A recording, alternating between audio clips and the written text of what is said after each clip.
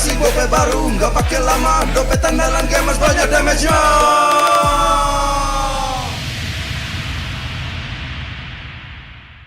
Dia tidak akan segan untuk menghadapi siapapun yang berani melawan. Dia mewarisi perjuangan karena di tubuhnya mengalir darah seorang pahlawan. Pedangnya mengukir takdir kemenangan, menghadapi segala tantangan. Penuh keberanian untuk terus berjalan menuju masa depan.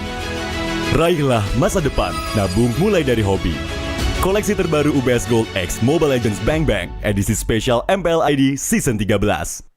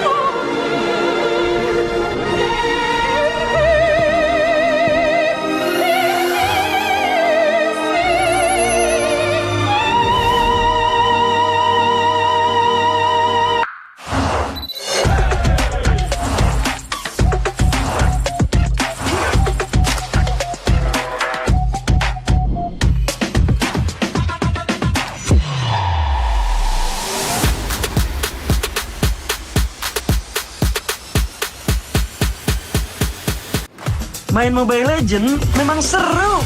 Mabar sama temen makin epic. Apalagi kalau double kill. Tropicana Double Crunch, es krim karamel dengan lapisan coklat yang tebal. Crunchy-nya double. Main bareng, makan bareng Tropicana Double Crunch. Double crunchy level dewa. Rasa ini Gatot kacau. Ih, tombe basah. Bro, move on ke Head and Shoulders. 100% pede, ketombe basah dan gatal Wiped out. dapetin edisi baru Gatot Kaca di minimarket terdekat. Head and Shoulders. Ini Gatot, ini kaca. Mas Gatot, benerin kaca.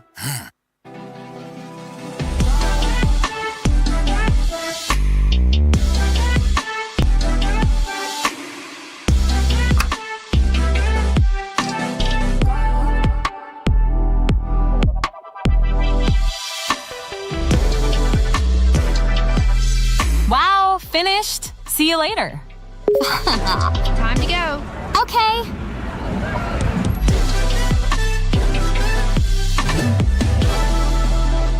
Kita adalah pejuang yang melangkah dengan penuh keyakinan, menghadapi dunia tanpa keraguan, karena hidup adalah arena pertarungan. Kita adalah pejuang yang tak akan gentar oleh segala tantangan, menghadapi lawan tanpa ketakutan, karena kita terlahir untuk meraih kemenangan. Raihlah kemenangan dengan koleksi terbaru UBS Gold X Mobile Legends Bang Bang, edisi spesial MPL ID Season 13.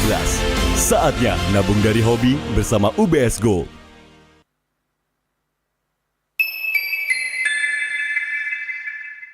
Apa akan kehilangan ingatannya? Masih inget ini, Pak? Sekecil apapun perhatian adalah kekuatan. Hidupkan momen kebersamaan. IndiHome. First blood.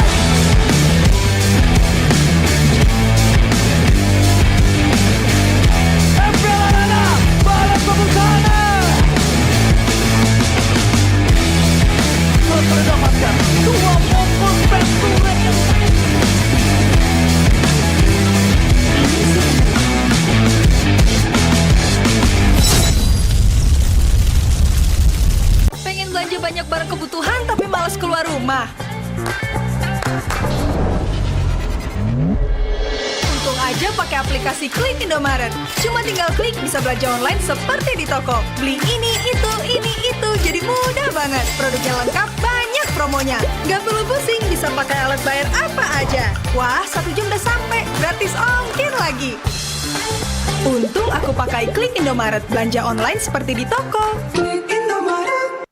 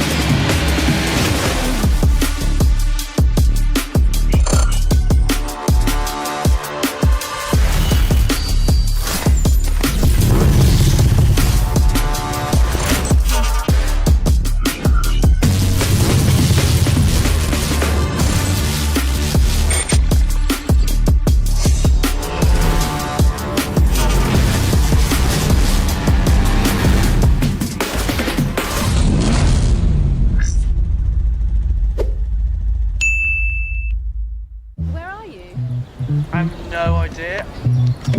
Circle, you let me circle it. I can find anything if I circle it, so let me circle it.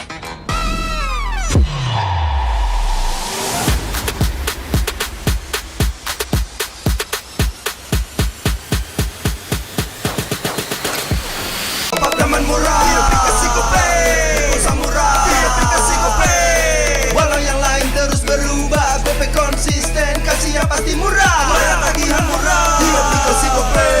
Gratis transfer, 100 kali per bulan. Ikut selebrasi MPL pasti dapat hadiah. Download aplikasi GoPay baru, nggak pakai lama. Dompet andalan gamers banyak damage-nya.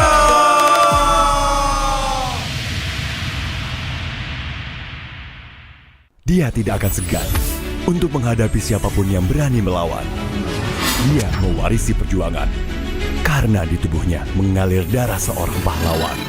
Pedangnya mengukir takdir kemenangan, menghadapi segala tantangan. Penuh keberanian untuk terus berjalan menuju masa depan. Raihlah masa depan, nabung mulai dari hobi. Koleksi terbaru UBS Gold X Mobile Legends Bang Bang edisi spesial MPL ID Season 13.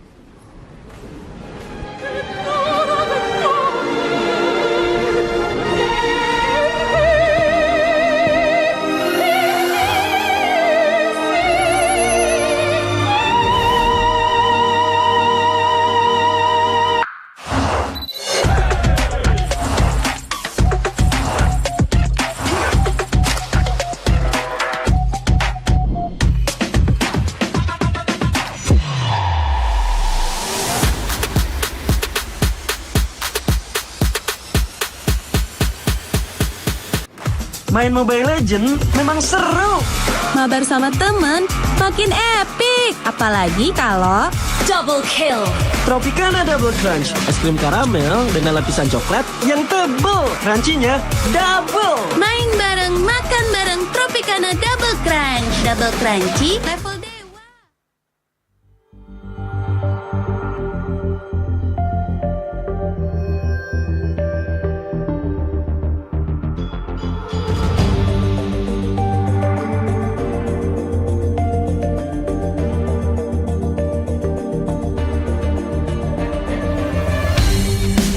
Kan berdiri dan terus berlari, terus ke arah puncak tertinggi. Ku takkan berhenti, hanya sampai di sini. Kemenangan abadi menanti. You know we won't miss if we unite our focus. And if you haven't noticed, we all live. Nyalakan apimu, hadapi semua tantangan, hadang semua serangan, jatuh bukan halangan. Bakar semangatmu, janganlah engkau menyerah. Kita akan buat sejarah. We all this, we won't miss. We all this, we won't miss. Saatnya beraksi, jalani ambisi. Aku kan menyawakan hari ini. You know we won't miss if we unite our focus. And if you haven't noticed, we all live. Nyalakan apimu, hadapi semua tantangan, hadang semua serangan, jatuh bukan halangan. Bakar semangatmu, janganlah engkau menyerah. Kita akan buat sejarah. We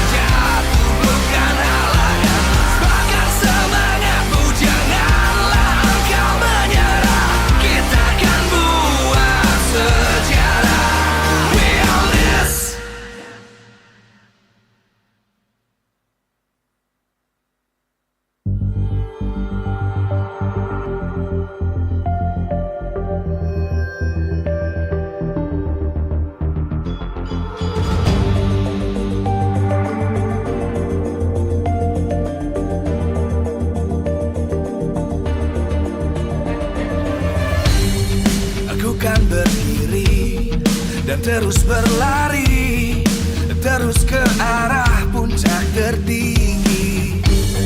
Ku takkan berhenti, hanya sampai di sini. Kemenangan abadi menanti. You know we won't miss if we unite our focus. And if you haven't noticed, we all live. Nyalakan apimu, hadapi semua tantangan, hadang semua serangan, jatuh bukan halangan. Bakar semangatmu, janganlah engkau menyerah. Kita akan buat sejarah. We all this, we won't miss. We all this, we won't miss. Saatnya beraksi, jalani ambisi. Aku kan menyawakan hari ini. You know we won't miss if we unite our focus. And if you haven't noticed, we all live. Nyalakan apimu, hadapi semua tantangan, hadang semua serangan, jatuh bukan halangan. Bakar semangatmu, janganlah engkau menyerah. Kita akan buat sejarah. We all this, we won't miss. We all this, we won't miss. We all this.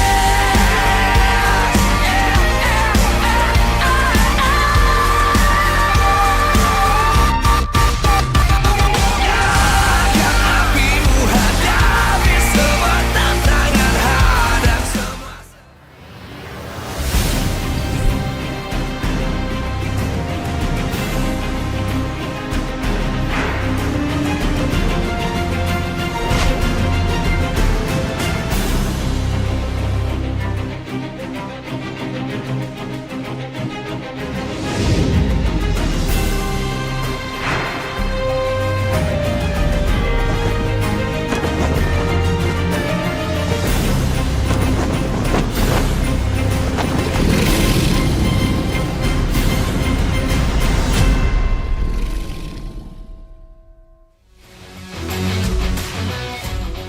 Live from Jakarta, MPL Arena.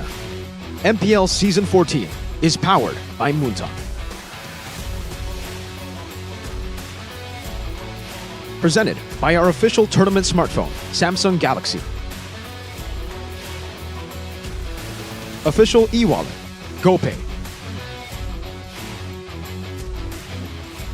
Official destination for gaming and esports, Kadia. Official gold partner, UBS Gold. We own this.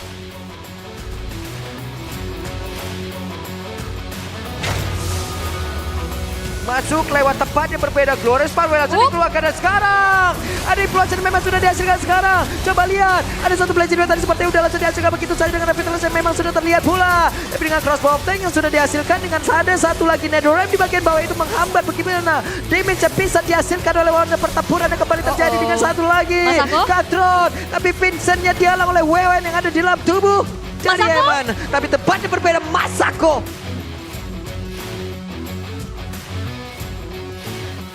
Kars bisa saja dikeroyok dan benar saja Kars langsung diolehin dengan satu flicker tadi seperti udah langsung dikeluarkan oleh Kars. Winter Crown, ada Binapuri. Sementara tadi udah ada pergerakan langsung dihasilkan di mana Kars sudah berhasil langsung dihilangkan dengan sangat cepat dan Azura begitu pada berbeda. Ray-nya satu terakhir dan Ray terbakar bahkan Chorizo tertinggal sendirian di bagian belakang dan Chorizo menjadi korban.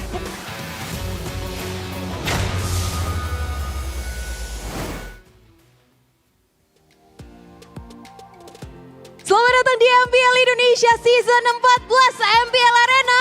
Boleh dong mana suaranya? Wow, minggu demi minggu telah kita terlewati dan tak terasa.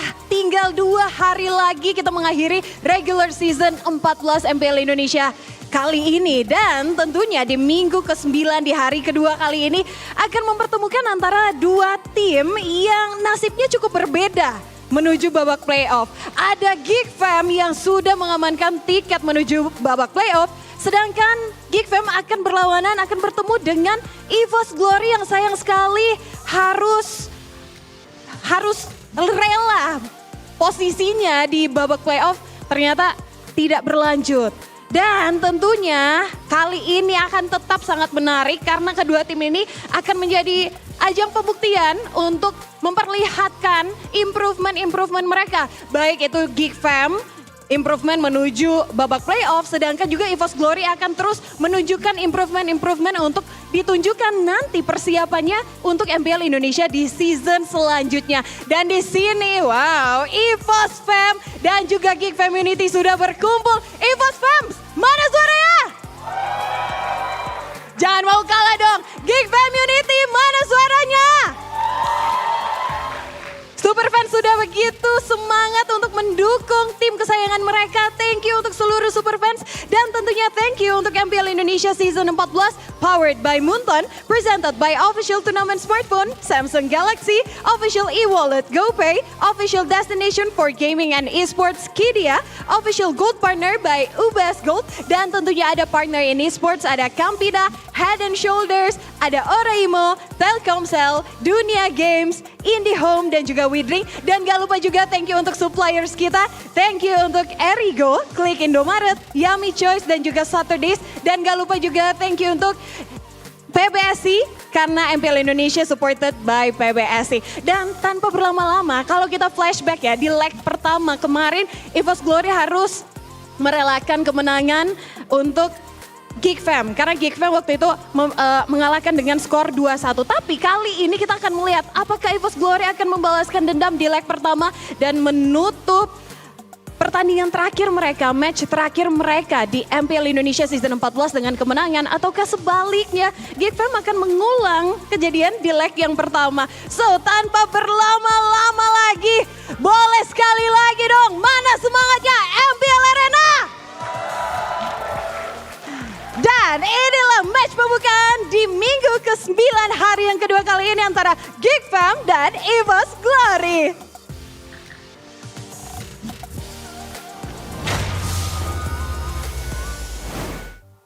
Welcome, ladies and gentlemen, to the second final day of week 9 of MPL ID Season 14. Everything's gone by so quick. I can't believe we're actually at this point. And welcome, ladies and gentlemen, to the English broadcast. My name is Eterna, alongside with Mirko, as well as Arashi. And we do have 3 matches ahead of us, starting off with Geek versus EVOS. Now, I gotta say, 9 weeks flew by so quickly, and we're finally at this point. And unfortunately for the EVOS fans around the world, this will be the final performance that EVOS will have here in the regular season, as they will not be able to make it to the playoffs. So, let's what do you call it? Let's give him a send-off. A beautiful one. A beautiful send-off. One. Well, I think the most beautiful send-off has to come through their own performance, right? Even though here we can give them as good of a call-out, as good of a send-off, they're going to have to show the world that, hey, we can end the season at least on a good note, despite not making it to the playoffs. And today they have a really good chance in doing so, because we've seen Geek Fam.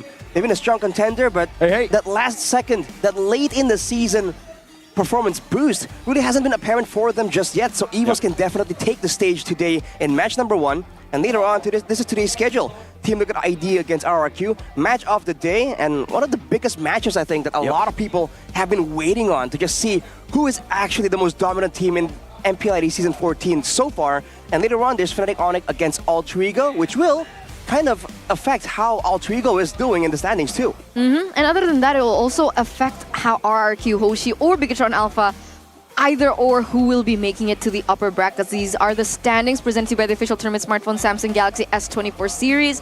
And so, despite us knowing a little bit more about who's going to be making it to the playoffs, we still do need to figure out whether it be Alter Ego or W United who will be taking that final slot into the playoffs, as well as who will be accompanying Team Liquid ID in the upper brackets. But on top of that, also the seedings, right? Because who's going to be at number 4, who's going to be at number 5, who's going to be number 3, these are going to be very important for the brackets into the play-in. So for Geek right now, it's a big question. Which side do they want to be on? Who do they want to be facing off against in the playoffs? Because there's still a chance, folks, that if Alter Ego win both their last matches, and if Geek Fam lose this match here, because this is going to be their final match of the season, there's going to be a tiebreaker for 5th and 6th place. And you don't really want to be 6th place. Here is the play-in scenario. Seating-wise, 3rd place goes up against 6th, 4th place goes up against 5th. I think either way, it's like whatever seed you get, it's going to be a tough matchup in day one because Fnatic Onic are going to be there, Bigatron as well, and Alter Ego, a team that we didn't really rate but now has been, wow, impressing everybody. They have been impressing everybody, but Geek Fam, again, it's like the opposite situation. Usually Geek Fam are the big brains, the very consistent, the one that has a team that has constant performance improvements the whole time. But now the stability of their lineup has been called into question. We've seen even in the last match, I actually casted for them at least, that they once again went for a bit of a swap here, and it seems like they still haven't made up their mind on which lineup is the best, is the most consistent. And that's a very concerning thing if you're a Geek Fam supporter. I can imagine Sheffin just quaking in his boots right now. I would imagine as well, right?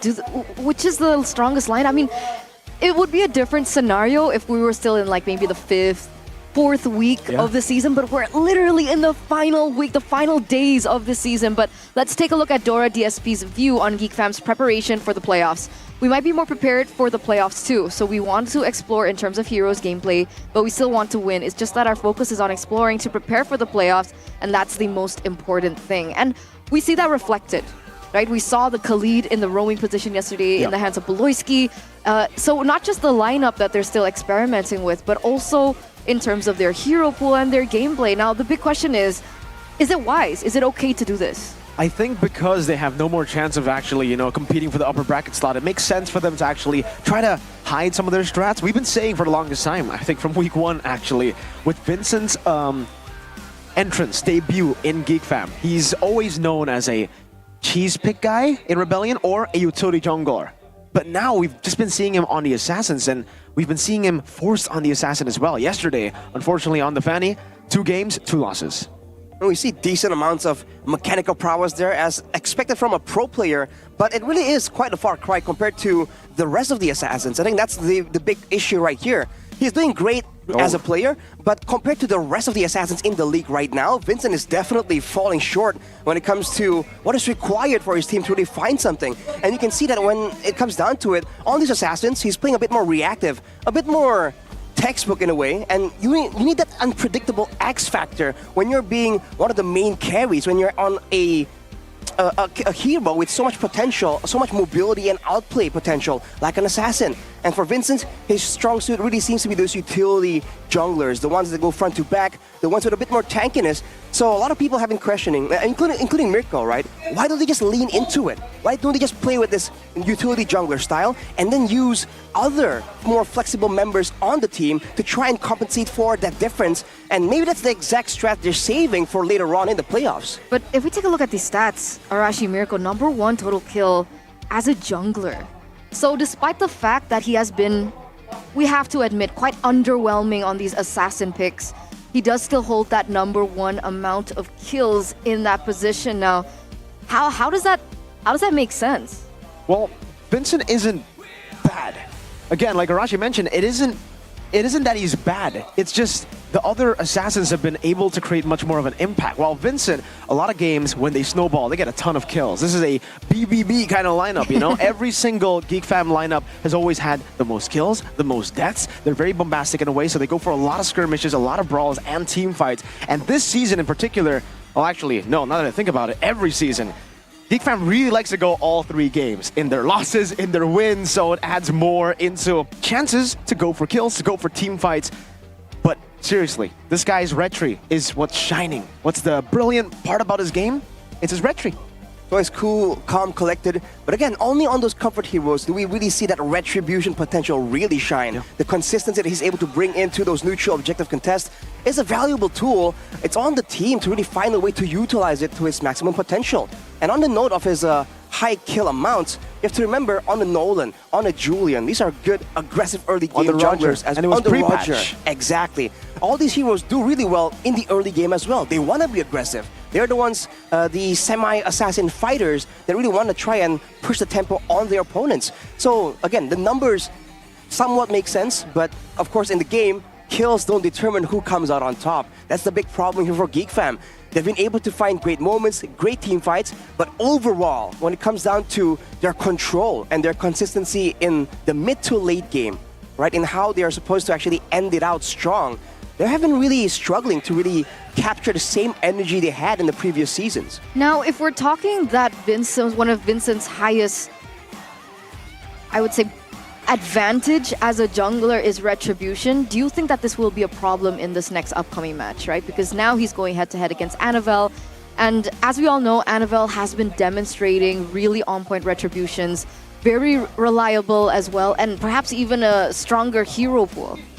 That's definitely a concern. Annabelle has definitely proven himself time and time again. And I think what's more dangerous here is the fact that EVOs, we've seen them kind of pivot away from just tunneling onto neutral objectives and sometimes occasionally focusing more on punishing their opponents instead. And if you're gonna play, mainly for the 50-50, the retribution, utilizing Vincent's strength there's a chance that EVOs will try and use that to their advantage. So that is something that Geek Fam definitely have to take into consideration. They're up against a jungler that's a bit more flexible and really equally fearsome in that retribution department.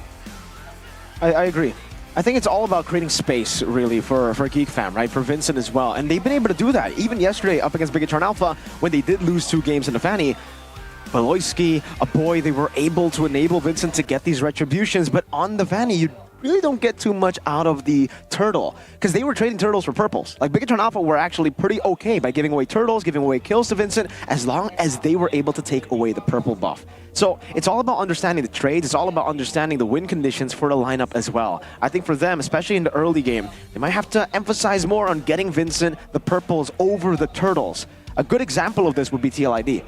Fabian would just ignore a lot of the turtle fights in the early game when he's on an assassin, especially when the trio mid doesn't have as much strength as the opponents. So it's all about just adapting on the fly. And for Geek Fam, because Vincent is so stellar on the retry, it almost feels like they're forced to contest every objective because they'll get it, but they'll lose out a lot more for the assassins. No, but that strength lies basically from the official team lineup. Yeah. Does it not?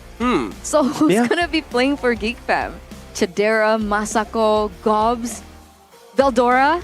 Yeah, that's a fair point because you can, the EXP laner decides how well you want to try and set up and go for those initial first turtles. And the gold lane, right? If you're really good at the macro department, we've seen Geek Fam really excel in playing that split push heavy weak side style on a Moskov. So they can go back on that if they really want to try and abandon some of these early game objectives and then just, lay in wait, just scheming to finally launch the ambush later on in maybe the third turtle or maybe the first lord even. Okay. I think for me, week 3, week 4, I was already saying that I personally like Gobs and Masako more. But the fact that they've only been playing the last 2 weeks, I think it's a bit too late to give them playtime. They should have done that maybe earlier. And now maybe they gotta go back to Veldora, Chidera, perhaps? I mean, let's take a look at Evo's Glory's lineup first. We have Psychots, Annabelle, Clock and Dreams. Wait, Brands? Brands is going to be playing. Let's welcome them onto the stage. Flip the coin. Are we going to get Mr. Bombastic or Mr. Fantastic?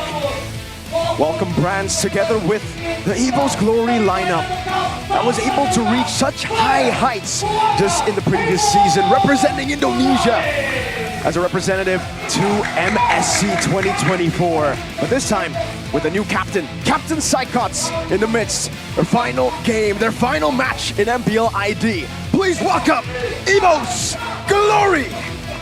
Nothing to lose, their final stand, their final game of Season 14. Brand stepping back into the lineup.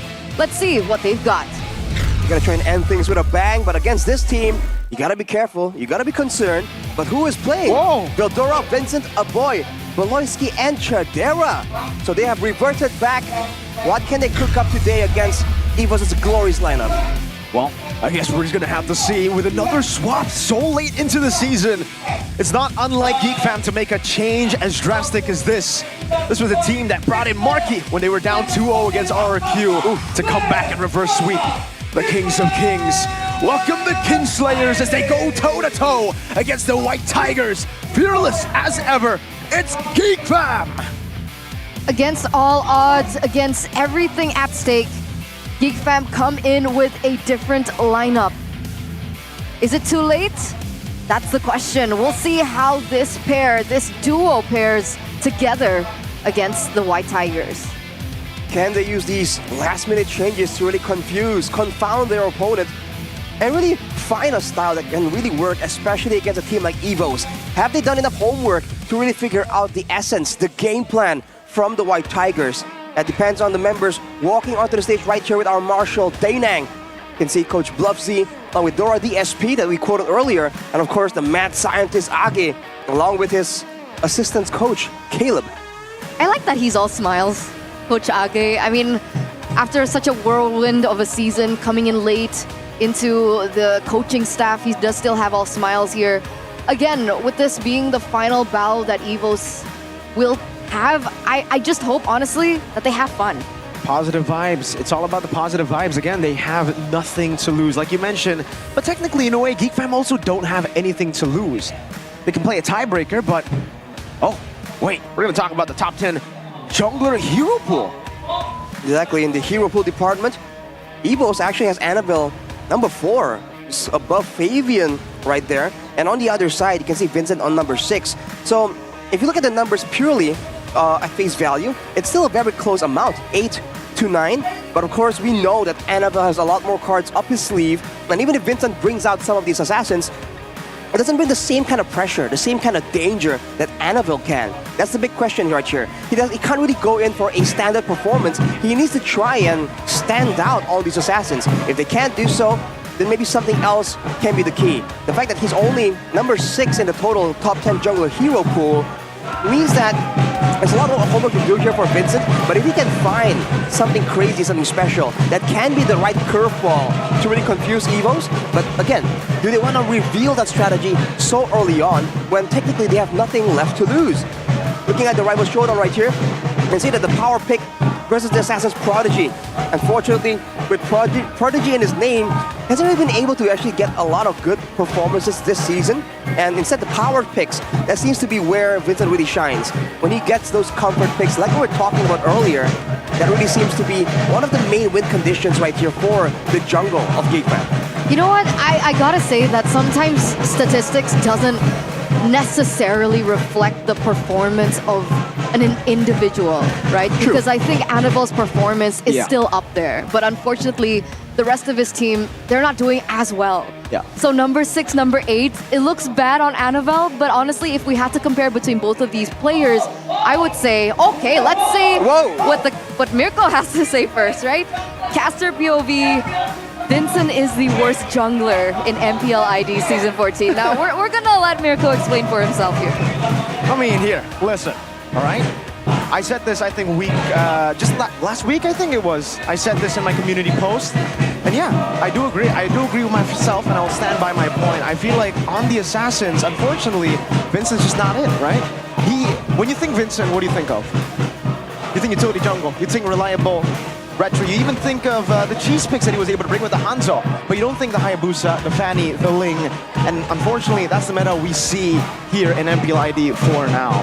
So, yes, he can make up for a little bit of the weaknesses for the Assassins with the Retries, but so far I think it speaks for itself right now that he hasn't been able to create a positive impact for the team on the Assassins. I mean, the fact that we haven't really imagined the word outplay when Vincent is in the picture, I think says a lot, right? These Assassins rely on those flashy moments, on the outplays.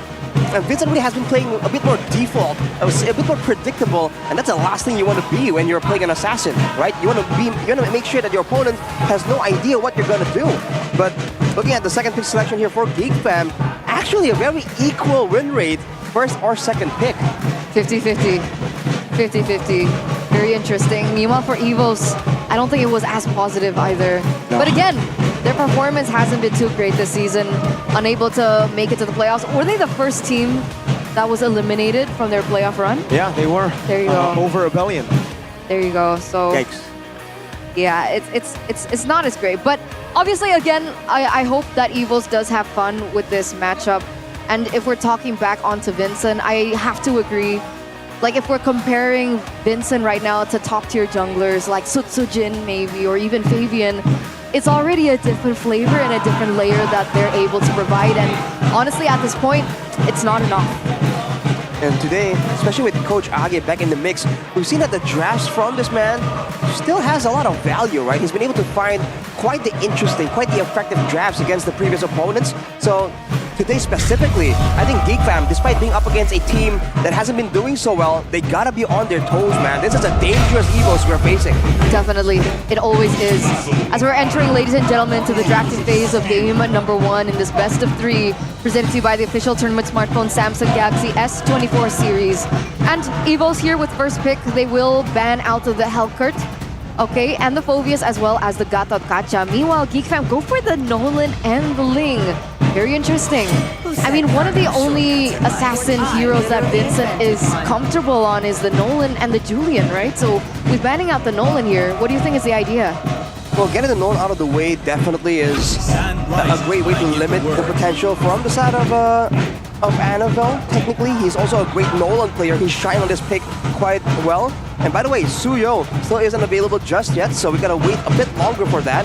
But for EVOs, picking up the Khalid has been a solid replacement for the Terizla, a bit more aggressive even, a bit scarier in the laning phase. I think it's a great pickup for EVOs if they want to leverage the roaming potential of Psychots, who wants to be active, who wants to be present in multiple areas of the map instead of just statically laning in his own lane.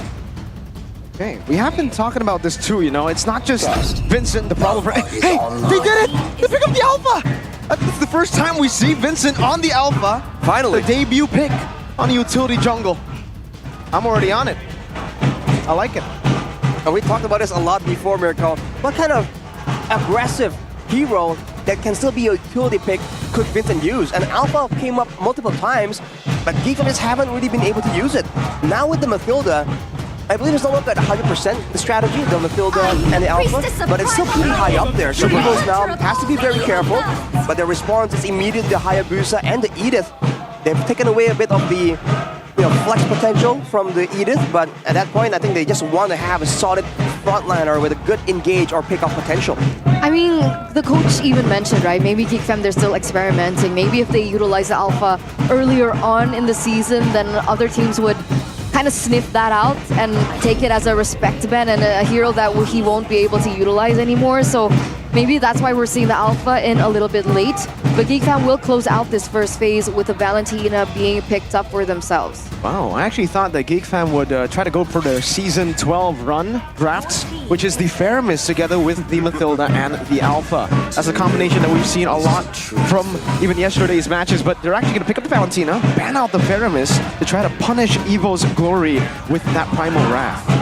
So technically they have a better composition that has better synergy. They can all just dive in together right here, and they have more mobility tools. We talked about how GeekFam are good at moving in and out of fights, even though recently they've kind of pivoted more to this all-in style.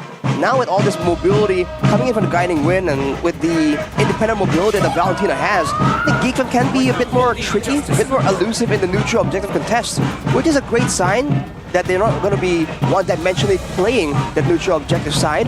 But for EVOs, they ban away the Cho right here, so they're still concerned about potential solutions, potential ways that GeekFam can shut down the assassins. What do you mean Cho being banned here? I don't... Are they assuming that the Cho would go EXP lane? I mean, GeekFam already picked up the Mathilda.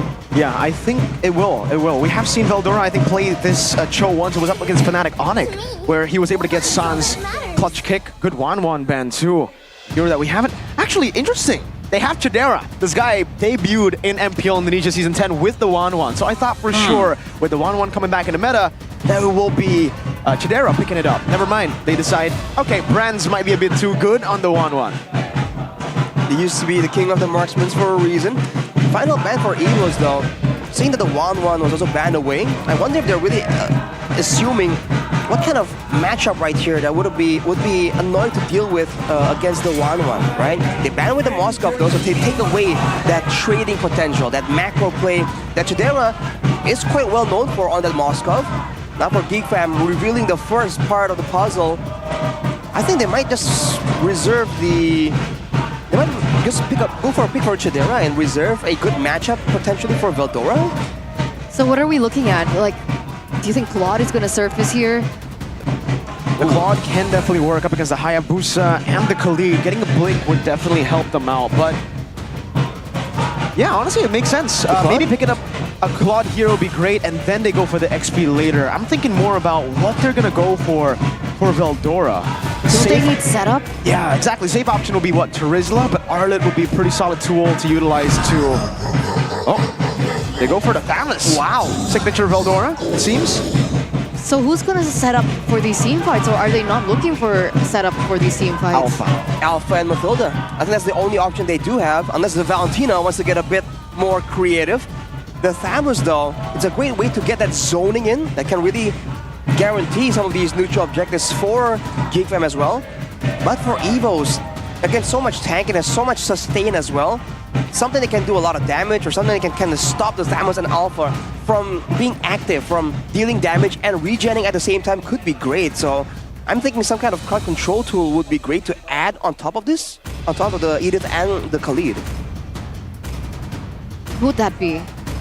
I think for them, it's just a safe gold laner. Honestly, they can still go... Wait, never mind. I was thinking maybe a Kaja Beatrix that they've been utilizing a lot. Ooh! Oh! Franz? The king of marksmen playing a mage in the gold lane?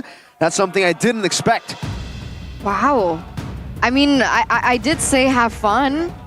So maybe Brands is experimenting with something new. They heard you. For his final performance.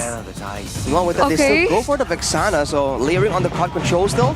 For GeekFam, going with the Natan though, because of the dangerous situation, man. He's gonna be having a lot of outplay potential, but against a Hayabusa, he's definitely in danger still. And even if he wants to play safe with a Khalid, with a Hayabusa and Edith, there's so many ways for Evos to punish Chidera, who's already a very safe player in that marksman role. So I think GeekFam have to try and do a lot more work to zone people away from their backline to ensure that Chidera can have impact. Because otherwise, he might just be forced to have low impact to try and get some survival in this game. All right. But, you know, technically, Geek, they don't have... No, Evos. Oh, no, Geek, yeah. Geek don't have stoppers towards the Hayabusa either. So it really depends on how both of these teams will be executing it in the Land of Dawn. And to remind you, ladies and gentlemen, this is actually the last match for both of these teams. Not just for Evos, but also for Geek to close out the regular season of MPL ID Season 14. And with that, let's welcome you into the Land of Dawn for game number 1 between the White Tigers and the Geeks. Vincent finally relying on the utility jungler, and Beloyski going back to his roots. What made him strong back in the day, it's the Mathilda and it's the healers. Can't wait to see what GeekFam do in this game. I wait for the aggression piled up on the Alpha, because we've seen players like Fabian, to name a few, that can just elevate the early game presence so much from this Alpha.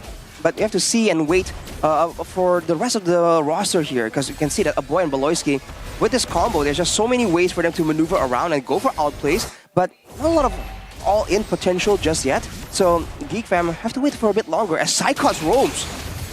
Bit of aggression early on. This is what we've seen from the Khalid, utilizing the crazy movement speed to be active around the map. But back into this, just as an idea for the viewers as well, if we're talking about winning lanes, what should we be, focusing on for both of these teams? When it comes to winning lanes, the Khalid can have the roam advantage, but Dreams forced to flicker out very, very early on. Beloyski elevating that early game, level 1, level 2 Mathilda presence. So can we say that Geek has the winning mid trio? Oh, I wouldn't be that confident saying that, because against a Vexana, it's definitely a tough situation, but when there's 3 members, 2-1, Clock can't really do much. Oh, Annabelle, no level 4 just yet. Interesting move by him, trying to rely on the fact that he'll get level 4, but because of this, Vincent gets a whole lot more. Speeder of Alpha coming down. Annabelle, no quad shadow. Now full dive with Veldora, and Vincent picks up first blood on the utility jungle. There it is, the layer of aggressivity that we were expecting from Vincent. From the start, shining on his utility junglers, we do see the performance being a lot more comfortable for him, as again, very aggressive alongside with Beloyski here. Yep, and now it is a free purple buff. Vincent didn't even go for the retribution on that. Annabelle, no purple. I don't think he can contest on the turtle, and Vincent will be given free space. What? Psychos! Comes in and just basic attacks it. Annabelle walks up trying to go for some more. Veldora's gonna be caught. Has the vengeance. Eternal Guard missing out. Psychos to go with Flicker all the way to the back. I don't know if he has enough damage to get rid of Veldora, but Clockun's Lord certainly can. Evos equalize with a turtle steal. That's Captain Psychots for you, ladies and gentlemen. Just to remind you what he's made of, he actually tipped the spear a lot in favor for Evos with that solo kill onto Veldora too. Uh-oh. Beloyski, very low, the shadow kill comes in. Vincent goes in with the Spear of Alpha, but is unable to find anything. And Evos, they came back out of a tough spot already. Gave and take the lead initially, and they were trying to leverage all that aggression to try and get a neutral objective, but we talked about the reliability of the Retribution, but Psychots got the better of them. Wow, and immediately you can see the aggression. The burst damage, I think, still kind of favors Evos to a degree due to that Vexana presence. Depends on what a boy wants to go for with the IMU. He went for the Primal Wrath earlier to get more DPS to try and take down that turtle earlier, but it didn't work out. And now Geek have to play a bit more carefully because Evos, if they get snowballing, this is a scary amount of damage thrown around. Definitely, for sure. Especially, I'm actually curious as to how that will reflect onto brands on this Alice pick. Right? I mean, if they have the space, then maybe they can help them out. But Psychots... That's the W of the Khalid. I'm guessing just really hard to kill. Good circling Eagle to zone them away. Trying to go for the seal on the purple buff. That's good peel from Dreams and Clockun, and Psychots can just regen back up. And if you took a look at the caster or talent prediction earlier on, I think that was a 4v2, I believe. Yeah, I think Lim Kocho was on our side voting for Geek Fam. But let's just see how this plays out, man. Because honestly, it's so volatile because both teams don't really have a lot of defensive battle spells, as Beloyski playing risky as always. But again, we've seen Mathildas go for Purifies, we've seen Nathans go for Purifies, but none of that is available for both teams, right? They just want to get those flickers in and go for the outplays. They're on it. Vincent gonna try to go for the retreat. Annabelle, what? Wins out the retreat battle. Goes in, but now it's gonna be Veldora punishing him now. Still Quad Shadow. A stun onto 2, and it's Dreams who picks up a double. What's going on with Geek? Not sure. That's 2 members taken down, and remember, Annabelle was a level below Vincent earlier on, so again, I mean, pre-game we were talking about the retributions from both of these junglers, and I mentioned if one of the highest qualities for Vincent was that retribution, he is going to be put up a fight against Annabelle. I think the EXP lane is also a big factor right here. Psychots has been so massively disruptive to the whole composition of Geek Fam, whereas on the flip side, right, Veldora on the Thamus, a very aggressive hero with great sustain, running the Vengeance even, we haven't seen him really have that annoying impact. He hasn't been able to really zone out 2 or 3 members before the Lord, or I mean the Turtle, is actually in the picture. So I feel like Geek Fam have to utilize this Thamus pick a bit better. And we saw earlier that strat win rate, the Mathilda Alpha, 67%, I believe. So still very high, but not unbeatable by all means. So they gotta be careful, man. Evo's starting to show a lot of momentum. Chidera is also just really looking for the scale, but that's what Brands is doing too. And so far, this weak side has been. Oh, what? Annabelle gets a solo kill! What happened off the map, off screen? What happened? I mean, with the Alpha, you're supposed to be able to build that momentum from the early game, but Eagles, the White Tigers, they're definitely not letting that happen. And now, with the space, they're going to be able to push up this turret in the bottom lane. Dreams already with the conceal. What's the plan now for Geek? I think the plan is to just scale. They might rely on Chidera if it goes all the way. They're losing momentum this fast. But the thing is, Chidera, again, no Purify, and even in the emblems we saw earlier, no defensive emblems, as Dreams is supposed to use the Primal Wrath very early on. Man, that's a big ultimate. Beloyski coming down with the circling eagle, but Brands is already online now. That's going to be the Raging Sandstorm into the back line with Annabelle jumping in as well. The shadow kill not used just yet, but now Vincent will actually be targeted down. Annabelle getting the killing spree as a boy. Is able to steal the Primal Wrap just to escape. The turtle still on it. Geek Fam Clockun's with the Curse Blast, but it's a boy who secures it for Geek Fam. Evos unable to chase even more, but Annabelle wants to go for it. Unable to do so. Goes back to the Quad Shadow in the back. He doesn't have purple. Oh wait, is that Flicker guiding win? Okay, he doesn't find Annabelle. Oh, they are still going for Annabelle. Oh, man. Annabelle outmaneuvering Geek Fam. Without purple. It just gets out of there, man. Geek Fam really wanted that kill or that catch somehow, but they don't get rewarded for it at all. They're able to get the neutral objective, but at what cost? Their jungler is getting bullied, getting pushed further and further behind, and they're letting Annabelle on this Hayabusa really start to snowball. 3-1 and 3 on a Hayabusa really isn't that bad at all. And again, Chidera is running a Weakest Finder as well as, I believe, the Bargain Hunter earlier. So he doesn't have the extra bit of tankiness. So Evo's having an Alice is going to have a lot more leeway in how they want to fight later on, the longer the game goes anyways. Yeah, and that's the problem now for Geek. So again, right back to this, what's the winning condition? What do Geek need to look for? Do they wait for the scaling for Chidera first? Is that what they're waiting for? At this point, they might be forced to do so. He already has a 1,000 gold advantage with a Starlium, but look at this, Vincent. Spear of Alpha defensively. Seems like they are going to be trying to threaten the turret take up top, but man, Brands is scaling quite well too. This is a new build, right? This is not the normal Aaron Shiki gold lane build. And well, Red Tree and the Shadow Kill. Just trying to bait out some resources, I'm guessing, before the Lord spawns in the game. Well, doesn't really bait a lot, but Veldora gets a trade on the far side. So this is the Thamos presence. And for now, I still do believe that they're going to require multiple members to try and take down the Thamos. But look at this. Good circling Eagle, side cuts! Getting the healing down and the Raging Sandstorm to escape, but Chidera guns him down. Able to get the kill, and now that's perfect setup for them to go for the Lord. I think that was a beautiful trade, a perfect setup, like you mentioned. I mean, we were talking about how Vincent didn't have that advantage over Annabelle anymore with that level diff, but here it is. Wait a second. Ooh. Vincent jumping in, now brought back by the guy to win. Annabelle going to focus Bill on Veldora together with Clawcode. It seems they're just going to trade this one out. Evo's Glory take the kill, and Geek Fam take the Lord. There you go. That's what we were expecting from a Thamos pick, right? Being able to push back the whole team by only using a Vengeance. It's a great way to use this Thamos, and finally Geek Fam get a massive value out of it. They were kind of relinquished several of the earlier objectives, but now they go for it. Chidera, oh, he might be caught. The Shadow Kill comes through. Luckily, it's thrown over towards the Lord. It's going to be the circling Eagle to bring Chidera down. Vincent goes in with the Fear of Alpha. Annabelle going to be chased down, but now it's Raging Sandstorm. Chidera dodges away from it with the guiding win. Vincent's caught in the midst of it all, gets immobilized, and it is going to be Clawcode with the Curse Blast to take the kill back. Dreams of the Primal Wrath. Oh boy! Stealing the Primal Wrath, but now gets caught in Eternal Guard as Psychos will try to heal all the way, but Veldora claws him down. Prance trying to escape, has him deploying blood. Maloyski still with the chase, now gets caught in the turret fight.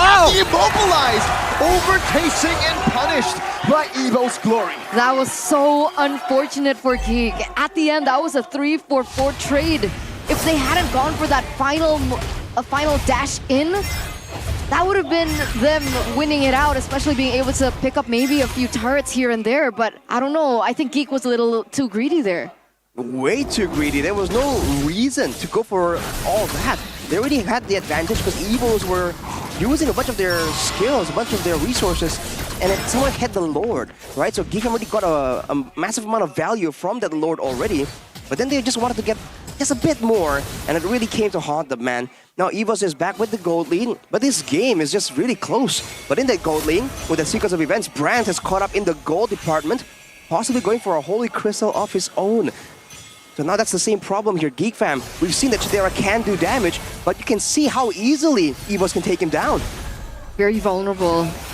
Wait a second. Circling Eagle. Okay, I thought Bloisy was going to go for that again, but there you go. Holy Crystal picked up for Brands. And if we're comparing power spikes, who would you say that it is better for? Brands or Chidera? I don't know, man. I think as of right now, the potential for the late game power spike, I think still favors Chidera just because of how much damage he can do from a safe distance. But when it comes to sustainability, Brands has an absolute advantage right here. But look at that damage, dude. Yeah. Dreams can't just stand there. You can already see it, man. Clawcode, Curse Blast to poke them down. Doing a good amount of damage, but not enough to really fend off Geek Fam from the turret. It is a free tier 2 for Geek. Did they just use the recall? Yeah. Was it Geek using the recall? I think it was Geek that was using the Evo's recall. Man, I want the recall. Great recalls here. A lot of options as well. At Geek Fam, I think right here is where their sustainability really allows them to kind of make moves, kind of bully Evos away because they have so much more ways to sustain and, you know, kite back in and out of fights. Whereas for Evos, it's a bit more of an all-in, especially in that EXP lane. Psychos is so limited when it comes to how long he can actually have presence in the middle of a fight. Let's see if he can try and make something happen right here. The Brands is still up top, by the way. Oh, it's a reset, so Geek Fam aren't able to capitalize on that fact. Veldora Look at him staying busy, stealing away the purple buff from Evo's Glory right under their nose as Branch tries to walk up. I think he spots Veldora there. Annabelle's gonna walk there too, but Geek Fam still are just holding onto the Lord back and forth. What do they want to do? What are they planning? Do they want to try to take out Veldora 2v1? I guess they are circling back. That's a damage being placed in, but look at this. Conceal play. Good win a crown now. Well-timed Eternal Guard to catch him, my boy. Going to be caught. The Shadow Kill used into the back, but Chadera is an absolute beast. Just going through everybody. Brands cannot survive against that damage, but now Vincent walks in. Shadow Kill to the back. The Sky Piercer's ready. Veldora picks up the kill. Annabelle with the quad shadow. Chadera needs one more shot, but he's unable to find it. It becomes a 3-4-3. Chadera and Veldora versus Annabelle and Clockun. Clockun's waiting around though. He wants to get info for the team, but Veldora is going to scout around. Great careful play, respecting the chance for Evos to make something happen. Geek Fam knows they don't have a jungler available, but Annabelle's going to get zoned out away. Chadera, can he go and solo it? I don't think so. I don't think Annabelle can walk up, but Clockun's right there. This is technically a 50-50 if Clockun times the Curse Blast in time. Eternal Guard coming down. Clockun wants to go for the Curse Blast, but Chadera bursts it down before Clockun can get that final blast in. Veldora going to be targeted down. The Shadow Kill coming through, but there's a good vengeance. Annabelle forced back. That was such a risky decision made by Geek, and luckily for them, it was worth it, and Evos had to play the price. I mean, technically Annabelle was still up, but he was just really low, right? And he was zoned away as well. That was the big problem. What? That's the Natan late game damage. Chadera one-shotting Annabelle. Well, Annabelle was also so low right there. Greeting for the purple buff. That's unfortunate. As Geek Fam now take full control, they're waiting on the Lord. And looking at the items, man, that is a nasty Natan. And so far, there hasn't been a way for Evos to conveniently take him out. Chadera walking up with the entropy. Clockun getting caught half HP. Veldora, no vengeance. The mini wave will be cleared out. But Geek Fam still have another wave up top. No Annabelle still. Veldora walking up the zone. Evo's Glory away. Slowly but surely getting rid of these base turrets. Psychon sent down below. Dreams able to bring the Lord into that mid lane. Entropy! Clockun forced to flicker. Wow. Very disciplined though by Geek Fam, right? I mean, technically Chadera just picked up the Divine Glaive, so even more of a big power spike for him. Other than the fact that he already has the Holy Crystal as a Divine Glaive to boot, but they still didn't want to go for it. They still waited for these lanes to kind of push in, and here it is. Again, some damage placed down. Eternal Guard only catching Vincent. Brands jumping into the midst of it all with the Winter Crown as well. Now there's the Flicker with the Raging Sandstorm onto the back. Chadera's going to be taken down by Brands, who's able to get the skirmish down. Annabelle with a chase onto Veldora as Vincent gets the guy to win, but Dreams will go with the Primal Wrath. A boy low. Annabelle getting the assassination. Clockun Curse Blast. That's the Winter Crown coming down. The timing is perfect for Clockun. And Dreams smacks Malloy back to the ground.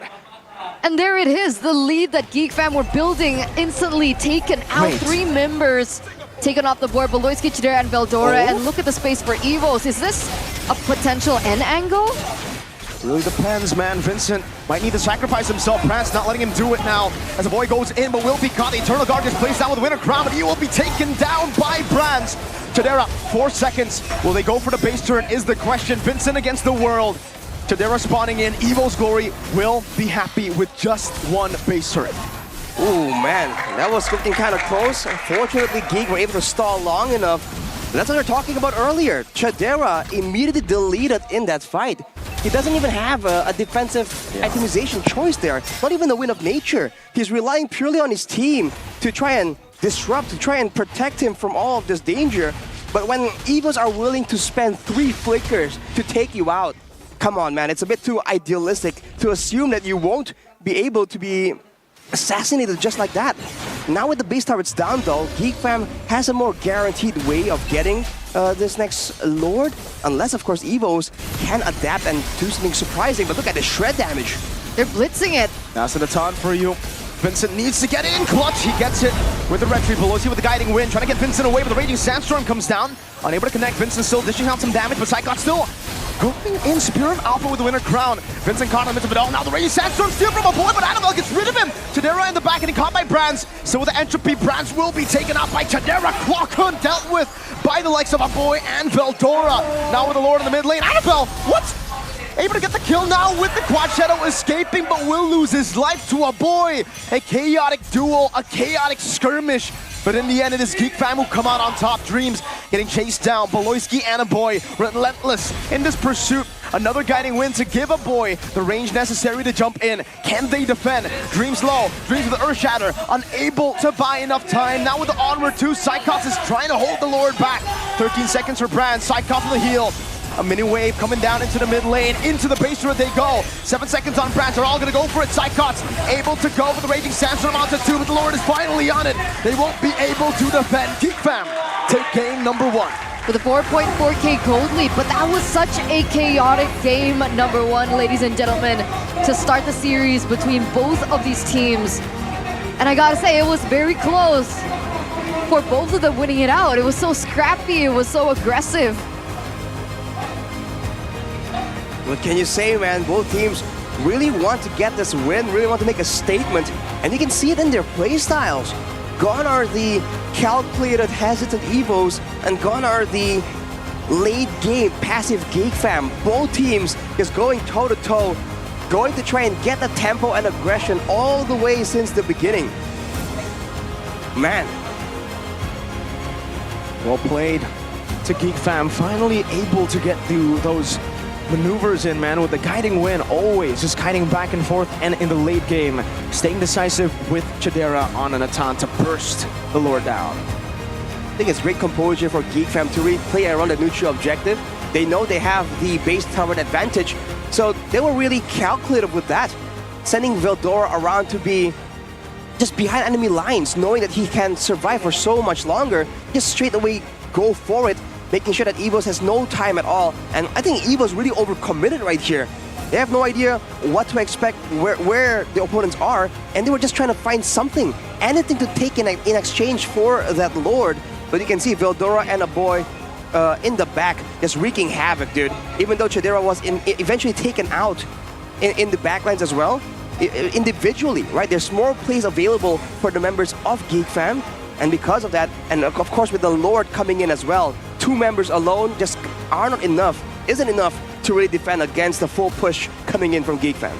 I agree. I think that was a big overcommitment, an overstep from Evos. I think if the initial Raging Sandstorm doesn't launch onto Chidera, it's very difficult for you to say that you guys can actually commit onto it, because Chidera can actually just kite around, dish out that damage, and of course there's still Beloyski with the guiding win to weave in and weave out of these team fights.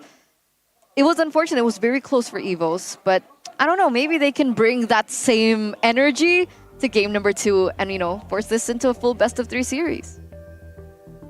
I think it's definitely possible. We saw that game was really, really close until it wasn't, right? Yeah. I think that final objective was really that, you know, that intense, exactly because of that. And even the Lord before, right, where Chidera was kind of trying to burst it down with Clockon just waiting around. This game had a lot of very intense moments.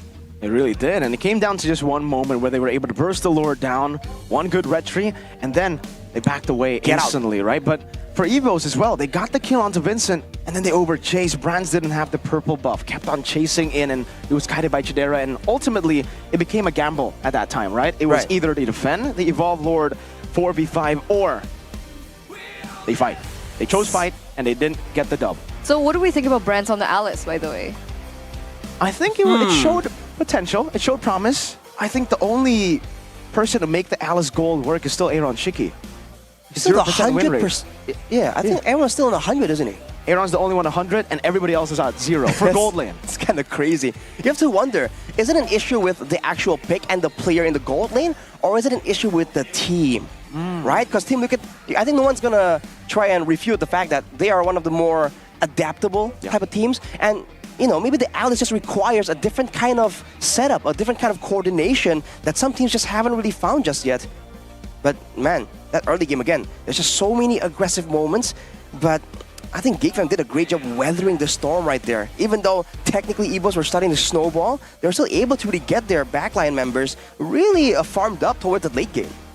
I agree. I think there were a lot of moments, especially Psychots in the early portion of the game, being able to pick up that turtle first and really hinder the initial aggressivity that Geek were portraying on to Evos. But we do have to crown our MVP, ladies and gentlemen, presented to you by the official tournament smartphone Samsung Galaxy S24 series. And of course, with 100% TP, it's Beloyski on the Matilda. what can I say, man? It's literally just classic Beloyski. When you give him a pick like the Mathilda, hey, surprise, surprise, the king is back on the Mathilda. Beloyski always known for the Mathilda. Back in M3 as well, it was a spectacular performance. Now it's nothing short of spectacular as well. That is the MVP presented by our official tournament smartphone, the Samsung Galaxy S24 series. But right here is the player of the game highlights by our official gold partner, Ube as Gold. And you can see that he was doing a great job, even in the early game, just scouting out, finding information for his team. Because really, right, with Vincent and Veldora being the front lines, one is a jungler, the other is an all-in type of hero of Veldora on the Thamus. So the only person that can kind of poke around and try and get information is Beloyski. And of course, in true Beloyski style, moments like this do happen, but in the grand scheme of things, right? We gotta look at the whole performance overall. He was able to find great moments right here to counter-engage, kind of make distance available for his backline members. And even there, unfortunately, he got taken out, but initially, right, the circling eagle towards the divers from the side of Evos, and then the guiding wind towards the back for Chidera to have an escape plan. It's a great planning from Beloyski here and how he's about to position and what his job is in the middle of these fights. And you can see it right there. That guiding wind once again allows them to kind of just get a bit, just that much further away from Evos and make that engage just less effective. I'm imagining being Evos and looking at these highlights, these replays coming from Beloyski. He's so annoying. Like, imagine committing flicker and your ult, and then Beloyski just takes that entire thing away, so you lose so much in the process. So good at baiting out these resources, and eventually that was the reason why they were able to get the dub. So, well-deserved Beloyski POTG. Definitely, you know. The Flask of the Oasis coming in clutch, the Blood Wings as well, getting him more mobility, more movement speed. And on top of that, he already has the Wilderness Blessing. So those fights around the neutral objectives, he gets so much more value with the Mathilda. And with the Inspire, man, that's why he's able to spam out a lot more spells. He's gonna be a bit squishier, but that's a bold move made by Beloyski. But I guess that's the benefit of not being fearful of death. We know Beloyski to be the 0-7 king, right? So on the Mathilda, even though he's not going for any sort of tenacity or firmness or anything extra to help him out, he knows that it's fine. I'm gonna be the main person scouting out for info, and if I get taken out, as long as I do it in the right moment, as long as I prevent the right people on my team from getting picked off, I think he thinks it's a value trade. And looking at the items as well, the Winter Crown soon afterwards for Beloyski for just an extra bit of outplay potential. And again, we're seeing this being a bit of a trend almost. I think mainly for Geek Fam, if I recall correctly, they really like having this fourth item Winter Crown because it really comes up. That fourth item kind of gets farmed up in those very critical like neutral objective fights. So since a big fight is coming up, an extra bit of outplay potential from the Winter Crown really can swing the tides in favor of Geek Fam. And so far, I don't think a lot of teams have been able to really punish that. You know, for someone who really went all in aggression like Annabelle on the Hayabusa, I think mid-game he went in Sky Piercer. The fact that there were a lot of Winter Crowns already being built in by that mid-game by Geek Fam also did disrupt Annabelle's process in being the killer, quote-unquote, for his team. Suelo and Cerezo, it seems, the boys. Hi, Suelo. Making an appearance right here, man. Aether and X-Win, too. Seems they want to have a little bit of fun here in this game. Welcome, welcome, welcome. Welcome to the games, boys. Maybe this is foreshadowing. Maybe Cerezo will be joining Geek Fam next season. Oh, what? Conspiracy? Maybe Suelo to Evos. Oh, Aether to Evos or Geek. X-Win to Evos or Geek. Interesting theories there, Mirko. Maybe, you know, transfer rumors. We never know. From now. I guess you gotta start all those clippers gotta start clipping. Exactly, gotta start early so that you can build up that momentum. You know, if that fire. actually happens, that's they're wild. gonna be like, someone screenshot that. Someone Mirko screenshot. No, called MPL called it. MPL called it, yeah. Someone screenshot that and then use it if they actually join Evos or Geek Fam next season. That would be pretty wild. That would be weird though. Cerezo, ex-BTR to Geek, Luke from Geek to BTR. If that actually happens, right? The trade-off. That's true. That's true. But, you know, back again into this match, ladies and gentlemen, it is Geek Fam that were able to win that first game to lead this series. I don't know. What did you guys think about that game? Because again, it felt so scrappy to me. Yeah, I did. I think for both of them. I think it should have been a clean game for Geek Fam's side with the Alpha in the jungle and the Mathilda. They should have been able to get a lead, which they did in the early game, and get those turtles to actually get a snowball. But unfortunately, they didn't. So they had to scrap it out. They had to slug it out. They had to just go, all right, 1v1 me, bro. I think the big portion of that was Psychots, right? The roaming, the steal onto the turtle as well. Again, even in the final fight, when he doesn't really get a value Raging Sandstorm, the team just looks a lot weaker overall. So definitely a lot of pressure on the shoulders of the captain. And I think we have to talk a bit about that matchup as well. The Khalid has been hailed as one of the best picks right now. It has everything you wanna have on an EXP later. Good roaming, good wave clear, good engage, as well as ultimate potential as well technically with the healing that he has, right? With damage reduction as well. I believe it's like 30%. And you saw Psycho's having a lot of pressure there, but so did Veldora. And you can see that the moment Geek Fam were able to maximize the Thamus, that's where they were actually able to get a lot more control over the neutral objective. So now, it's almost like Geek Fam has an answer for it. Does Evos want to double down and go for that same pick that was so valuable for them? Talking about value. It's super value if you guys get yourselves a Samsung. You know, whichever shape or form. I think she's holding the Z Flip? Yep. The Z Flip. Flip. That's the one I want. And because of that, she can actually sit in the Galaxy Zone with, you know, all the pro players that are watching, the brand ambassadors, the talents for all these teams. And she's also able to sit with people with really good hair. Hair cam by Head and Shoulders. Chefin? You in the building eyeing out for the Head and Shoulders hair cam? Put it in the chat if you see Chefin on the camera, because he's in here somewhere. But yes, that is the Gatot Kacha lemon flavor Head and Shoulder, man. Flavor. Yes. Flavor. Hashtag Gani. To taste. Gani calls it flavor. Yeah, he calls it flavor. He calls Fabian Flavor Fave. He really likes the flavor of things. Great taste buds on that guy. Great taste buds. Yeah. Interesting. Maybe that's why his name is Gani. Huh? Yeah. Not quite making the connection there. Me neither. And I'm not gonna explain. Okay. It's advanced. Thank you for that. Advanced connections here for Miracle. But now, can't give him connect the dots right here. They've identified that Evos like that scrappy style. I mean, I wonder what they feel about the Alice as well. You know, because we talked about this. Brands went for a different build, right? And they didn't really have the same kind of impact. He went for the glowing one, which I think was the main massive difference. Because whenever we see anyone else go for it, they go for a lot more bursty of an approach with a Starlium, you know, immediately going for like a Holy Crystal. So the glowing wand definitely was quite interesting. Why did you think he went for glowing wand? He was in a 1v1 lane against Natan. Mathilda. I really think it's just because of the Mathilda. I think really though. That was glowing wand's second item, right? Yeah, that's why it's already different to what Aaron Shiki builds. I think, what does Aaron Shiki build after Claw? I think it's Wishing Lantern, no? He actually goes for like a really weird build. He goes for Clock of Destiny. I believe it's Wishing Lantern and then Winter Crown. So it's already completely different. Doesn't it go Starlium? Oh, sorry, yeah. Yeah, it goes Starlium. Sorry. Clock of Destiny, Starlium, and then Winter Crown, and then Wishing Lantern. I believe that's correct. And if it's not a Wishing Lantern, it's something else to augment the damage. But for now, let's take a look at the audience top voting here. Let's see. How can Evos bounce back in game number 2? According to you guys, 38% set up objectives for Annabelle. Okay, number 2, avoid overcommitting. Number 3, improve late game execution. Okay, let's talk about this first. Set up objectives for Annabelle. He was on the Hayabusa earlier on. Do you think that was a factor? The lack of setup for objectives for Annabelle? I feel like on the Hayabusa, he has a great chance still of getting the retreat, and he did get, I think, at least one massive steal there. He won the second turtle, I think. in the first game. With under 1 level. Yep. Exactly. So I think Psychot's got one too. Oh, right, First one.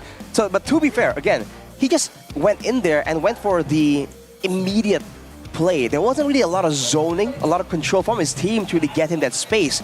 Now, in theory, the assassins don't really need as much space as something like a fighter, but again, that might be the approach they want to switch out, right? We talked about earlier, punishing Geek Fam when they are really all in committed to the Lord has been a quite effective strategy, I would say, even for Evos in game number 1 right there. So now they're still going to be first pick, turns out. So let's see, man, what's the idea here? Do they want to go even more aggressive? Do they want to match the late game potential, or is it a change even in the jungle as well? Do they really want to try and deny all of these fighters for good this time for Vincent? I don't know. I think Evos on first pick will also have better control over the picks, right? So maybe the Matilda is something that they want to ban out. Or pick up for themselves? I honestly think the Phobias shouldn't be the issue, right? The Matilda is what makes the Phobias an issue. So you ban out the Matilda, leave the Phobias open, especially if you want to go Khalid and Vexana. Those are the two picks that you would actually utilize to try to beat the Phobias anyways when he overcommits, pops into the Infernal Pursuit a bit too far away from the team. I think that's fair. I mean, in recent times, it really feels like the Phobias can do a lot of damage, can be annoying, if you let him be annoying, right? When you disengage and leave him behind, he's quite immobile, you know? Like, even the range on that Infernal Pursuit has been lowered significantly. So in a way, it's almost like he's just another Thamus. And if that's the case, if he operates the same way like a Thamus, why ban him, right? You can even match him if you really want to. But Evos disagree, man. Coach Age says, you guys don't see the vision. You don't see the danger that I see. It will be banned out first. Up and foremost for the second game, ladies and gentlemen, as we get into the drafting phase presented by the official tournament smartphone Samsung Galaxy S24 series. Now, Evos in the first game, they were able to ban the Hellcurt in the first place. So I don't know, is that the change that they're going for, or are they going to go for the same bans? Because for Geek, it's exactly the same. Ling and Nolan. If it ain't broke, don't fix it, right? Geek Fam finally utilizing the utility jungles, and it worked out. Maybe a bit rusty, Vincent there. You know, he has been playing a lot of the assassins, so maybe he has to just adjust back to the utility jungle. But he played the alpha. There you go. Guys, this is the first time since Geek Fam's first game in MPL that the Hellcurt's been left open. Poloiski's Hellcurt has been left open. Mr. War Crime General might be able to pull off another war crime on that Hellcurt. And it is the Khalid first pick. Same plan. Oh, man. Okay, is it gonna be worth it? The Khalid for the notorious Hellcurt in the hands of Poloiski. Let's see if Geek Fam even goes for it. They can kind of save it for the third pick if they really want to right here, right? Hide it a bit longer. Because there's no way Evos pick it up for jungle or roam. Oh, man. I wonder if he's practiced the Hellcurt, right? It's been banned away so much. He hasn't seen any Hellcurt games in Season 14 except for that first game against Alter Ego. Man, Evos are playing a gamble. No one, not even RQ and Liquid, have left the Hellcurt open. It will be the alpha still for Geek Fam, so still sticking on utility and the Valentina. That might be the last pick, Hellcurt, in the first phase. Do you think they're going to go for it? It's not just like a mind game? I don't know, man. If it's Beloy, you never know what you're gonna get. He's like a box of chocolates. I mean, the Hellcurt would have an advantage if you go against heroes that are like a lot less tanky, right? But if they go for a composition where, let's say they put Ruby in the gold lane, does it still have value, the Hellcurt roam? I think it can still be annoying. That's the main point here for Beloy. The fact that he can kind of do a lot of damage, do a lot of utility, and stay on the map indefinitely. I think Beloy really shines when he can have all the time in the world to set up, to rotate, to find info, which is why he's so dangerous on the chip, and technically for the Hellcurt as well, because if he stays on the map unseen, he regains HP. And for Evos, they're doubling down here. They want to go for the big combo. And the Hellcurt, ladies and gentlemen, it's happening. Oh no. Oh no. Oh no, okay. I mean, with letting the Hellcurt go and banning out the Matilda, Evos must have a way or an idea of how to counter this Hellcurt, right?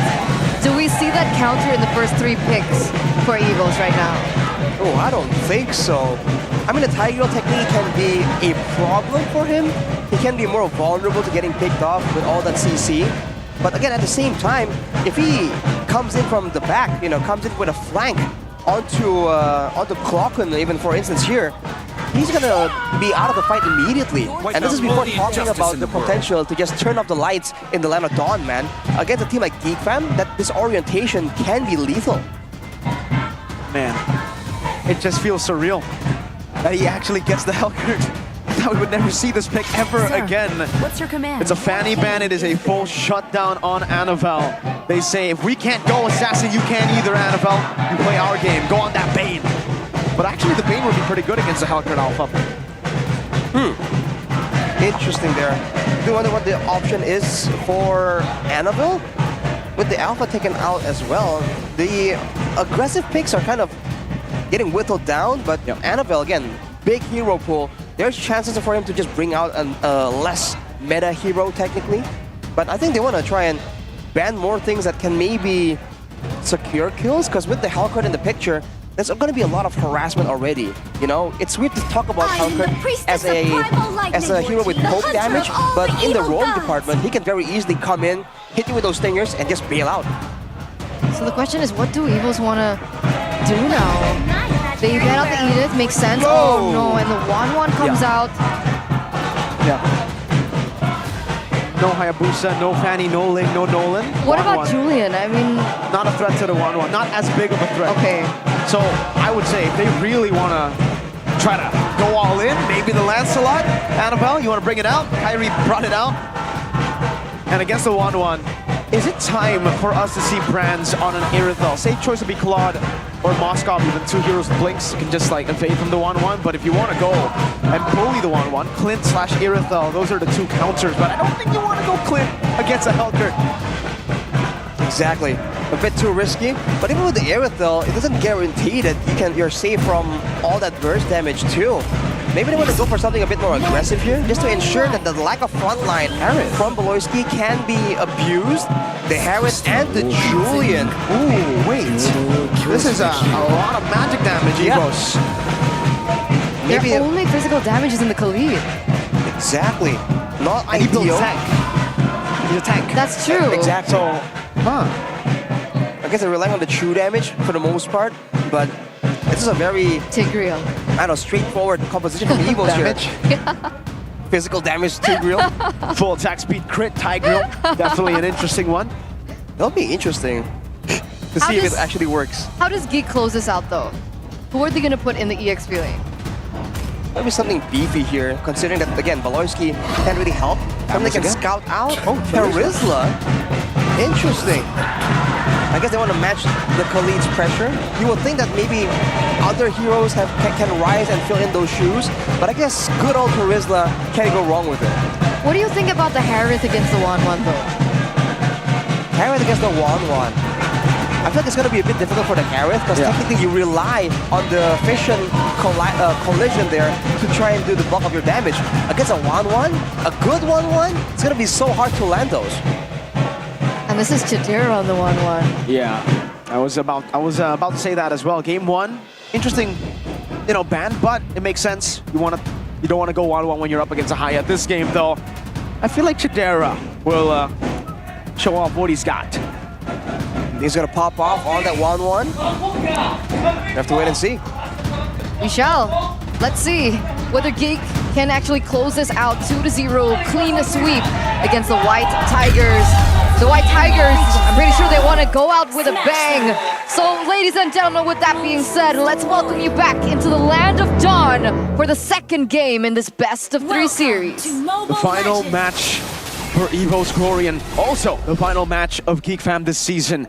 One will go to playoffs, the other will not, but at least for Evos, they can try to end the season with a high note, but it is Vincent on the utility jungle. And Evos, Annabelle was denied of all his picks. Ooh, Beloyski, level 1 already, just walking in aggressively. And look at the regen coming in afterwards. It doesn't matter if he takes a bad trade. Dreams is gonna be most likely forced to stay around the gold lane just in case Beloyski tries to make something happen. So the early game threat from the Tigreal is kind of mitigated almost immediately. I'm still wondering why they opted to go for this Harith pick. Is it because of the shielding? Is it less vulnerable compared to other... Oh, wait a second. If we talk about vulnerability, I mean, that's still a lot of damage that Beloyski can have onto Brands despite him being on the Harith. Oh my goodness, Beloyski! Man! Hellcurt just walking up, and even if this is a trade, which it is, it's worth it to Geek Fam. Chidera gets the gold. Brands is down, no Purify, and he's dead. I mean, credit to Beloyski, but Brands, what were you thinking? No Purify, even going for the tenacity right here. He respects the Hellcurt and he went for the defense and the shielding. In theory, could keep him alive longer. But man, that's just too much damage coming in from Beloyski. Oh! Spear of Alpha coming down. Dreams unable to sustain 2 early kills for Geek Fam. And the only kill Evo's got is on Beloy. I guess this is a really good reminder to all the teams out there. There's a reason why this Hellcurt is banned out, and we're seeing exactly that. Even Veldora can go in very aggressively, understanding that Beloyski is there to fish out information too, and this neutral objective should go for Geek. Yeah, Enhanced Horde, Dreams now, shoving them back away. Cyclops, the Raging Sandstorm into the back, finding Veldora, but damn, that's a good implosion to peel a bit. Still, those Cyclops will be able to get the kill down. Geek Fam with a turtle, and now we're looking at Brands. No, Geek Fam can't do it. It can't dive, right? No. Not without any help, but look at this. Ooh, almost a Spear of Alpha if Dreams didn't slide away. Man, the aggression from Geek Fam right here. You have to remember, even the 1-1 potential we're talking about earlier isn't shown just yet. This is just Geek Fam's early aggression with the Alpha. And we talked about the Alpha Mathilda. Man, the Alpha Hellcurt, that's a very terrifying combo, dude. Looking at the stats, of course, Beloyski 1 win, 0 losses on the Hellcurt. As Vincent, it's a bit of a mistake. But by the way, earlier in the emblems, Chidera went for the pull yourself together, so more increased cooldown reduction onto the battle spell. So technically, it's a defensive spell usually, but it's used aggressively here, considering that he's running that Inspire. Interesting. Audience prediction as well by GoPay sees that Geek Fam, heavy favor. Oh no, Beloyski again, what? Really putting the pressure down, man. This is why you don't give Beloyski the Hellcurt. What a beast. Oh, he's at it again.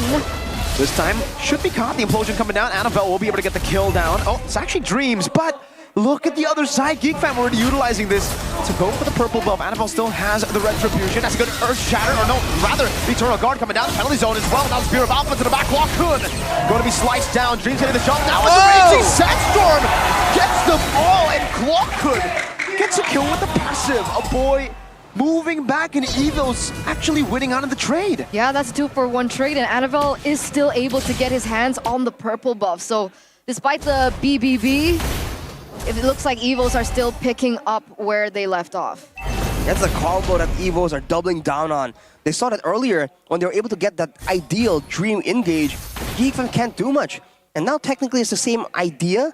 The only real concern they have right here, if they want to go for a massive combo, is a boy purifying out of it and then countering with a big implosion of his own. Anything short of that, and I think Evos can really win out almost any fight. Even Chidera, technically immune to crowd control. If everything gets stacked up and layered perfectly, it's definitely going to be a concern. But with the Heptasies built up by Beloyski, you have to wonder if Evos can even get to those team fights unscathed. However, at the moment, Annabelle is a level above of Vincent, and we saw what Annabelle was able to do under Vincent. Penalty zone, but it's on to Kwaku now. Raging Sandstorm coming down to the back line, but Annabelle will be able to secure the turtle. Beloyski going to be caught just a bit as Dreams will be caught by the Spear of Alpha. Annabelle dishing out some damage back onto Vincent, now with enhanced sight as well. Vincent taking very low, sliced down by Annabelle, who still gets to Terrify, who still is able to survive for a bit, but that will... Oh, enhanced sword! Annabelle running away, Veldora not getting the hit, Beloyski unable to get the kill as well. A boy looking for the kill, Annabelle again with the outplay! Annabelle! He was on 1 HP for crying out loud, and he gets the picks onto 3 at that time. What is that maneuver? Again, Annabelle. Wow. It's unfortunately a stark contrast to the performance that we're seeing from Vincent right now. Dude, we said that maybe Evos forgot the terror of the Hellcurt. Geek Fam must have forgot that Annabelle is an absolute monster. What was that outplay, dude? The fact that he was able to get out and time the revenge strike from Veldora, from the Terizla, so well, get out and still get a kill afterwards. Man, he's making this Julian look like a solid pick, even though technically it hasn't been too meta. I agree. I mean, that's not something you see quite often when he goes there again. The chain Brands gonna be caught. Weakness actually not pop all the way. There was still one more, but it is going to be Chidera surviving with just a bit. Uh-oh, Psychots. I don't know about this, buddy. Woo! Vincent uses Spear of Alpha. Psychots gets out, and now it's a turret down below for Evo's glory. What is going on right here? Geek Fam seemingly losing control, losing focus. Psychot still has to try and defend the turret, but so far, I think Geek Fam's pressure is just too much. Trades across the map for both teams. And again, it's all about waiting for the next big, massive clash as Beloyski. Okay, gets out. He does. Oh, wait, Annabelle goes back in? And the implosion to Vincent takes CC'd. And the turtle will be spawning in 1 second. Evo's Glory have a 1.2k gold lead. And they're gonna get the turtle for free. Brands will clear out the wave in the mid lane easily with Psychots. Hellkurt bottom lane to try to get a trade.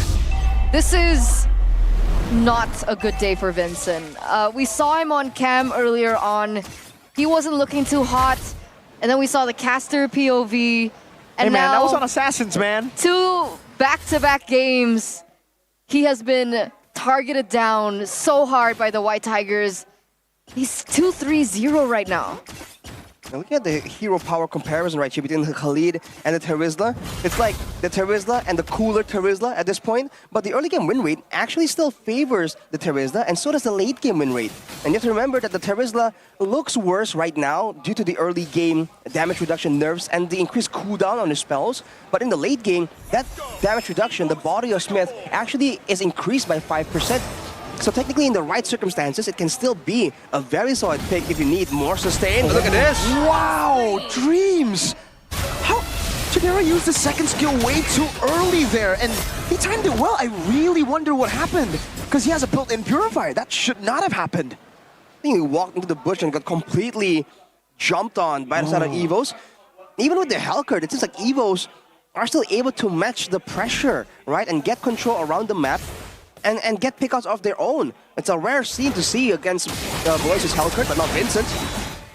Always forced to use that Spear of Alpha backwards again and again. Always targeted, always taken down. I think he's, there you go, forcing a recall. He can't defend this. Oh, Raging Sandstorm. Whoa. Just as a zoning tool. I mean, Evos, they're playing it so clean in the second game. Yeah, Geek Fam, they're feeling like Anakin Skywalker right now. They don't like sand. Well, I mean, look at the items right here, though. Heptaseeds and Great Dragon Spear for Beloyski. Technically a get-out-of-jail-free card if he pops the darkness and just runs off.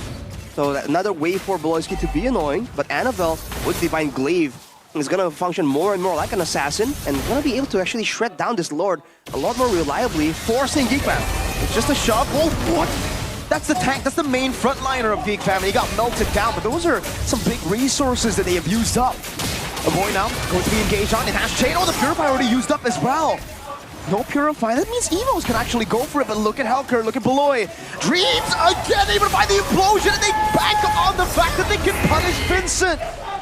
Oh no, Lord. Should be free for Evos to take now. They burnt everything. They're gonna stay on it right here. Dreams conceals once more, but look at Beloyski. Annabelle able to secure it. Veldora trying to go for the play. Beloyski into the back, finding Clock. No! He doesn't get him! Or if that was the lethal ignition, he would have. He went for the war cry, and Clockun survives with 1 HP. He was able to regen in the final moment, and that actually allowed him to continue that walk back home. And unfortunately, again, like you mentioned, it's Geek falling behind. Vincent was taken down earlier on. They don't get the neutral objective. There was a trade in the top side, and it looks like the Hellkurt, Beloyski, is still looking for those trades. But Evos are going to be pushing with this Lord. It's the macro split push play that Geek Fam is just known for, especially with Beloyski initiating it. But a bit of a same problem from game number 1. Chidera on the 1-1 that should have so much potential really isn't shining on it. I don't think we've even seen him pop up on Inspire and make a big play, or even a cross-world tag. Oh, Veldora with the penalty zone, trying to zone them away. Now gets caught by Eternal Guard. No penalty zone to play with, and Veldora will just be slashed down by the Eternal Guard. Brands doing all of the damage. Beloyski gets read out by Psychots. He's gonna have to blink out of there. 4,000 gold lead. Concentrated energy for Annabelle. Gonna be even more sustainable in those 1v1s. Evos increasing the gold lead and really suffocating Geek Fam. Even with the pressure of that Hellkurt, they're just getting a lot of value out of it.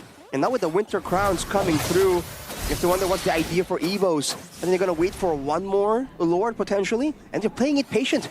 And with Dreams, they're standing in the front with a limited amount of Purifiers available for the side of Geek Fam. Evos can really have a lot more pressure, a lot more danger when it comes to the surprise attacks from the bush, even though in theory, against Geekfam's feared Hellcurt on the Beloyski, they really weren't expecting this to be the case. In fact, by our new application GoPay, since the Hellcurt revamp, Beloyski has become the player who uses the Hellcurt the most in MPL ID with 6 picks and an 83.3% win rate.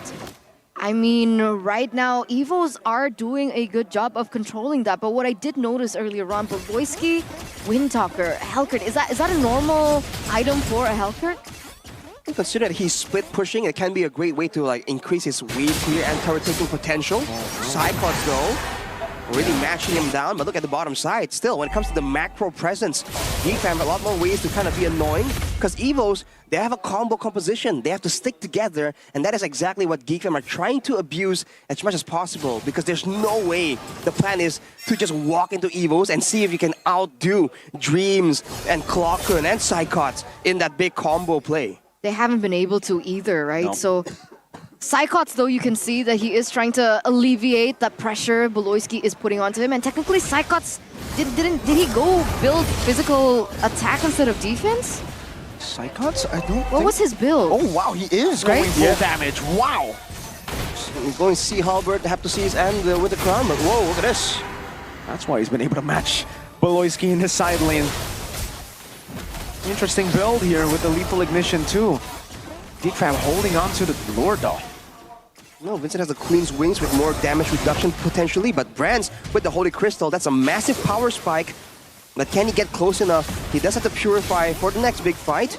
And you can see, wow, Psycho's actually outdoing Beloyski when it comes to, the side push kind of pressure. That's the matchup, right? Assassins against a fighter, but look at Dreams. Look at Psychots though, in the back as well. Dreams going in for the implosion onto Vincent, he goes. He's trying to go to combo down right now. Psychots goes in for the flanks with the lethal ignition, doing a lot of damage. The Raging Sandstorm by so much time, and the Winter Crown!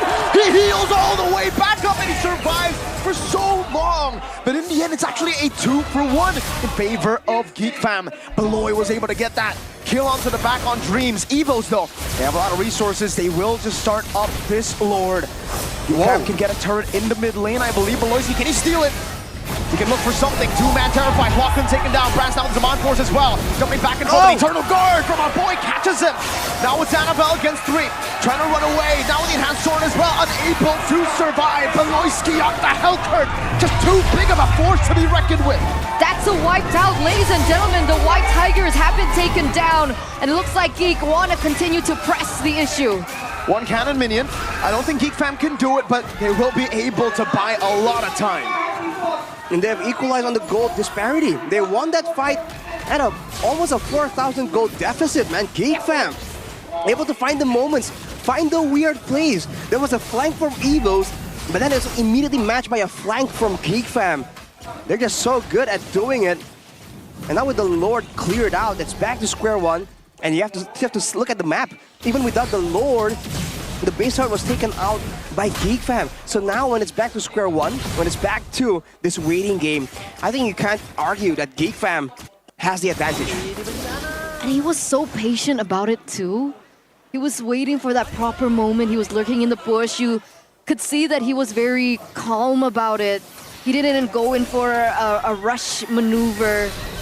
That's Triple B. Oh man, you can never count Geekfam out despite them not being in a favorable situation.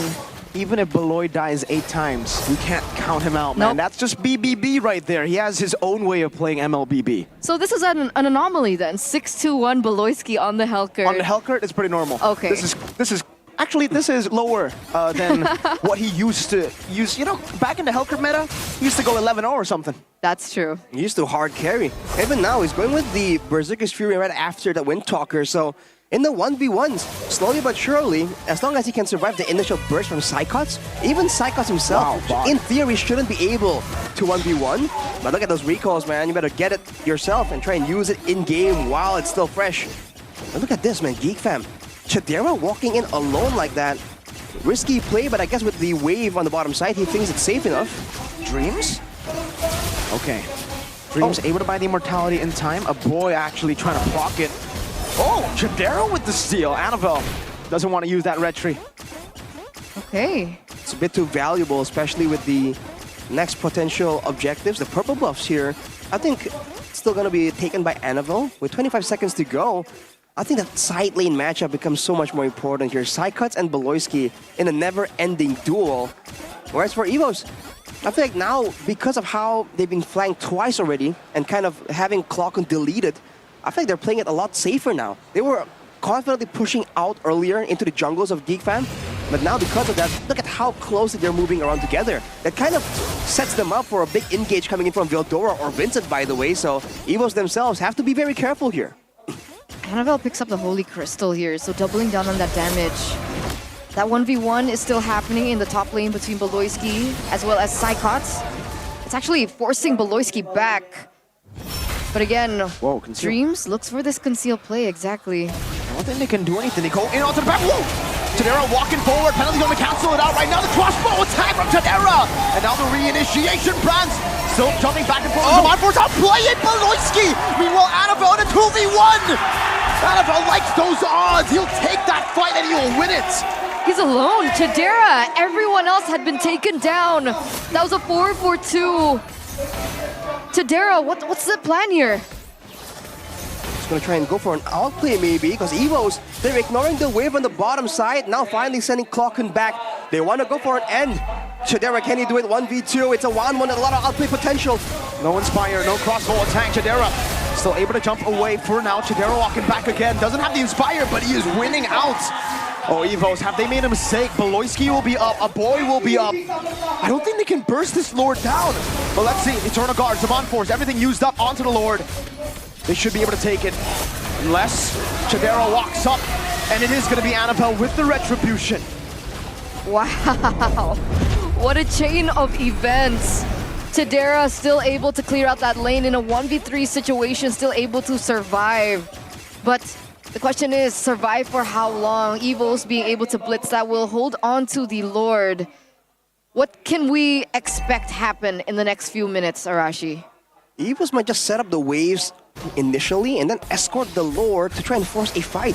The issue right here is that Beloyski can be so annoying because there's no pressure coming in from the lanes, right? But now with the Lords pushing up, Beloyski, once again, big brain plays. But Evos won't be there on the receiving end. They're gonna try and make a play initial, I think, theoretically with this Lord. They have to. Beloyski is in the bottom lane. If they want to make a move, they must make it now. Beloyski still in the bottom lane. Another mini wave coming down actually stop these waves from crashing all together. And because of it, GeekFam have dealt with the Lord in the mid lane. Good defense. Beloyski looking for a flank. Actually cutting the wave in the mid lane. Blinking out. Well played. Well played, a Geek. Able to get a clear right there, kind of stutter the waves around, and Evos, without the flicker available, I think earlier on Dreams, used it in the previous fight. They weren't able to force a fight when they really wanted to. Now again, back to the waiting game, where GeekFam has a chance to just be unpredictable. I mean, Evos has the advantage right here, but it really feels so tense for them. You can even see Psychots overthinking. You can see it with the way that he's maneuvering in the minimap. We don't necessarily see him on screen, but you can see Psychots is always very wary and cautious as to the whereabouts of Beloyski earlier on. I don't know if he was just recalling randomly or he was anticipating maybe is Beloyski looking for a backdoor, and then later on he couldn't help push in the waves because he was still looking for the position of Beloyski that could still possibly look for a backdoor in the team fight. So it is causing Evos to overthink quite a bit. And that's something that GeekFam can use to their advantage. And Evos really seems to be trying to have a more reactive mindset. They haven't really been able to force a lot of fights.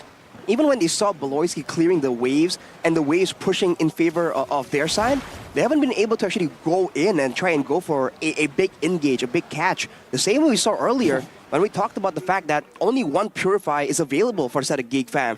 If you look at the items now, Beloyski actually has the highest goal discrepancy, but that's because he's farming as a roamer. Yep. Grants picks up the Winter Crown to try and get some more outplay potential right here, but for the most part, it's only about minute swaps in the items. And even earlier, I think Vincent went and switched out his, he switched something out for the Athena shield. So with the Radiant armor, he wants the Athena shield on top of that.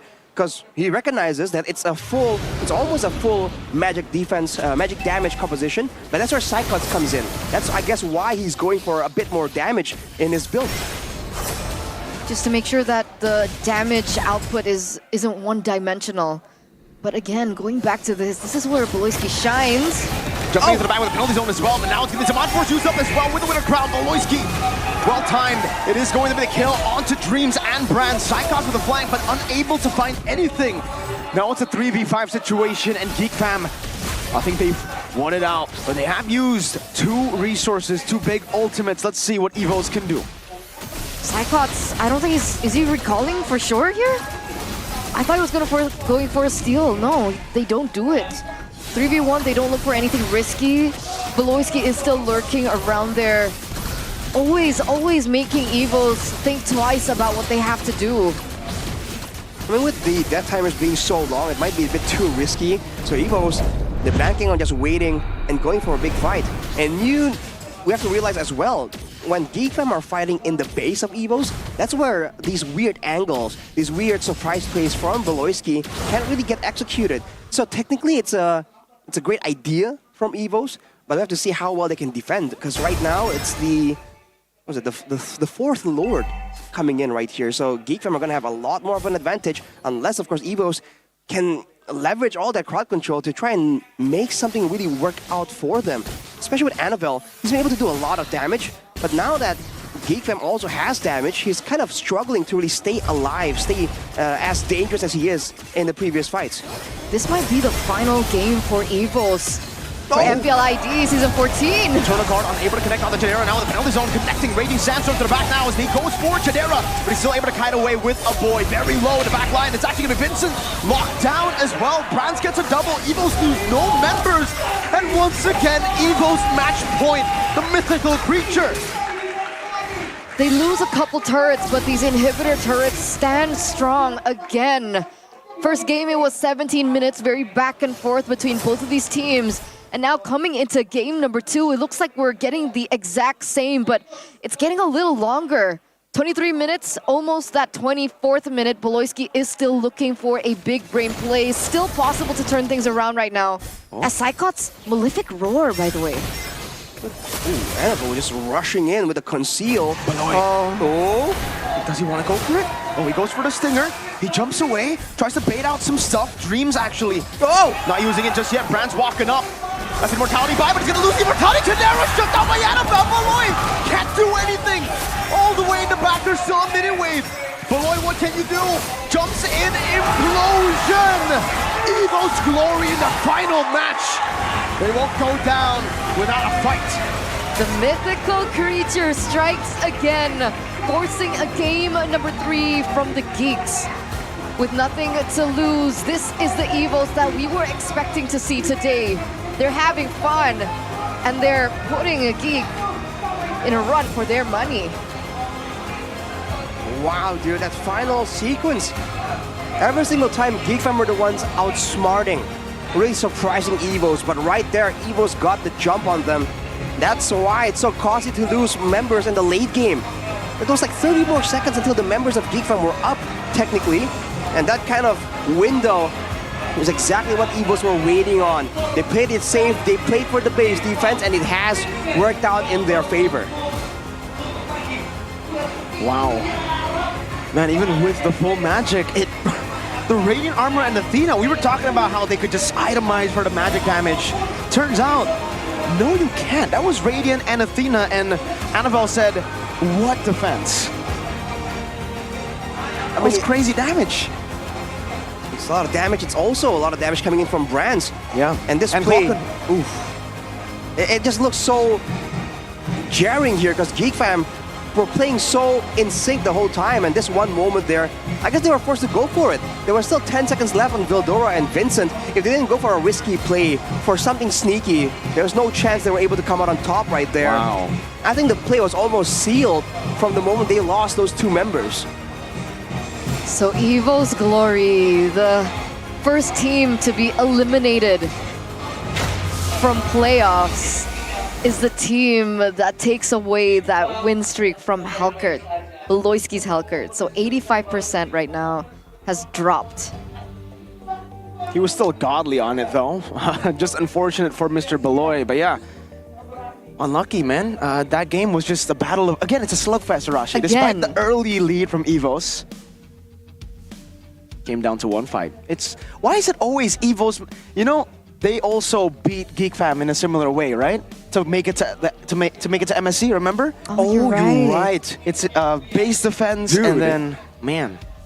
Well, like we said earlier, the base defense really seems like the weakest point almost for GeekFam, right? Because there's no weird maneuvers to play around. I think most of the times when we see GeekFam win, if they win dominantly, it's always when there's a neutral objective and they're able to get a flank, they're able to get the death timers rolling. But I guess right there, they kind of fell into their own trap, right? They went for the base attack and then they lost 2 members in that late game. And it's just so difficult. It really feels like it's a matchup between surprise picks coming in from the side of GeekFam and big combos from EVOS, which is why it became competitive. Because like when the fights were surprising, GeekFam win, but when there's a big combo there, then EVOS gets the win, and then it becomes a back and forth, you know, almost like a tennis match, you know, just a long rally. It was quite long. Yeah. 24, 25 minutes? Oh, yeah. I think it was of a the long game. One of the longer games of the season. But it has been exciting. I didn't expect it to be this exciting. See, EVOS have like leveled up since not making it to the playoffs for some reason. They beat RQ after not making it to the playoffs. For some reason, there's something with EVOS, man. They always have to be in a tough spot before they show their fangs. It's just the cornered beast mentality. And you can see that there were a ton of outplay moves coming in from them there. And of course, Annabelle, you gotta give a shout out to him as well. Yeah. The amount of damage he's able to do, the outplays he was able to make, and the decision making on when and where to go in. The fact that right here, dude, man, it really feels like they could have just hit him. Yeah, exactly. They were thinking like, oh no way, he's gonna get taken out. Oh. But he doesn't. And he got the turtle buff back. And he takes out a boy here as well. Man, that's crazy. Just give it to him. Just give it to him. You sure? But it turns out it's not Annabelle, it's Captain Psychots. Yep, player of the game. Huh? Presented to you by the official tournament smartphone Samsung Galaxy S24 series. It's Captain Psychots. You know, I really want to touch on Annabelle a little bit more there. You know, he went for an amazing performance on the Julian. Despite being in the drafting phase, he was banned out fully, right? Ling, Nolan, Hayabusa, Fanny, but I think most of the space that he was given was created by Captain Psychots. And it was put to good use, but again, you really see the difference. The same started with game number 1. When Captain Psychots gets the plays going, they just have a lot more momentum. And the fact that he is also the only real physical damage dealer here, and he's able to still frontline, still zone, still engage, and make those outplays happen with the extra bit of sustain right here from the Khalid's kit, just shows again that this guy has experience, if anything, and he's able to leverage that to really find weird circumstances where I think GeekFam were just not ready for.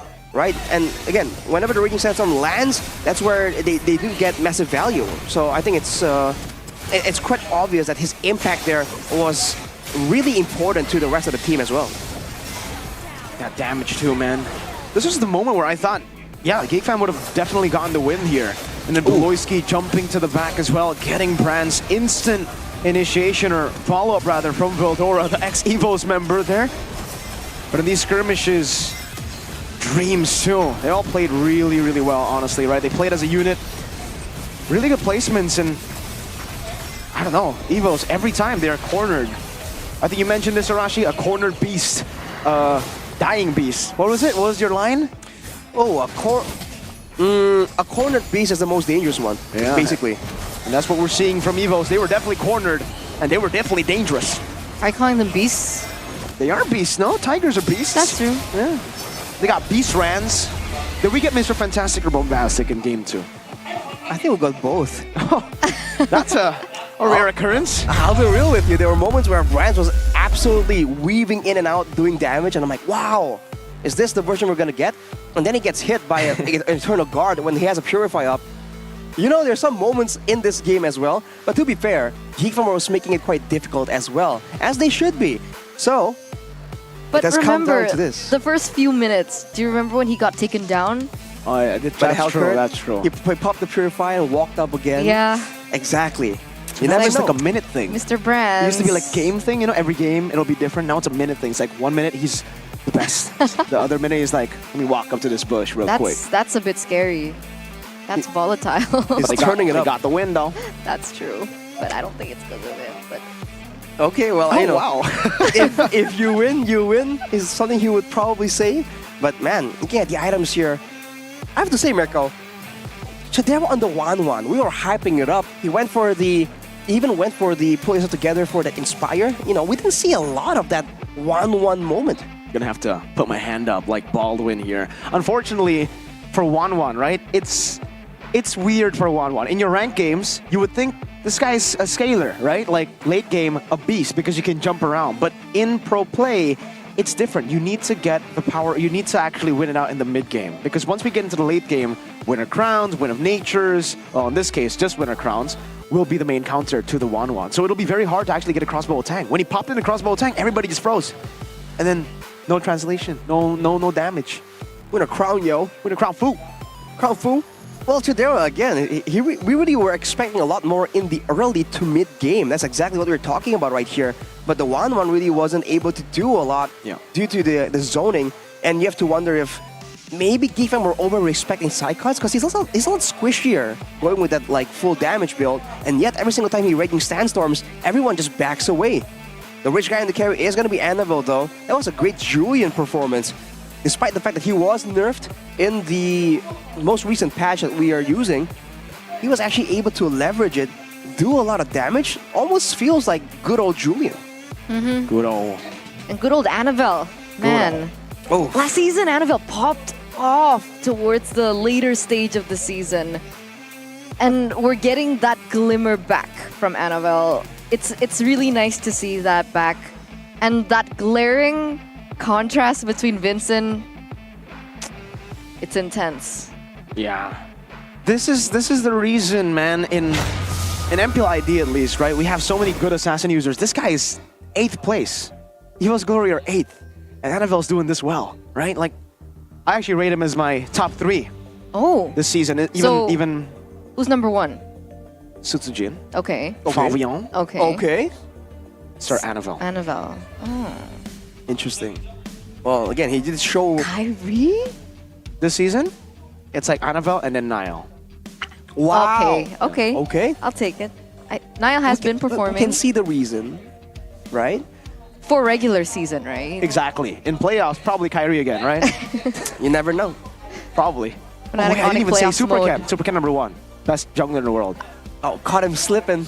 It caught him slipping, guys. Clip that. I'll never forget my boy. Mr. Starless. Supaken. Ko-Ed. There's going to be a change in the jungles, though. That's the question. But before that, Eterna, Uh-huh. what are we going to have? I don't know. Let's ask Monica Ko over up on the stage. What is she doing? Moko? Moko? Monica? Monica Canado?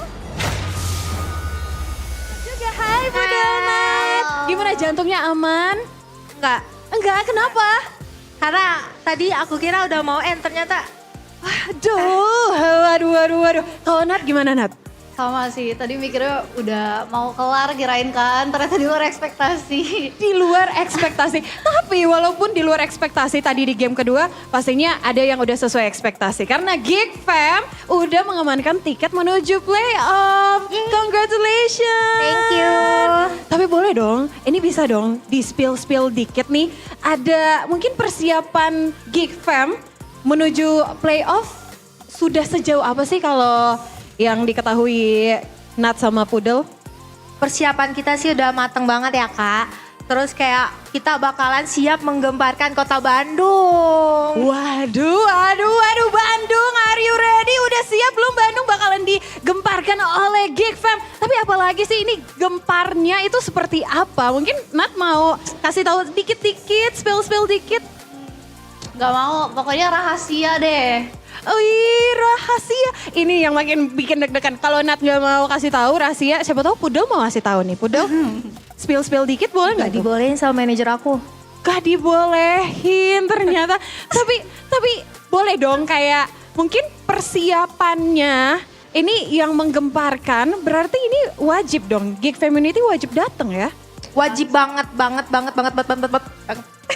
Wajib banget ya. Berarti kalian harapannya untuk Geek Fam sendiri menuju babak playoff seperti apa sih? Karena kalau kita lihat kan season-season sebelumnya, 2 season kemarin runner up, season kemarin top 3. Sekarang harapan buat Geek Fam di playoff seperti apa? Harapan aku untuk Geek Fam semoga memberikan sesuatu yang maksimal mungkin. Untuk menang kalah itu urusan belakang, yang penting udah ngasih hal yang terbaik buat kita. Dan semoga aja sih M6, semoga amin ya kan. Semoga M6 biar berlanjut ya dari M5 ke M6. Tapi kalau dari Nat ada pesan-pesan yang ingin disampaikan, harapannya?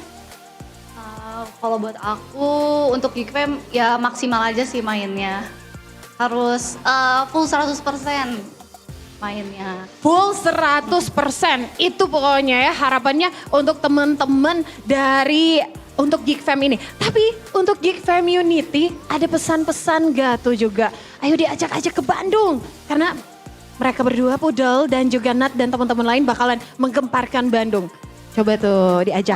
Kalau buat Geek Community jangan lupa buat dukung Geek Fam terus. Jangan lupa juga buat beli tiket playoff match Geek Fam dan beli juga merchandise Geek Fam. Kalian bisa beli di marketplace resminya Geek Fam. Pokoknya kita bakal seru-seruan di Bandung bareng. Seru-seruan di Bandung bareng. Kalau dari Pudel mungkin ada yang ingin disampaikan ke Geek Community? Kayaknya udah semua disampaikan oleh Nat ya Kak. Jadi kayak ya pokoknya siapapun Geek Community dari manapun semoga bisa mendukung Geek Fam di playoff nanti. Wow, tapi kalau prediksi hari ini seperti apa? Ini kan udah 1 sama nih. Harusnya udah tahu sih, Monica udah tahu pasti prediksinya 2-1 buat Geek Fam. Berarti kali ini Monica gak nanyain skor deh, nanyain bakalan sesengit apa sih? Apakah akan membuat jantung kita copot juga seperti game yang kedua di game ketiga kali ini? Kayaknya iya, soalnya tadi game kedua itu greget banget gak sih? Jadi kayaknya dia untuk yang match ketiga ini lebih panas sih kataku. Game ketiga akan lebih panas. Kita akan langsung lihat bagaimana jalannya game ketiga. Apakah akan sesuai dengan prediksi dari Pudel dan Nat? Bakalan panas banget. So, tanpa berlama-lama, inilah game penentuan the match point antara Evo's Glory dan Geek Fam. Silakan casters, take it away.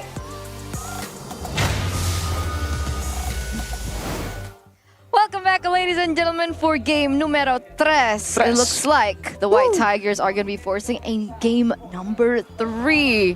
And we actually saw Psychots. And Dreams. Why'd you forget Dreams? I wasn't in the guy's toilet. And Ranger Amos. Wait, you weren't?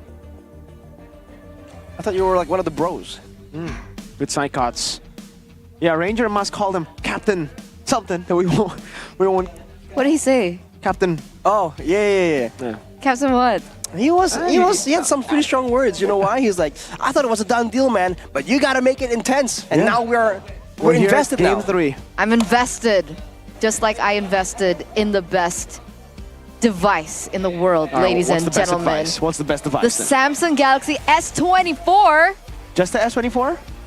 There's more to S24s? It's the FE. Oh. It's the FE. Wait, is that it? Yeah, funny you would mention it because we FE. have one on desk right here, right now. That's yours now, Eterna, Rashi. do the honors. Okay, that's yours now. It's mine? Yeah. It's an unboxing, dude. Show the viewers 'Cause what you got. I have the normal S24. What's so special about the FE? Well, open up and find out because it's a phone with a flagship performance at a wallet-friendly price. That's what it is. The S24 FE is perfect priced at about like 9 million IDR. That's crazy. It has flagship level performance for that cost, and it still features the Galaxy AI, which makes your photos look even more amazing, and all the other spicy AI tools that Samsung has very generously allowed us to have in these flagship phones. So what are you waiting for, man? Buy it now and get a total bonus of up to IDR 1.8 million, including a free 2x memory upgrade to 256 gigabytes and a free permanent MLBB skin. That's all of it, man. And also, for you guys, especially MPL viewers, you get a free 25-watt travel adapter and a 200,000 Google Play voucher for purchases on Samsung.com. Using the promo code Galaxy S24 FEX MPL because right now, actually, it's selling like hotcakes, and it's the promo is getting used a lot, and it's only valid until the 31st of October. So you have I would say. Well, what date is it today? Can you check on your S14 FE? I'm too busy filming you. Okay, but it's, I think, you have 26 more days. 26 more days to get it, all right? Go ahead and check it out, Samsung.com/ID, and you can get this. He's still recording, and it's probably better quality than my vlogs, because I don't have that. Dude, it goes 0.6 times instead of 0.5 only. And how much can you zoom? Can you zoom into the screen right now and read what's on the screen? Yeah, it says, get free skin. Wait, what? Get free skin? With what? How do you get a free skin? It says UBS Gold. It says with every purchase of the limited edition Benedict Electro Katana and Mythic Warrior. Wow. The sword and the ring. I really want the sword, honestly. Hey, is it expensive? It is. It's quite expensive, but it's a good investment, right? But here's the catch. You don't just get it with the sword or with the ring. You can also get it with any purchase of the limited edition collaboration. So even the cards here that you see that have a little bit of gold in it, you can get it, man. Are they selling it at the venue? They are, actually. I think you can find it around there, but it's easier when you just go and check out ubslifestyle.com and UBS Lifestyle's e-commerce. I'll do that. I'm scared. You're right. I mean, sometimes in the booth it's sold out. Exactly. We used to have a vending machine. I miss that. I too. literally want to buy gold right now, guys. It's pretty convenient, right? It's just right outside the door, so you exit and you immediately make an investment. I mean, you know, that's a great placement right there. But here, Eterna, let's look at the next voting topic here for the audience. It appears scores are tied. How can Geek win game number 3? Queen Elizabeth? Let's see what the audience thinks. Okay, 44% ban or pick Khalid. All right? Yes, that Number seems to be 2, the case. consider utility jungler. Number 3, deny dreams initiation. Okay, let's start with the first one. Ban or picking the Khalid. Malaida, I must say, it's an interesting approach to the situation. Prince Harry? You kind of look like him. What? Interesting observation, Eterna. Prince Charles? Yes. King Charles. Anyways, yeah, ban or pick Khalid. The thing is, it really depends on the side selection, because if they're on red side again, I don't think they want to leave the lane open against Annabelle. The third one actually is an interesting topic to bring up. Utility jungle, wasn't it like the alpha is as utility as you can get? Sutsujin has proven us that maybe it's not. Maybe you can go for Fredrin, but it is very risky, especially up against a Julia that clears very fast. It's still first pick for Evo, so yeah, if they want to ban out Khalid, they can, but they're gonna have to leave a Ling or a Nolan open. Now, is that a value trade? I think the Nolan, yes, you can ban out the Khalid instead of the Nolan. Khalid over the Nolan, and immediately, man, Geek Fam, look at the win rates going back to the full 50-50, like we saw earlier just today. But yeah, that could be an interesting approach right there. Kind of letting your opponents get something in exchange for something. So, could be the plan, but I feel like even for Evos, they might also have adjustments of their own, because there's no way Coach Age was looking at the whole game going like, okay, let's go with the same idea. Rely on the Khalid. I mean, technically, they could still go for the Fovi's Gatot Matilda ban, and then Geek can force the chip to be left open. Oh, I don't know. Geek. Can Dreams perform on the chip? Yes, he can, I think. Oh. I think he can. But either way, right? For some reason, the Geek Fam let go of the chip strategy hasn't really been working. They haven't shown it. So could it be now? Maybe? We'll see, ladies and gentlemen, as we get into the drafting phase for game number 3, presented to you by the official tournament smartphone Samsung Galaxy S24 series. And we're going to start things off with Chidera scratching his head, so maybe he's also thinking about ways to take this away from Evos right now. But it looks like Evos are reverting back to the Helkert ban, Helkert Matilda, and then they go for the Gatot. So the Fovius now has been left open finally, and Geek go for the same thing, Ling chip. Now the last ban though, do you think it will still be the Nolan? I don't know, man. Rashi? It's either the Nolan or the Khalid. I must say that the Khalid seems to be a bit bigger of a problem technically. Now with the health card available though, it's gonna be kind of evened out. Both teams kind of losing a big potential weapon, but the Phobius actually is still left open. Yep. But do Evos want to go for that though? We talked again about the limitations of this Phobius and how Psychons has been so good at doing all these other things that the Phobius can't do. They will go for it. Now what will be the response from Geek Fam right here? They can match it with the Hylas maybe, if they really want to have that big, massive frontliner. But I get the feeling that Geek Fam are looking at something more aggressive. I don't know if it's Geek style, but with the Ling being banned out, technically they could pick up the Nolan for themselves, right? But then Evos can go Hayabusa still, right? Like it's not as certain as that.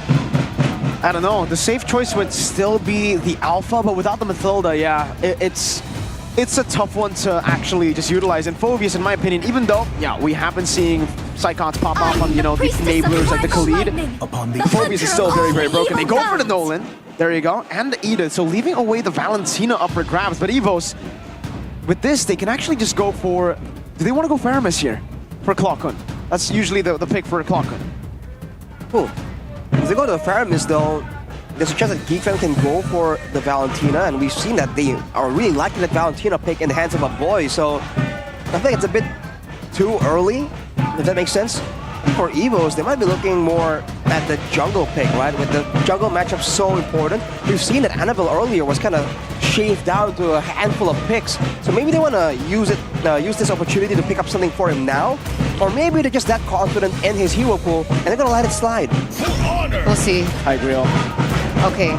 So they're still opting to go for Dreams' big pick as well as the Vexana. So still the Tigreal-Vexana combination. I mean, we saw that work out really well for Evos. I think we mentioned about Beloyski's hero picks over and over with the Helicurt and so on and so forth, but we failed to mention Dreams and his Tigreal, and we saw what he was capable of doing with it. So Geek now to close things out. Technically, they can be the ones to pick up... Oh, wait, but I don't think they should. I was thinking they pick up the Faramis, but technically Evos, with this composition, it makes it really difficult. So they go for the Natan first. They go for the gold lane first. And Natan very early on right here. It did lead them to victory in game number 1. And now with the Edith and the Natan, it's a lot of magical DPS though. But going with the Natan means that they don't want to deal with the 1-1 potentially for brands. So they'll be getting it away, and if that's the idea, to shave away all these early aggressive heroes that can shut down this Natan, then I guess the Harith should be coming soon after this 1-1 too. For Evo's glory, now they're actually going to have a little bit more leeway to pick up an assassin still. Against an Natan, it should be pretty good. I wonder if Annabelle is confident about his Fanny here in game number 3. That's a fair misban, so leading up to this, it's already kind of like a setup for what they're trying to do. Maybe on the Assassins, the Hayabusa is technically up for grabs as well. That is the safer choice. Oh wow, Geek Fam take a different approach this time. They ban out the Alpha away from Evo's glory. You want to make sure that the early game aggression, the dives coming in. We saw that earlier with 3 massive engage tools, it's difficult for Geek Fam to react, so now getting the Alpha out of the picture, less of the burst damage, less of the clear speed, they can compete with that Nolan as well. A great play for Geek Fam. But for Evos, Lo Yi and Faramis, turns out eventually, even though it's in the second phase, Geek Fam will respond with that Hylos indeed. I still want... Swing! There you go. I still want the Fanny. That's what I was about to say. Not bad. So the Fanny does come through for Evos, but now they have to think about a source of shred for the high-low. So gold lane, what are we thinking? I mean, the first thing that comes to mind is the carry, but you know, it's not going to be very difficult to try and use the carry against all of these longer range heroes, against all of these danger zones technically. So something with a bit more range would be preferable, but I'm struggling to find something that just fits the bill right here without any downsides. Dive together with a team, I think. Just go Claude. It's a pretty okay matchup in the gold lane against the Tan too. There you go. There you go. Okay, technically this Edith can still be flexed, but I don't think that Beloyski should pick it up. What do you think Beloyski should pick up against the Fanny? Well, I think it's either one, Hylos or Edith. They can't go for anything else. Oh, you're right. They gotta go mid now. And it will be tough. The safest choice should be Valentina. Aurora? I don't know. Up against this composition, maybe we can see a boy go back to Lilia. Maybe. It's a possibility. Aurora will actually be it. A lot of ways to stop the whole dive coming through.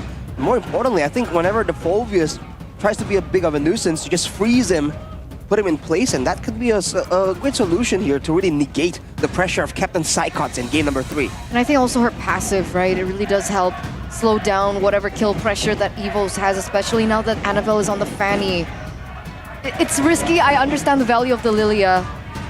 She does still have her black shoes, but there you go, ladies and gentlemen. What do we think about these lineups? I like it for Evos right now, but it really depends on how Annabelle does in the Fanny, because he's been really amazing on the other assassins. Fanny has been one that he hasn't been able to impress a lot of people with. I think it depends on how Geekam is able to abuse the Hylas right here. If Evos play into that playstyle and try and beat down on the Hylas with the Revitalize, I think it's going to be a bit difficult, and they might lose steam in the early game, but if they use the Fanny to target the right targets, I think Evos has it, man. So let's get into it. Ladies and gentlemen, the final game for both of these teams. The final performance, the final bow from Evos Glory and Geek Fam. Let's see who wins this. Back to a best of 1. Let's take a look at it. Their final match in Season 14. Geek Fam, a possible tiebreaker looming if they actually lose this matchup. If Altrigo win both their matchup. Wow, Revitalize early from Beloyski. Very early, actually, swinging the trade in favor of Geek Fam. I guess he thinks it's going to be up by the time they go for the turtle anyways.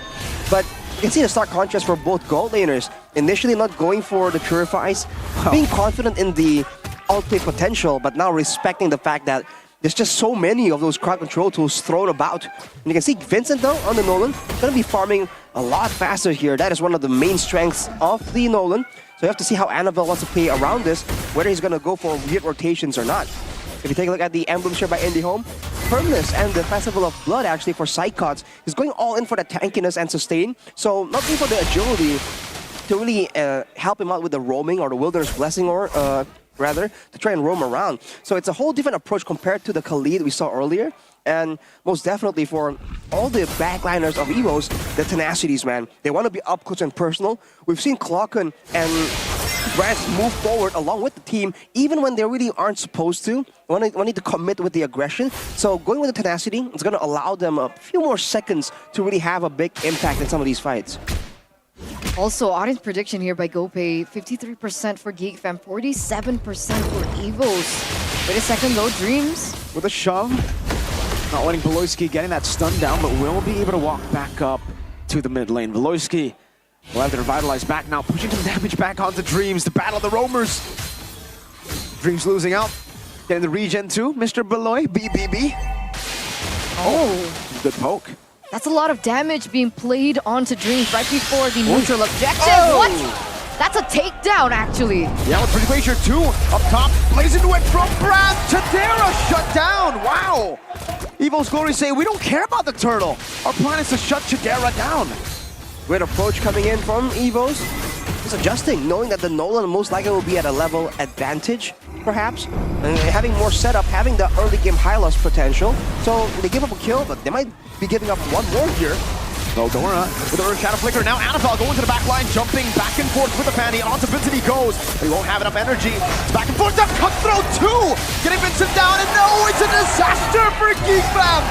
They lose out up top, and they lose down below too!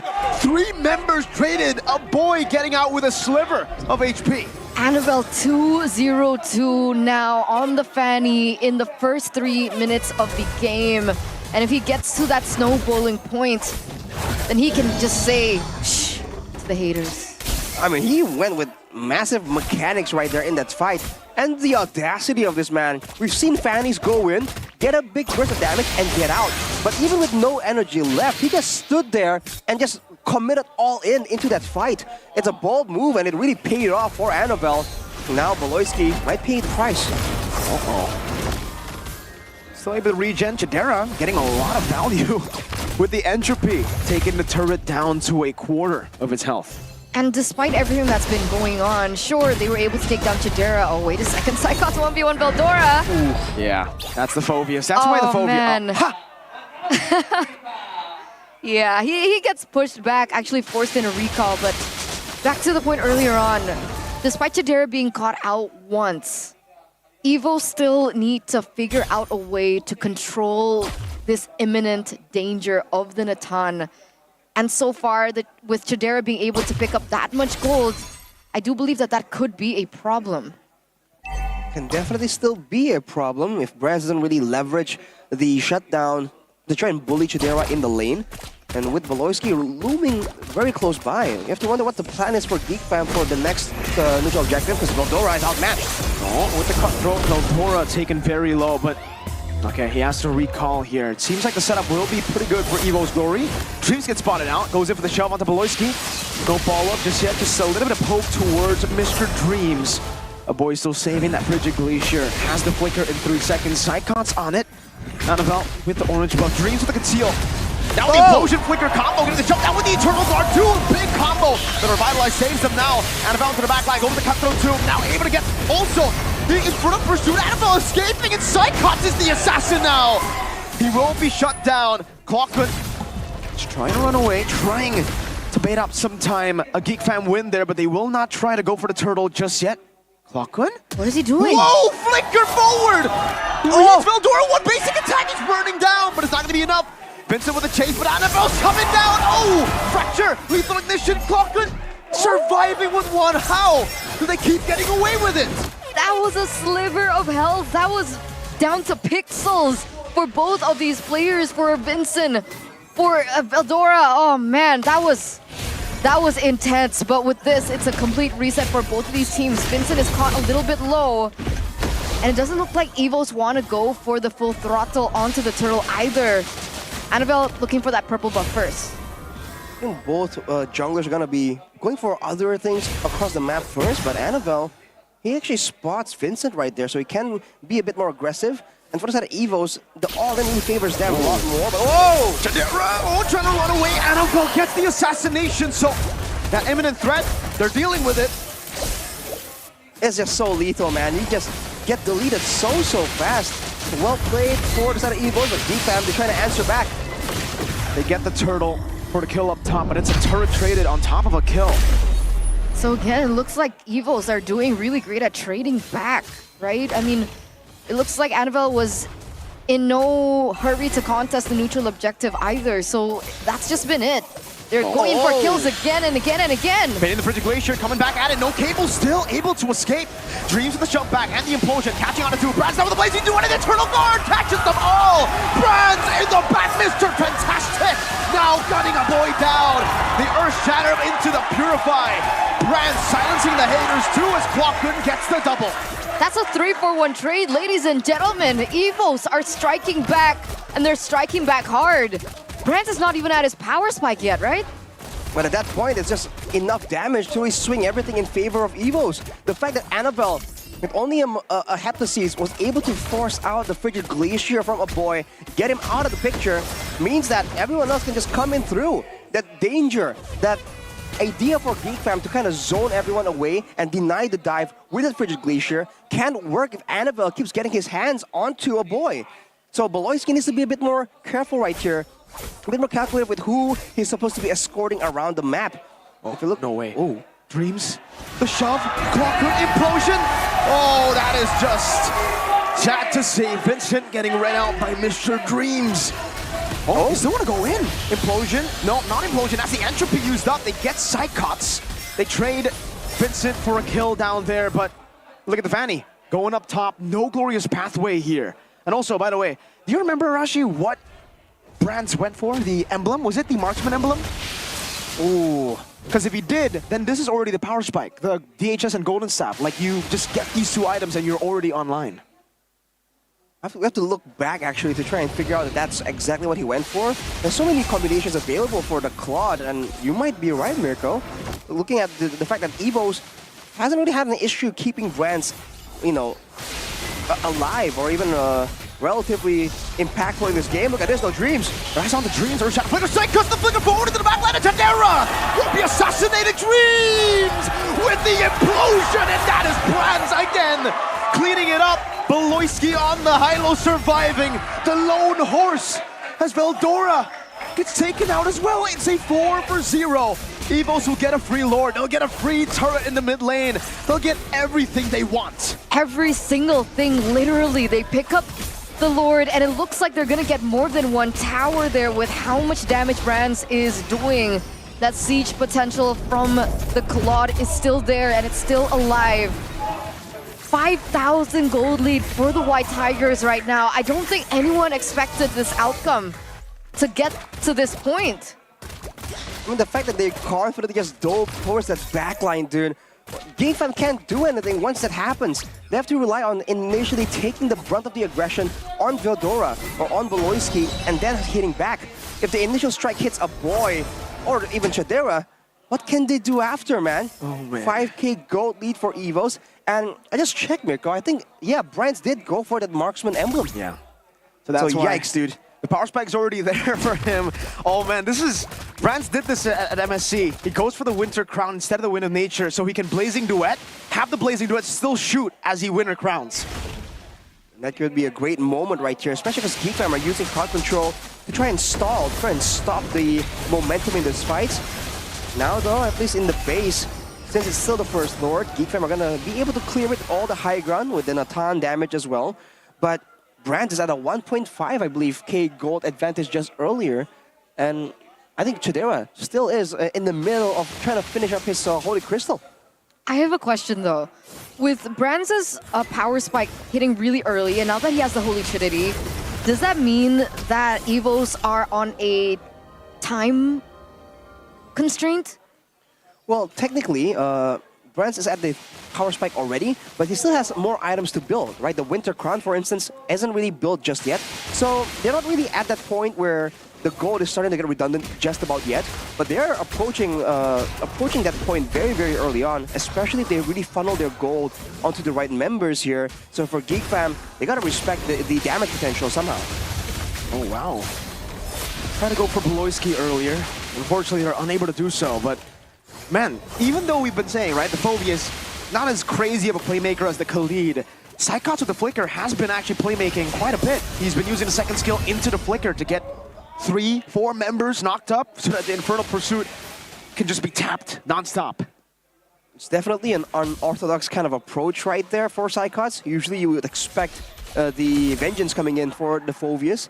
But I guess if you look at the composition of GameFam, not a lot of big shred tools that, or a lot of burst damage that Psychots needs to respect with that Vengeance. So maybe seeing that vulnerability, he just goes for the Flicker. So even if, let's say, a moment does unfold where Evos are walking in and then they get hit with a Frigid Glacier, well, Psychots can just flicker right over, sideways or over a boy and dodge from it completely. That's the weakness of the Frigid Glacier, man. It's a great tool, but it's so telegraphed, right? The cast animation takes so long to really lock people down. And on the contrary, right, a boy can't go for Purify, right? So he can't respect Dreams, he can't respect the CC coming in through Evos. He's forced on the Flicker because of Psychos as well as Annabelle. Oh! Clock good. Nice. Well played. Just like that, no initiation tools. That's why I say you gotta keep clocking, man. Guy's good. It's really good, man. It seems like his instincts on when to go in, when to use big moments like that, like the Flicker, was just really, really good.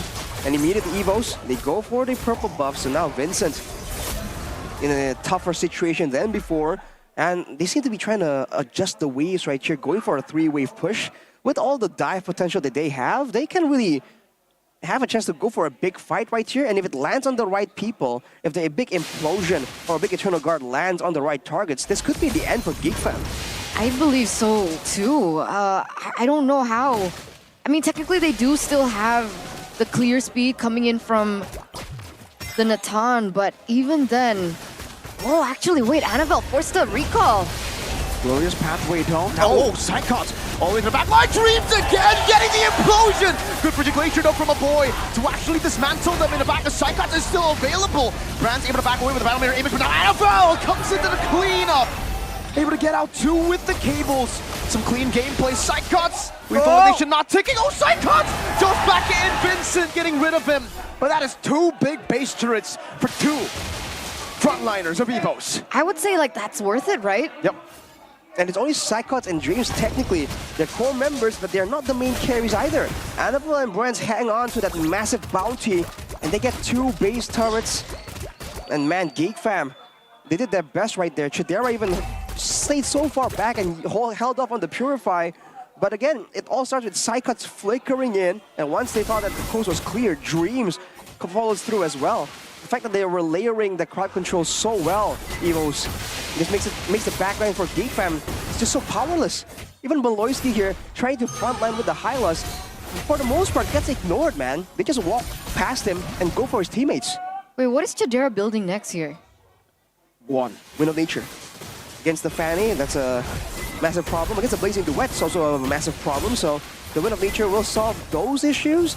But for the most part, again, the front line can't really compare in damage, in tankiness, and the back line can't compare to damage output. So in theory, the team that can dive in the back line gets a bit of an advantage. But the thing is, Geek Fam can't really do so because their team really isn't as flexible or as bursty as EVO's Legends. So this is where that combo mindset kind of works for EVO's. Oh, Beloyski's looking for a combo of his Dreams. own though. Able to find the back there with a shove as well. Psychots miss it all. Then he be caught by the Frigid Glacier. Annabelle trying to jump back, but the Wind of Nature is bought as well. Vincent getting the kill onto Brass. Now Annabelle versus the world. Jumping into the Chidera, but the Wind of Nature is available for Chidera. This might be a big blunder from EVO's. Veldora in a 1v1 against Clockun, but will not be able to get the kill. That is a 3-for-0 in favor of Geek Fam, and they are on the Lord. That's perfect setup. There you go. Again, right? Just as you think that maybe EVO's would have that upper hand, Geek say no. They have Triple B, and they're going to be able to get this Lord. Oh. And wait, they Boy stole steals it. Yeah, no Boy boy. takes the purple buff. No red tree. And it's so difficult because now that purple buff is in the hands of the Aurora as well, it's kind of ideal for the side of Geek Fam. Let's take a look at the replay there, presented by the official tournament smartphone, the Samsung Galaxy S24 series.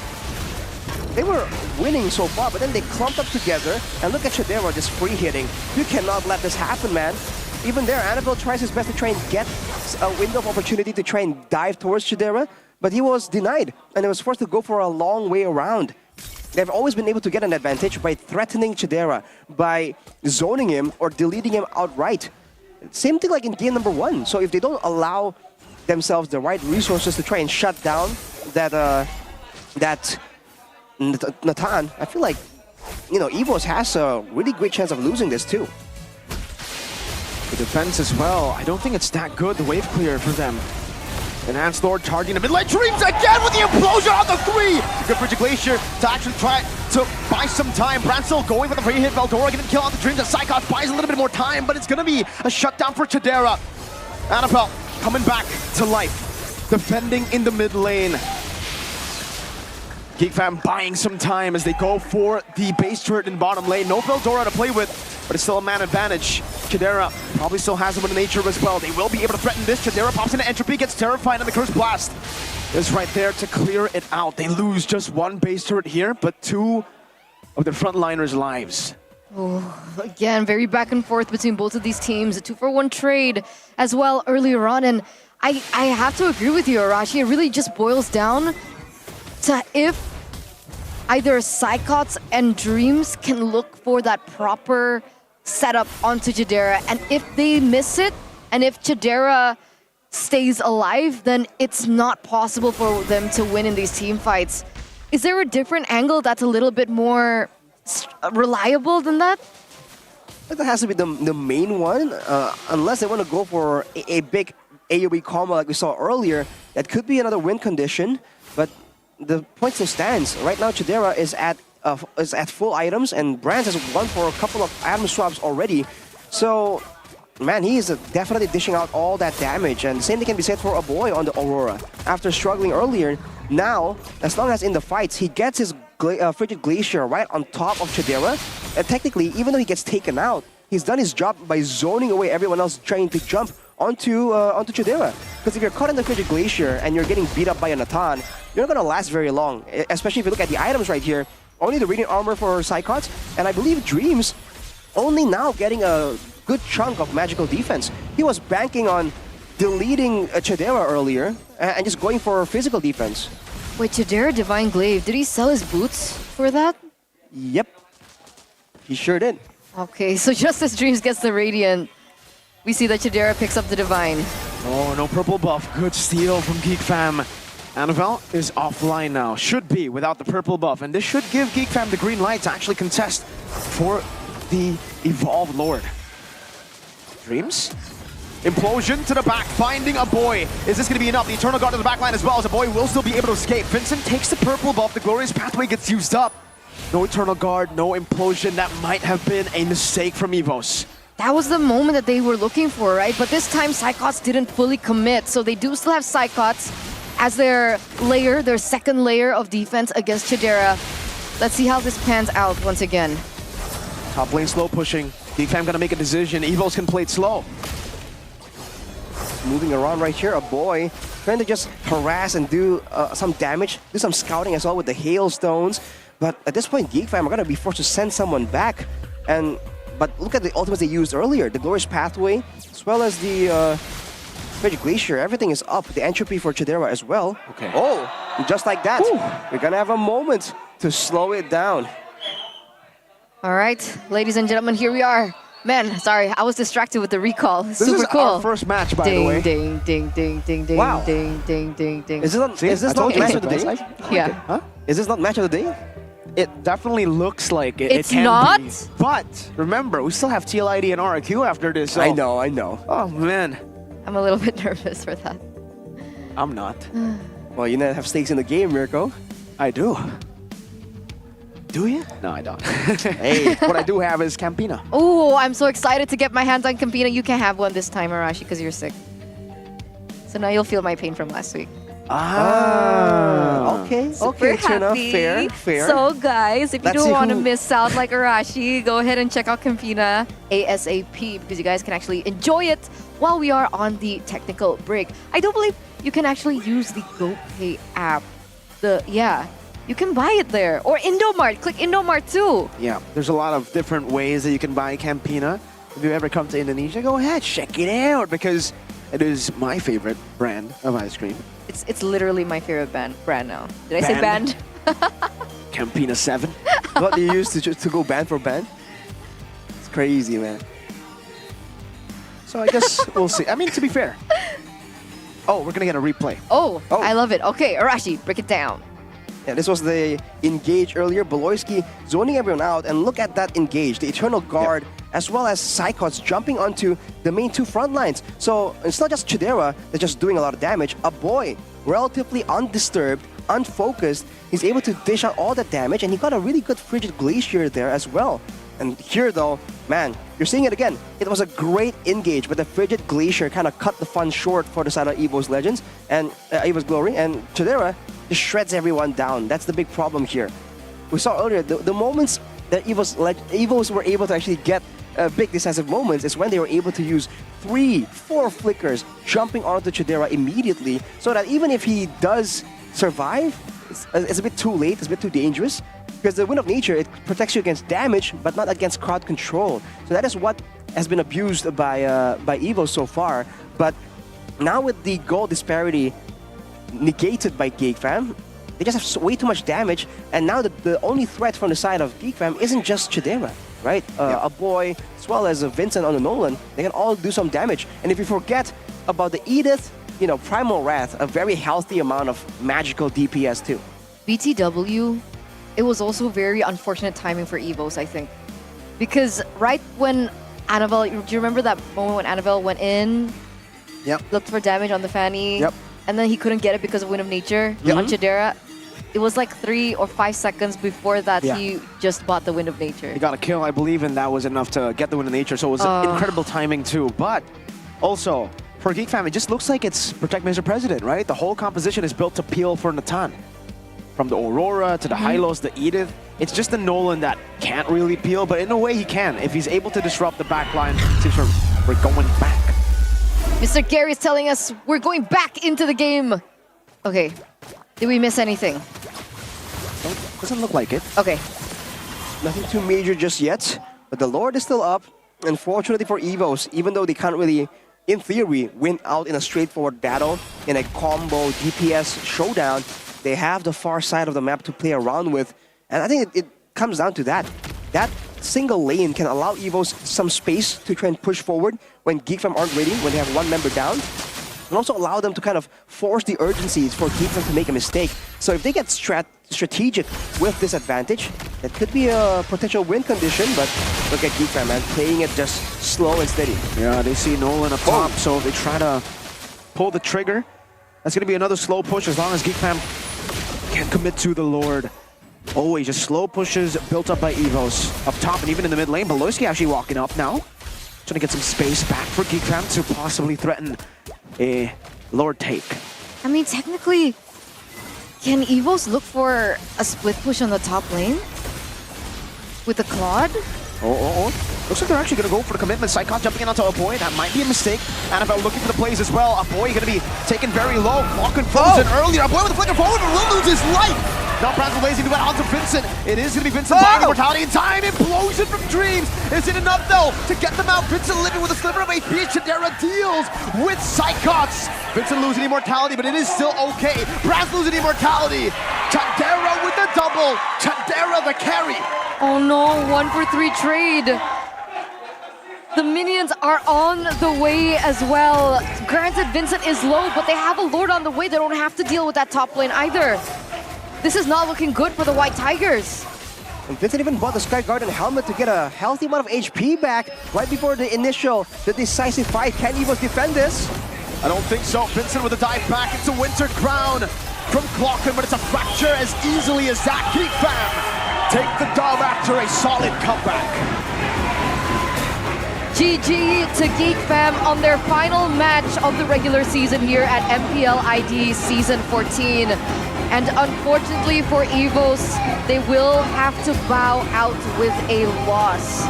For Geek, we will be seeing them in the playoffs. And with this win, wait, I forgot the scenario that you mentioned earlier on about tiebreakers. Alter Ego won't have a chance to get that tiebreaker against Geek Fam anymore with this win. Oh, there you go. That's a door shut in the face of one of the teams, but Geek Fam, definitely a great moment right there. And they've shown great adaptability. We were questioning how they're going to do with the new roster, with the new changes, but it seems like in this long and arduous match against Evos, both teams were adapting back and forth, trying something different again and again, but finally Geek Fam come out on top right here, showing why they've already secured a spot in the playoffs, and they're gonna be aiming to do even better once that the playoffs will come around. But Evo's Glory, they put up a huge fight. Yep. To the end of the regular season here at MPL ID Season 14, they performed so differently to how things begun, with Captain Psychots coming back in, with the roster changes from Evo's Glory.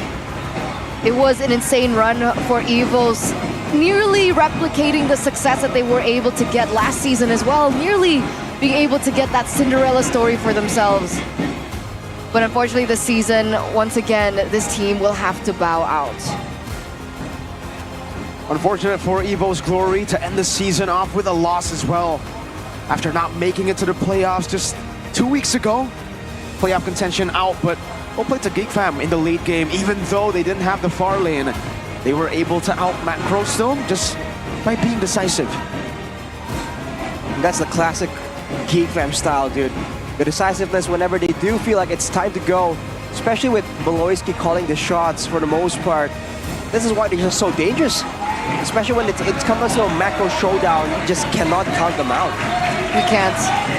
Like you mentioned, an Evo scorned is a scary Evos. And with that, let's take to their final bow of MPL ID Season 14.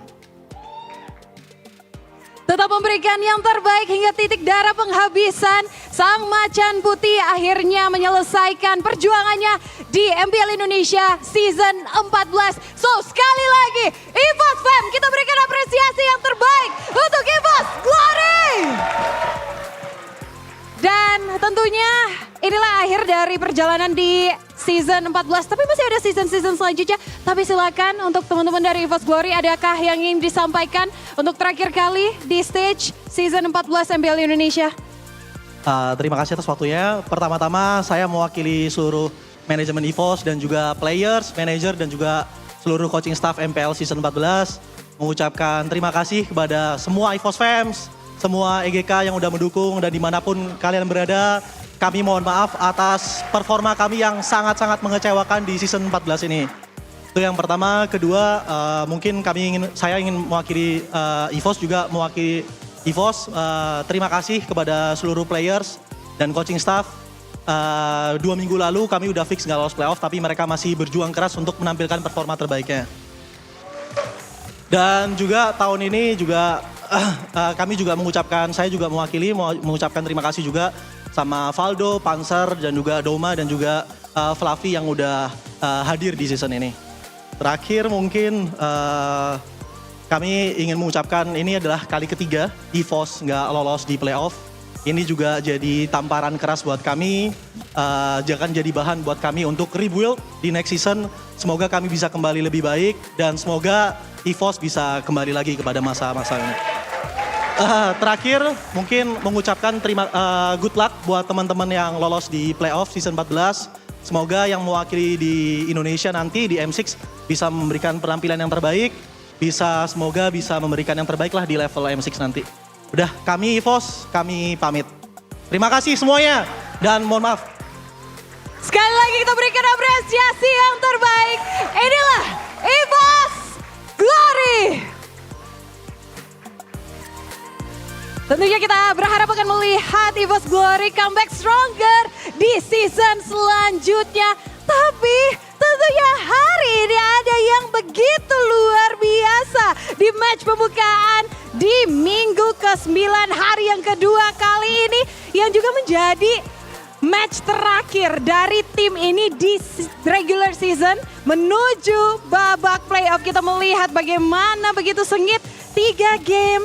2 game akhirnya berhasil menangkan 2-1 dan kita sambut bersama congratulations untuk Geek Fam. Wow, menutup regular season 14 dengan kemenangan. Beloyski, bagaimana rasanya setelah membuat kita semua kayaknya wow jantungnya mau copot nih tadi. Kurang seru sih, kurang senang sih karena kayak gak convincing lah menangnya. Tapi ya, we take it any day lah. Win is a win. Oke, tapi ini juga menjadi match terakhir kalian di regular season sebelum kalian nanti menuju ke babak playoff. Persiapannya ke babak playoff seperti apa nih? Kita harus gantiin habit kita dan gimana cara kita belajar supaya kita bisa ngelawan di tim lain. Karena kalau kita main latihan yang biasa kita gak susah lah ini buat juara. Oke, tapi kalau kita lihat ini kayaknya ngomongin line up, kayaknya Geek ini satu-satunya yang sampai di week 9 kita masih lihat masih agak gonta-ganti line up-nya nih. Apakah kalian masih mencari-cari ke formulasi sampai ke babak playoff yang terbaik? Iya, karena dua-duanya jago juga. Jadi kayak kita coba-coba aja dan di playoffs pasti fix lah yang bakal main.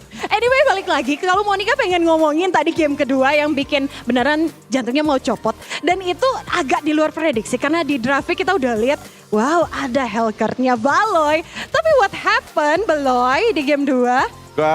Gua jadi ingat game 5 luar bracket kemarin. Udah mau end aja terus kita yang kena end.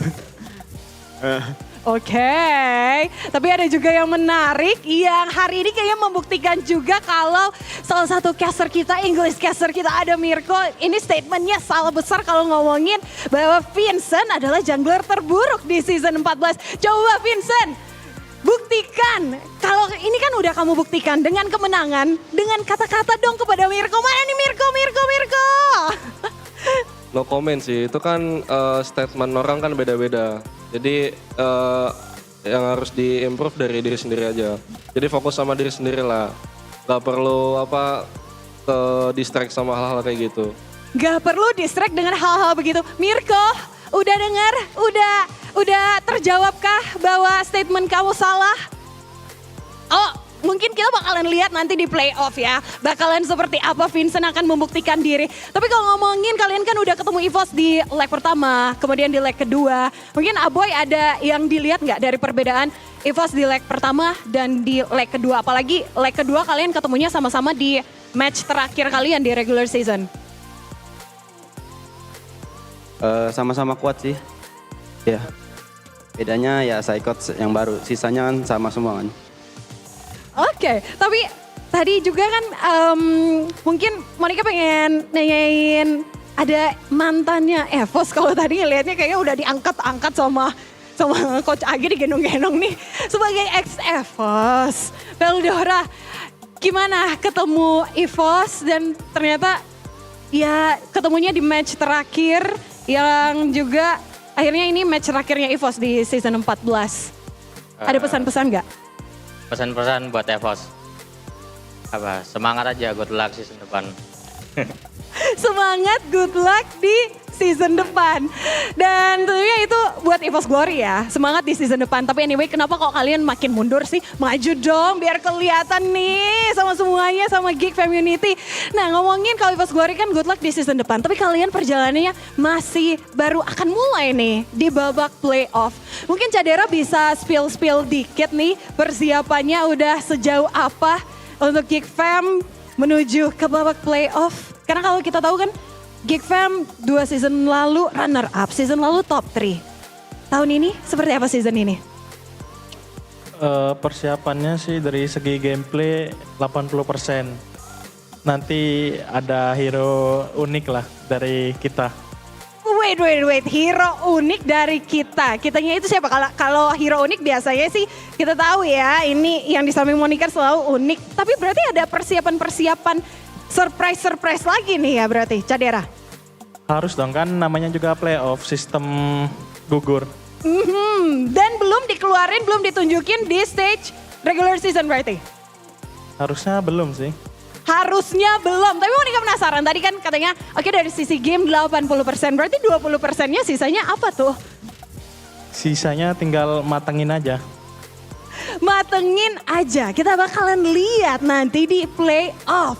Tapi itu dari sisi game. Kalau dari sisi mungkin mental kalian, Baloyski udah siap banget. Mungkin ada yang kalian persiapkan biar semakin erat chemistry-nya sampai babak playoff.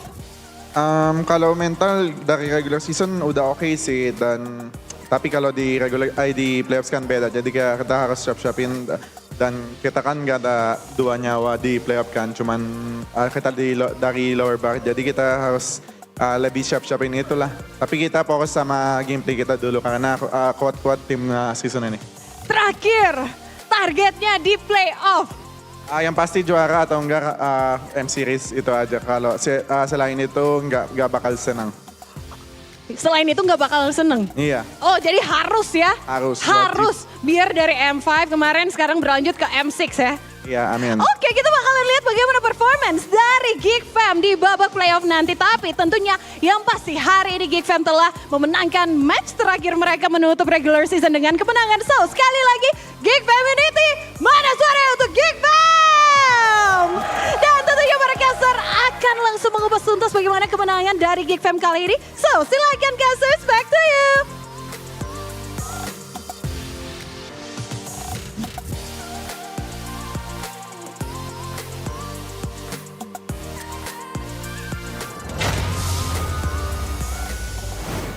Thank you so much, Mokoi. Congratulations once again to Geek Fam C-Win playoffs. And as well, thank you to EVOS Glory for your regular season run. Better luck next season. Good luck next season. Good luck. Unfortunate for EVOS again, man. It's really hard to see that for some reason they always do well in the odd seasons and then in the even seasons. The guy shot like, you saw the fan? 10, Show it? 10, 12, 14. 14. They're mythical creatures in the odd seasons, always making it to the international events, but then, for some reason, these even seasons haven't been too kind to them. Unfortunate. Yeah, I mean, it's especially for the EVOS fans, it has to be a bitter pill to swallow, but honestly, they put up a great fight right here, but it really seems like something still is just missing. Individually, I do feel like the players from EVOS you know, they're doing great, but overall, as a unit, that might be where the problem lies. And for Geek Fam, it's the exact opposite. Even with their shortcomings individually, together, they work together, but player of the match, BBB. Triple B, presented to you by the official tournament smartphone Samsung Galaxy S24 series. On the Matilda, on the Hellcurt, and on the Hylos. Interestingly enough, he does still have that impact, because I would have thought that Hylos is not as mobile as heroes like the Hellcurt and the Matilda, and yet still a 94% TP. Well, he's not mobile, but he makes the team mobile with the glorious pathway. This early pickup, though, for a boy really kind of set the tone, because afterwards, it's all just Geek Fam going in aggressive, and unfortunately, afterward, from there, Annabelle was just able to get double down on fights like these. Using the Fanny as more of a fighter, more so than an assassin there, just doubling down even without energy, basic attacking the victory. From there, it was able to get so much more potential. They're able to shut down Chadera so often as well, with the combination of power coming in from Psychots and Annabelle. And that seems to be the tone that we're going to see all the way till the end of the game. But somewhere in the middle, there were some fights that just didn't go their way. Beloyski here was able to cut off Klokken, and maybe that was exactly what forced the response from the side of EVOs, and they all fell into that funnel, that death funnel of the Frigid Glacier and the damage coming in from Chidera.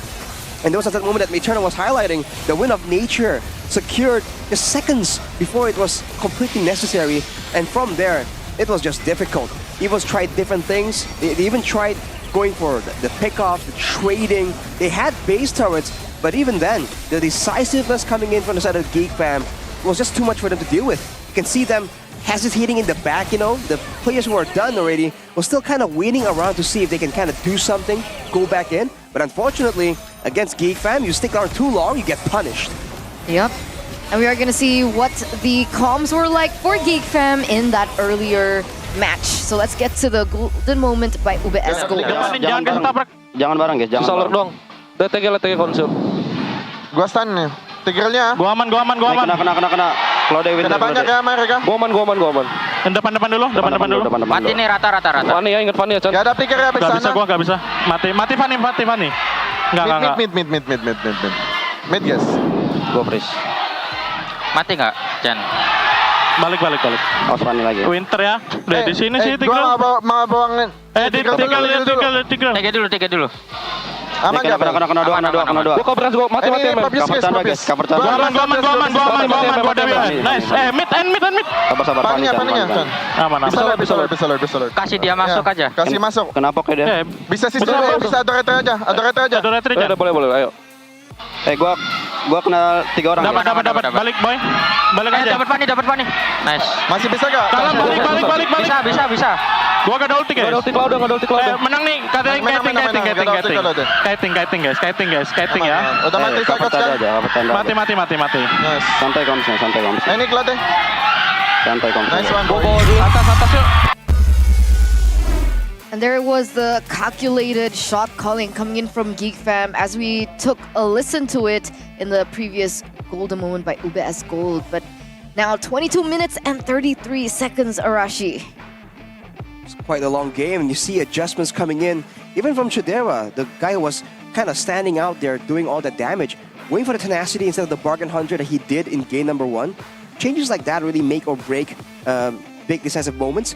And going for the Athena shield, you know, switching it out afterwards, just to ensure that, you know, worst case scenario, nothing really does happen. Nothing can really spark another flame of hope for Evo's glory. And man, both games, I think even the first game went pretty long. So both teams, I don't know, man, is this their style, or does the nature of both teams kind of inevitably lead to both leading a game to 20 minutes plus every single time? Yeah, you can see it here as well, man. The damage dealt was already there, but the damage taken from the Hylos. This is why the Hylos is actually still a very, very scary pick, despite the nerfs coming into him. In the later stage of the game, Beloyski was tanking everything up, and no one was really able to kill him, except for Claude, right? And even that takes time. It isn't a carry like you mentioned, Arashi.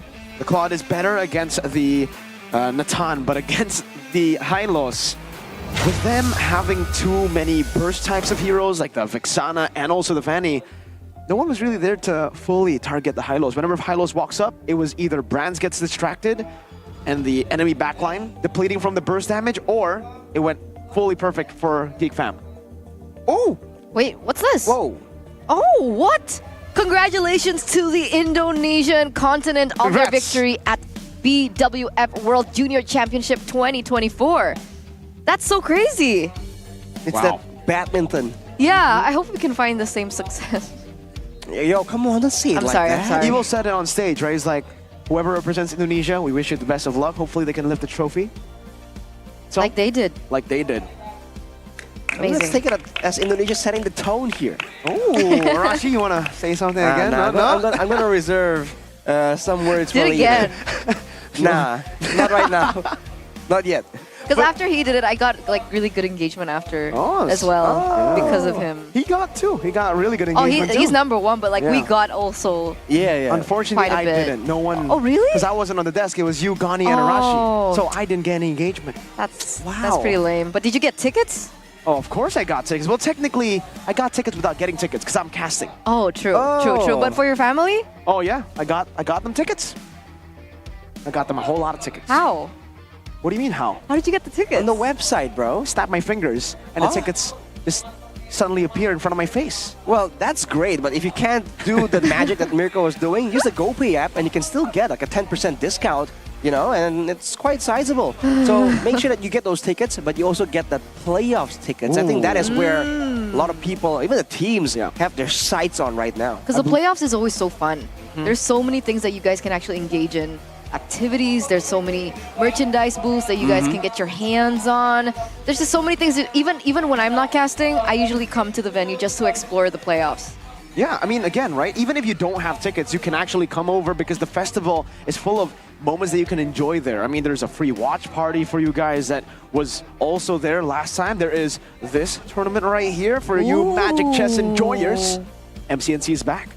Oh, I'm excited. I might want to enter one, maybe this time. Okay, turn out with the big brain Magic Chess Are play. you calling my forehead big? I did not say that. That was so rude, I did Arashi. not That was say so that. uncalled for. That is like, not what actually, I said. Staying out of this. Somebody What was verify. that? That is not what I meant. That's, you know what? Shout outs to KB because he chose to just sit in the sidelines and cast. Because if he was playing, then all of you He wouldn't would have lose a to me. chance. I would. Sure. You know, I win something's in the early possible. game. Is that because you have a bigger head? Than KV? No? Yeah. Okay. That is true. But the sad part is I already have a bigger forehead, and yet I still can't win against him. But you just said you will destroy I him. said in the early game. Oh, she's Because he has like 3 layers of tactics in his You know head. what KB stands for? What? Knowledge, bro. I thought KB stands for break because we're going to a break before we enter the second match. Our Pinhead match of the KB. day, ladies and gentlemen. Ka-break? So we're going to Kabia? see you right after. Don't go anywhere. We'll be right back. Hold up.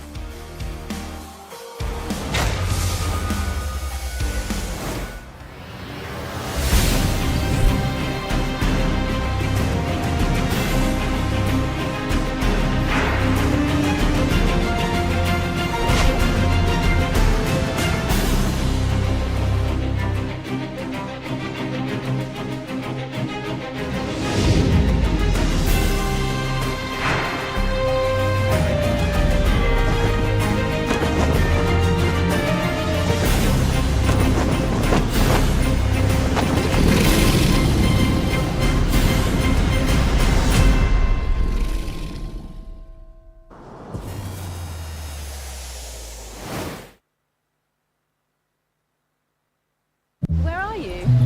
I have no idea. Circle it. Circle, you let me circle it. I can find anything if I circle it, so let me circle it.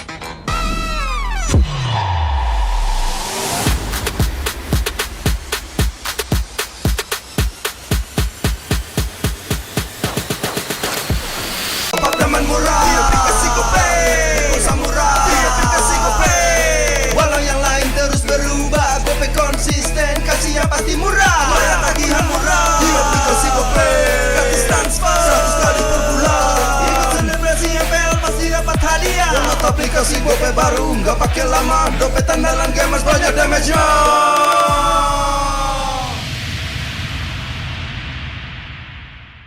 Dia tidak akan segan untuk menghadapi siapapun yang berani melawan. Dia mewarisi perjuangan karena di tubuhnya mengalir darah seorang pahlawan. Pedangnya mengukir takdir kemenangan, menghadapi segala tantangan. Penuh keberanian untuk terus berjalan menuju masa depan. Raihlah masa depan, nabung mulai dari hobi. Koleksi terbaru UBS Gold X Mobile Legends Bang Bang, edisi spesial MPL ID Season 13.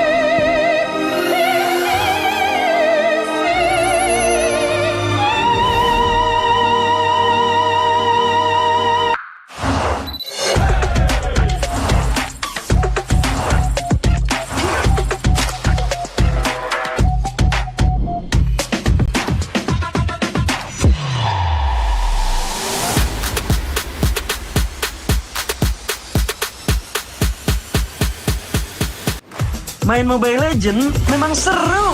Mabar sama temen makin epic. Apalagi kalau double kill. Tropicana Double Crunch, es krim karamel dengan lapisan coklat yang tebal. Crunchy-nya double. Main bareng, makan bareng Tropicana Double Crunch. Double crunchy level dewa. Rasa ini Gatot kacau. Ih, tombe basah.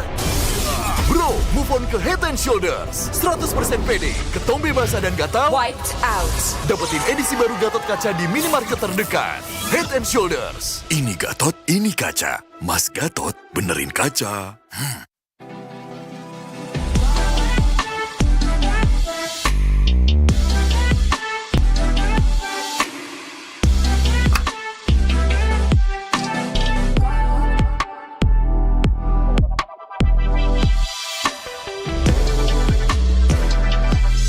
Wow, finished. See you later. Time to go. Okay.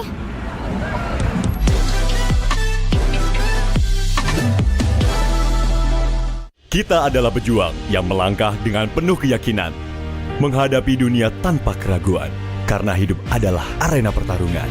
Kita adalah pejuang yang tak akan gentar oleh segala tantangan, menghadapi lawan tanpa ketakutan, karena kita terlahir untuk meraih kemenangan. Raihlah kemenangan dengan koleksi terbaru UBS Gold X Mobile Legends Bang Bang, edisi spesial MPL ID Season 13. Saatnya nabung dari hobi bersama UBS Gold.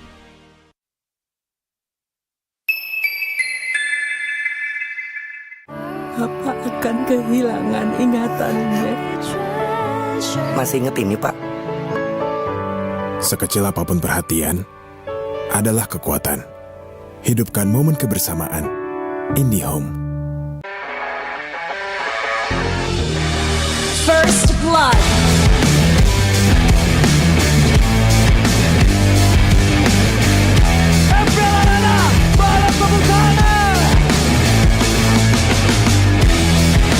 Mendapatkan 2 fokus penturet yang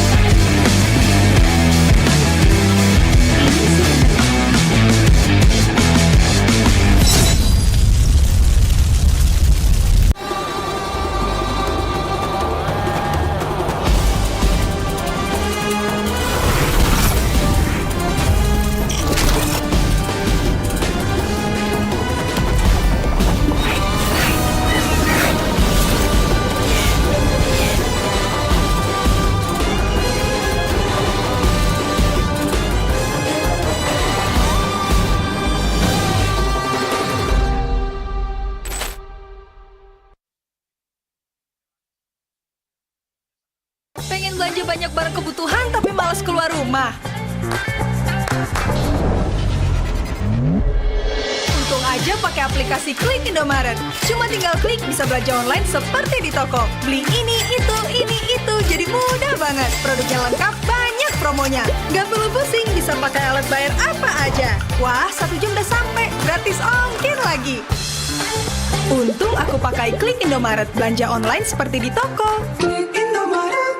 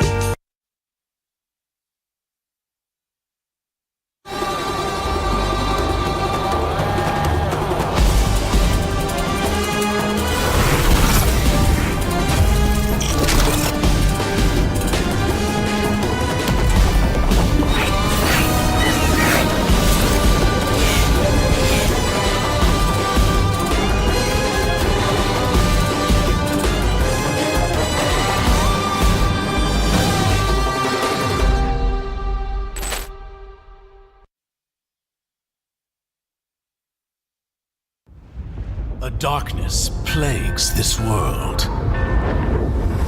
unseen by mortal eyes. People prayed to the Immortal One to safeguard the sanctity of peace.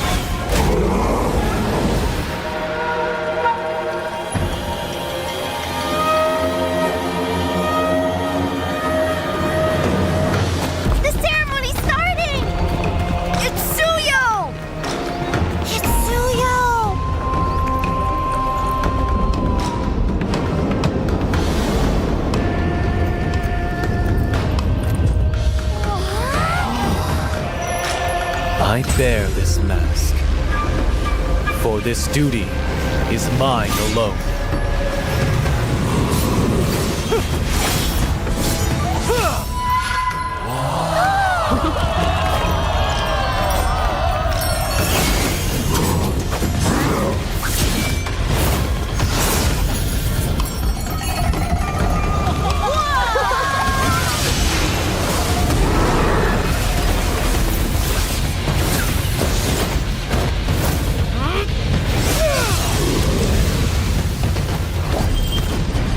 What is this?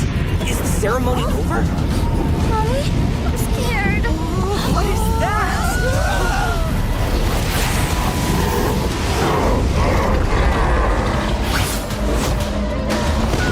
Let's get out of here. Let's get out of here. Let's get out of here. In their hearts, fear festers into darkness. But deep within, there is hope to crush that fear.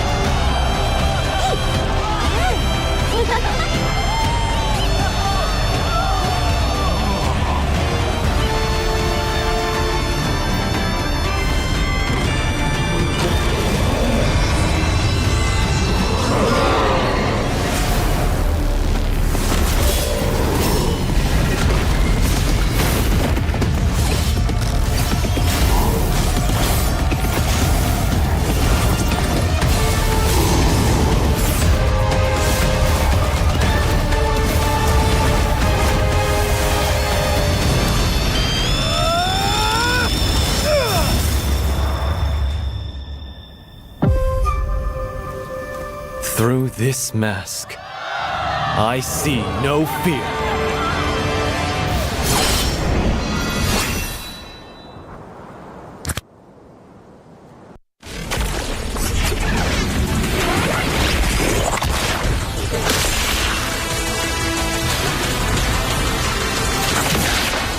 Strike first and without mercy.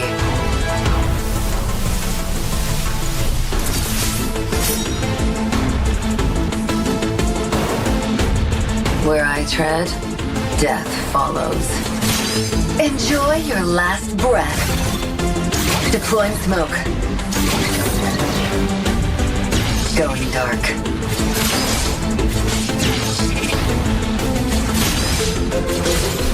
War is my trade. Death is my craft. Backup plan? I am the backup plan. My destiny is what I make of it.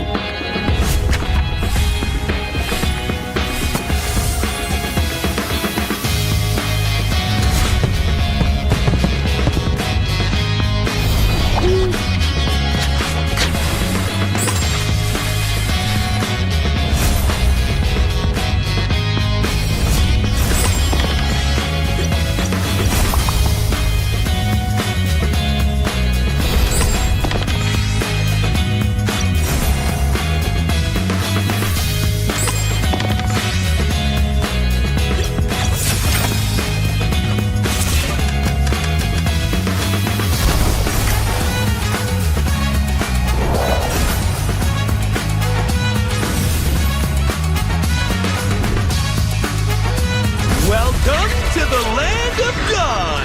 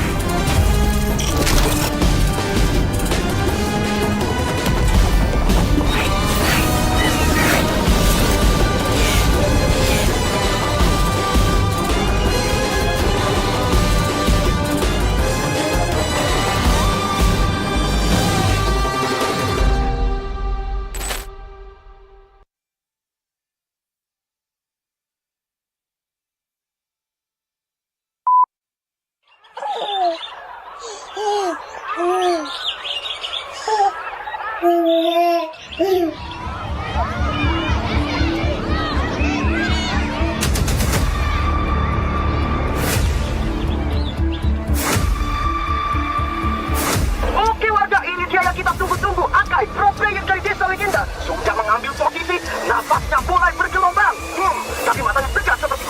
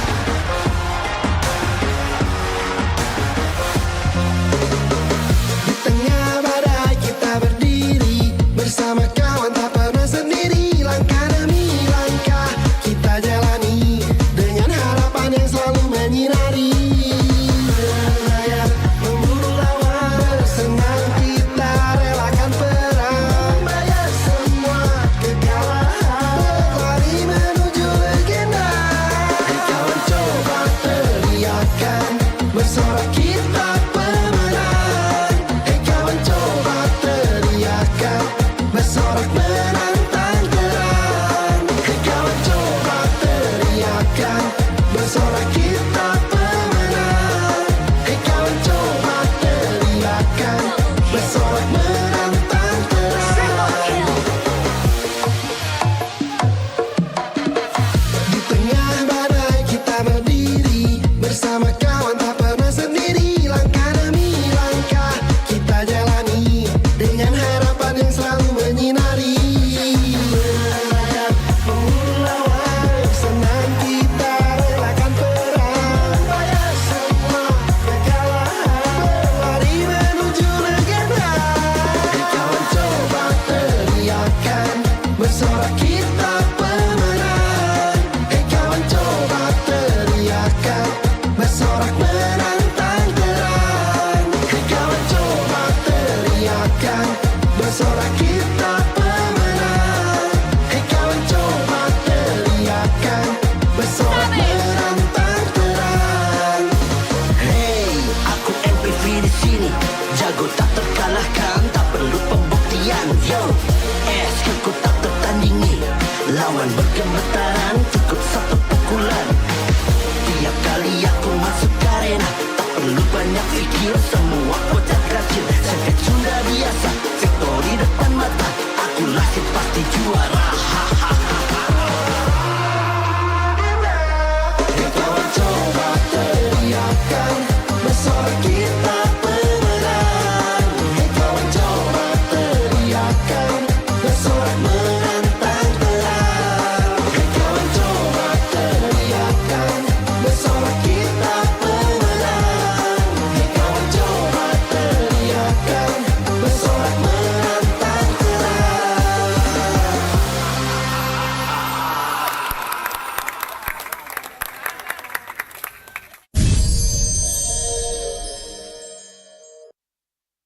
Where are you? I have no idea. Circle it. Circle, you let me circle it. I can find anything if I circle it, so let me circle it.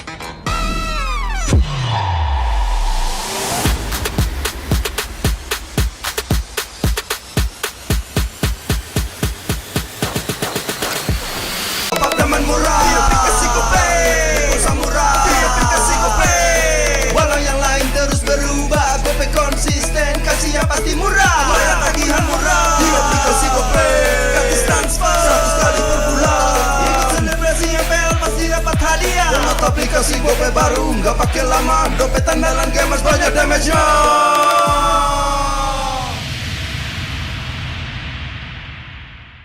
Dia tidak akan segan untuk menghadapi siapapun yang berani melawan.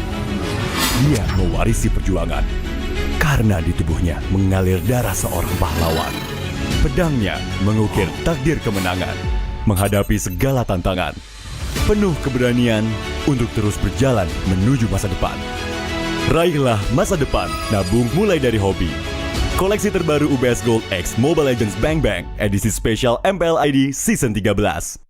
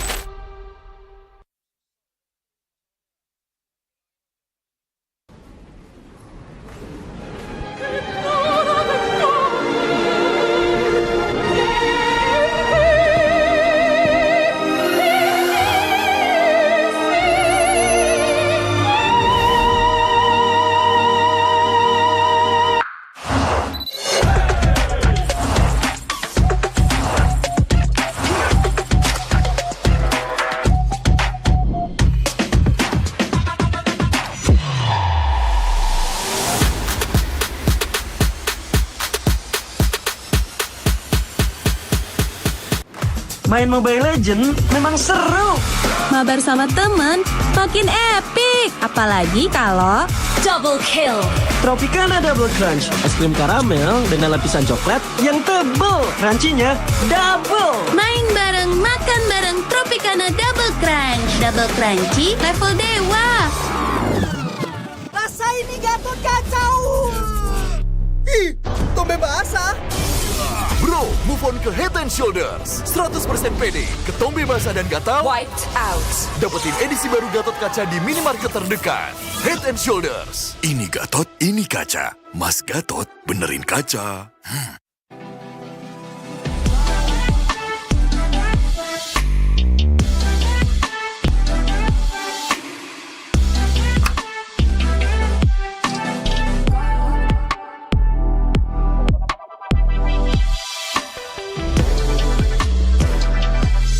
Wow, finished. See you later.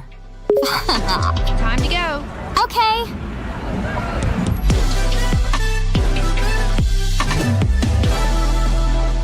Kita adalah pejuang yang melangkah dengan penuh keyakinan, menghadapi dunia tanpa keraguan, karena hidup adalah arena pertarungan.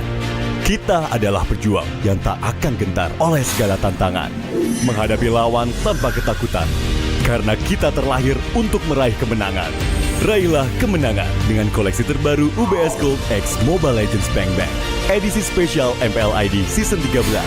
Saatnya nabung dari hobi bersama UBS Gold.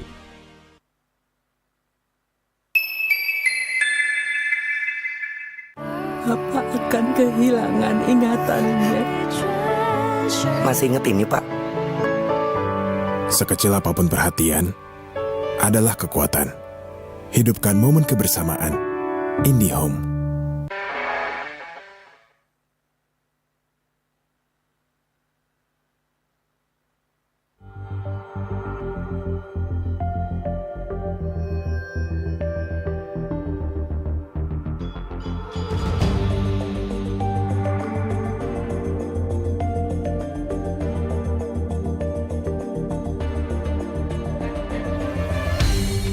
Aku kan berdiri dan terus berlari, terus ke arah puncak tertinggi.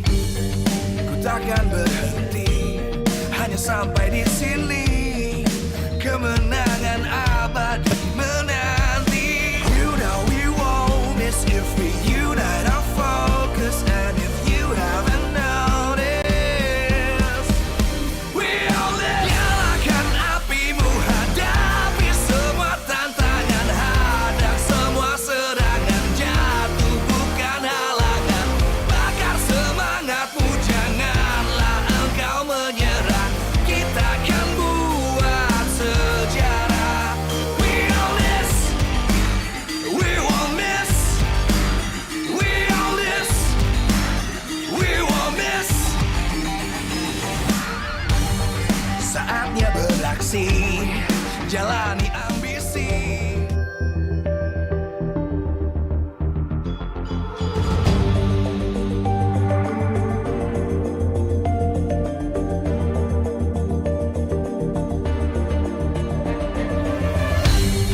Aku kan berdiri dan terus berlari, terus ke arah puncak tertinggi.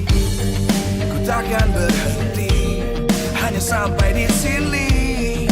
Kemenangan abadi menanti. You know we won't miss if we unite our focus. And if you haven't noticed, we all live. Nyalakan apimu, hadapi semua tantangan, hadang semua serangan, jatuh bukan halangan.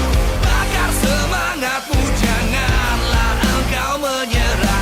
Kita akan buat sejarah. We all this, we won't miss. We all this, we won't miss. Saatnya beraksi, jalani ambisi. Aku kan menyawakan hari ini. You know we won't miss if we unite our focus. And if you haven't noticed, we all live. Nyalakan apimu,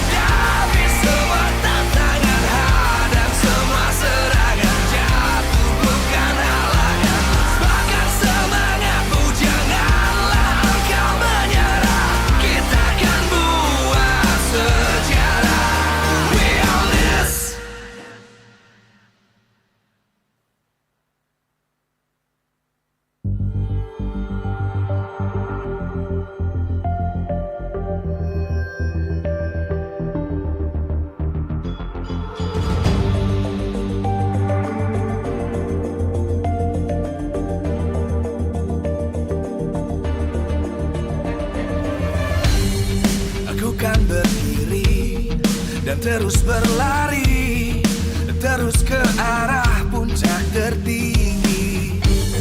Ku takkan berhenti, hanya sampai di sini.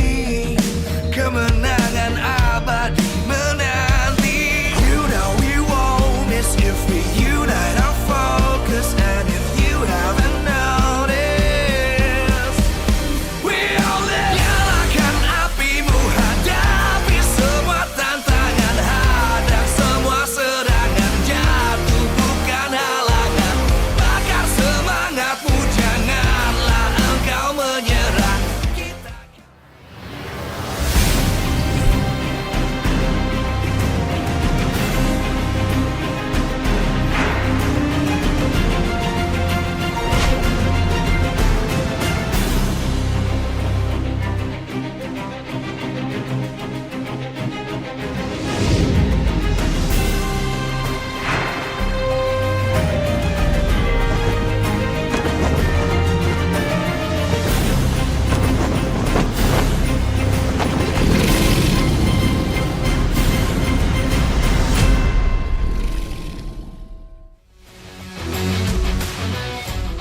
Live from Jakarta, MPL Arena. MPL Season 14 is powered by Munta. Presented by our official tournament smartphone, Samsung Galaxy. Official e-wallet, GoPay. Official destination for gaming and esports, Hidea. Official gold partner, UBS Gold. We own this.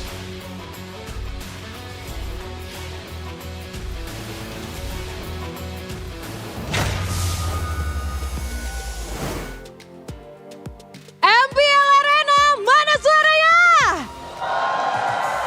Wow, selamat datang kembali di MPL Indonesia Season 14 dan hari ini di minggu ke-9, hari yang kedua, kita masuk ke match kedua yang akan mempertemukan dua tim papan atas di klasemen sementara. Ada tim Liquid Indonesia dan RRQ Hoshi. Yang mana kita tahu ya kalau tim Liquid Indonesia udah mengamankan tiket di upper bracket menuju babak playoff. Tapi ada satu target yang belum tercapai di regular season kali ini oleh tim Liquid Indonesia, yaitu mengalahkan RRQ Hoshi. Dan kita akan lihat apakah kali ini tim Liquid Indonesia bisa berhasil dengan target tersebut atau sebaliknya. Karena RRQ Hoshi jika menang pada match kali ini maka langsung secure upper bracket juga. Jadi Super Fans, yang manakah yang akan menang hari ini? RRQ Hoshi kah? Ataukah tim Liquid Indonesia?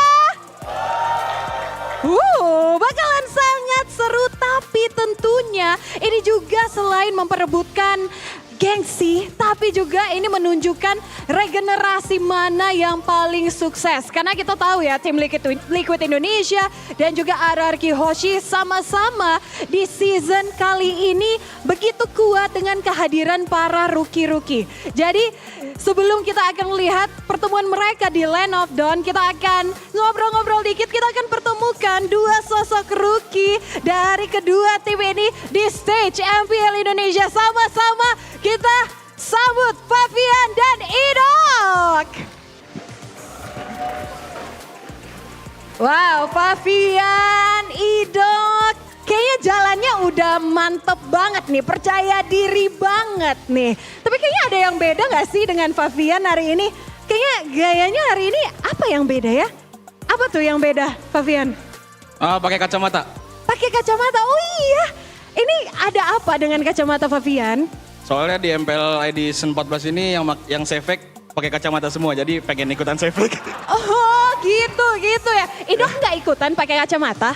Masa romer sefek?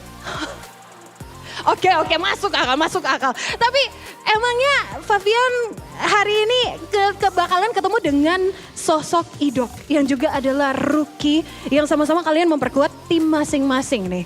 Kamu ngelihat rookie-rookie di season ini seperti apa sih Favian? Rookie-rookie season ini ya seru lah, ibaratnya juga menantang buat diri aku sendiri. Jadi ya seru aja. Menantang, ya. Tapi kalau Idok menantang nggak buat Favian?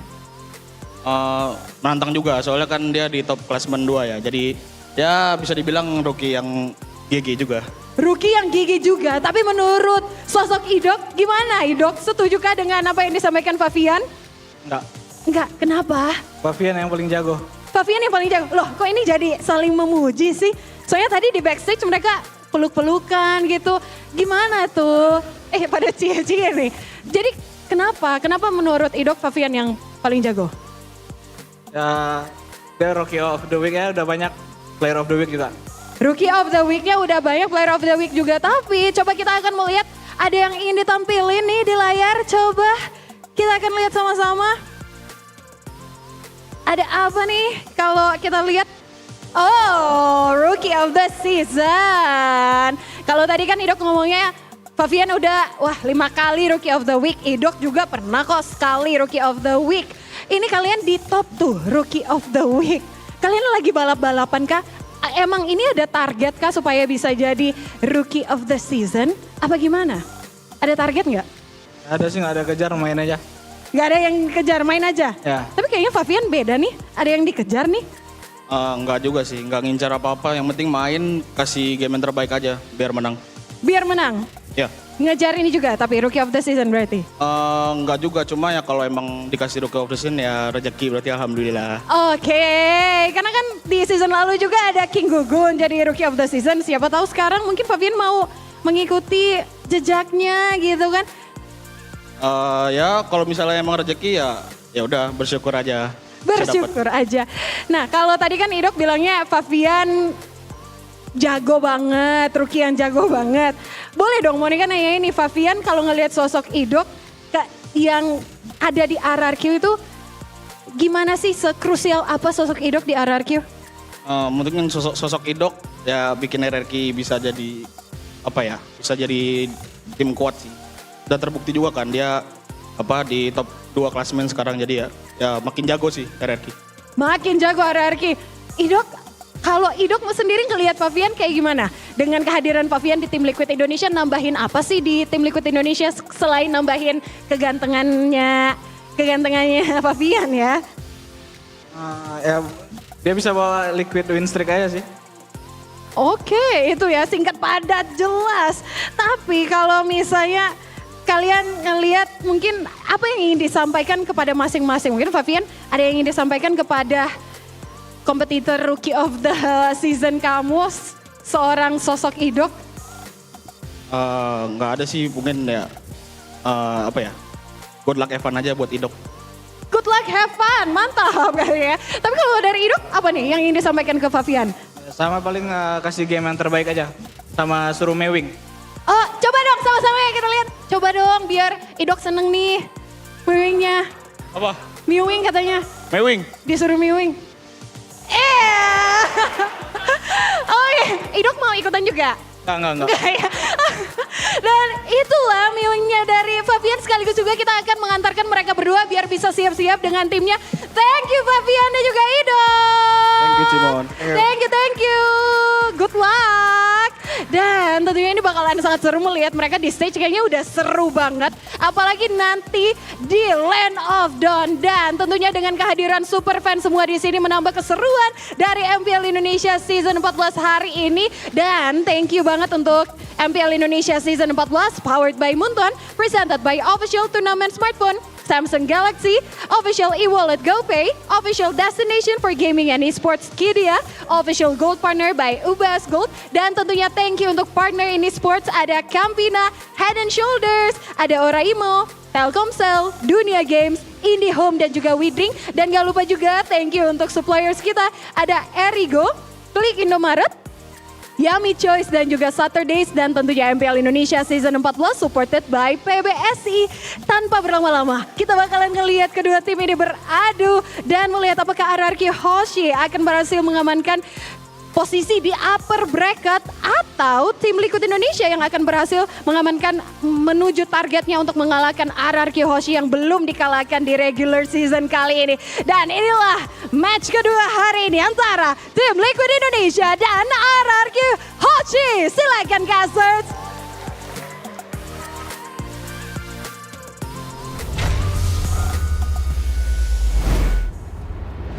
Selesai, udah clear masalahnya. Jangan bela Iron cok kali ini. Tapi sebenarnya itu kebanyakan di Indo sih, karena mungkin dapat banyak fame, banyak followers. Jarang banget di Indonesia tuh yang bertahan.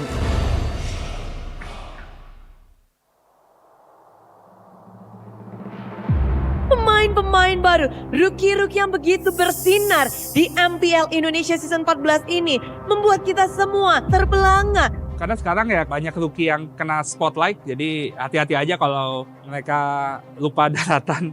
Jadi harus tetap fokus sama gameplaynya gitu loh. Misalkan kalian dapat momen ya make play atau apapun di klip ya, jangan terbuai dengan hal itu sebenarnya. Ya udah, kita fokus sama apa maunya tim lu, apa maunya coach lu, supaya lu tetap fokus ke goals lu gitu. Jangan kayak terbuai oleh komen-komenan nanti netizen di IG kalian ya, kayak jago banget dulu, jadi kalian lupa cara main kalian. Tapi sebenarnya itu kebanyakan di Indo sih, karena mungkin dapat banyak fame, banyak puji, terus banyak followers gitu. Makanya tuh jarang banget di Indonesia tuh yang lama banget, yang bertahan. Iya. Betul nggak lu denger ya? Kesel lah, gila lu. Belum juara aja udah star syndrome aja itu bocah. Siapa tuh kalau boleh tahu? Irat. Wajar sih. Kayak lu, pasti ada lagi setiap pro player ada masa star syndrome itu pasti ada. Menurut gue sih paling penting ya untuk rookie, kalau misalnya mereka mau stay konsisten, ya satunya tuh jangan cepet puas. Kalau dia cepet puas, satu season juara pun udah mungkin next seasonnya udah nggak jago lah mungkin bisa dibilang ya, karena hilang dari rasa mau juaranya. Tapi secondly menurut gue, ya itu, jangan star syndrome. Sesimpel itu sih. Dan ini menurut gue tugas dari coach-coachnya untuk ngajarin mereka juga. Bukan cuma strategi, tapi mereka harus bisa menjadi father figure, harus bisa ngajarin attitude-nya. Karena dengan coaching staff yang baik, mau rookie-nya menang di season pertama harusnya juga masih aman.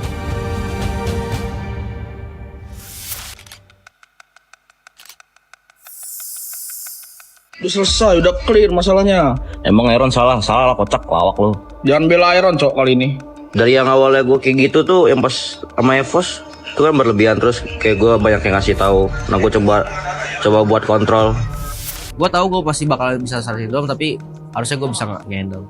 Ya walaupun gue di stage tengil atau apa, tapi itu cuma sekedar entertain buat gue, kayak ngebesarin nama gue doang, nggak biar orang-orang pada tahu.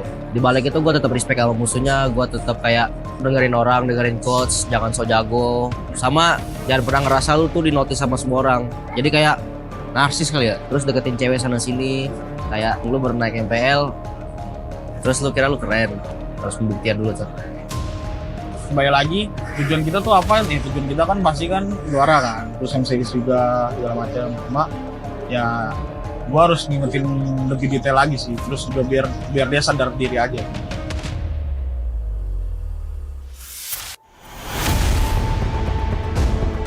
Saran dari gua selalu kritis sama diri sendiri aja sih, dibanding lu harus dengerin netizen yang lain atau dengerin yang apa. Dengerin aja kayak teman sendiri atau pelatih. Jadi lu nggak cepet puas sama sesuatu hal yang udah lu dapat. Lu lebih gali lagi potensi dalam diri lu tuh, kira-kira kurangnya apa. Jangan cepet senang, karena ya di e-sport tuh bisa dibilang umurnya nggak panjang sih. Nah kalau udah kayak gitu, goals lu tuh nggak cuma menang dunia doang. Nanti ada lagi. Karena lu udah kebiasa ngasah itu dari awal. Kalau dulu sih gua kayak gitu, akan yang menang.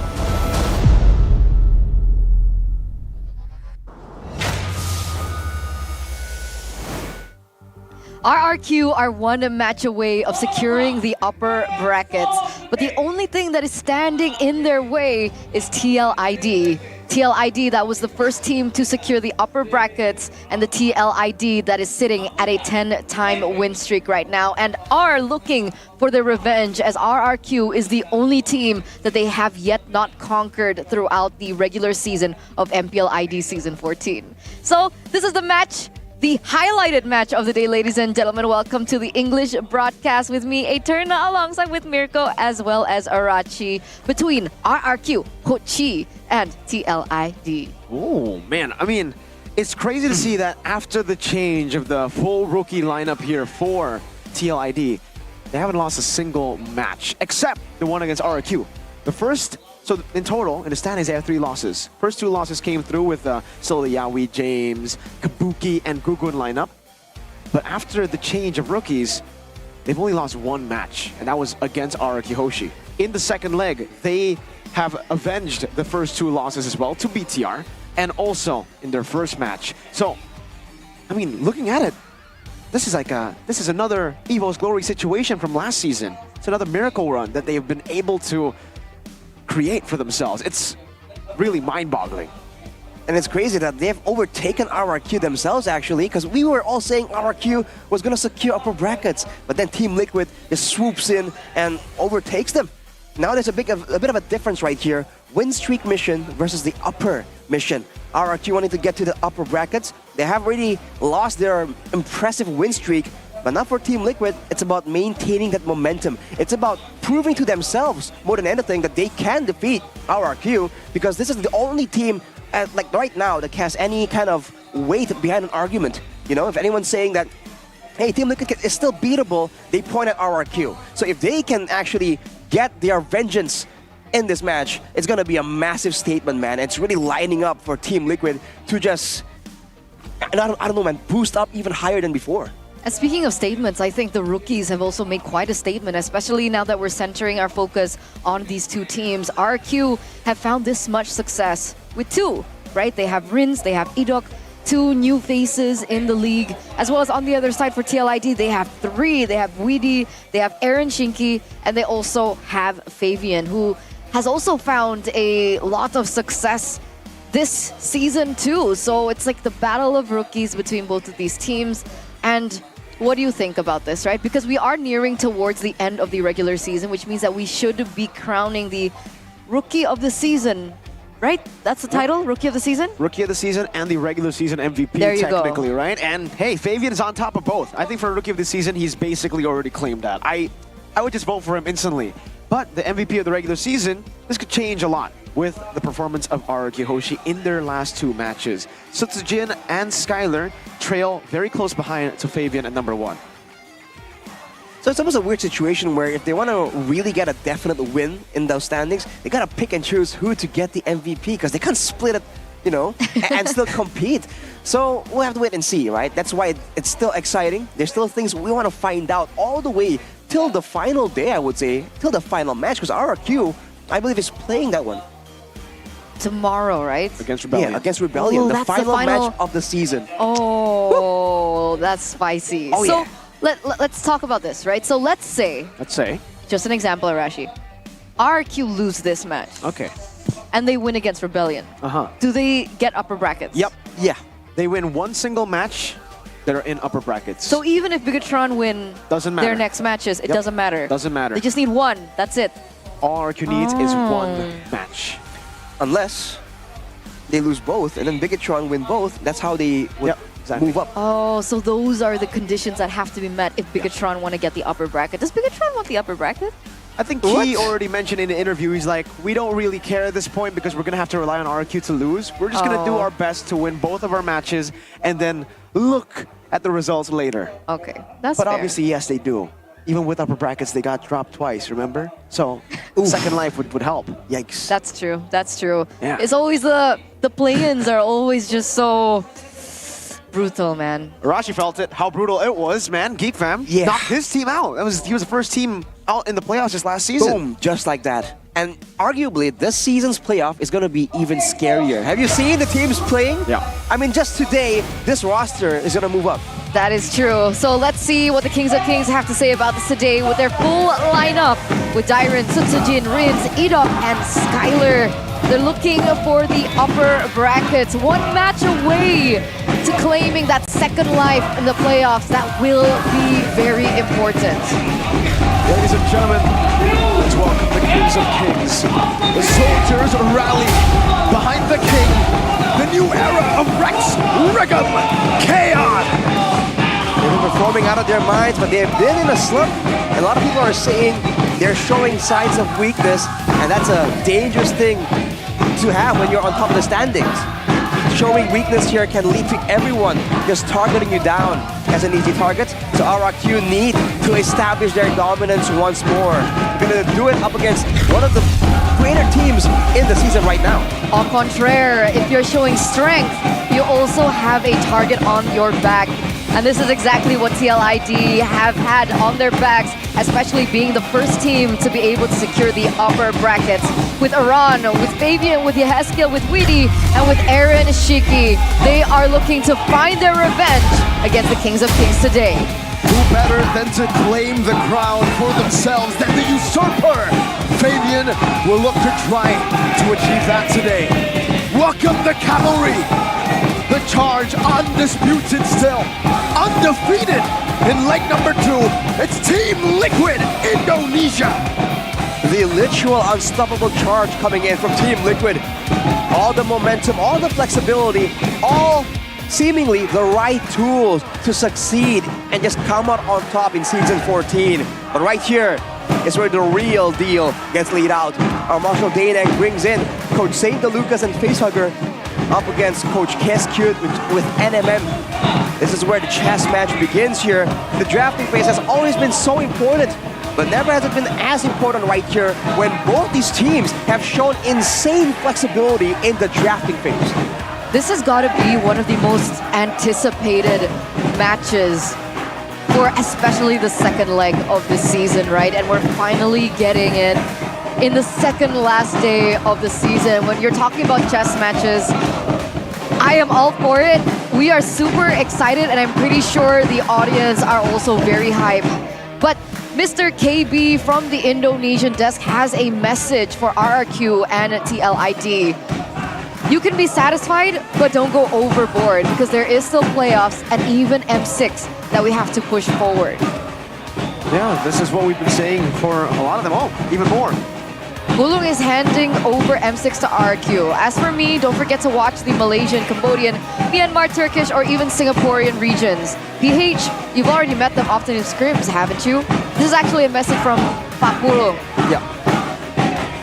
The first part, right? Oh, do I read it? Yeah.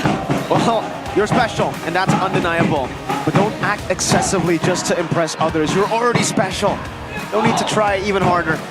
Wow, dude, sounds just like you. Yeah, and remember, the road to the top is tough, but only a few teams can stay at the top. What we need from you now is to lift Indonesia's name back up. This is a looming target for a lot of teams. It's not just about winning in the local scene. We've had those. We want to try and get back what is, you know, arguably ours in the international stage as well. That is where the end goal is. And I think this is all...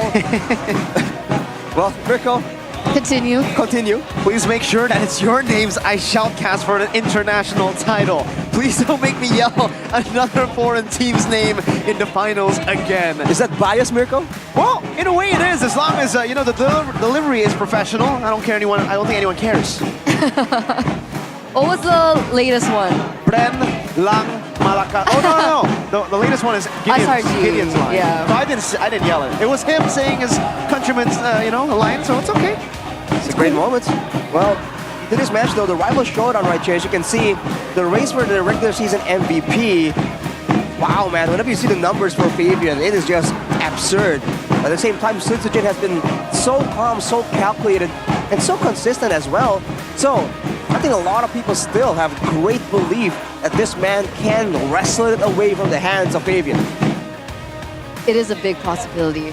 And it really does depend on the course of this match, right? I mean, if RQ can win this, then maybe the points for Sutsujin might increase, or even for Skylar, right? Because they are top 3, I believe, right now on the scoreboard. But it looks like TLID will have first pick that they don't necessarily have the best win rate on. I think with the shift in the patch, it makes sense.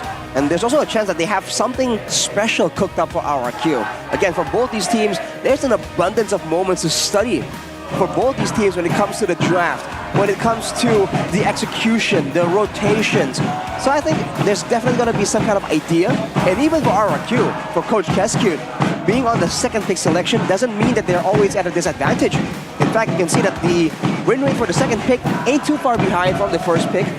And we've seen how flexible he can get when he's allowed to actually pick up several prio picks, 2 at once in the second picking phase. Speaking of this, I was wondering actually, have you had rumors about Weedy being the one that is helping drafting? Not rumors. I think we've heard it from himself in the interview. He mentioned it. He mentioned that he's been the one reading the patch as well, helping the coaches and helping giving advice to what picks to go for. So is this a Cascute versus Weedy scenario that we're looking at? It's a Cascute and NMM versus St. Lucas Facehugger and Widdy. Weedy, okay. So let's get straight into it, ladies and gentlemen. The first drafting phase presented to you by the official tournament smartphone Samsung Galaxy S24 series. With TLID first picking here in game number 1, we have the Khalid and the Hayabusa being banned out. Meanwhile, RRQ go for a Chip as well as a Fanny. Chip and Fanny, presumably the Ling as well, but so far it's been a pretty straightforward draft coming in from RRQ. You don't see them do a lot of crazy respect bans. They seem to always kind of stay template, and that's why it's kind of hard to read them sometimes. Whereas for Team Liquid, the Khalid, usually it's first picked, so the fact that they're banning it away means that they are looking at something even more valuable than that Khalid in theory. And now also, yeah, going for the Edith ban up against RRQ honestly makes a lot of sense, but now they're actually leaving the Mathilda open, the Phobias open as well, and technically also the Alpha. So TLID, they can first pick the Mathilda, force RRQ to maybe deny the Phobias and Alpha together, and then they'll still get a pretty good pick with the Mathilda. But if RRQ go for the safer choice, which is just go for Phobias and something else, and TLID will get the Mathilda plus Alpha. So there you go, that's the best response. Get the Mathilda out the way. I think it has found so much value. I think Weedy has found, in particular, so much value on the Matilda. Being able to aid and escape for these team fights for TLID has been, it's a bit too much, but man, if we're talking about too much, TLID have actually secured Fabian's Ling. Now, what do you think should be the response from RRQ? Well, a hero that was banned away very often earlier was the Gatotkacha and the Phobias, so I think one of those might make an appearance. But along with that, I do wonder what the idea is to deal with the Ling, because at this point there's so many different ways, right? You can go for a suppression, you can go for just a lot of crowd control, or you can even go for something that's a bit more aggressive, like another assassin to just go toe-to-toe with. But no, actually it's both. Phobias and Gatotkacha left open, immediately picked up by RRQ. No flex required. Was this a worth it trade? Oh yeah, for RRQ it is, man. The Gatotkacha has been finding so much success recently. I think it only lost 2 games last week and it was first pick almost every single game. Oh, TLID, this is a signature move from them. But we saw it exposed just previously, so it is going to be an Angela mid. I believe that is a high loss that I heard. Yeah, okay, so they're changing it up a bit. Yesterday, or not yesterday, last week when they picked this up, and previously when they picked this up as well before last week, when they go Ling Angela, they go Ruby Gold, and they put the Angela as a roamer, not a mid laner. But now with the high-lows, technically it's still possible. The high-lows can be flexed into the XP, but I like this more if it is an Angela mid over the Angela roam. And if that's the case, then they still need magic damage. Could it potentially be a mage in the gold lane? Could be, could be. Mage in the gold lane could be an option. RRQ though doubling down on the sustainability. We've seen Rins perform very aggressively on this Faramis before. And technically, if the idea is to abuse the sustain and damage from the Gatotkacha and Phobias, I guess a Hylas and Angela, that's a lot of regeneration. In theory, probably assisted with the Revitalize as well. So going with the Netherrealm as a solid tool to counter will be great. If they fear that the Angela will be moved to the roaming position though, Mirko, they can ban away the Valentina still, but if they really believe that Angela might be going mid, like we were talking about earlier, then they can just use that ban on something else. For TLID, the gold lane is a pretty good lane, I think, to start targeting down, especially if you want to go and set up for Aaron Shiki. We have seen him play the Atlas before. With the Angela, technically you can also still utilize it, but it'll definitely be a bit confusing for the Angela to choose between the Ling and the Alice. We'll see though. It is going to be a Bane ban. Alright, so respect towards the utility side of Mr. Sutsujin. That's what's scary about Sutsujin. The man's been able to play so many different heroes, the Bane, the Alpha even. So TLID have to respect not only the Assassins, but they gotta respect things like the Bane too. But why Bane in this regard? Because if they want to go for a proper front-to-back with all this beefy frontliners for both teams, then the front-to-back becomes the go-to approach right here. And even with the Netherrealm available, right, it's not really realistic for the Link to just go in 1v3, 1v4, especially against all the crowd control available to the Phobias and the Gatotkacha. That's what makes this composition so terrifying when it comes to a front-to-back only though. And immediately, that's the Tsushin that we haven't seen actually pop up at all since the change. coming Zushin through in the being bans. banned out. It's interesting. Is it a hint towards a utility jungler? I don't think so. Why Zushin? Why not Valentina like you mentioned? Yeah, I'm not too sure either here, honestly. I think maybe the laning. Maybe the laning. Right, because they banned both the Yi and the Sushin, both notorious for having a very powerful laning phase, good clear as well. And if they want to use and abuse potentially this Roam Garukacha with a lot of ganking potential, they need to make sure that that mid lane, you know, flows well in their favor.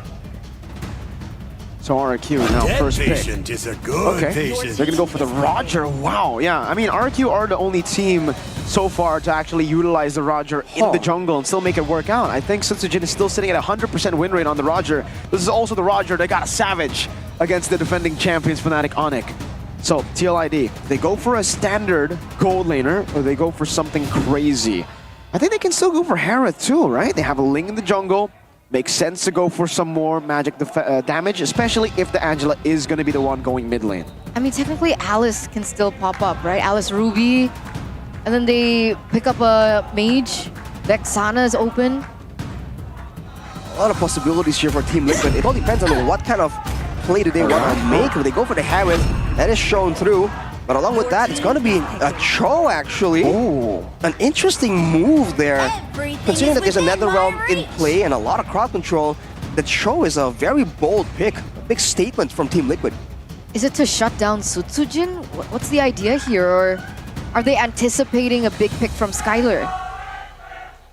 They might go for something a bit more carry focus for Skylar, but Bruno. turns out it's going to be a Bruno. So wow. It's going to be a proper front to back. I think Team Liquid are the ones who are really forced to go for something a bit more crazy. RRQ can just play this front to back and have a relatively good time. They just have to be careful about the macro play, the Ling maneuverability and the hard guard that can throw off their calculations and make the rotations hard to read for Team Liquid. How is the Bruno though in this current patch? Is it still the Bruno that requires snowballing from the early game to pop off? I think it still snowballs harder, right? You have a huge power spike at 2 items rather than 3. So it can be used to really be a bully. But Aaron Shiki and Skylar, this is definitely a gold lane you want to keep your eyes on, man. Both these heroes technically can come out on top here. It all comes down to how they're laning and how the roamers can come through and influence the outcome of that lane. So let's see the mission for the upper brackets for the Kings of Kings and the mission of revenge for the Cavalry for TLID in the highlighted match of the day. Ladies and gentlemen, welcome to game number 1 and welcome into the land of dawn. Will TLID gatekeep RRQ from getting to the upper brackets with them? Or will RRQ be able to win out with their front-to-back 2MM setup from Kescu? Oh man, you can feel the pressure in the building, man. There's so much at stake right here, and both fan bases are just going wild, trying to fight off the pressure, trying to make sure that their team has the morale support that they require. But for now, it's gonna be a bit of a slow game. Generally, both teams don't really go for anything too crazy. They usually see a spike in action when the contested objectives are on the map. Interesting. Faramis, Rin's Lethal Ignition. Faramis. That aggressive Faramis style we've seen Rins use, and he's not on the flicker this time. He's respecting the chance that card control tools can kind of ruin the whole team's game plan. So he's running to Purify, but look at this. The mid lane actually already winning. Rins. Spit of damage placed back down by Edok onto Yehezkiel. Looking at the emblems by IndieHome, it tells the whole story, man. 3 tenacities, including 1 for Rins. RRQ are setting up for a brawl, and Team Liquid ID, they want the cooldowns. The 2 inspires for Angela and Harith, and a weapon mastery as well. Everyone believes this game might go late. Oh! This might be a solo kill. Skylar, one last shot, unable to get the crits. Woo! Dashing forward, sliding tackle, Skylar. Whoa. Trying to get that last hit. Oh, both the flickers burnt out already, but Sutsujin is on the way to the bottom lane. Aaron, you really want to stay here. Clears out the wave. Weedy's right there to scout. Okay, he recalls. They don't go for it, right? I mean, we've been highlighting so much about both of these junglers, Sutsujin as well as Fabian, and we failed to mention how interesting things will get in the gold lane too, right? Aaron Shiki has been finding a lot of success as a rookie this season, and the only person that he has ever mentioned in the interviews as a person that he looks up to was Skylar. So this 1v1 in the lane will get quite interesting later down the line, but we are going to center back onto the neutral objective take that it looks like RRQ have set up for first. In theory, they have a lot more staying power, good sustain and damage from both the frontliners, and with the Netherrealm, that's an extra factor to consider. But look at Ran, man, cutting the waves, having the vengeance, he feels it's secure. Just go in like this. Yeah, Darren's already a level down. Witty, a little bit of damage back again onto Edok. Wow, it's quite a bit. Edok forced back all the way. He does have to revitalize. He can't enter the fights with the avatar of the Guardian. Sutujin on it. Glorious pathway plays out to the back as Witty goes in to zone Sutujin away. Has the way to Dragon, clicks it in. Fabian won't be able to secure this for free. And meanwhile, that's another round coming out from Rinz, but still it's the all-in from Fabian. Picking up one kill now is Assassin in front of pursuit to the back. Fabian now with the top of the blades, knocking him up. Dyron gonna be caught in all of the blades coming down, but now the avatar comes around. But Witty, Aran, and Fabian are too slick with it. Really nice zoning coming in from TLID for them to secure the first neutral objective. And Arashi, was Yehezkiel on the Angela the one zoning away the Data Kacha, zoning Edok away? Was that what I saw? I think it's just a clash of frontliners, and the Angela is just a massive problem there with the hard guard, with the constant healing. We saw that Rinz tried to hold off on the Netherrealm as long as possible. Hang on a second. Is this wrong? Me and KB have swapped sides, man. Arashi 2-1? Wait, TLID? Arashi? No, what the heck? Arashi? Did you accidentally? No, I'm pretty sure I did not. I guess we'll have to check that later. It's okay. Okay, don't believe what you see, folks. It's a fact. No way. Okay, Arashi's a little bit upset now, but it's okay, Arashi. Let's continue. We all know where heart lies. Yeah, that's interesting. I saw it. Arashi voted for RRQ, but it is what it is. Hopefully the Kingdom don't take it personally. And Aaron Shiki now taking the gold buff away. Skylar down a bit, but remember, there's still a cannon minion for him to take. Oof. On the top side here, you're seeing the weakness of the Phobias highlighted a bit more. You can see Aran has more to say on how to go around, but look at Fabian. An invade already being one level up, and it is going to be Sutujin who secures it, despite Fabian using a red tree, and despite him being a level up. Witty dealing some damage onto Edok again. It's a slow game. I don't know. I guess in the early portion of the game, I would imagine that TLID do have a little bit of an advantage unless people start corralling around the neutral objectives and they form up together. Because technically, Fabian's kill pressure can still be utilized without the presence of Rinz, right? But as soon as Rinz is able to utilize the Netherrealm, again, this 1v1 is so interesting. But yeah, back to that. As soon as the Netherrealm is able to be utilized, then it can negate Fabian's kill pressure, which is why I'm worried about this next neutral objective take. Wait a second. 2v1 Skylar, slide tackle, flick around, Yehezkiel gets the kill on the King. Meanwhile up top, Fabian coming in, that's a good taunt. They're trying to zone him away, Sutujin in the back, gonna be targeted down, but that's gonna be the Netherrealm. Now it's time to blaze, will be able to connect as well. Fabian waiting to displace his sword, going in back and forth. Fabian getting him with the avatar of the Guardian, locks him down, and Sutujin wins the retry battle. The horse all alone, isolated against the soldiers of RRQ. They were banking on the fact that they were able to get that 2v1 against Skylar, but TLID still committed, still believe that they could get it. Oh, no Finch boys! One last shot to do it. Aaron Shiki walking up. Sutujin gets the Lycan pounce, but Rinz will fall. Aaron now popping as a man force, getting one kill. Now it's another Lycan pounce as Skylar joins in the fight. Aaron still jumping back and forth, kiting away. Sutujin going back to the human form, but Witty comes in, way the dragon, kicking him back. Aaron Shiki with a pounce, and now it's a kill. Witty still able to escape. Another trade happening. For both of these junglers, Arashi, break it down for us. Who was it worth it for? I think overall, it still might be worth it for Team Liquid. They're still setting in a gold advantage. They were able to get the neutral objective and even the tower on the bottom side. So they're winning on a lot of different phases here, but RRQ definitely unwilling to let go of the early game. Still trying to contest in some of these fights. You can see that if the backline members, the damage dealers for RRQ, can actually play a proper front-to-back and not get roped into a massive skirmish in the front lines, they do have a better time in these fights. But Team Liquid are doing a great job making it confusing because they have the Ling, they have the Cho as well. So many ways to make things like mixed up in the formations. All right, so they're looking for these chaotic team fights, right? Because with the layering of skills they have, it works that way. But in a pure 5v5, does it favor RRQ? As of right now, I think it might. it also depends on whether or not most of the big card control tools from RRQ lands. Team Liquid have a better time bursting someone down, I believe. As long as Rins, I think, stays alive long enough so that his Nether Realm doesn't really pop for everyone at the same time, I think RRQ still has a decent chance at winning in some of these fights. And now TLID with the space that they have been given, this is a 2k gold lead now held on to them. Yeah, Skill is clearing that top lane, should be able to enter this fight.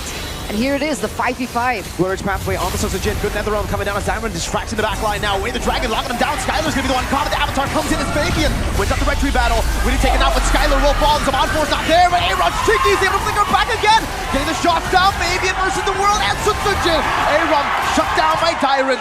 It's another fair trade in kills, but TL get the turtle. Wow, they're able to get the turtle. Trade equally, technically, actually with one extra member, but the gold lead, it just stays static at about 2k.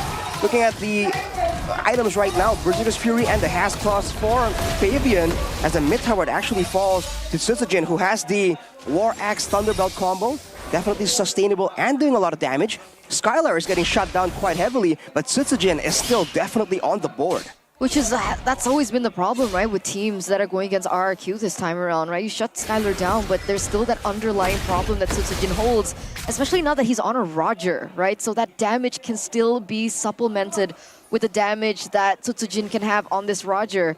And if we take a look at the items, Arashi, does anything stand out that we need to take note for? And take note of the fact that the 2-item power spike for Skylar, that should be his strongest point, was delayed quite significantly. So at this point, Aaron Shiki, 4 kills to his name, actually can kind of match his presence in these fights. But the longer the game goes, the more burst damage technically RRQ will have access to due to the crits coming out of Skylar. So these hard guard plays might not be as effective the longer the game goes. Witty. Stampede. Ooh. Fabian already with the retreat. Jin taking some damage. Look at Rins. Already losing out a lot of HP. Force user Nether Realm now as they all try to collapse Avatar to peel for Rins, but Fabian has too much damage. Tempest Blaze, as that's the way the Dragon to isolate Edok from the rest of RRQ. Fabian gets caught by the Lycan Pounce just a bit there, but it is a 2-0 in favor of Liquid. And it looks like they're pressing the tempo a little bit harder. The bottom lane is going to be pushed in. It should be able to get that tower. And Aaron Cheeky, always quick, looking for the next objective. Dyron jumping over the Infernal Pursuit, zoning them away and actually keeping the turret in the mid lane intact for RRQ. It's a Fulvius threat, the damage and sustain. But now with the Lord coming through, Dyron jumps in once more. His team is behind, but can they go for a pickoff? Look at that damage from Skylar building up with every single hit. Remember this, Bruno. That's why it's good against the Hylos. Just chunks him down again and again. And it's still a slow take from RRQ. They've kind of lost a bit more ground when it comes to the gold, almost 3k at this point. But the bottom side wave actually is pushing in favor of RRQ, it seems. So they can kind of be creative with how they want to go for a pickoff here. And who do they want to target in these fights? Because Fabian is a bit too tanky and too invulnerable with the Tempest of Blades at this point. And right now he's 2 levels ahead of Jin. So I don't know, do RRQ really want to go for that 50-50? Technically Fabian can still just go for a flyby.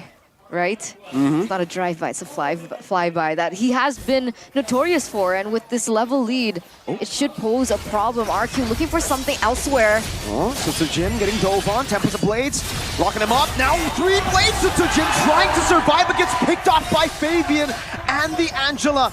With no Jin, this should be a free lord for the cavalry. Didn't even matter. That 2-level lead now for Fabian never even mattered for him. All he needed to do was take him out altogether, and he doesn't even become a factor at all. Man, this is tough for RRQ, man. Team Liquid are playing the macro game so well. They're gonna try and defend the mid-turret, but Aran goes in alone.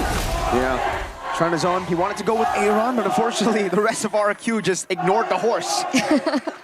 It seems to be a really okay way to deal with the Hylos pressure, but the topside turret barely surviving. RRQ hanging on. It is still only the first Lord, so they can still recover from this. Team Liquid still needs to be very careful here. They are having the advantage, the gold lead as well, in the right hands, but they want to make sure they don't make any massive blunders, because RRQ's combo can very easily turn a fight in favor of the Kings. Is this the infamous charge of the cavalry now for TLID? They are working so quickly. How are they doing this again?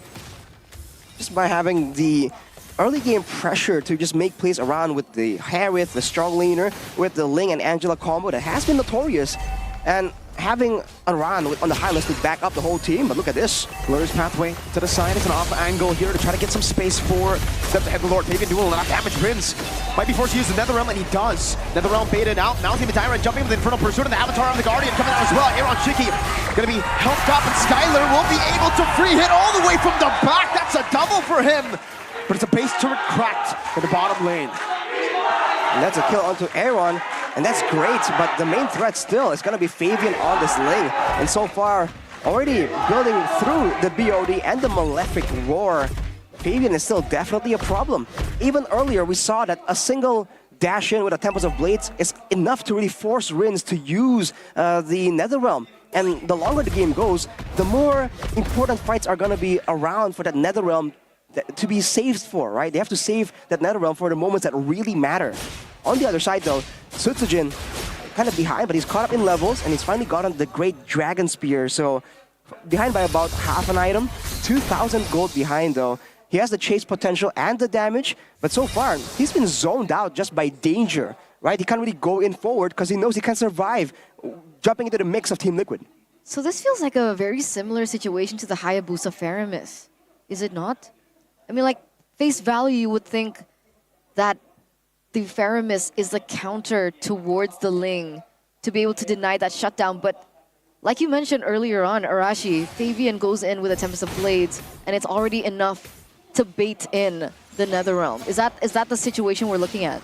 It's that, and the fact that when the Netherrealm does get popped by Rins, you can see that he's immediately targeted. Team Liquid knows that it's coming, so instead of trying to bait it out or just trying to fight through it, every single time Rins uses it, he's just always focused down by everyone. And there's more than enough burst damage to really immediately deplete the HP bar coming in from that Netherrealm. So far, Rins has to play a bit more carefully here, but man, this macro threat, the Angela on the top side, Team Liquid, playing this textbook, but it's really working well. Skylar up top, Aran instantly pulling the trigger. Witty looking for the pick, maybe onto Tyrant, goes into the back line, able to find out where the Dragon is. Fabian will still be able to be on the Lord. That's a free retreat for him. Netherrealm defensively as they try to maneuver away. No Netherrealm to play with. Rins already very low. Fabian, that damage. Rins got taken a half HP. It's a lot of burst damage, and the fact is, Team Liquid, they actually want the members of RRQ to corral together. That's where Aaron Shiki can kind of hit everyone at the same time. Yeskill can kind of hit everyone with the waves and slow them down as well at the same time, I guess. And it's all facilitated by the kill threat coming in from Fabian. That's the big problem right here. Now with the Netherrealm, with RRQ behind, but only by 4,000 gold, in theory, they should still be able to defend, and now there isn't any pesky side flank angles that Witty or Fabian can use. But I think Team Liquid definitely have a plan here to restartle and surprise RRQ if they want to go for the end. Glorious pathway again, Fabian jumping in the midst of it all. Good taunt coming down as the blades will be used up. Fabian picking up all the blades now as Enoch will be isolated in the back.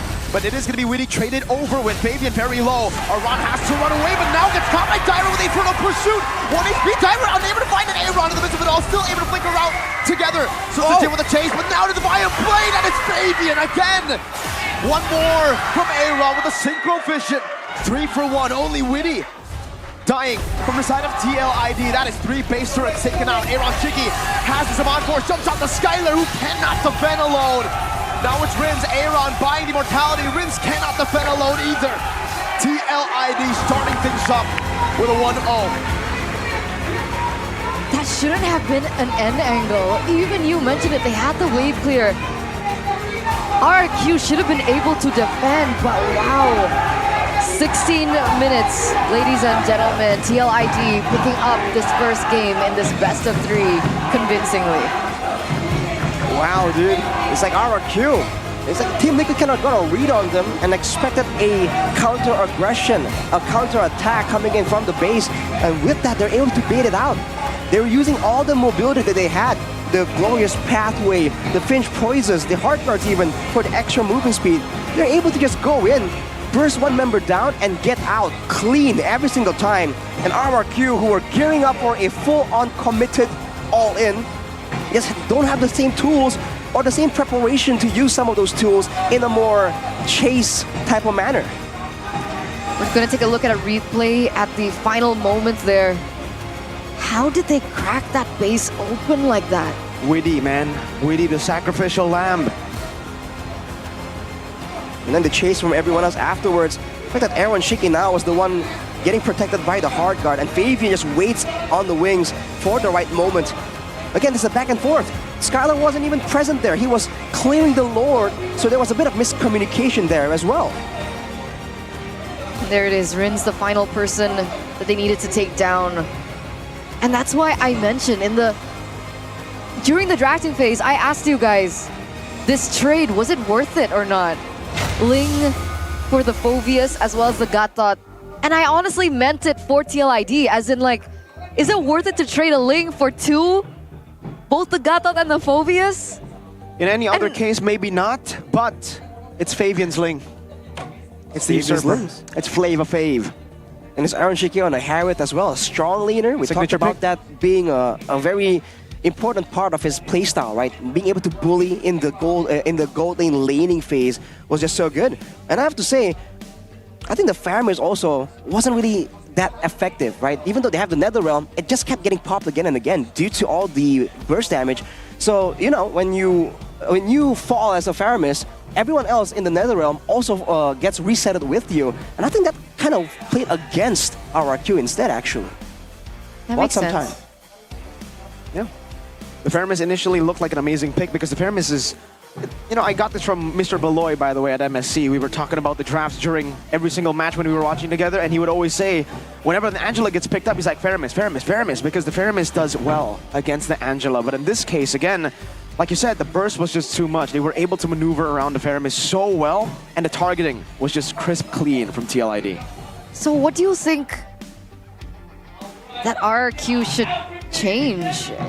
Was it execution, bros? Because was it the drafts? I would say I don't know. There could be some things fixed in execution, but before we get to that, our player of the game, presented to you by the official tournament smartphone Samsung Galaxy S24 series. I wonder if he's getting bored of winning the MVP at this point. Whoa! How many times has he won MVP?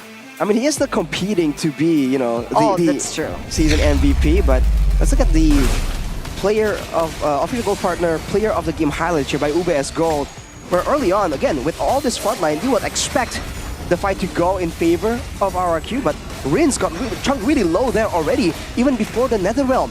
And because of that, you can see that it really wasn't an optimal fight. And not to mention, not everyone from the team for RRQ is there. If they were all together in the right moment, that could have gone differently.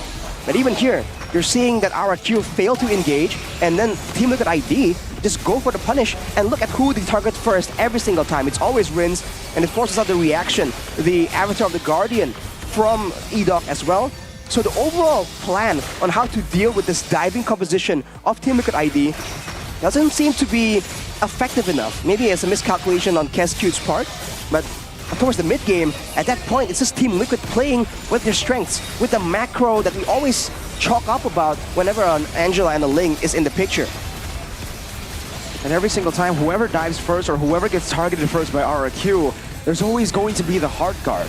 Initially, you would think it's Fabian, but man, I gotta give it to Yehezkiel as well, because KB actually voted for Yehezkiel as his player of the game. In a way, I gotta agree, but I still give it to Fabian. But Yehezkiel, man, always so calculative with who to target in these fights. Not damage-wise, but healing-wise. Who does he place the hard guard on? He always looks at the guy who gets targeted or the guy who can actually initiate and deal damage. It's not just template, right? It's not just always Fabian. Nope. Flavian. It's not just Flavian. It's also not just Aaron. It really depends on the circumstance and the timing, and that requires discipline and knowledge and awareness. So yes, a big round of applause for Yehezkiel with that one. But also Witty on the Cho did not expect that kind of performance either. I don't think the Cho has found as much success in this patch right now. But with Witty being able to pull it off like that, it's also something quite exceptional. There's two massive wins for the Cho here. He was able to match the Kacha in aggression due to the just default strong early game damage coming in from the Cho. He has sustainability as well.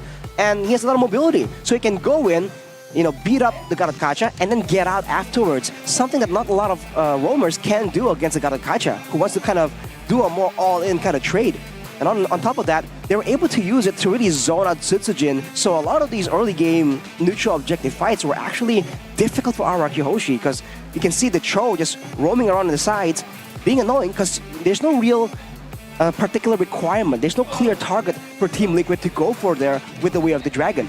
And with the way Weedy was using it, it's so flexible. You can use it to go for a pickoff. You can use it to displace Rins maybe to force out the Netherrealm, and of course to kind of push Tsujin away from the neutral objective. So that flexibility, I think, shows again for Team Liquid.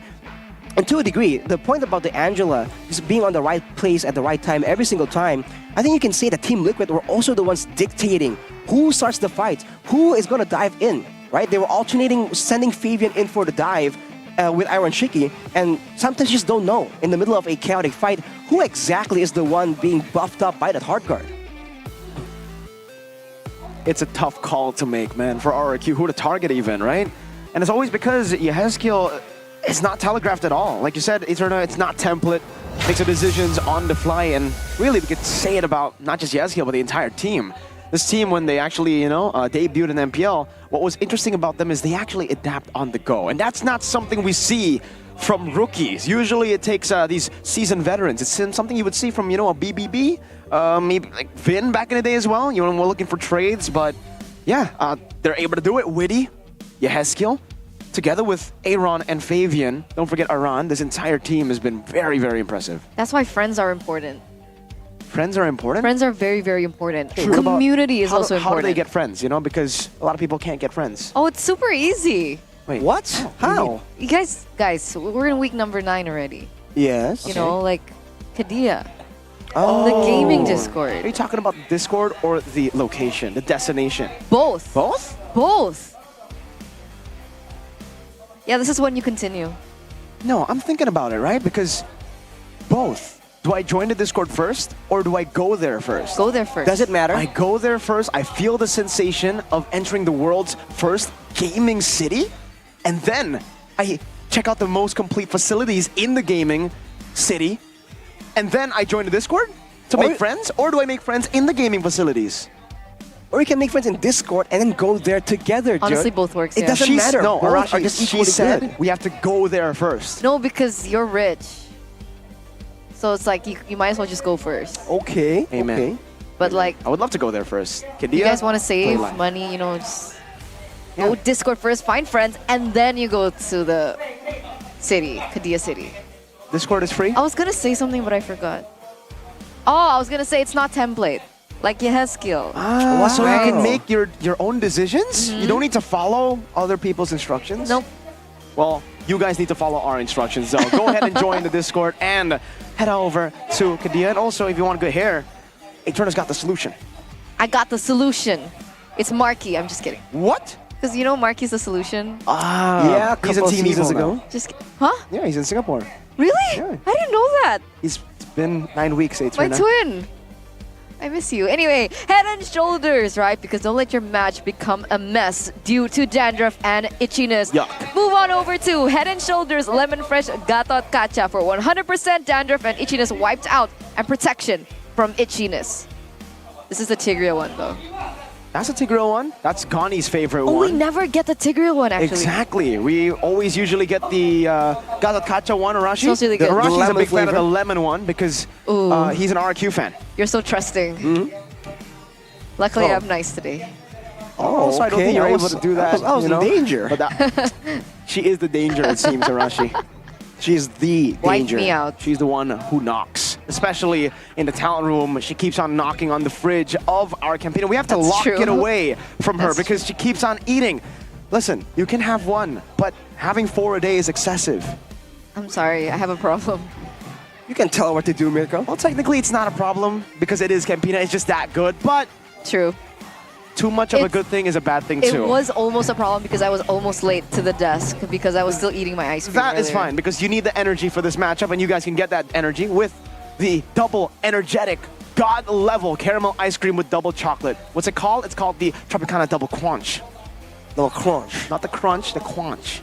Quanch.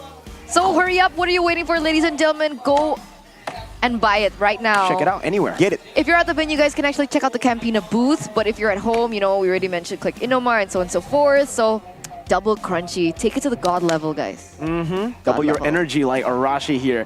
He always is sleepy, but whenever he gets the Tropicana double crunch, boom, or maybe is it RQ match? Both. Okay. I think it has to be both. Well, I mean, I'm certainly nervous right now. I mean, it's looking tough, man. Team Liquid are really good. Say it to her face.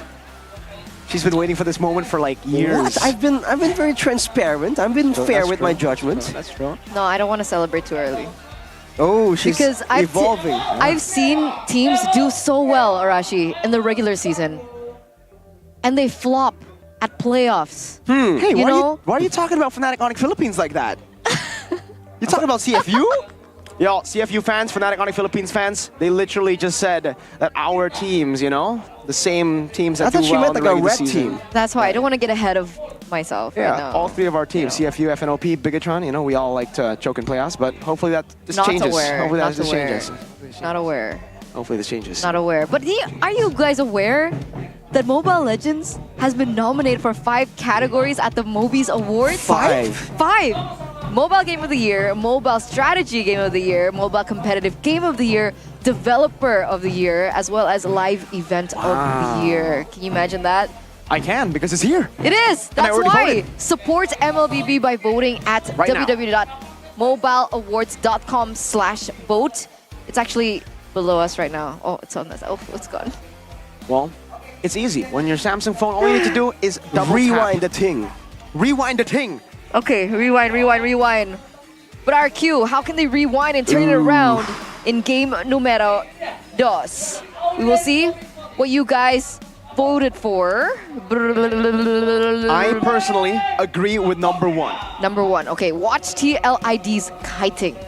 What do we think about that, Arashi? I think I have to agree, man. Like, we saw several moments where they just overextended, right? The whole idea about RRQ is that they have a all-in composition. That's where the Phobias comes in. That's where the Garot Kaja comes in.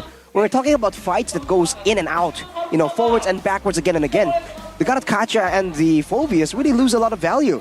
So either they kind of augment the draft to really be more effective at dealing with this kiting, or, you know, they play more aggressively when it's in their ballpark, you know, because we saw when they were playing for the neutral objectives, in theory, they are the ones forcing Team Liquid to kind of all in, to kind of commit.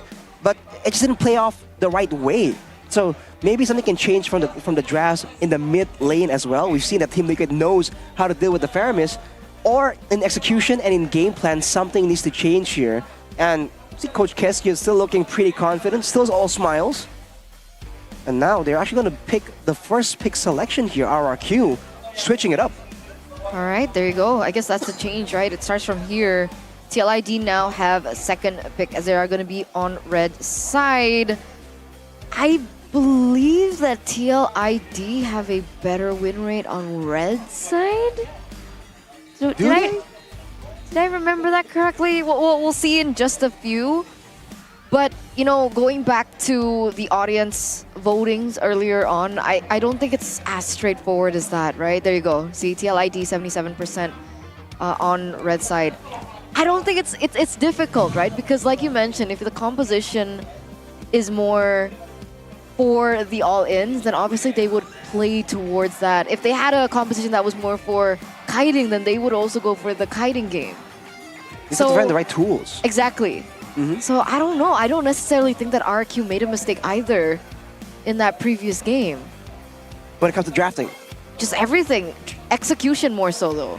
I think execution is where some of the small moments, like even the end game sequence there was a split in the communications, presumably.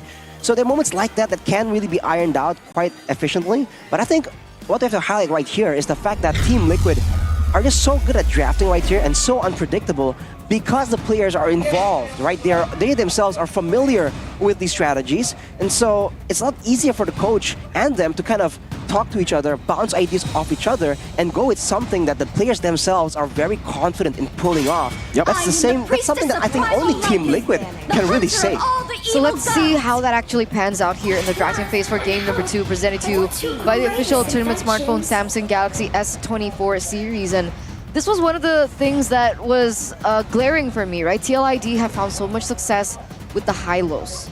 Now that RRQ have banned out the high-lows, as well as the Angela, by the way, now that they are on blue side, actually no, TLID, they're not going for the priority bans either. Khalid as well as Edith. What's the last ban you think, Mirko? Chip? Yeah, it should be the chip, right? Unless they I don't know. We haven't seen RRQ play the chip, but that's because no one has really been able to leave the chip open. Or actually, didn't RRQ beat GeekFam with chip? The GeekFam picked the chip. RRQ ignored it. Always on the way. Oh, there you go. I guess Team Liquid don't want to ban the chip. They think the Mathilda is a bit more prio, and they think maybe the chip's overrated. Potentially so. Now for RRQ, what's the idea here? They went for the Gatot Fulvius previously. Now they are going for the chip. As predicted, very scary of a hero here, almost never left open. But Team Liquid, they've been performing so well that deep down you kind of get the feeling that they know some way to deal with this. We've seen the Carmilla being used to try and deal with this. We've seen this AoE, the Gatot even used to really cancel out, right? Threaten anyone who walks into the portal. Those options are still very much open for Team Liquid ID. The Ling is also open? Yeah, exactly. The Ling is still open. Honestly, right now, what do you think? Ling Fulvius, Ling Gatot? Well, the Gatot's gonna be locked in for sure there. I think the Ling would be pretty good, honestly. But oh, whoa, Luo Yi. So trying to match that global presence, I believe, with the Luo Yi's diversion. Yehezkiel on a hero that he is pretty damn good at, you know? Last season it was him and Yaoi together with the combos. They're fighting fire with fire. What season is this? You know, with all the global plays being executed here. A chip Luo Yi trade. In the past, at least, it seems like the chip is a bit more flexible. It's a bit more dynamic.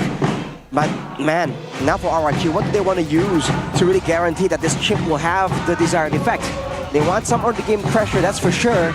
They want more damage here. Do they want to go for something with true damage, like the Alpha, I was about to say? And Fulvius still, okay. It's still a bit all-in-ish, but I guess there's some more ways to really force a fight. They can go for a massive flank. The 1-1 though. Interesting. Yeah. I like that pick. I like that pick a lot. Have you seen 1-1 for Eren yet? No. This is the first time, right? Exactly. Man just keeps on debuting new picks over and over again. He was the first guy to pull off the Alice, and he was the only guy to actually make the Alice work in the gold lane. Now he goes for the 1-1 that Eman and CW have already found success on. But again, in this position, it's great because there are no assassins for RRQ. When you have a Hayabusa, even a Julian, we saw it was pretty difficult to pull off the 1-1. But here, there are no assassins. It's an Alpha Phobius, and even a chip. You can get away from the crash course just with your built-in Purify. To see how they want to approach the situation right here. In theory, range becomes something that's very valuable dealing against a Luo Yi. Because if you get close to the Luo Yi, it's quite dangerous. And as you were calling out earlier, Mirko, the ban to the X-Borg here against all of these tanky, sustainable heroes can be it's a great pick for the side of RRQ as well.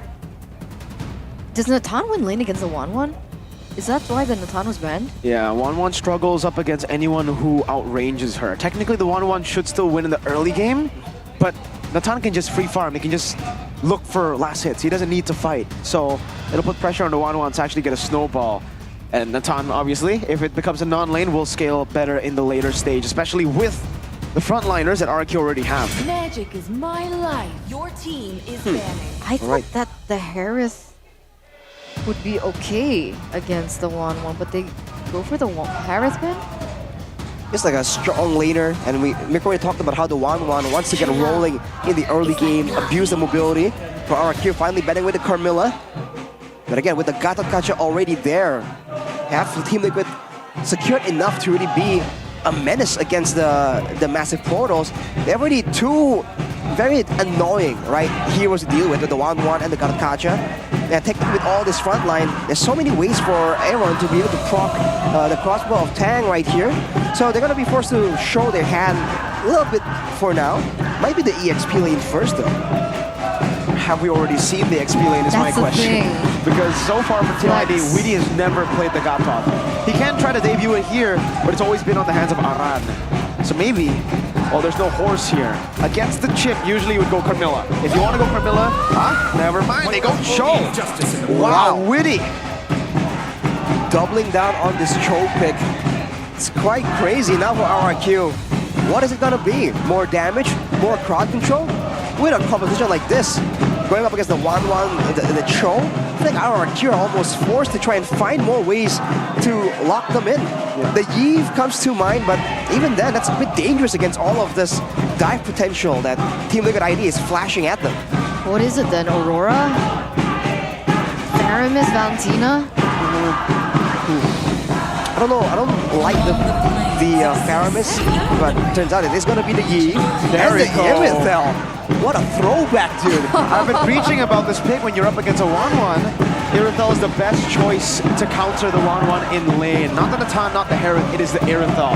But how strong or how weak is this Irithel in the current meta? There's a reason why no one wants to go for the Irithel nowadays. And hey, the jungle, they can still go for Ling. They can still go for Haya. What's it gonna be here, man? So many options available. Technically, if they want a big burst of damage, I guess the Nolan, good old Nolan, can still function for Fabian. But against the Alpha here, I mean, that makes sense, right? It's fast clear to match the Alpha. Time to drop the beat. Joy? Wow, that I did not expect. The Joy. So, what? I mean, looking at it, they're just trying to kite against RRQ. That was the audience topic voting #1, right? Yeah. Well, they have ways to actually just kite back and forth, back and forth. Look at the amount of movement that they have in their lineup.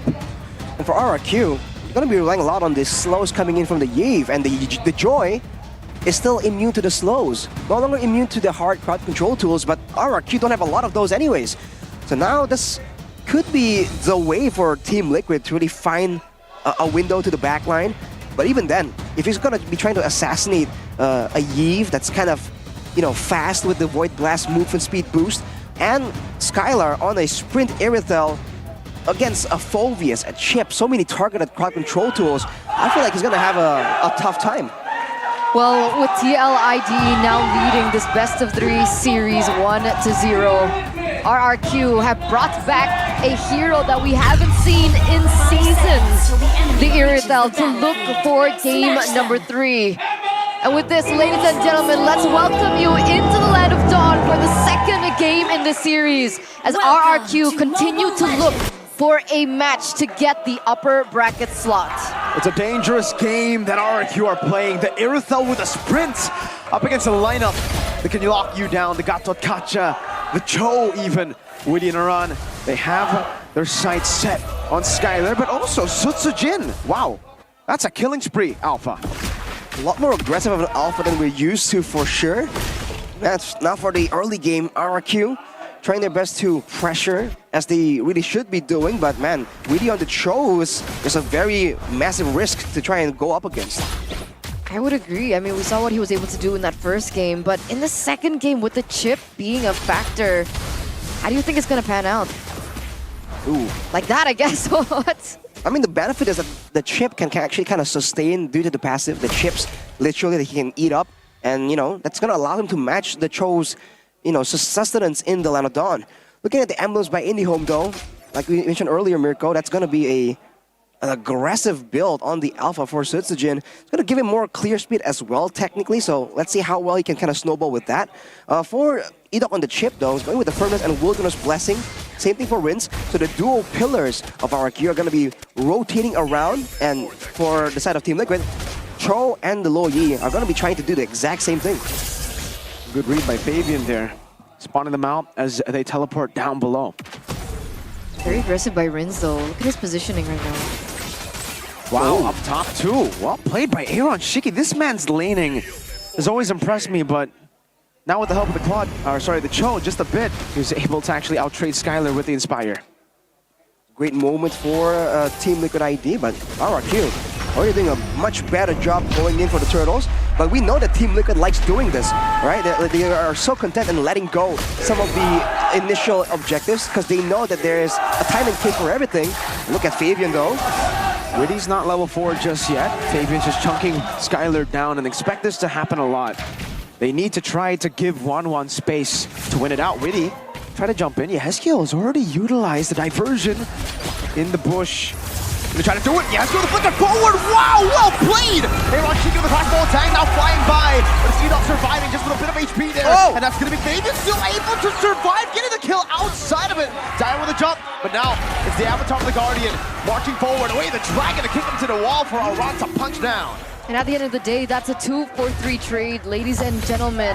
But this time, who would it favor? Who do you think? Considering the Team Liquid were playing it safe, playing it passive, I feel like it kind of favors RRQ. They're the ones who are supposed to get the big jump, the big surprise with the chip global presence portal play. But Team Liquid ID, they preemptively moved Yehezkiel into position and they were able to get the pickup onto Skylar first. So again, this is one of those fights that just did not go RRQ's way and they kind of tried to salvage it. So overall, the result of the fight, I think, might be equal, but the fact that Skylar got picked off before the fight means that Team Liquid still got a bit more value. And we saw Aran earlier kind of zoning Rin solo. Expect the same thing to happen again and again, dude. This Gatot Kacha, this is the kind of issue you can deal with when you have a Gatot. He just has so much damage, technically, and also a lot of sustain. So if you're a single damage dealer 1v1ing against him, you might lose out there due to the passive.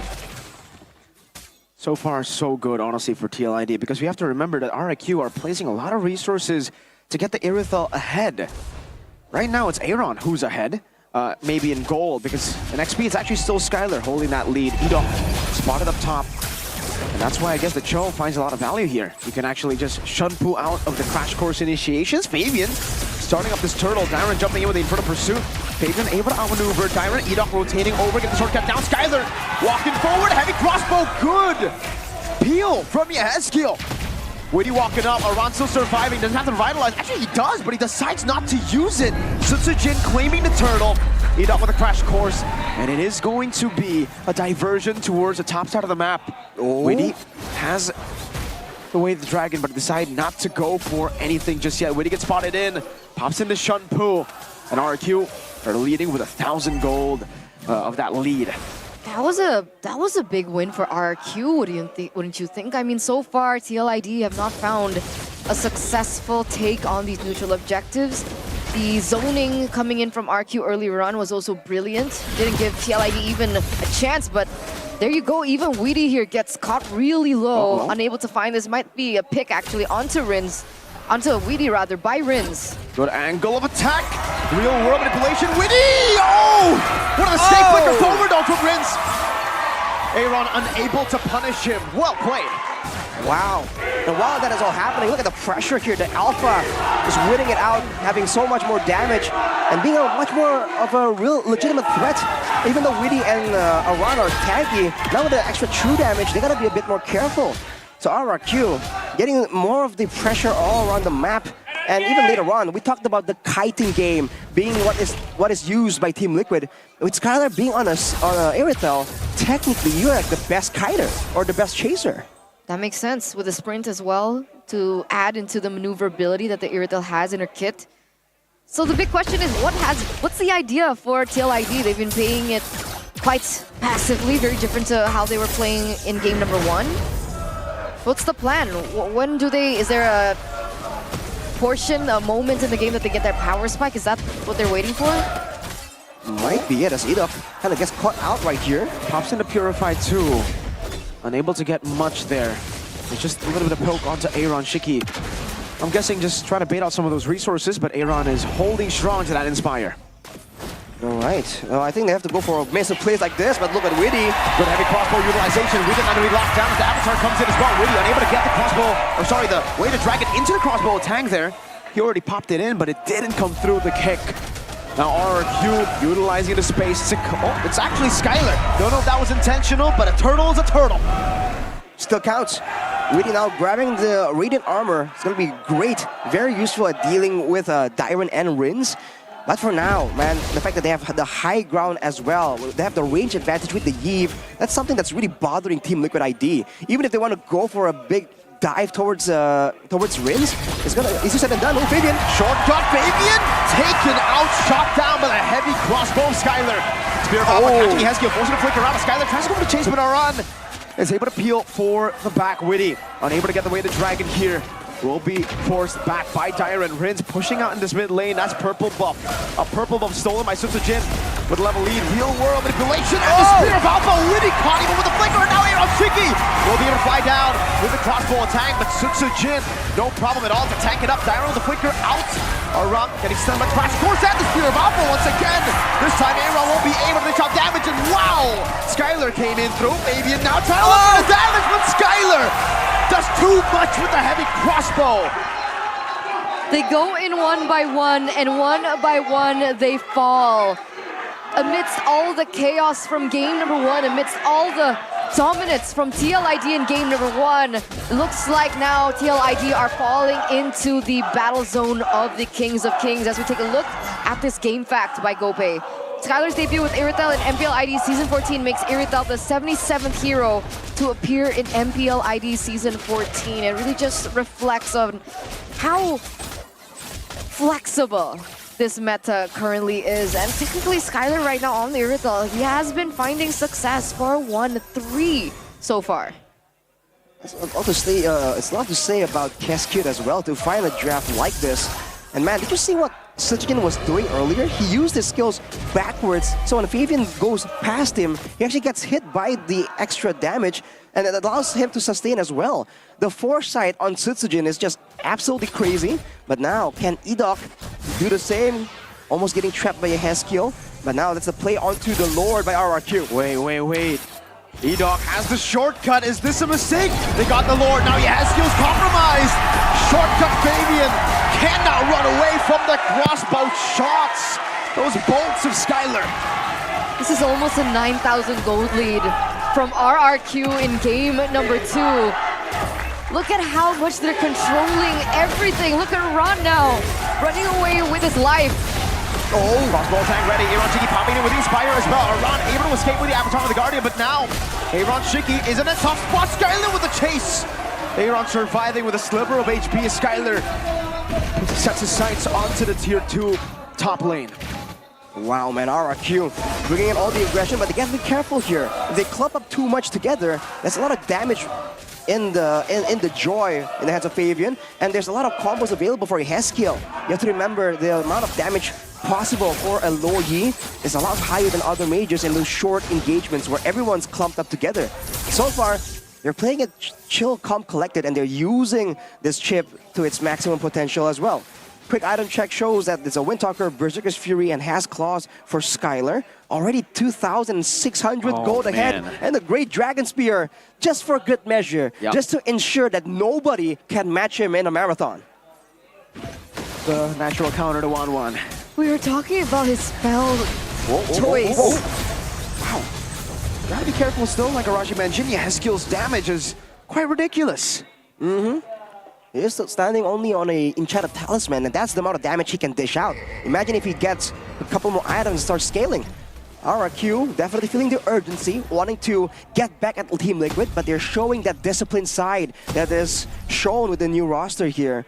10,000 gold ahead, still unwilling to even stick around near the base of Team Liquid, still focusing on just farming up, making sure that this is going to be a clean victory. They have 60 seconds to try and continue this farm denial, and Team Liquid, you have to wonder if they're planning on doing something unpredictable in the next couple of minutes before the Lord is up. Do they have the gas to do it? I guess technically they can still use it as skill, diversion play, look for that kind of, you know, angle, but even then, Edok can still match it too, so... Look at the poke. Ooh. It's tricky though. Look at the burst as a result though for Rins. The fact that they have the Yves right here is just so good because they've been able to spam out all these spells, the Void Blast, the Void Crystals, to really check out the bushes, but Fabian... What happened? Okay, he's able to juke away from the chip. That could have been scary for Fabian.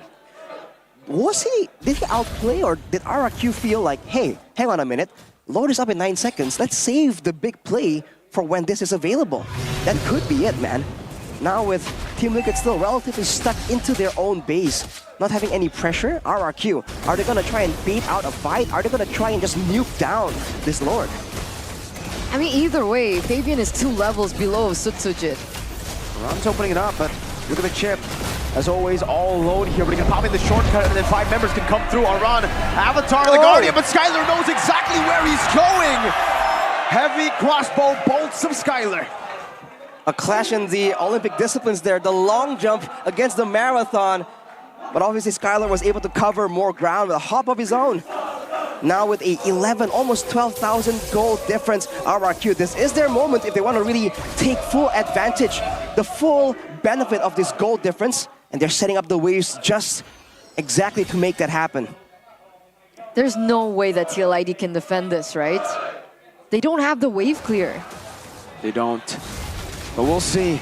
Lord charging into mid lane. That's base turret number 1 taken down. Fabian gonna be caught in the crash course. Still able to pop into electrifying beats as Yehezkiel gets poked down. TLID trying to survive. Only 1 base turret left to utilize here. Arrow Shiki getting caught in the real world. And it feels like Shen Rins getting it down. Skylar is godlike. Now it's Ida with a crash course onto Fabian. And Skylar shows that it is not that easy to take the Kings down. An equalizer from RRQ Hoshu. Welcome to game number 3, ladies and gentlemen. A 12,000 gold lead by RRQ in game number 2 to settle the score against the Cavalry themselves. What a game, what a draft. We're back to a best of 1.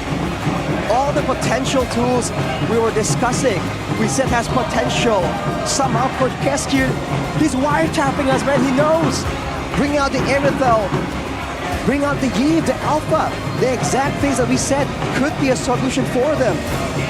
Dude, that was a 12,000 gold difference by RRQ. They have returned the favor in full. Honestly, it just boils down to that chip pick, honestly, right? And the Aerithel. But I don't think the Aerithel would have found that much space had it not been for Edok on the chip. Sure, we could try to say that as well, but in this lane, it's almost impossible for the 1-1 to win anyways. I guess we need more samples. That's the big problem here. I feel like from game number 1, the aggression that TLID was able to have was because they had more information and had more pressure around the map. But in game number 2, with the chip always roaming around, there was no way for TLID to look for these macro plays that we saw them make in game number 1.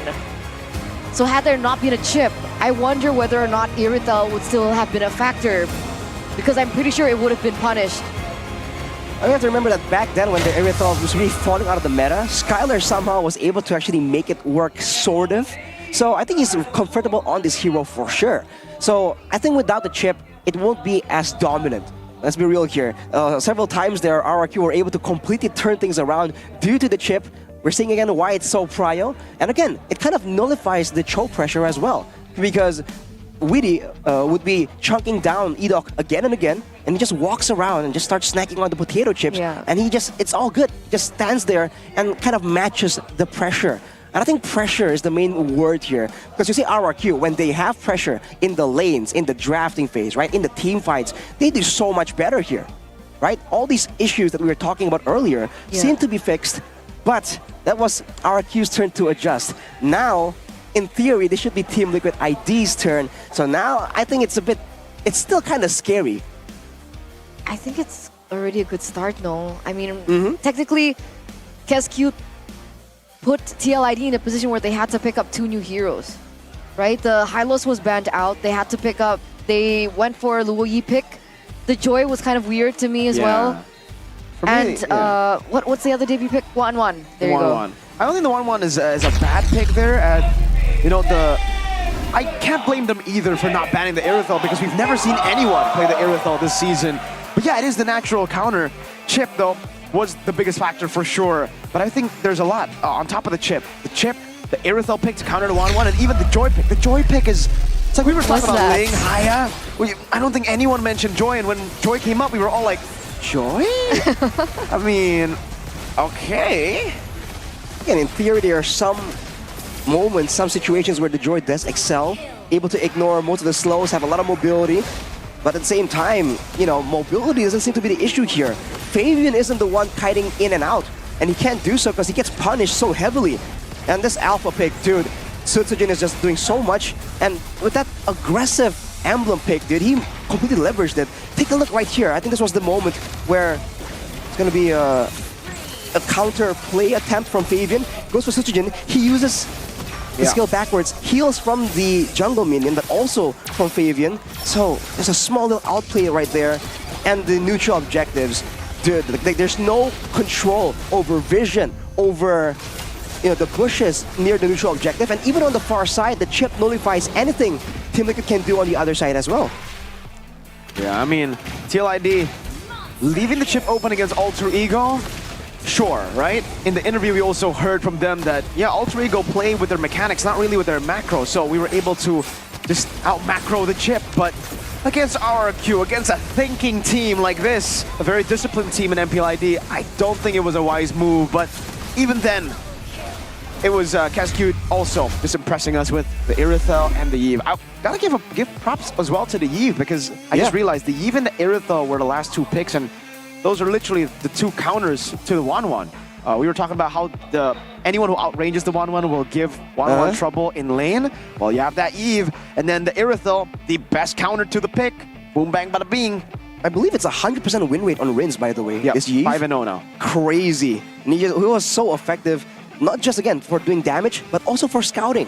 Every single time Witty was trying to set something up, whether Aran was in the bush waiting to try and trap someone, a Void Blast, a Void Crystal comes through, and they're forced to back away every single time.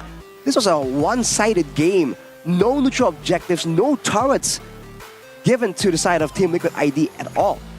That's why I posed the question, right? When we were in the middle of the game, it's like, what is this? Like, what is TLID waiting for? Is there a power spike that they were waiting for?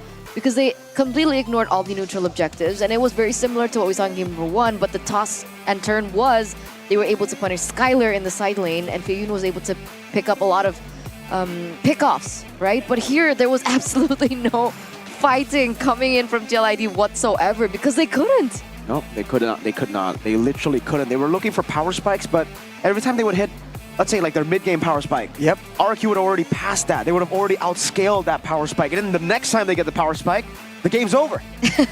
And technically, at 13 minutes right here, this is like the ideal time. I think right before that last final fight, the Winter Crown was completed for Syzygen. So as he reaches full item potential, that's where they try to end the game. It's just so intelligent. Like Mirko was saying, this is a team that thinks and is intelligent and disciplined. So you can't really give them the tools to really play the way that they want to play. And look at the cards, dude. The rich guy and the carry. Skylar on the Irithel. Kiting? What kiting? You think you can run? You think you can dash? I can sprint. The Irithel has 4 legs. Well, actually 6 if you count the person riding the... Yeah. Leo is a tiger, right? Is a tiger called Leo? Yeah. Yeah. So it's Irithel and Leo versus 1-1. I mean, to be fair, it's a 2v1, so I don't know. It's a leg gap. Yeah, but honestly though, right? 2v6. Chip, isn't Chip just so broken? For sure. Like, this hero is just so broken. We gotta nerf Layla next patch. Exactly. Huh? That's the, logic usually for patch Yeah, notes. he's broken, Chip's super so broken. let's even, let's nerf Mia. Yeah, nerf someone else, give him a bit of a buff actually, like a readjustment even. So yeah, this Chip, we haven't seen it, I think aside from 1 or 2 times in MPLID Season 14. And when you do, it's almost like it's a hit or miss, but I think for the next game, I don't think any team's gonna let go of that Chip, dude. I honestly think it really depends on your opponent. Yeah, I agree. Like, up against RQ, you might not want to leave the chip open. Exactly. But they did win against Alter Ego by leaving the chip open. Yeah. TLID. Yeah. There you go. So it really depends, I think, on... Chip is broken, but you gotta be able to think. It's a macro man. Because it's tricky, because it can be used against you too. That's why Beloy always leaves it open. He's like, hey, I'll try to beat it. Or I pick it up. But there you go. He lost on the chip. Never mind. So maybe TLID want to revert back to blue side in the next game? Maybe. Makes sense. So far, blue side has been finding a lot of success, except our first match. Let's not talk about that. EVOS did lose on blue side, but Other than that, yeah, this game, Liquid blue side win, RRQ blue side win, and it actually does force RRQ to ban out the chip. Or maybe... Leave it open. It's a bit too risky to give For Weedy Weedy. the chip, I think. Professor the Weedy. Wise, they gotta have like perfect connection, perfect coordination if they want to try to beat Weedy the Wise on the CHIP. So all they need is indie home, right? If they want perfect connection. That's a bit too good. Like we're talking perfect, not perfect. Raise to the power of S-tier. 9,000. Yeah. Yeah, I guess it makes sense because you know what, ladies and gentlemen, you guys can actually get internet for up to speeds of 100 Mbps 100. for only 375,000 So rupiah. cheap, man. Can you imagine that? No I lag. don't need to imagine. It's right no here. nothing. No nothing. Fast, stable connections. stable It's connection. called the Packet G21 if you One. guys are curious about that. But if you guys don't understand what I'm saying, that's okay too. You guys can actually check it out on tcell.id/national or on the app, My Telkomsel. Go ahead, check it out. It's as easy as that for you guys to get the 100 Mbps, up to 100 Mbps internet with 375,000 IDR. So affordable. It's actually so affordable. I personally want to swap and switch. That's why I said swatch. To Swatch. IndyHome. But there's something that I already have. It's I really don't want to tell you guys because I want to gatekeep this for myself. What? So that I can be the one elevating my game every single day. But I'll share it. If you guys really want like good audio quality, right? And you know how all the other earbuds out there, they have, it's just the buds. You can't see the battery of it. You have to open it up and you have to see in your phone, if the battery's there, like how much battery it has. That's all the Well, there's buds. an indicator on this one. So you don't need to check it. It's very easy to use, very accessible. And you guys can check it out. It's Airbuds 4 or Raimo. This is a special collaboration with MPL ID, as you can see, because the Brody's right there, and he's an MLBB character, I believe. So LED digital display, so you guys can see if it's 100%, 50%, 20%. If you need charging, you don't need to check it in a weird way. And all you need to do to check it out for a very cheap price is visit the official Oraimo store and get yours now. And then you can just go wherever you want with the Oraimo because it's wireless. It actually reminds me of something. What? Wherever you go? Or Yeah. Oraimo? Eric Go, wherever you go. Yeah, there we go. Eric? Oh, you're talking about the brand. Yeah, Erigo wherever you go. Like I we mean- saw, I think the Marshalls are using the Erigo Yeah, they are. drip. That's so cool. Everybody got the Erigo drip. Our Is it Marshalls- custom? It is custom. It's That's so custom cool. MPL X Erigo collaboration. And if you guys want to join in, you can. We got the jerseys, Arashi. I don't know what Eterna got, but she got something different. We got the varsity too. Exactly, the varsity is fire, dude. That pattern on the bottom, on the most right T-shirt, is what is there on the varsity as well. I like that. And dude, the material, man. Okay, yeah, okay, whatever. Sorry, I'm getting overhyped here. Whatever. Sorry, I'm salty because I didn't get one. Well, maybe if you had ordered it sooner, then you would have gotten it. It's sold out. Are you serious? Yeah. What took you so long? Were you ordering groceries? Yeah, I had to like walk to the supermarket. You still walk? Yeah, You still I go walked out to- of your house to actually go to a Arashi, tell her the What do you technology. mean? Tell her the tech. I don't have a car, so what's my option? With Click need a car. Indomart, What do you you get mean? free delivery. Exactly. And Free not just delivery. free delivery, you can be ready to receive your groceries in less than an hour, Eterna. You're You wasting walking time. to the grocery store, right? You walk into a normal Indomart would already be around, 30 minutes when you choose everything. But here, it's all with a simple tap, or maybe I should say click, of a button that you guys can actually get your groceries very fast, very quick. And honestly, this is a bit of false advertising. It says in as little as 1 hour. I got mine in 20 minutes. So, yeah, they're setting the bar real low, but then they're exceeding all their expectations set by themselves. Click Indomart. You can also set the delivery time, by the way. Wait, if I didn't you're know like- that. So if you're gonna order now, but you're like, oh, I won't be home in 20 minutes or an hour, you can set them to deliver exactly as you arrive home. I tried it once, and I thought, okay, there's gonna be some leeway. I'm gonna get someone to actually receive it for me. Okay. I parked my car, and there the guy was. Like, hey, you got Click Indomart? I'm like, wait, he was waiting for you? He was there on the dot. That's so cool. Wow. So if you get Campina, usually it would just melt if you buy it early and then you come home late, right? Exactly. Ah. That's so cool. If you time it, there's no delay. That's actually so cool. Nah, there's something cooler though. Really? I mean, not cooler, but maybe as cool. I know what you're talking As cool? about. Are you talking about the MLBB 8th anniversary? Well, not just the MLBB 8th anniversary. The MLBB 8th anniversary celebration, because it's a bit about the event there, man. Yeah, I was late to this, so I'm not gonna be able to get my hands on the Akai's 8th anniversary exclusive skin, Marvelous Maestro. Skill issue. Nor the spawn effect, okay, nor the killing notification, or the avatar border, or even the battle emote, which kind of sucks. You can. And you can. there you are can still actually do it. more epic skins You that can are still do it. available. Are you serious? You can still do it. My thingy is, what do you call it? The dice roll thing? Yeah, my guy is level 2. Level 2? All right, maybe you don't have a chance anymore, you know, but for everybody here who's already been in touch with, you know, modern times, if you don't live under a rock like someone here, you guys can celebrate MLBB's 8th anniversary, enjoy many exciting features. Like she said, there's a roll dice that you guys can get to get those little boys to higher levels. Okay, you know what? I'm just gonna do it now. So, ladies and gentlemen, we're gonna give you over titip, yeah, to Monica Ko on the stage. So we'll see you after for game number 3. Bye bye guys. See you soon. Who's Monica?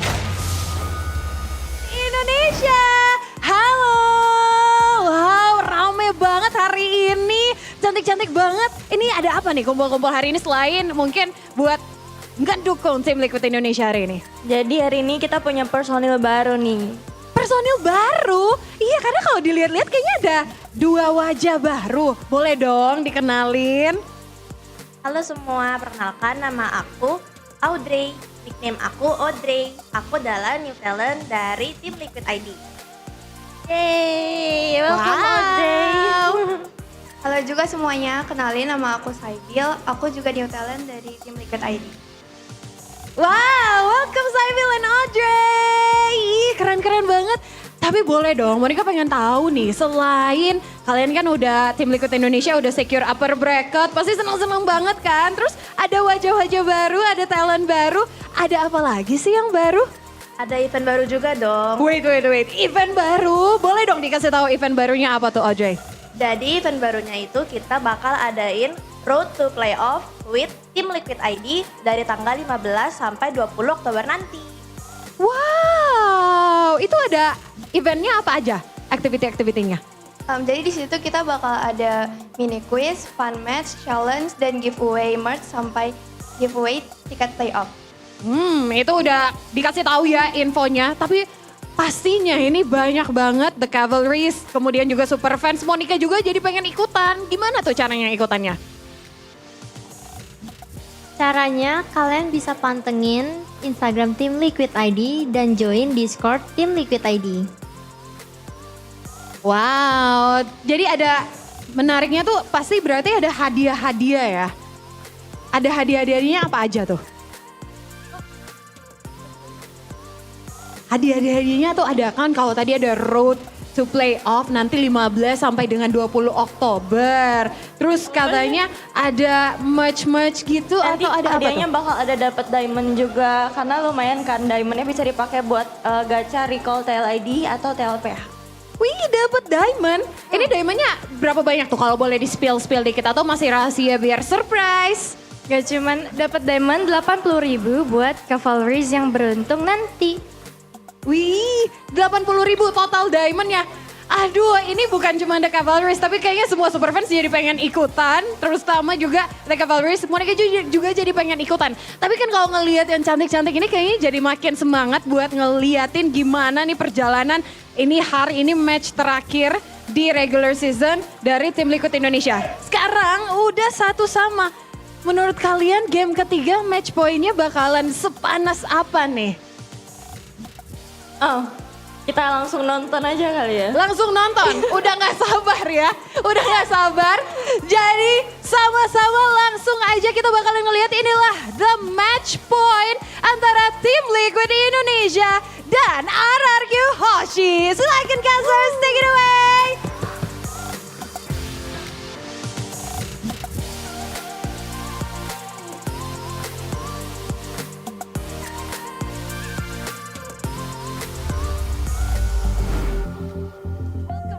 ladies and gentlemen, to game number 3 between RRQ and TLID, our top 2 teams right now in the regular season standings, and we're down back to a best of 1. Back to a best of 1. That first game, that second game, well, technically it does matter still, right? They had to win those games to get to this point, and that could be a bit more of a read. TLID losing in game 2 could be a way for them to get a reality check that, hey, you're really good, but if you leave these heroes open, then yeah, RQ can still punish you, top teams can still punish you. So let's ask the audience what they think. Okay. How can TLID win game number 3? This is kind of biased, right? Why only TLID? Because they lost game 2. Oh, right, okay. I thought even the audience were also cavalries. But anyway, win streak almost broken. How can TLID win game number 3? 44% ban chip. I agree. Yeah, I think this should be 100%. around like 80%, not 44%. But yeah, do you agree too, Arashi? I think so too, man, because... No. Give us a real answer, Arashi. Oh, you're trying to make me say like, oh, it won't matter. No, I was about to say, no, like, don't ban the chip, you know? Like, RQ won't do well at all on the chip. Yeah, I mean, just to leave it open, you know? Dude, Edok is not a signature chip player, okay? And Nishio can do the same thing. Don't mind it, bro. My point is that... Man, I lost my train of thought. Never mind. Eterna, continue. Okay, well, sorry, Arashi, but I just want to say it was good knowing you. And maybe next time you can get upper brackets because TLID's back on blue side. Hey, listen. They can still get upper brackets to do a win against Rebellion. Yeah, but maybe next time, right? Not this time. Maybe tomorrow. Okay. I see. So tomorrow That's is what I next time. I see. Yeah.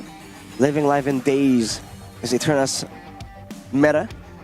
but we'll have to see, man. Again, there's a switch in the pick selection, but I wonder if RRQ have something cooked up because Coach Kescue, sometimes you just wonder what's going on inside his head.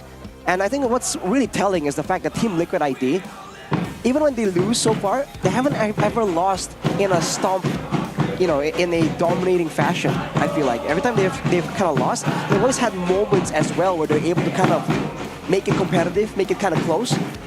So now the question is, faced with such adversity, how is Team Liquid going to react as a team? I don't think it's that rare to see that because Liquid against Alter Ego, they were dominated in game number 1 when they went for the one-dimensional Ruby Gold, Angela plus Ling. They lost quite fast on that one. I think it was also like around 12 minutes. So they should be able to, mentally at least, be fine in game number 3. For me personally, I think TLID are very strong when they're given their comfort picks. So when they're forced to explore kind of out of that, it seems like they find it difficult, right? Because last time the Khalid was banned out there, you didn't have their hands on the high-lows. They had to experiment a lot. So we'll see how this goes in the drafting phase. Like you mentioned, Arashi, Kescue always has something up his sleeve. So we'll get to it. Presented by the official tournament smartphone Samsung Galaxy S24 series. And the chip gets banned by RRQ here alongside with the Fanny and the Matilda, TLID, Khalid, Edith, as well as the Hayabusa. And now TLID are open. They want to pick up the Ling again, but they don't. They go for the Angela first pick instead. Oh, interesting. Hey, where both teams are really, quarreling, dueling it out for the early game dominance. We've seen that the Angela becomes such a valuable pick right there, especially now that the Matilda also isn't in the picture. Now for RRQ, faced with this potential hard guard play once more, the same hard guard play that kind of ruined their whole game plan in game number 1, what's going to be the response? I get it, because RRQ now, if TLID go for the Angela first, right? They're setting up for an Alpha. So if you want to go Ling, so be it. Go for the Ling. We'll get the Alpha. If you don't want to go Gaton, we'll get Gaton and the Alpha. So RRQ respond with the... Whoa! Hylos and Faramis, they don't bite on the bait. What? I think like Angela can be paired up with a lot, like you mentioned. But if you pick up the Ling first, they have the possibility of taking away the Angela. And technically, when you talked about it earlier on, right, with the Beloyski insight that he said that when you see an Angela, you go for the Faramis. Yeah. Maybe for Liquid, I wonder if they want to pull off a Bigatron strat here. You know, the Angela Gatot Alice combination. All the regens. Well, Gatot and Ling definitely makes the picture. Double RRQ, we saw that this Faramis can get shut down pretty hard without the adequate backup. They're going for the Natan though against a Ling.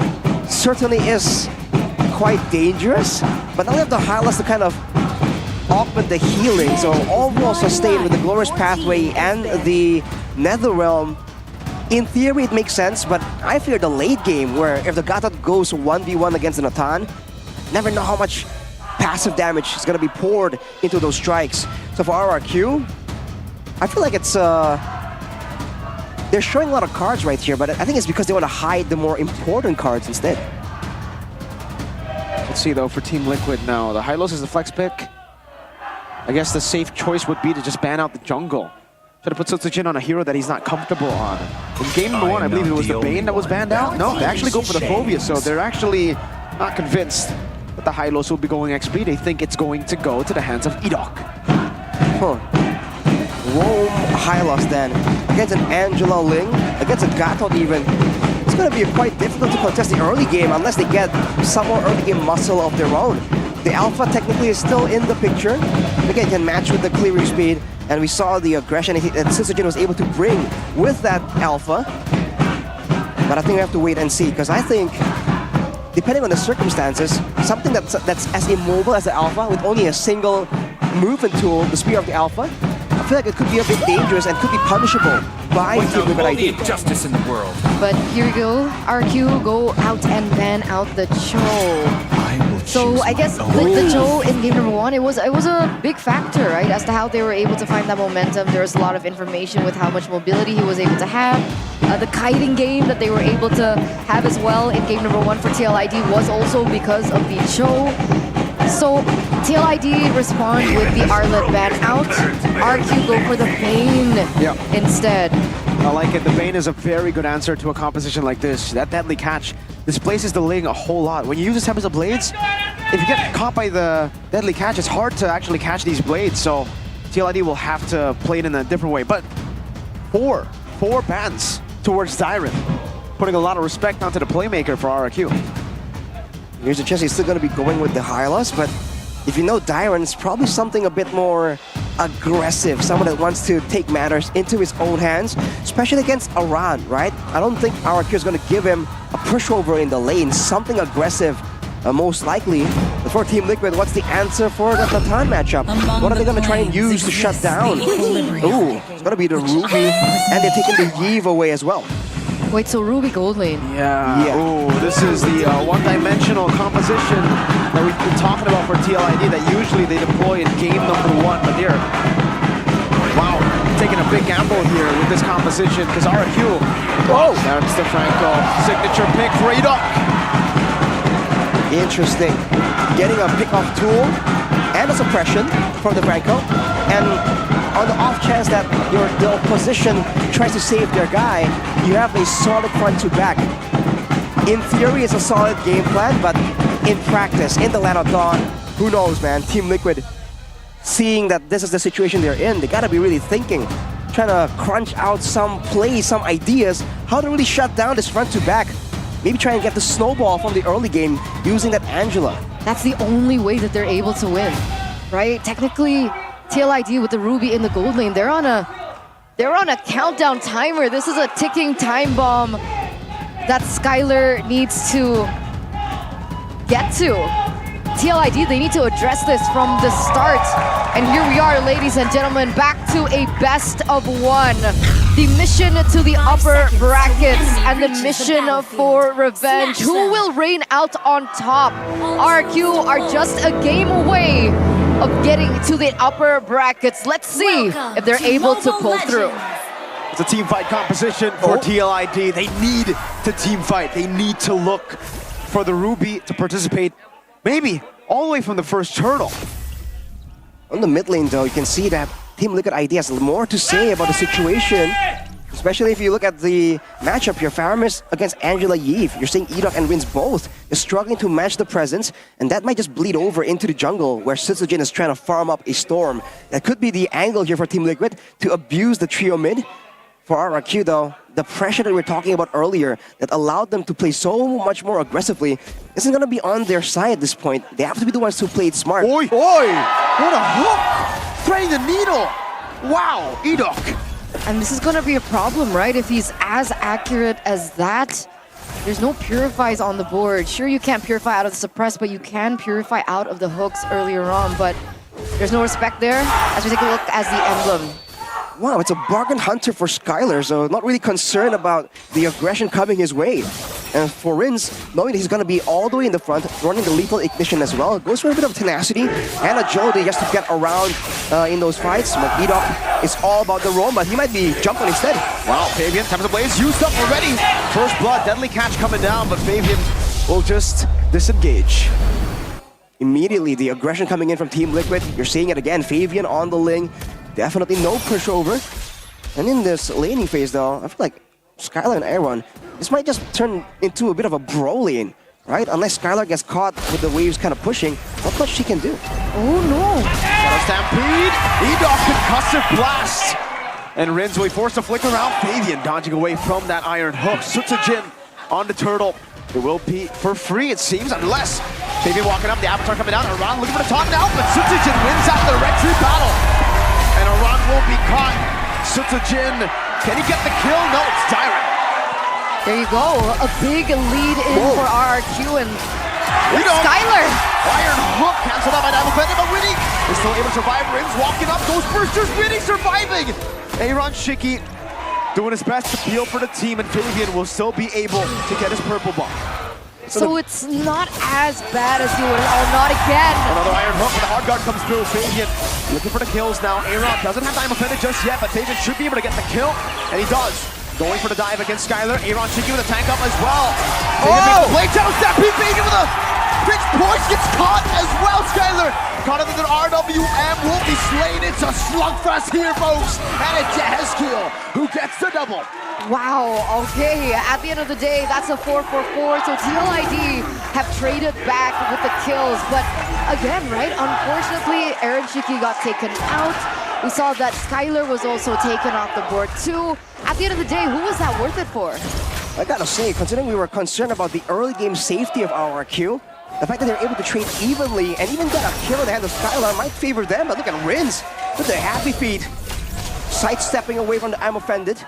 Man, RRQ, they're kind of sacrificing Edok again and again by using it aggressively, but it's okay. They're kind of funneling all of the aggression from Team Liquid ID to their roamer instead of letting it bleed over to the mid lane, to the gold lane as well. This is running kind of okay for RRQ. The hooks are scary, guys. And the hooks are landing really, really accurately. This is a problem. This can definitely mess up the tempo that TLID are known to be able to execute. Wow. And even there. Yeah, good usage of the second skill there, Skylar. And I don't know if it's just an RQ thing, but they always are able to fight Franco gods. Finn, Naomi, That's now true. Edok. It's like a prerequisite to join the team almost, but look at Dyron zoning everyone away, and Edok kind of zoning Fabian. Avatar of the Guardian, oh, bloody hunts from Edok! Sutsujin claiming it, definitely catching him out around with the Revitalize. Won't be able to survive, not against 5 members of RRQ.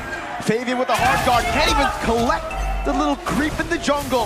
Sutsujin wants to continue this, putting the pressure down on the Bane. This is why you gotta ban out the Bane. Look at how broken the Bane is.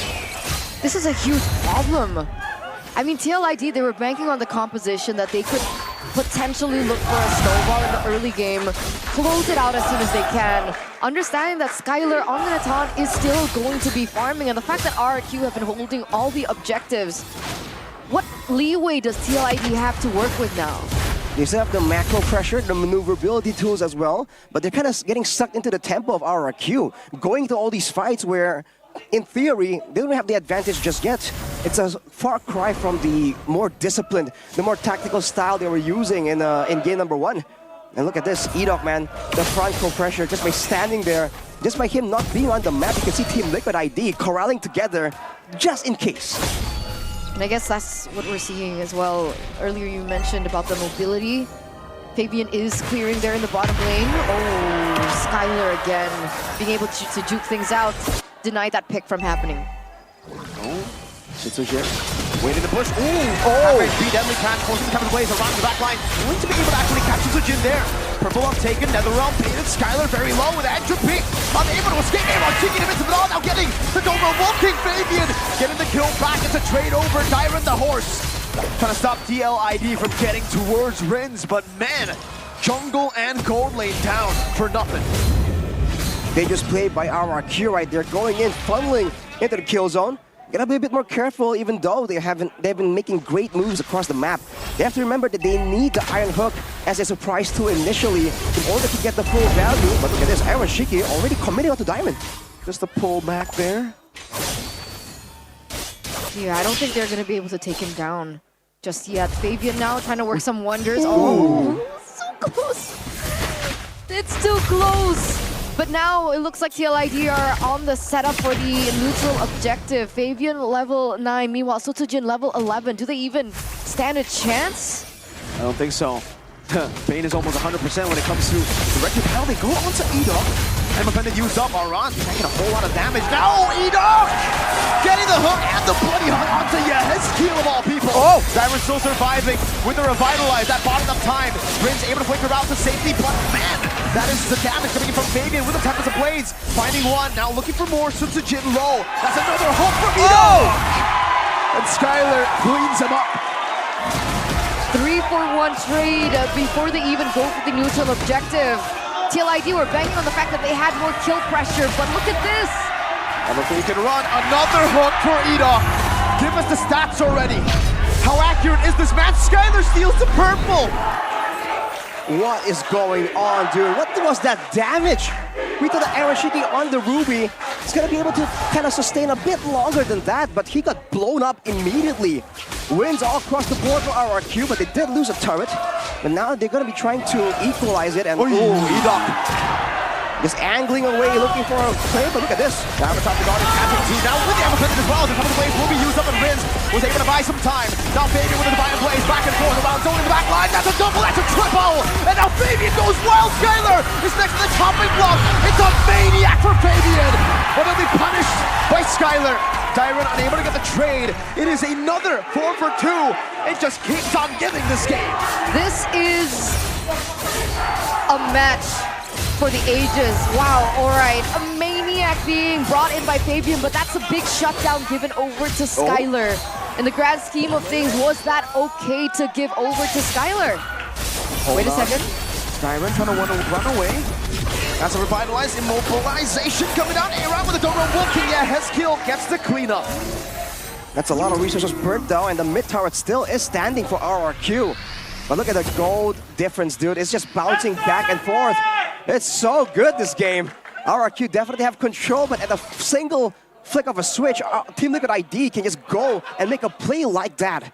The longer the game goes, though, Skylar will be able to pick up something like a Wind of Nature, like a Winter Crown, and really shut down this burst potential. That's the weakness of having an assassin. The same can't be said for Shitsujin. He's just gonna be there doing damage, doing utility for the team the longer the game goes on. I believe in that team fight, Fabian did all that without a purple buff. What the heck is this guy on? It's crazy, dude. It really shouldn't be possible, but look at this. He's showing on the top side, RRQ. At this point in time, they have damage, but not enough to go for a full-on burst. Aran! All the way in the front, the Revitalize already used up Shitsujin. Taking a bit of damage. NetherRealm used up. Is this wise from TLID? Don't walking coming down as Yehezkiel's able to go for the real run manipulation. He does! Right in the hook, but now Fabian. Oh, 1-2, buddy hunt to lock it down. Fabian will not be able to do much here. Aaron with the Iron Feder getting one, but Skylar will be able to free him now with the entropy to gun him down. Yehezkiel gets hooked by Edok again. Aaron getting fed to the sharks, getting fed to the bullets of Skylar. That was essentially a wiped out for RRQ, but Aran is back in the land of Dawn, and the Lord is still for them, but Aran again. Whoa, going in now with the helmet hard guard. Oh, that's a lot of damage. Aran! Wow, with the help of Winnie. Now with the flicker back, Sutsujin and Ida forced away. Fabian goes in onto Sutsujin, no, just to get to camp. Oh, Arashi, please break this down. What a past few minutes. I mean, that's crazy. Gotta talk about balanced heroes. What is that Gatot Kacha damage? Yes, Winnie was helping him out with the Angela, but still, he was able to just frontline against Skylar, and that's the concern. The longer the game goes, the tankier Aran gets, the more we can see moments like that unfold. Even though it was an all-out win technically for RRQ, the Lord did go in the hands of Team Liquid ID. It is still the first Lord, so RRQ can clear it. But that was a great move from Team Liquid ID to kind of punish the overconfidence of RRQ. But I don't know, with Aran stepping in the fray first earlier on, was that intentional? Were they looking to bait resources from RRQ? Was that the plan? Or was Aran just going in too early? It might be planned out, honestly, from Team Liquid ID. I wouldn't put it beyond them, past them to try and make a play like that happen. But here comes the tricky part for RRQ. No base towers taken just yet, but they've been losing a lot of these objectives, and they just can't stick around solo, right? They have to kind of group together as a team to get maximum value. That's where this front-to-back composition really gains a lot of value. So if Team Liquid get a bit crafty with their positioning, with their traps in the jungle, this could be a tricky situation for RRQ to be in. What about the items, Arashi? Now we're entering the 12th minute. Is there something that we should be keeping an eye out for? I think Skylar is building towards a Bloodwing, so not even concerned about getting the Wind of Nature. Just believing that he can just out-damage and outburst everyone. And we've seen it happen before. Late game Natan against an Assassin, the Assassin disappears first. But now with the Tempest of Blades, with the Heart Guard as well, that might be a bit of a risky situation to be in, as Jeheskiel picks up the Wishing Lantern on top of the Divine Glaive. So it's going to be very helpful in dealing with Tyron and Edok and Sutsujin, the main frontline utilities for the side of RRQ. Now with the Bloodwings completed, Skylar still going to be very dangerous, but they might just go and rush this Lord down. You know, if Team Liquid isn't careful about this, RRQ has the damage to make that work. Slow game. It feels like it's been forever, this game, but it's only been 13 minutes. So much action. Oh, the hook almost connecting to Aran. Walk it up. Now Aran, Tyron, gonna get some space for the team, and up top, Fabian has dealt with the wave, but Skylar will be sent to deal with it as well. Rins pulling Aran back. Oh, some damage plays down. Tyron losing half of his HP, more than half. That's Jeheskiel's Wishing Lantern poke damage. That's actually going to force him to go for a recall, which means that TLID should have the man advantage. Actually, never mind. Gorge pathway coming down. Aaron Cheek with the Diamond Pendant, and now with the Hard Guard as well. Able to throw in the back line as Fabian wins out the Retry battle against the Jin. The Iron Hook connecting, but only onto Aran, who's able to utilize the help of the real world manipulation to get him down. Aran in the midst of it all, the Avatar coming down, but Tyron will be taken out. It is a 2-for-1 trade in favor of TLID, making 3 with the Lord. Great retry from Fabian there to secure it for his team. But man, the Gatot Kacha presence once more becomes a big problem. You saw it earlier. Skylar is desperately trying to move forward, trying to deal damage for his team, but with the Gatot Kacha in the picture, it's just not possible. It's almost like a trade, right? You can see Dyron zoning everyone away, but so does Aran on the other side. So now, with the base on their backs, RRQ, they should be able to defend this. Gotta be careful though, something crazy might come up from Team Liquid. They have such good wave clear, right? With Skylar and the Natan, I mean, that Lord just gets instantly taken out. They don't even get the orange buff as well. What was TLID's plan there? Wow, I mean, Team Liquid, I think they're gonna try and make use of the waves a bit more than just like the main massive Lord. RRQ though, I wonder what the idea is for the next neutral objective, because they're really struggling to deal with the dives coming in from the side of Team Liquid. Maybe if they really just went for the pickoffs instead, the punish instead. We all know the longer the game goes, once those death timers reach the 30-40 minute mark, it gets a bit costly to trade multiple members for that Lord. As we take a look at the items, Divine Glaive for the final item of Skylar. Again, full damage, not really concerned about surviving as much. Mortality, Edok try to go for that angle. Aran now stunned up, unable to get that taunt down. And it's the waiting game. Both teams know that it's getting kind of crucial right here. Gold advantage really isn't that much, but for the most part for RRQ, most of that gold is in the pockets of Skylar that's equalizing this whole thing.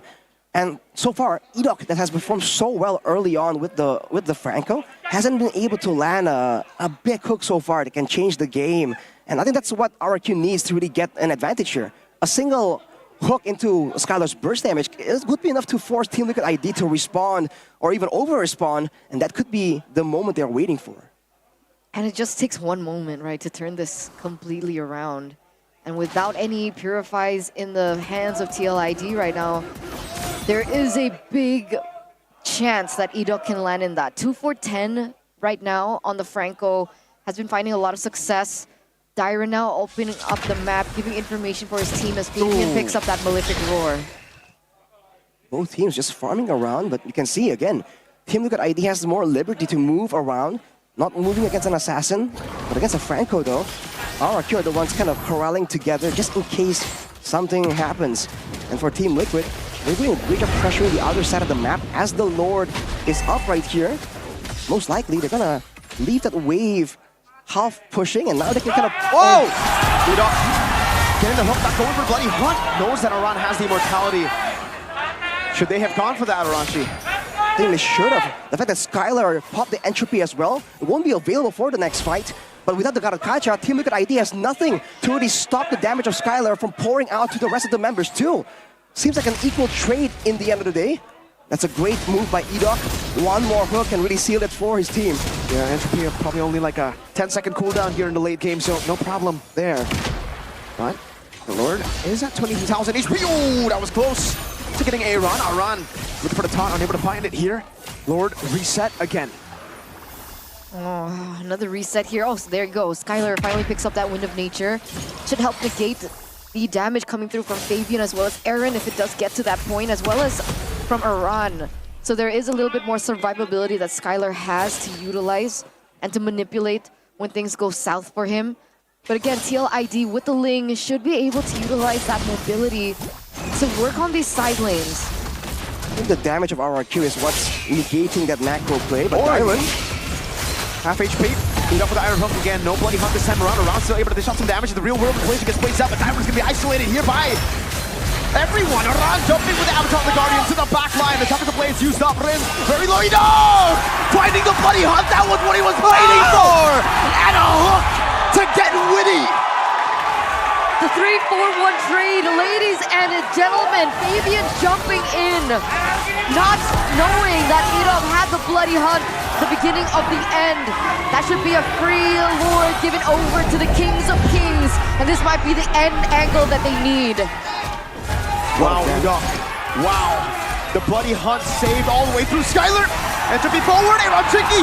Can't get the I'm Offended down. The cannon will be cleared out. 13 seconds on Aran. A wave down below, but RQ won't utilize it. They know that Yezkiel can clear it out. Lord spawning in the game. Super minions for RQ Hoshi. a lot of resources were used in that fight as well though. Skylar, the Wind of Nature also allowed him to survive that much longer.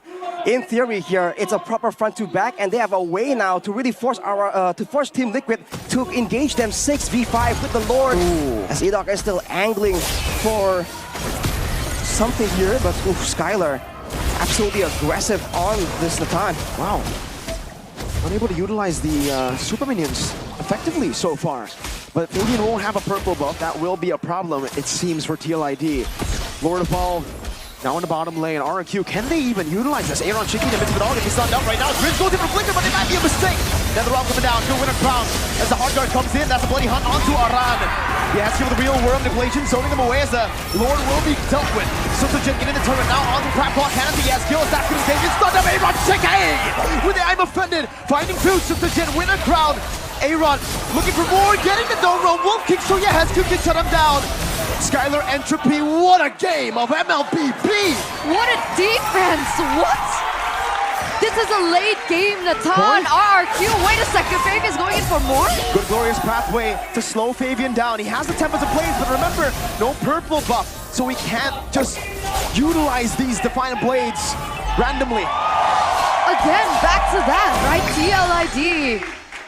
They have a composition that does not necessarily favor them in the late game. With Aaron Shiki on the Ruby in the gold lane as compared to Skylar on the Natan.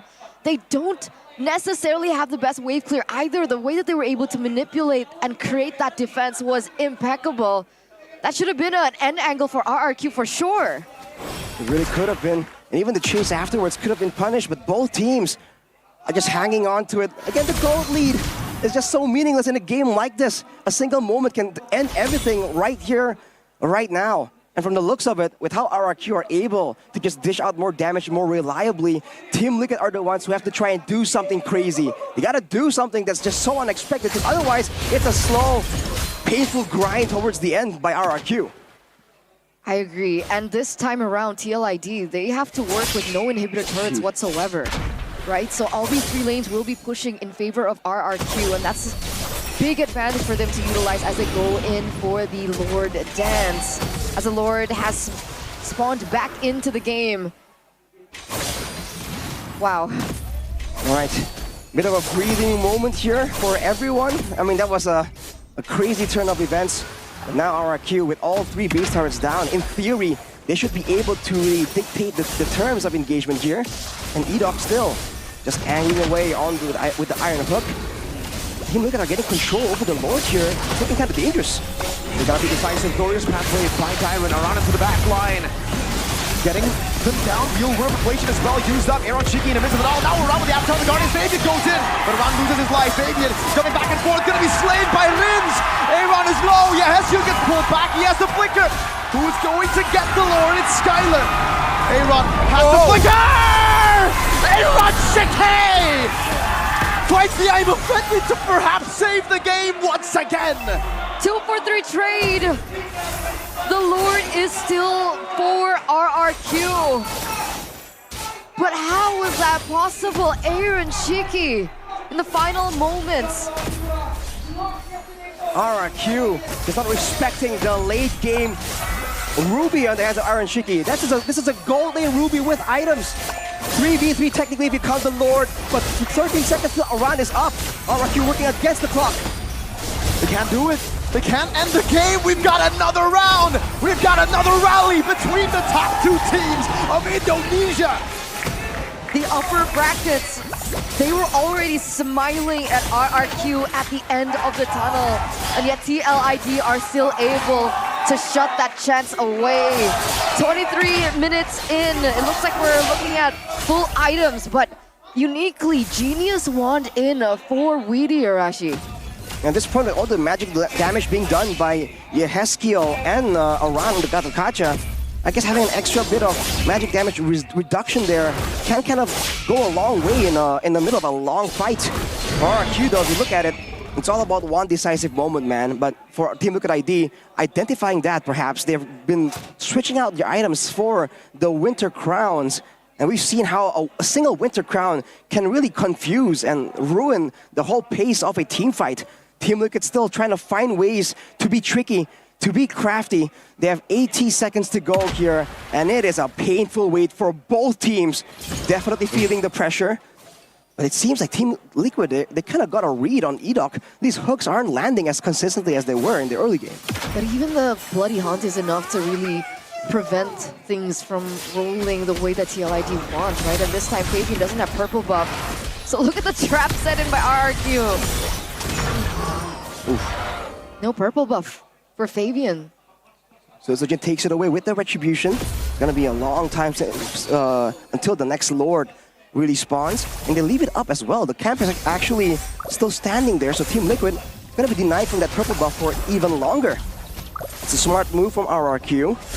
But for the most part, again, they're just using Dyron as the main sentry there. Just stand in the front. And if anyone overextends to try and punish Dyron, that's where Edoc will make his move.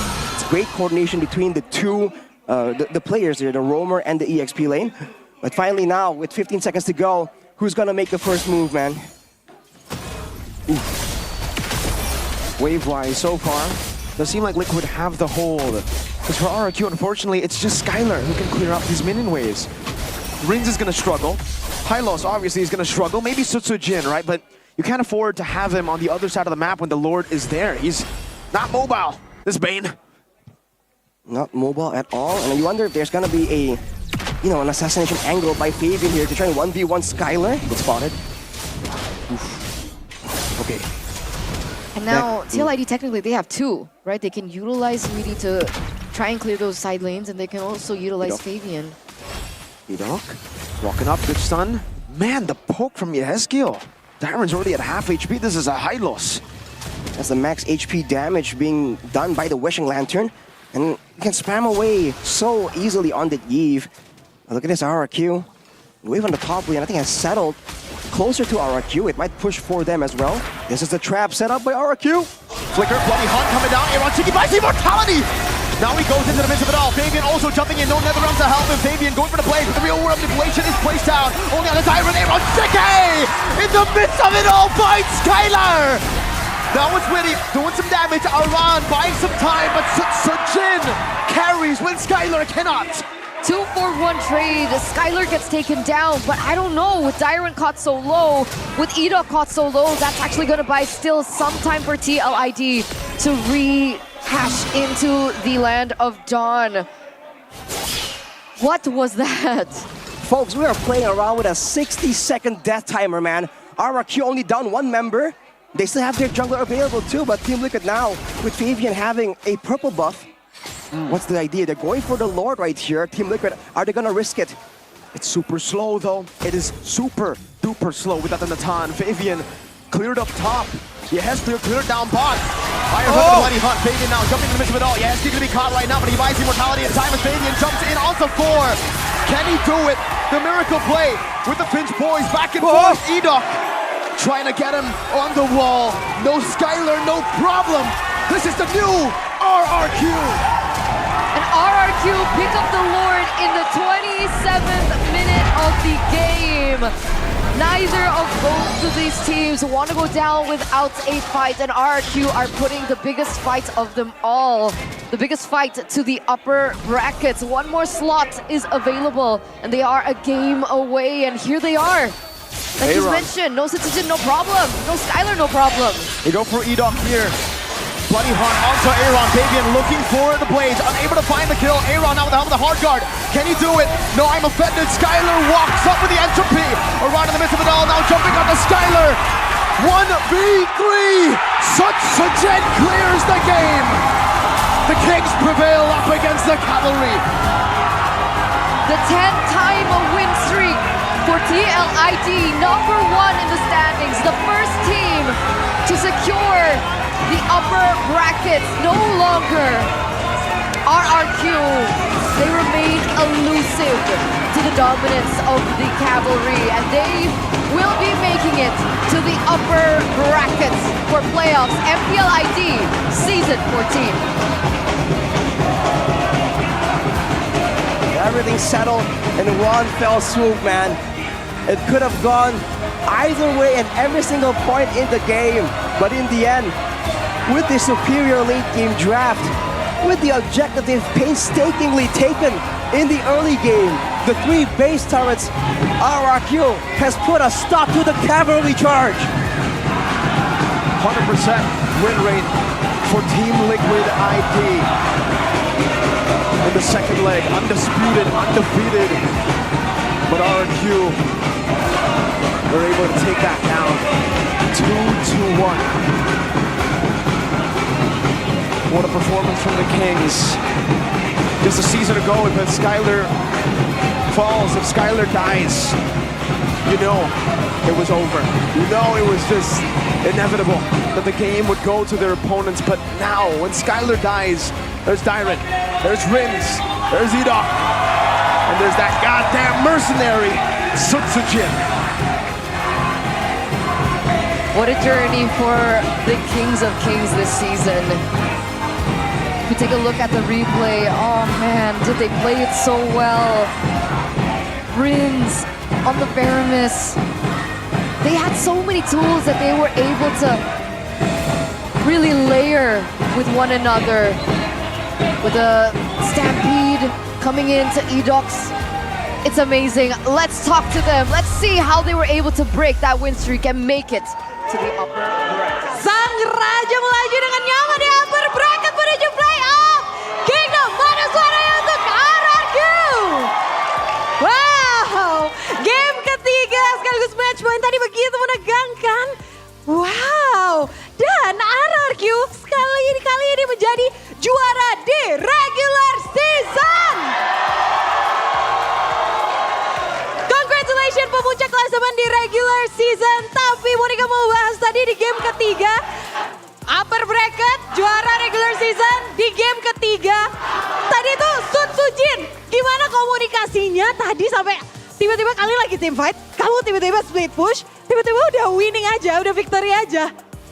Awalnya tadi nunggu Lord sih, cuma merekanya ngegas jadi ya dilawan aja. Cuman guanya tadi lagi dapat momen split push ya, jadi gue suruh teman-teman yang lain lamain aja. Wow, ternyata itu yang terjadi. Dan gimana kalian ngadepin sekarang congratulations udah di upper bracket. Gimana rasanya melaju di upper bracket kali ini? Ya seneng sih, seneng aja. Tapi kedepannya ya di playoff bakal ini lagi. Try hard lagi. Di playoff bakalan try hard lagi. Tapi ngomongin kalian tadi ini benar-benar game ketiga ini kayak, ini apakah ini preview grand final Skylar? Apa tuh? Apakah ini preview grand final tadi? Kalian dan TLID dengan tim Liquid Indonesia?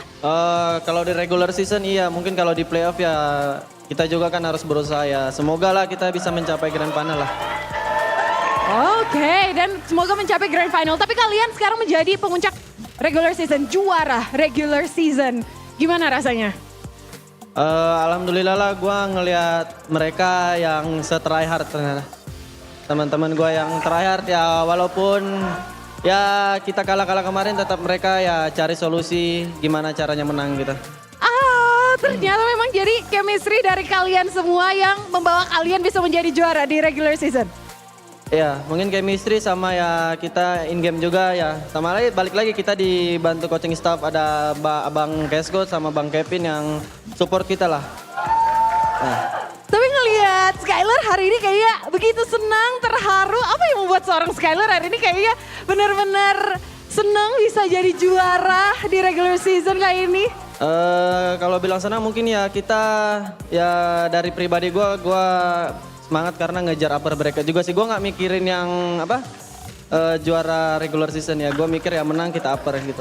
Upper bracket, karena memang begitu penting upper bracket bisa membuat RRQ melaju lebih nyaman. Tapi kalau tadi kita lihat juga ada Idok, gimana nih? Kalau tadi kan sebelum ketemu di Land of Dawn, udah ngobrol-ngobrol nih sama Favian. Favian kata Idok kan, rookie terbaik nih. Tapi kayaknya di hari ini kayaknya udah ngalahin rookie terbaik menurut Idok nih. Apakah udah berubah pendapat Idok? Ya kalau rookie kan itu achievement pribadi lah. Ini kan mainnya tim. Jadi aku juga dibantu sama teman-teman. Tapi ngomongin juga Favian kan kemarin Favian sempat ngomongin tuh ya top 3 junglernya dan ada nama Sutsujin di teratas Sutsujin Acu. Boleh gak sih Monica tanya sebaliknya nih, tanya lagi ke Sutsujin, kalau Sutsujin tuh top 3 junglernya di MPL Indonesia urutannya seperti apa? Kenapa? Aduh, oke. Lagi seneng banget soalnya Sutsujin nih. Jadi Monica lagi nih. Kalau kemarin kan Favian sempat ngomong tuh top 3 junglernya menurut versinya Favian tuh ada Sutsujin di nomor satunya. Sekarang Monica mau nanyain Sutsujin. Sutsujin top 3 junglernya ada siapa aja sih? Termasuk Sutsujin ya? Satu Favian. Loh, oke. Satu Favian Acu. 2 Kairi. 2 Kairi. 3 Sutsujin. 3 Sutsujin. Wait. Kayaknya Kingdom gak setuju nih. Kenapa Sutsujin di urutan ketiga?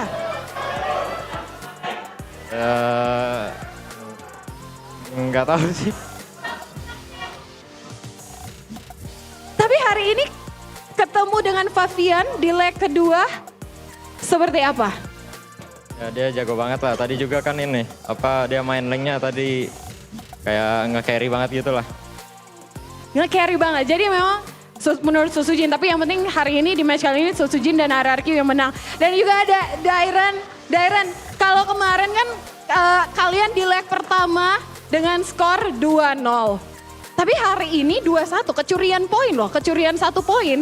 Berarti ini apakah tim Liquid Indonesia yang semakin kuatkah di leg 2 dibandingkan dengan leg 1? Iya sih, Liquid kuat juga, semua tim juga kuat sih. Gitu. Semua tim kuat juga. Idok apa nih? Ada yang mau ditambahin? Apa? Idok ada yang mau ditambahin tuh? Ya mungkin kami masih ada kurangnya lah. Masih ada kurangnya? Coba kurangnya apa tuh menurut Idok? Ya terlalu terburu-buru ya tadi sama... Ya pokoknya terlalu terburu-buru lah. Terlalu terburu-buru. Tapi yang membuat game 3 tadi begitu jadi long match banget menurut kalian apa? Bangler sih itu. Coba. Apa tadi? Kenapa tuh game 3 tadi bisa jadi long match banget? Harusnya menang cepet kalau gua nggak di geng sih. Oke. Itu ya. Tapi ngomong-ngomong ya kalian kan udah melaju dengan nyaman di upper bracket nih juara regular season juga. Tapi ini masih ada tim-tim yang berjuang untuk bisa ngedapetin tiket terakhir menuju babak playoff. Ada kalian kira-kira nih, menurut kalian tim terakhir yang akan ke Bandung siapa nih? Alter Ego, Dewa. Wah, kayaknya Apa tadi? Jadi menurut kalian kan udah nyaman nih di upper bracket. Tapi masih ada tim yang mengejar tiket terakhir. Menurut kalian yang bakalan ke Bandung siapa? Alter Ego atau Dewa? Ya mungkin bisa jadi Alter Ego ya. Semangat juga lah buat Alter Ego bisa memenangkan tuh 2 match terakhir ini. Dan ya buat Dewa juga jangan lupa semangat lah. Jadi milihnya siapa nih? Dua-dua. Dua-duanya. Tapi sebelumnya ada sesuatu yang pengen kita lihat nih di layar, ada apa nih? Klasemen sementara dan RRQ Hoshi tim Liquid Indonesia melaju di upper bracket dan yang paling penting sekali lagi RRQ Hoshi tidak mungkin dikejar lagi dan menjadi juara di regular season MPL Indonesia 14. Dan gimana setelah ngeliat ini klasemen sementara kalian udah gak mungkin dikejar. Menurut Skyler dan teman-teman apa yang mungkin menarik dari klasemen ini? Mungkin ya klasemen regular season ini ya jadi pelajaran lah buat kita. Nah, ya kita kan masih ada playoff juga ya. Semoga kita yang di regular season ini konsisten kita ke bawah di playoff. Itu aja. Setuju Kingdom? Yang terakhir pesan-pesan untuk Kingdom karena Kingdom dari tadi begitu luar biasa. Wah. Begitu semangat dengan proyek pembangunannya. Pesan buat Kingdom. Buat Kingdom tetap support kita, walaupun kita kemarin kayak kurang lah mainnya, tapi tetap support lah. Kingdom once again, mana tepuk tangannya untuk RRQ Hoshi. Congratulations sebagai juara klasemen di regular season 14 kali ini. Seperti apa perjalanannya dan bagaimana bisa memenangkan match kali ini akan dikupas tuntas oleh para caster di sana. Silakan caster, take it away.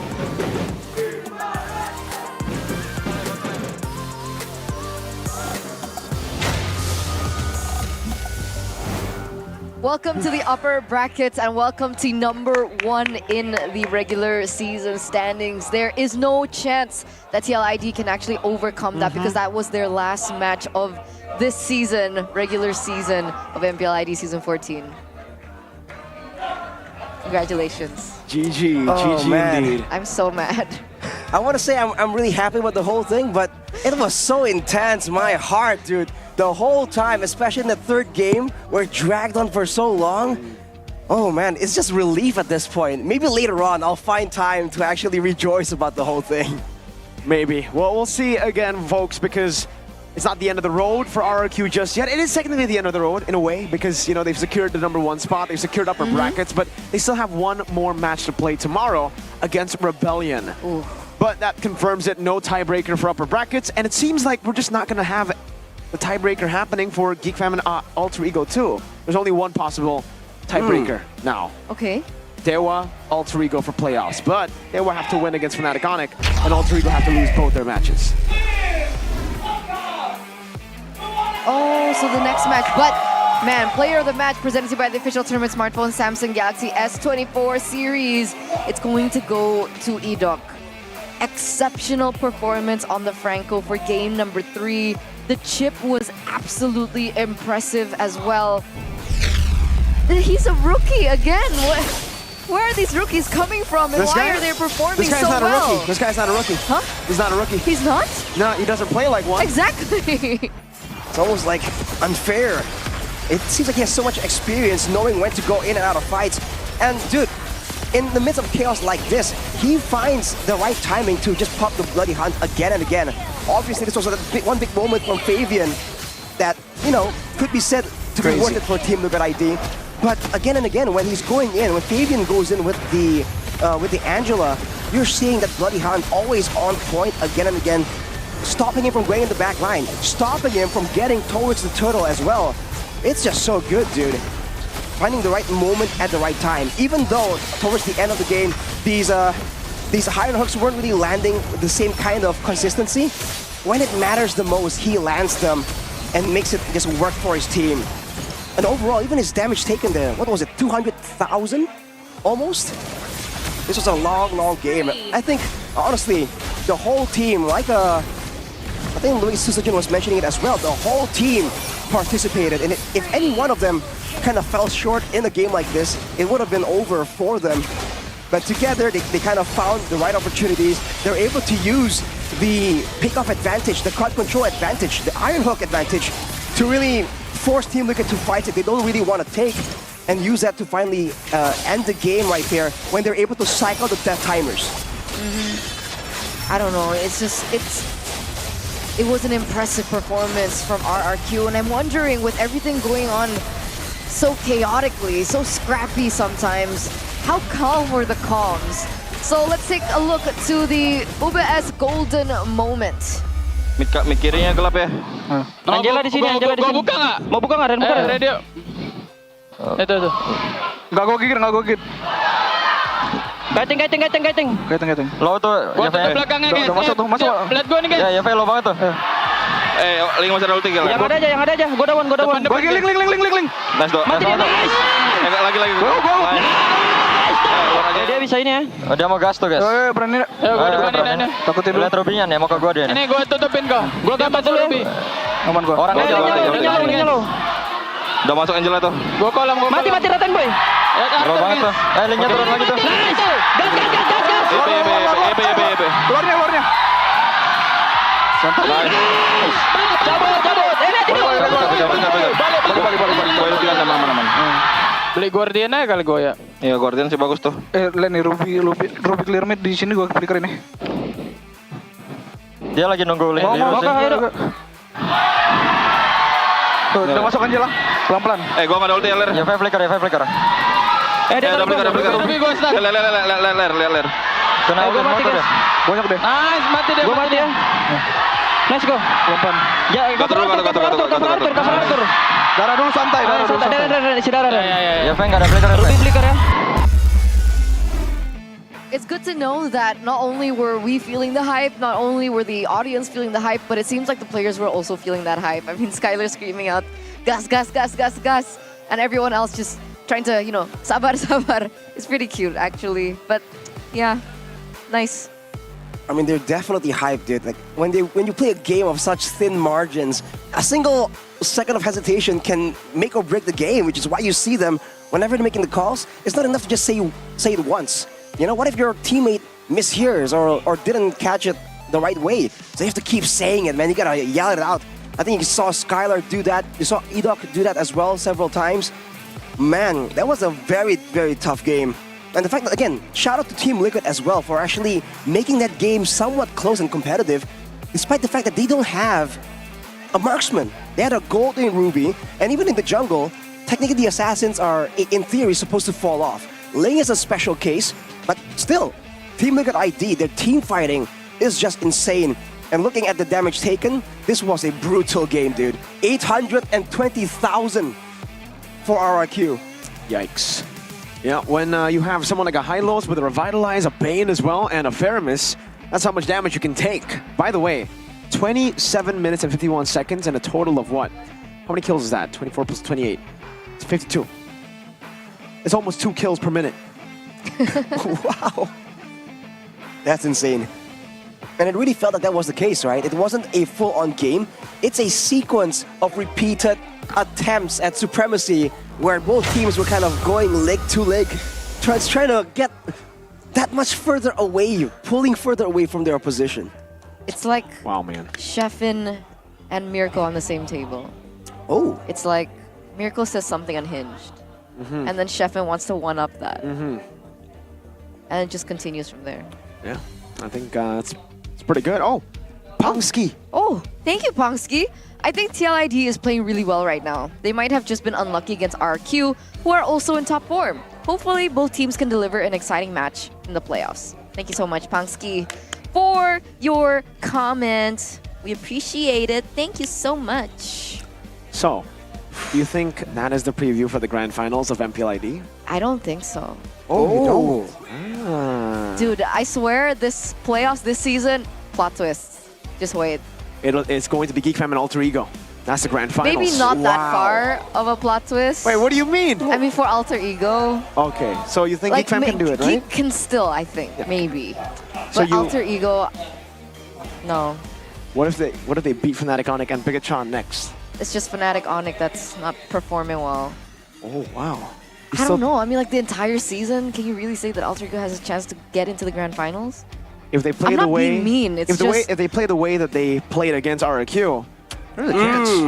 Really? Nile 1v4, man. All right. I guess we'll see how they're faring in the next match against Fnatic Onyx to tell. So with that, ladies and gentlemen, we're going straight into. Just kidding. We're going to a break. We'll see you after. What? Be right back, guys. I thought we're gonna go straight to the game. Or no. Break. There's a break first. You're hungry, right?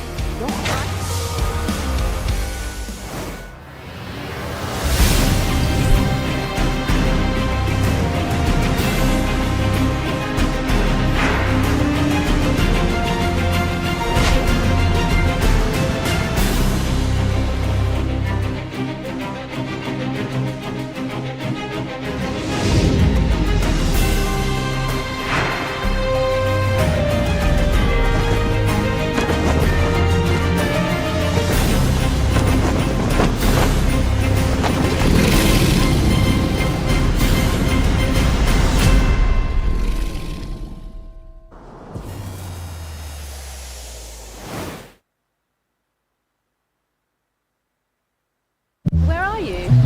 I have no idea. Circle it. Circle, you let me circle it.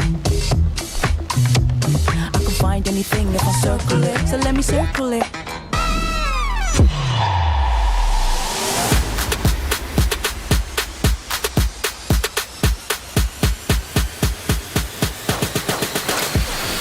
Teman murah, dia kasih gope, samurai, dia kasih gope.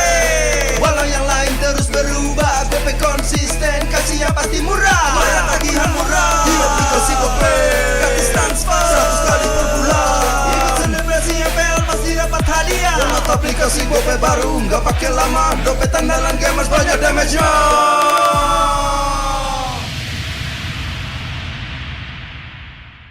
Dia tidak akan segan untuk menghadapi siapapun yang berani melawan. Dia mewarisi perjuangan karena di tubuhnya mengalir darah seorang pahlawan. Pedangnya mengukir takdir kemenangan, menghadapi segala tantangan. Penuh keberanian untuk terus berjalan menuju masa depan. Raihlah masa depan, nabung mulai dari hobi.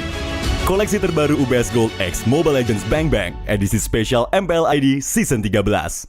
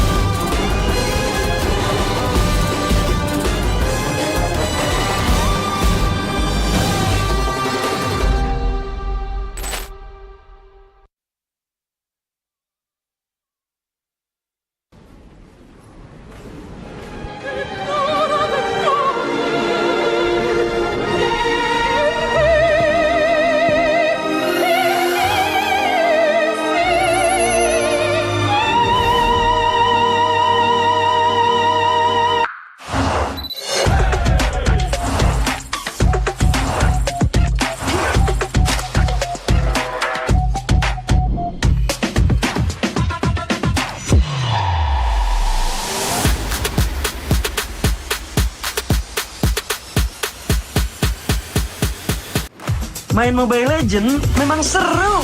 Mabar sama temen makin epic. Apalagi kalau double kill. Tropicana Double Crunch, es krim karamel dengan lapisan coklat yang tebal. Crunchy-nya double. Main bareng, makan bareng Tropicana Double Crunch. Double crunchy level dewa. Rasa ini Gatot kacau. Ih, tombe basah. Bro, move on ke Head and Shoulders. 100% pede, ketombe basah dan gatal. Wiped out. Dapetin edisi baru Gatot Kaca di minimarket terdekat. Head and Shoulders. Ini Gatot, ini kaca. Mas Gatot, benerin kaca.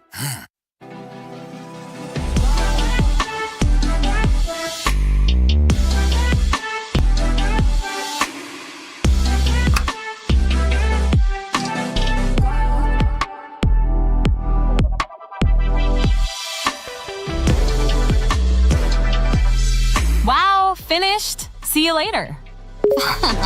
Time to go. Okay.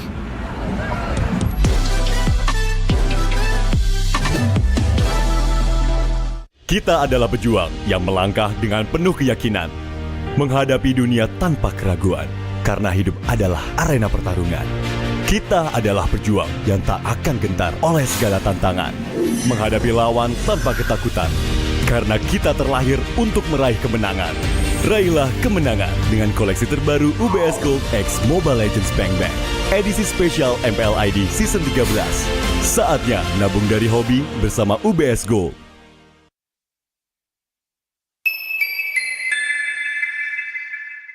Apa akan kehilangan ingatannya? Masih inget ini, Pak? Sekecil apapun perhatian adalah kekuatan. Hidupkan momen kebersamaan. IndiHome. First blood.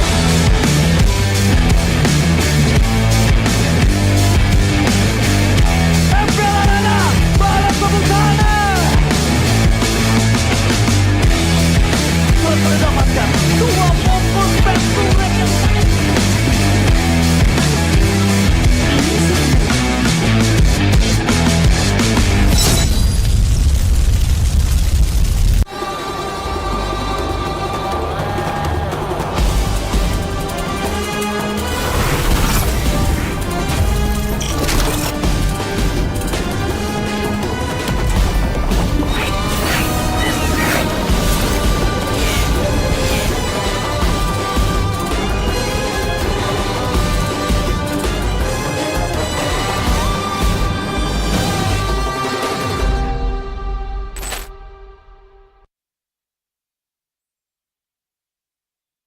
Pengen belanja banyak barang kebutuhan tapi malas keluar rumah.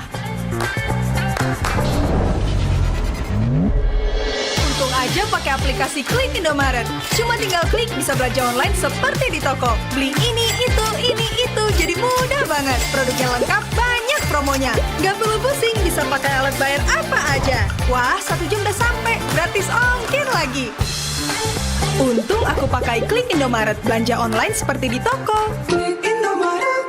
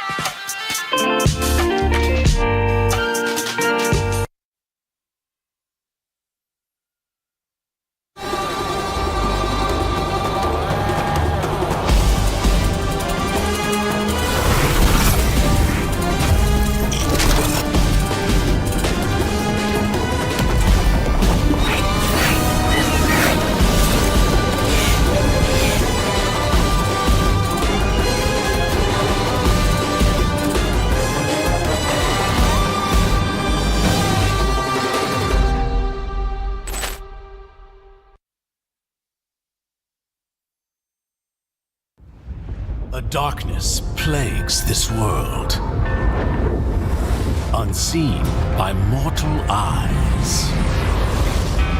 People prayed to the Immortal One to safeguard the sanctity of peace.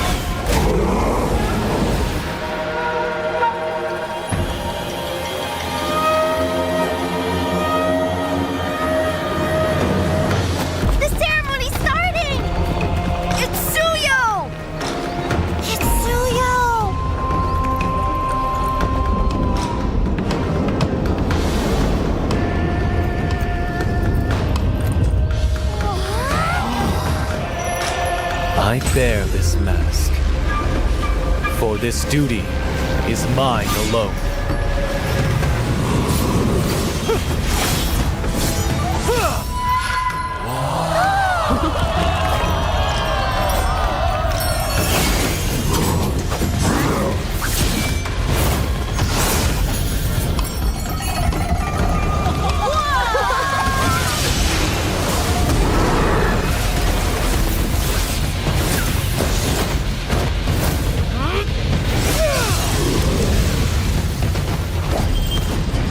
What is that? Is the ceremony over? Mommy, I'm scared. What is that?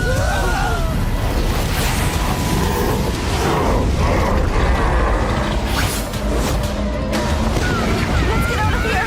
Let's get out of here. Let's get out of here. In their hearts, fear festers into darkness. But deep within, there is hope to crush that fear.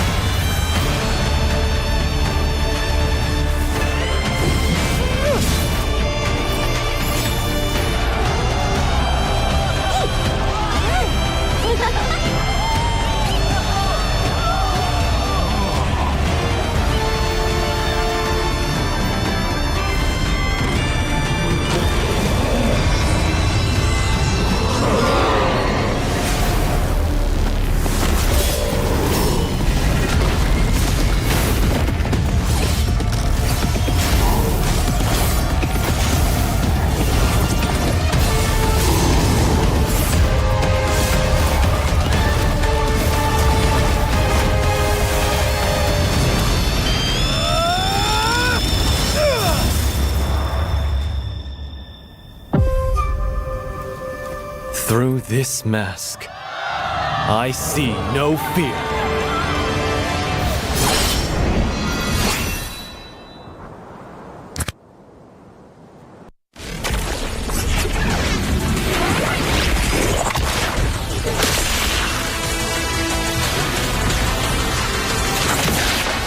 Strike first and without mercy.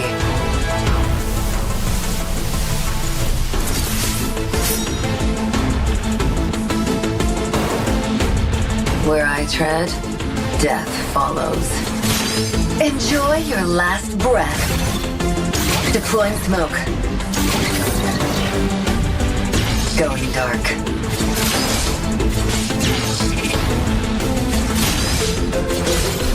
War is my trade.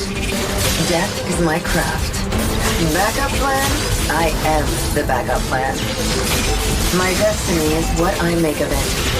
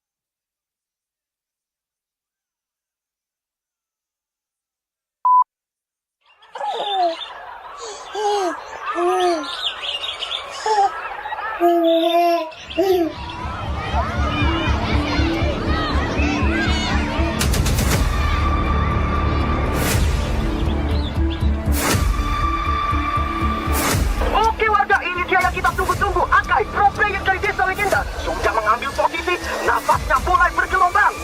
Tapi matanya tegas seperti kuda. Skor masih 4-sama. Apakah Akai bisa melakukan epic comeback bagi desa legenda? Tidak ada yang tahu dan tidak ada yang mau tahu.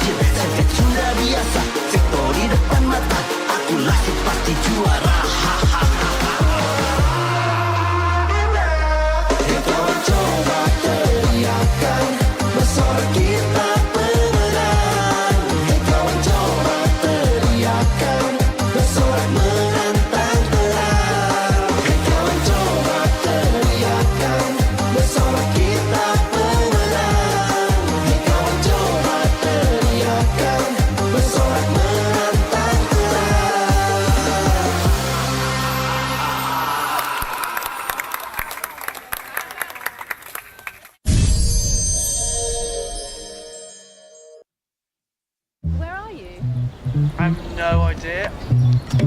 Circle it. Circle, you let me circle it. I can find anything if I circle it, so let me circle it.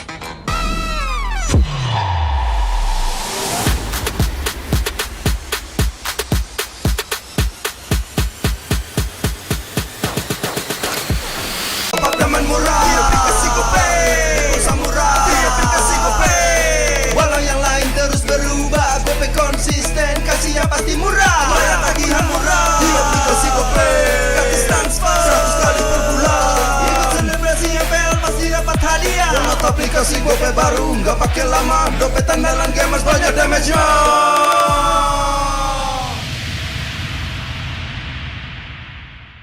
Dia tidak akan segan untuk menghadapi siapapun yang berani melawan. Dia mewarisi perjuangan karena di tubuhnya mengalir darah seorang pahlawan. Pedangnya mengukir takdir kemenangan, menghadapi segala tantangan. Penuh keberanian untuk terus berjalan menuju masa depan. Raihlah masa depan, nabung mulai dari hobi. Koleksi terbaru UBS Gold X Mobile Legends Bang Bang, edisi spesial MPL ID Season 13.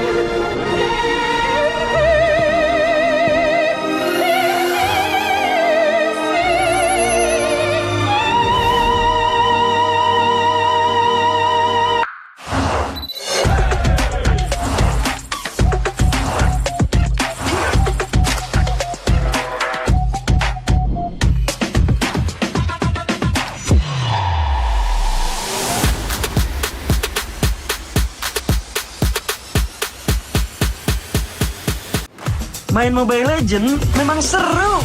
Mabar sama temen makin epic. Apalagi kalau double kill. Tropicana Double Crunch, es krim karamel dengan lapisan coklat yang tebal. Crunchy-nya double. Main bareng, makan bareng Tropicana Double Crunch. Double crunchy level dewa. Rasa ini Gatot kacau. Ih, tombe basah. Bro, move on ke Head and Shoulders. 100% pede, ketombe basah dan gatal Wiped out. dapetin edisi baru Gatot Kaca di minimarket terdekat. Head and Shoulders. Ini Gatot, ini kaca. Mas Gatot, benerin kaca.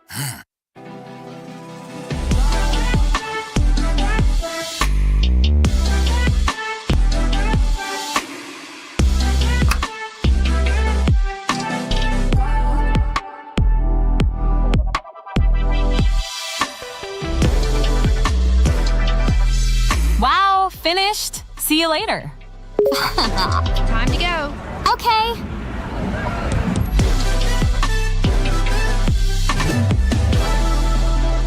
Kita adalah pejuang yang melangkah dengan penuh keyakinan, menghadapi dunia tanpa keraguan, karena hidup adalah arena pertarungan. Kita adalah pejuang yang tak akan gentar oleh segala tantangan, menghadapi lawan tanpa ketakutan, karena kita terlahir untuk meraih kemenangan. Raihlah kemenangan dengan koleksi terbaru UBS Gold X Mobile Legends Bang Bang, edisi spesial MPL ID Season 13. Saatnya nabung dari hobi bersama UBS Gold.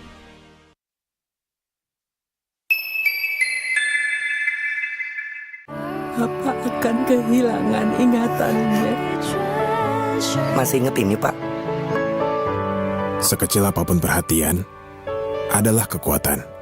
Hidupkan momen kebersamaan. IndiHome. First blood.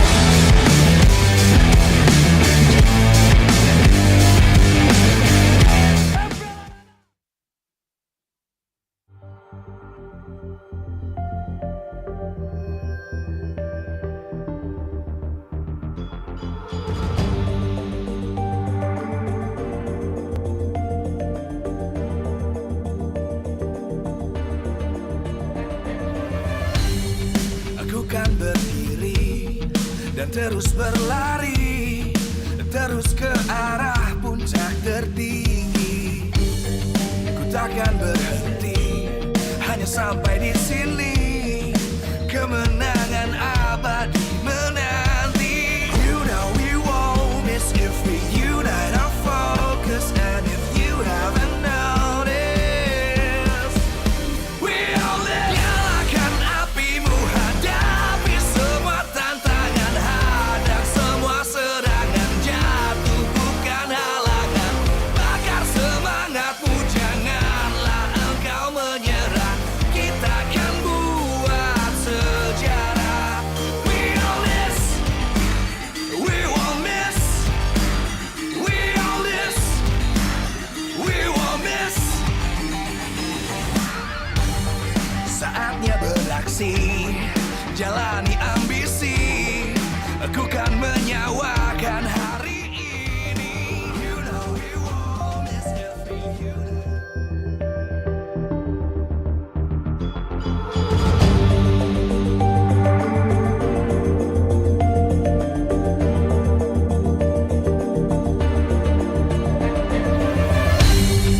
Aku kan berdiri dan terus berlari, terus ke arah puncak tertinggi.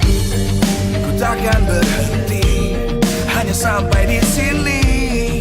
Kemenangan abadi menanti. You know we won't miss if we unite our focus. And if you haven't noticed, we all live. Nyalakan apimu, hadapi semua tantangan, hadang semua serangan, jatuh bukan halangan.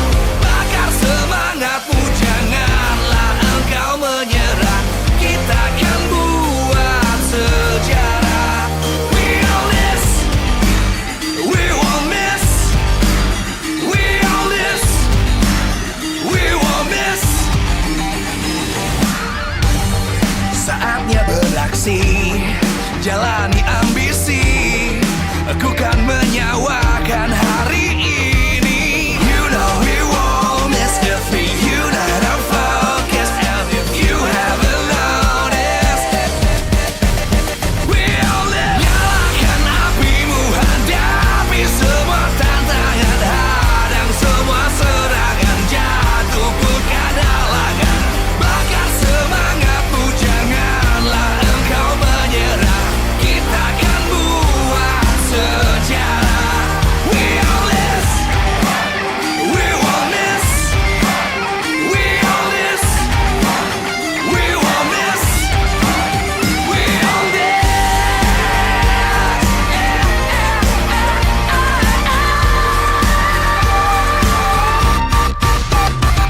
Nyalakan apimu, hadapi semua tantangan, hadang semua serangan, jatuh bukan halangan.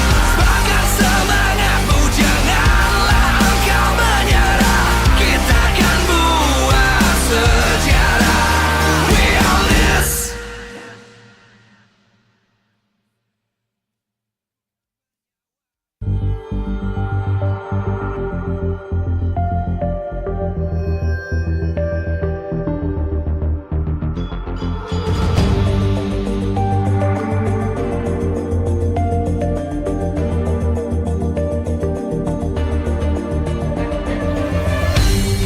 Aku kan berdiri dan terus berlari, terus ke arah puncak tertinggi.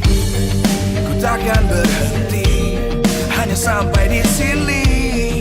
Kemenangan abadi menanti. You know we won't miss if we unite our focus. And if you haven't noticed, we all live.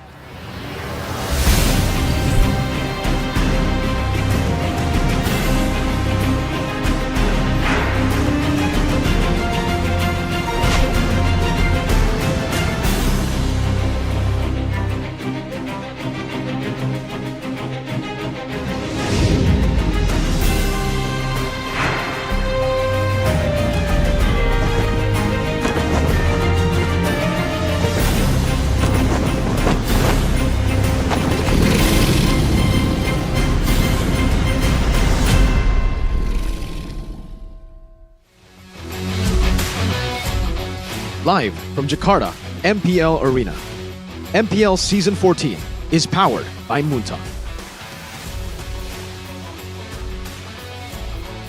Presented by our official tournament smartphone, Samsung Galaxy. Official e-wallet, GoPay. Official destination for gaming and esports, Hidea. Official gold partner, UBS Gold. We own this.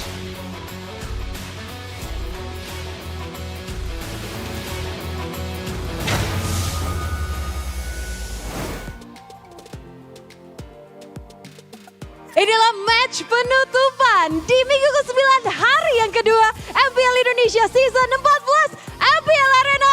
Mana suaranya?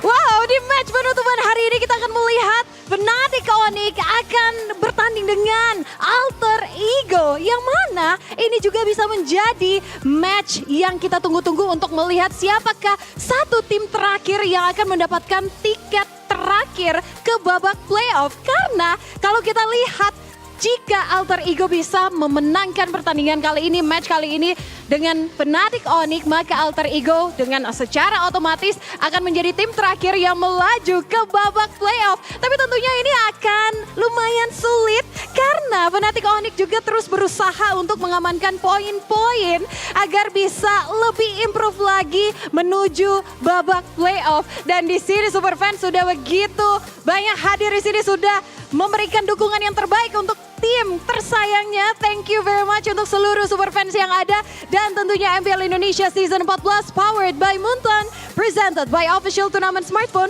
Samsung Galaxy, official e-wallet GoPay, official destination for gaming and esports Hidea, official gold partner by UBS Gold, dan tentunya thank you untuk partner in esports ada Campina, Head and Shoulders, Oraimo, Telkomsel, Dunia Games, IndiHome, dan juga WeDrink. Dan gak lupa juga thank you untuk seluruh suppliers kita. Thank you untuk Erigo, Click Indomaret, Yummy Choice, dan juga Saturdays, dan tentunya MPL Indonesia Season 14 supported by PBSI. Seperti yang Monica sampaikan tadi, kalau kita lihat selama minggu ke-8 kemarin, week ke-8 kemarin, Alter Ego sudah menunjukkan improve yang begitu luar biasa. Tapi juga Fnatic Onyx menunjukkan improvement dengan 2 kali win streak. Jadi kita akan melihat bagaimana keseruan pertemuan di Land of Dawn antara Alter Ego dan juga Fnatic Onyx. Tapi kayaknya sebelum kita lihat bagaimana keseruannya di Land of Dawn, Monica mau dengar dulu dong, mana suaranya Alter Champs?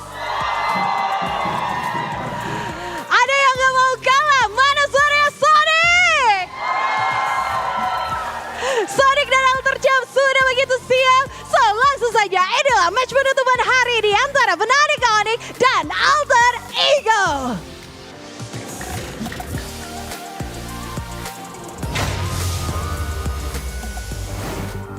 Ladies and gentlemen, boys and girls, welcome to the final match of the day. And here we are with Fnatic Onyx going head-to-head against Alter Ego. Now, there are certain stakes at play, but before we get into it, welcome to the English broadcast. My name is Eternal, alongside with Mirko as well as Arashi. And Mirko will kind of walk you through what is at stake, especially in accordance to a potential tiebreaker. So, Alter Ego and Dewa, this is the only tiebreaker left that can still happen. Because GeekFam was able to win earlier, and RRQ were able to win. So no tiebreaker for RRQ, Bigatron for upper brackets, no tiebreaker for 5th and 6th place for GeekFam and Alter Ego. But for Alter Ego and Dewa, it's still the battle for the playoffs. Dewa, they need to win their last match against Fnatic Onyx. If they win that, they're going to have to hope that Alter Ego lose both their matches against Fnatic Onyx today and against Bigatron Alpha tomorrow. If those two very specific scenarios happen, then yes, we'll have a tiebreaker match on Monday for Alter Ego versus Dewa United. So regardless of what happens, Alter Ego here, their fate kind of relies on Fnatic Onyx, whether or not they're and able Dewa to too. actually... Dewa's fate also relies on Fnatic Onyx. Well, exactly, so Fnatic Onyx is literally the key here. In a way, right? They have control over who actually makes it forward to the next stage. So this is a desperate position for both teams to be in. But for Fnatic Onyx, I feel like for them it's just business as usual. Business. That makes sense. grasping people's destinies in their hands. I mean, the Sky Kings have been doing that for a while now. Look at this. Oh, what's this? That's Kyrie. Ooh. He didn't say it like that. He said, "Tunggu kita di playoff." That's what he said. So he Wow, whispered. that's so similar. Okay. Anyway, for leg number 2, we can take a look at their match history, right? They were sitting at a 4-time lose streak, and then they were able to find their victories against Evo's Glory, as well as Bigatron, Alpha, and like you mentioned earlier on, they are the gatekeepers. They are the keys to whoever is going to be able to take that last slot for the playoffs, whether it be Alter Ego I don't wanna see this again. or Dewa United. The Fnatic Onyx, despite everyone's criticism saying that they are no longer in tip-top shape, they don't have plays available to them the same way that they did. They're showing here that, you know, you slip up often enough, you give them the right opportunities, they are still top-tier players, man. Whether or not they have improved or, I don't know, diminished, especially compared to the other teams in the MPL, we have to wait and see until the playoffs. I think that's where really people are expecting the full force of Onyx and all the other teams in the league to really be unleashed in the Land of Dawn. And unfortunately for Alter Ego and Dewa, they're coming at a time against Fnatic Onyx where they've started to find their rhythm back. Yeah. It's and, unfortunate. Like, why couldn't they have met the early season Fnatic Onyx, the mid-season Fnatic Onyx? Why end season Fnatic Onyx? Well, if you want to make it to the playoffs, you got to meet the best out of the best version that we have. And it does seem like, you know, at least Mr. Kai. You can hear the fans already here. Actually, it's the Alter Ego fans who are yelling for Kyrie. Interesting. What is going on right here? Are they mocking the so-called Ultra Sablak of Fnatic Onyx? Seems to be a hint of sarcasm in the cheers for sure, but you never know with Kyrie in the picture. Maybe they're genuinely just that much of a fan. I don't know. That's still a possibility, you know. And despite whatever everyone is saying, what everyone is thinking as well, Kyrie does still hold really impressive stats. Yep. Despite the performance of Fnatic Onyx this season, especially. I'd say Kyrie has been performing really, really well. I actually even said in during their loss streak, it was literally jungle esports for Fnatic Onyx. It was Kyrie and Albert doing well, but then everybody else were struggling in a way. But against Bigatron Alpha, they all really popped off, but some of them didn't. CW and Kyrie are back to form. Now we gotta wait for Keyboy and Sans to come back to form. Against Evos, it looked like they were also better. So maybe this is where we get to see the real Fnatic Onyx. It's an interesting situation to be in there, but let's take a look at that game between Alter Ego and RRQ, the team that just showed us a very impressive performance. Earlier against, you talked about jungle esports. For Alter Ego, I think it's even more so, heavily so, when Nile just has to get going or the team kind of falls short. But we saw that against RRQ. There are moments like this, of course, where Nile was still the guy just making the plays happen. Oh man, that's a crazy play by Nile, abusing just how strong that Ling is right now. But the rest of the team also kind of assisted in that department. So maybe with that moment there, they kind of found something that clicked, you know, that can kind of allow them to kind of match up more evenly against the members of Onyx. What is going on? The Alter Ego fans are having a blast here. They're fangirling for both Fnatic Onyx, Kyrie, and Niall. I mean, other than, of course, their skills in the game, they are two, like, they're nice to look at.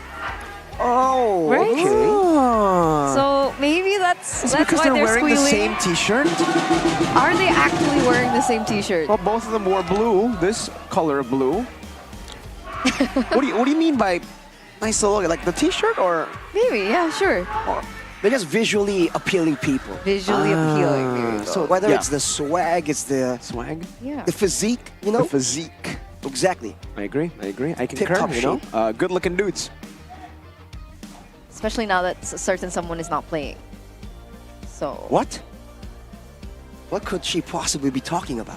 Anyway, You talking about the roamer of Team Liquid that No. won a world championship and got a skin on Cho? absolutely not. Is his name Yaoi? Absolutely, yeah. Okay.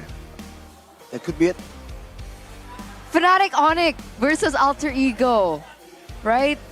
Isn't there something else we're supposed to be talking about here? My mind's blanking out.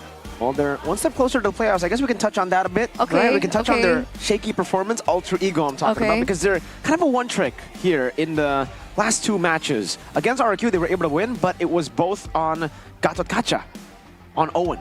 When he didn't get the Gatot Kaca, they failed to get the dub. And same story against Liquid. Game 1, got the Gatot Kaca on Owen, won the game. Game 2, Aran took it away from him, lost. Game 3, Team Liquid banned it away from Alter Ego, and they lost. So far, they're a Gatot one trick. And Based on the stats. You did see the potential for the Gatot Kaca just earlier in match number 2. We had Skylar being a full inventory slot. Natan was not able to melt through the whole Gatot Kaca, and in fact, Aran was able to actually threaten his life in some situations. So you do see the potential for dive-in zoning, and which is really in sync with what Alter Ego likes to do. Right, be aggressive, dive in, and just delete the backline. And if they do get that deletion in the backline, generally everything else falls into place. So with that being said, are we looking at Nino regarding his hero pool? I think Nino's hero pool has been, it does look underwhelming, but he has been able to make the Phoveus work really well. I think in some of these games, yeah, you're right. It's just really been the Phoveus, for Nino. Let me We've see. seen him shine on a lot of different Phoveus, picks. Hylos, and an okay Edith. Yeah. An okay Edith. Now, is that going to be a problem for their upcoming match? I think it can be because, again, I think Fnatic Onyx are a team that really does well punishing the weaknesses of their opponents. A lot of times they play their own game, and the way they're able to find win conditions isn't by elevating their own win conditions, it's by retargeting the weaknesses that the opposition has. Especially with a brilliant mind like Coach Yeb in the drafting phase. Usually, we've come to expect something crazy in the drafting phase already for Fnatic Onyx by default. So, before we get into it, we are going to welcome the official team lineup for both of these teams. Starting off with Alter Ego. We have Nino, we have Nile, Roundel, Owen, as well as Highs. This team, the playoff tickets, it's at the end of the tunnel. All they need to do is grasp for it. So let's welcome them up on stage. Will they secure their playoff spots? They're going to have to go up against the defending champions.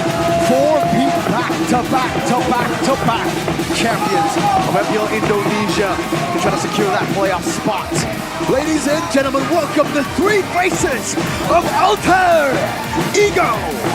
Trying to serve up a tall order against mighty opposition with the experience, with the accolades to prove them wrong. Today, Alter Ego are going to try and beat the odds and surprise everyone the same way they did against RRQ. Can they do it? It's a main question here. And let's welcome the official team lineup from the opponents. We have Rez in the EXP lane alongside with Kyrie, Sans, Keyboy, and CW. This is the first season in a long time that they have not made it up into the upper brackets, but they are still a remarkable force to be reckoned with. So with that, let's welcome them onto the stage. The 4-peat champions, the back-to-back champions, the Sky Kings. It almost seems like they're just bored of the regular season. This is just scrimming grounds for them. Let's see if they can make that happen and stop Alter Ego from making it to the playoffs. Let's welcome the Sky Kings, Fnatic Onyx. Every single player in this team can be a real carry in their own right. Despite the slump, they're still a fearsome opponent, especially with the playoffs getting ever so closer to concluding, to actually starting, the season concluding. This is where the Sky Kings usually take off and remind everyone again why they are feared as the rightful rulers of the Sky Throne.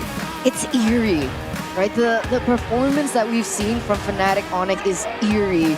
And we saw earlier on that quote coming in from Kyrie, wait for us during the playoffs, right? So is this Fnatic Onyx playoffs mode that we'll be seeing today, alongside with, of course, their coaching staff from both sides? It's going to be an intense battle, especially starting from the drafts. And it's peculiar to see that Coach Aldo, a guy that we've hyped up for so long, so knowledgeable, even having a lot of insider knowledge on scouting as well, he hasn't been joining a team on the stage so far. So it seems like Alter Ego have a different plan, a different way to really get that victory. It worked once already. Now, looking at the rival showdown here, the jungler with the Sky King's DNA, Nile. He was just really good so far, and you really see that when he's given the right tools, the right heroes that has that outplay potential, the X factor for his team. Even when the team kind of falls behind, he can kind of lift everyone up. Technically, Kyrie can do the exact same thing. So will this be like a lifting match between the two junglers? Wait, was Nile from Onyx? Yeah. Ex-Onyx player, that's by the way. why. That's what Gagne would say. Also, Owen, ex-Onyx, by the way. Okay. So, yeah, I guess, again, that Sky King's DNA does flow into both of their veins as we take a look at a quote coming in from Kyrie. Nile is good, but in my opinion, he was even better when he was in Geek. Interesting take, interesting perspective. I do believe that he said this in his winning interview. Do you agree with this? I agree in a way. Back in Geek Fam, though individually I don't think he is on the same level as he is now. I think individually Nile was better, but he had 4 players who played really well to enable him to. Now, it's Nile Esports, in my opinion, right? Like, if it isn't Nile, then they do struggle. So, in a way, I agree, but individually, I would say he's better now than he was before. I feel like Kyrie was mentioning it in a more individual fashion. So far, I feel like, again, the team has so much to do with his success in Geek Fam. The fact that he's able to move over to Alter Ego and still have a great performance even without the same kind of consistent pillars that Geek Fam were able to offer him. I feel like it's a testament to his prowess, to his skill in the jungle. And obviously with the current meta really suiting his playstyle. I feel like Kyrie, he might think that Nile was better in Geek Fam, but he can't take the current Nile lightly either. I agree. And if we take a look at now the picks and the sides that we're going to be expecting for game number 1, it looks like Alter Ego will have that first pick selection. The blue side, I think they had the better win rate on blue side too for Fnatic Onyx. Red side. So it looks like Fnatic Onyx are back on their favorable side. Has anything changed with Fnatic Onyx and the way they like to opt in terms of their drafts? I think they're still a very flexible team, and we saw earlier that, you know, whether or not you get the first or second pick, generally it just depends on how you want to try and outmaneuver your opponent in the drafting phase.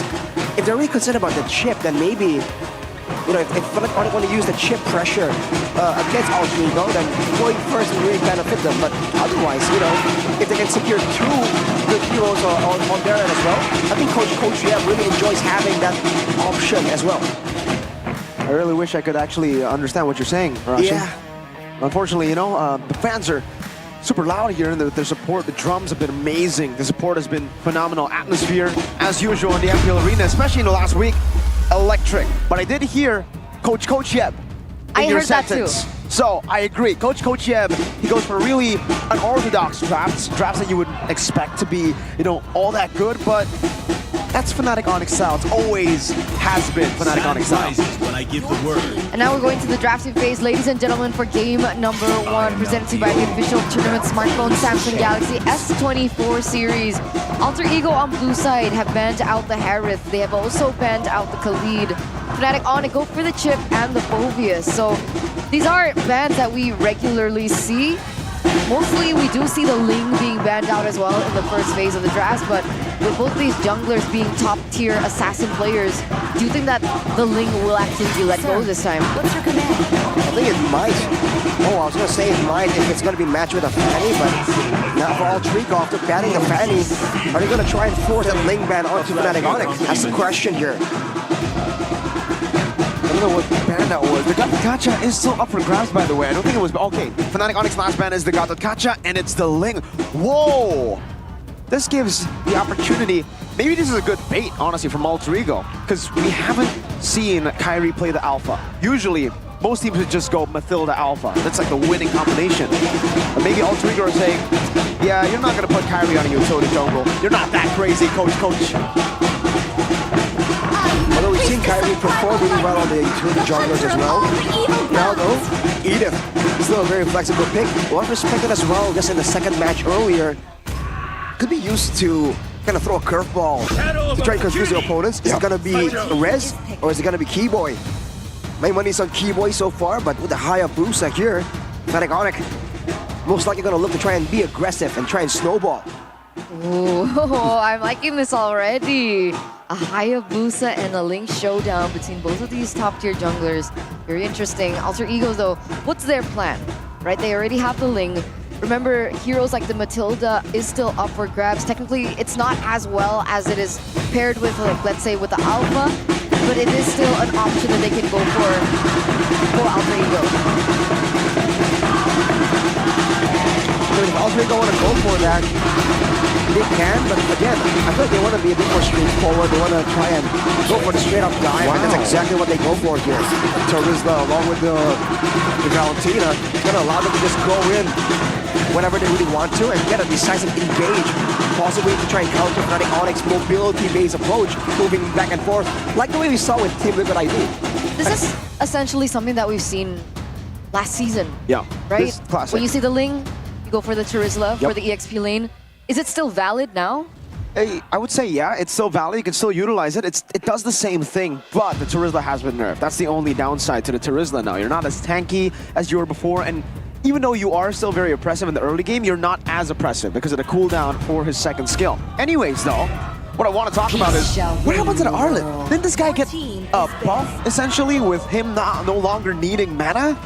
Like we were hyping him up so hard. We were saying, oh, Arlet's gonna be first pick prio very, very soon now. That the Terizla's gone nerfed, the Arlet's been buffed, but no, so far we've seen so many games and Arlet's fallen off the meta.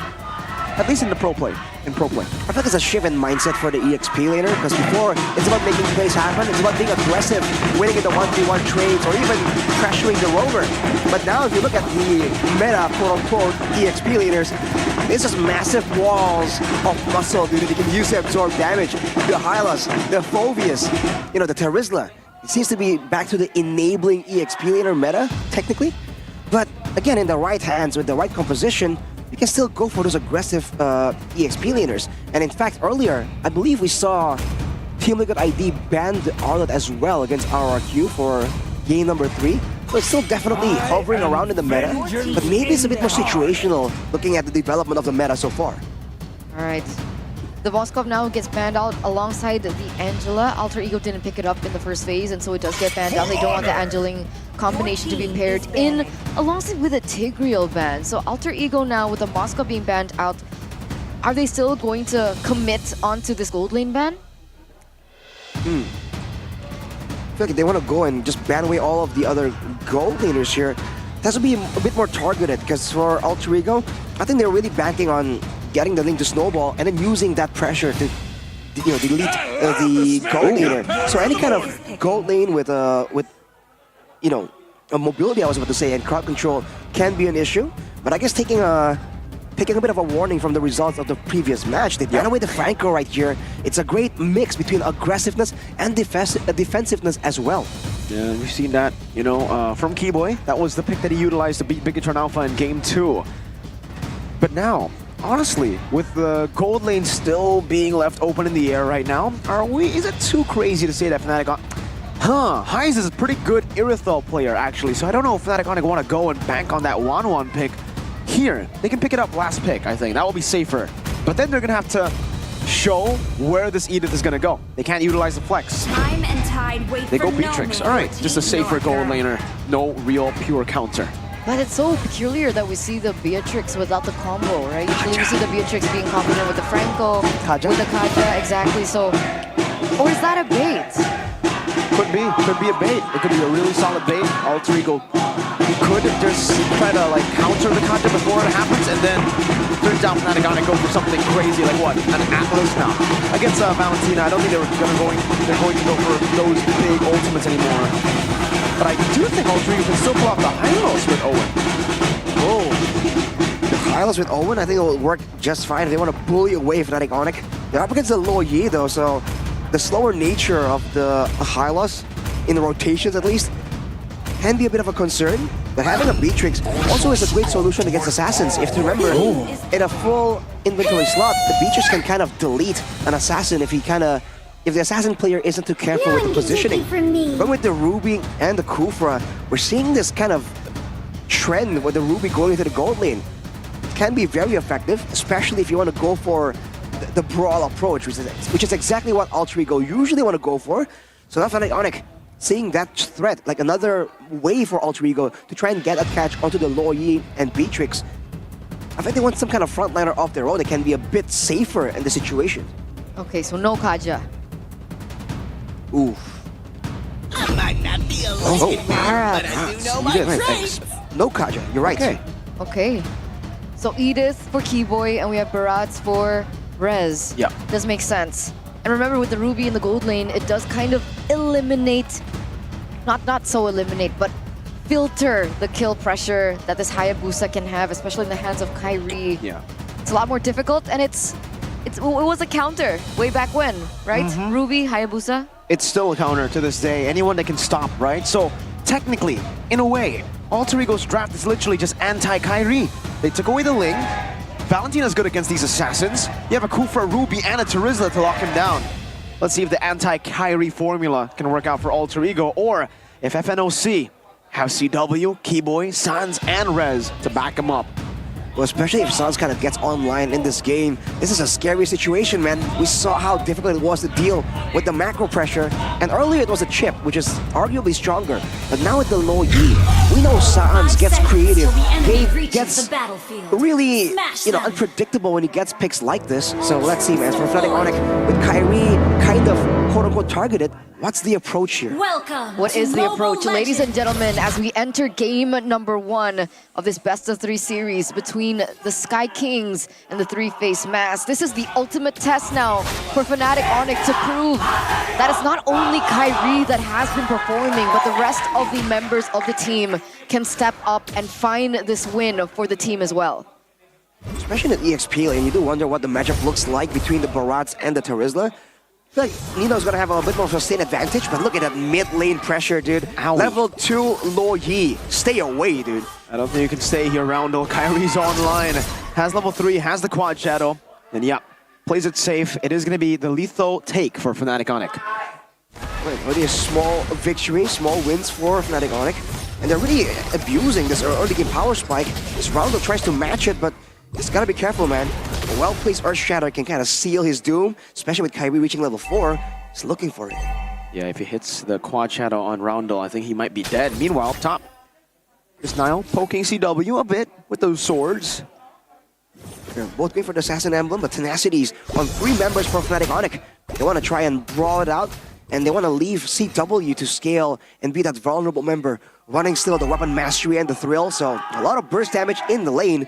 But against a Ruby with a Festival of Blood, it might just be, again, a farm lane until Heis gets level 4 and can maybe set up for some kind of gank.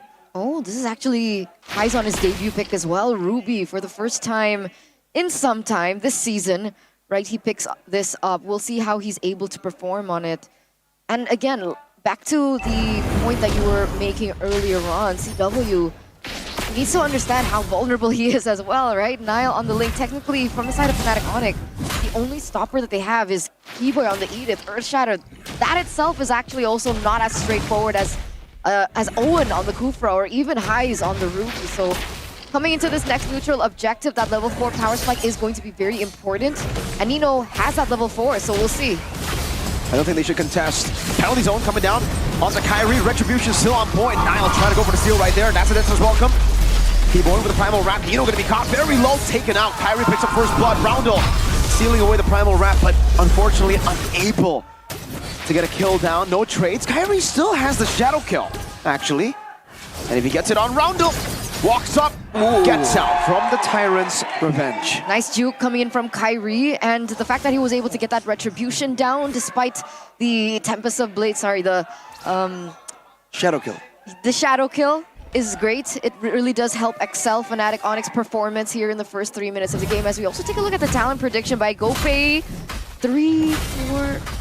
4v2.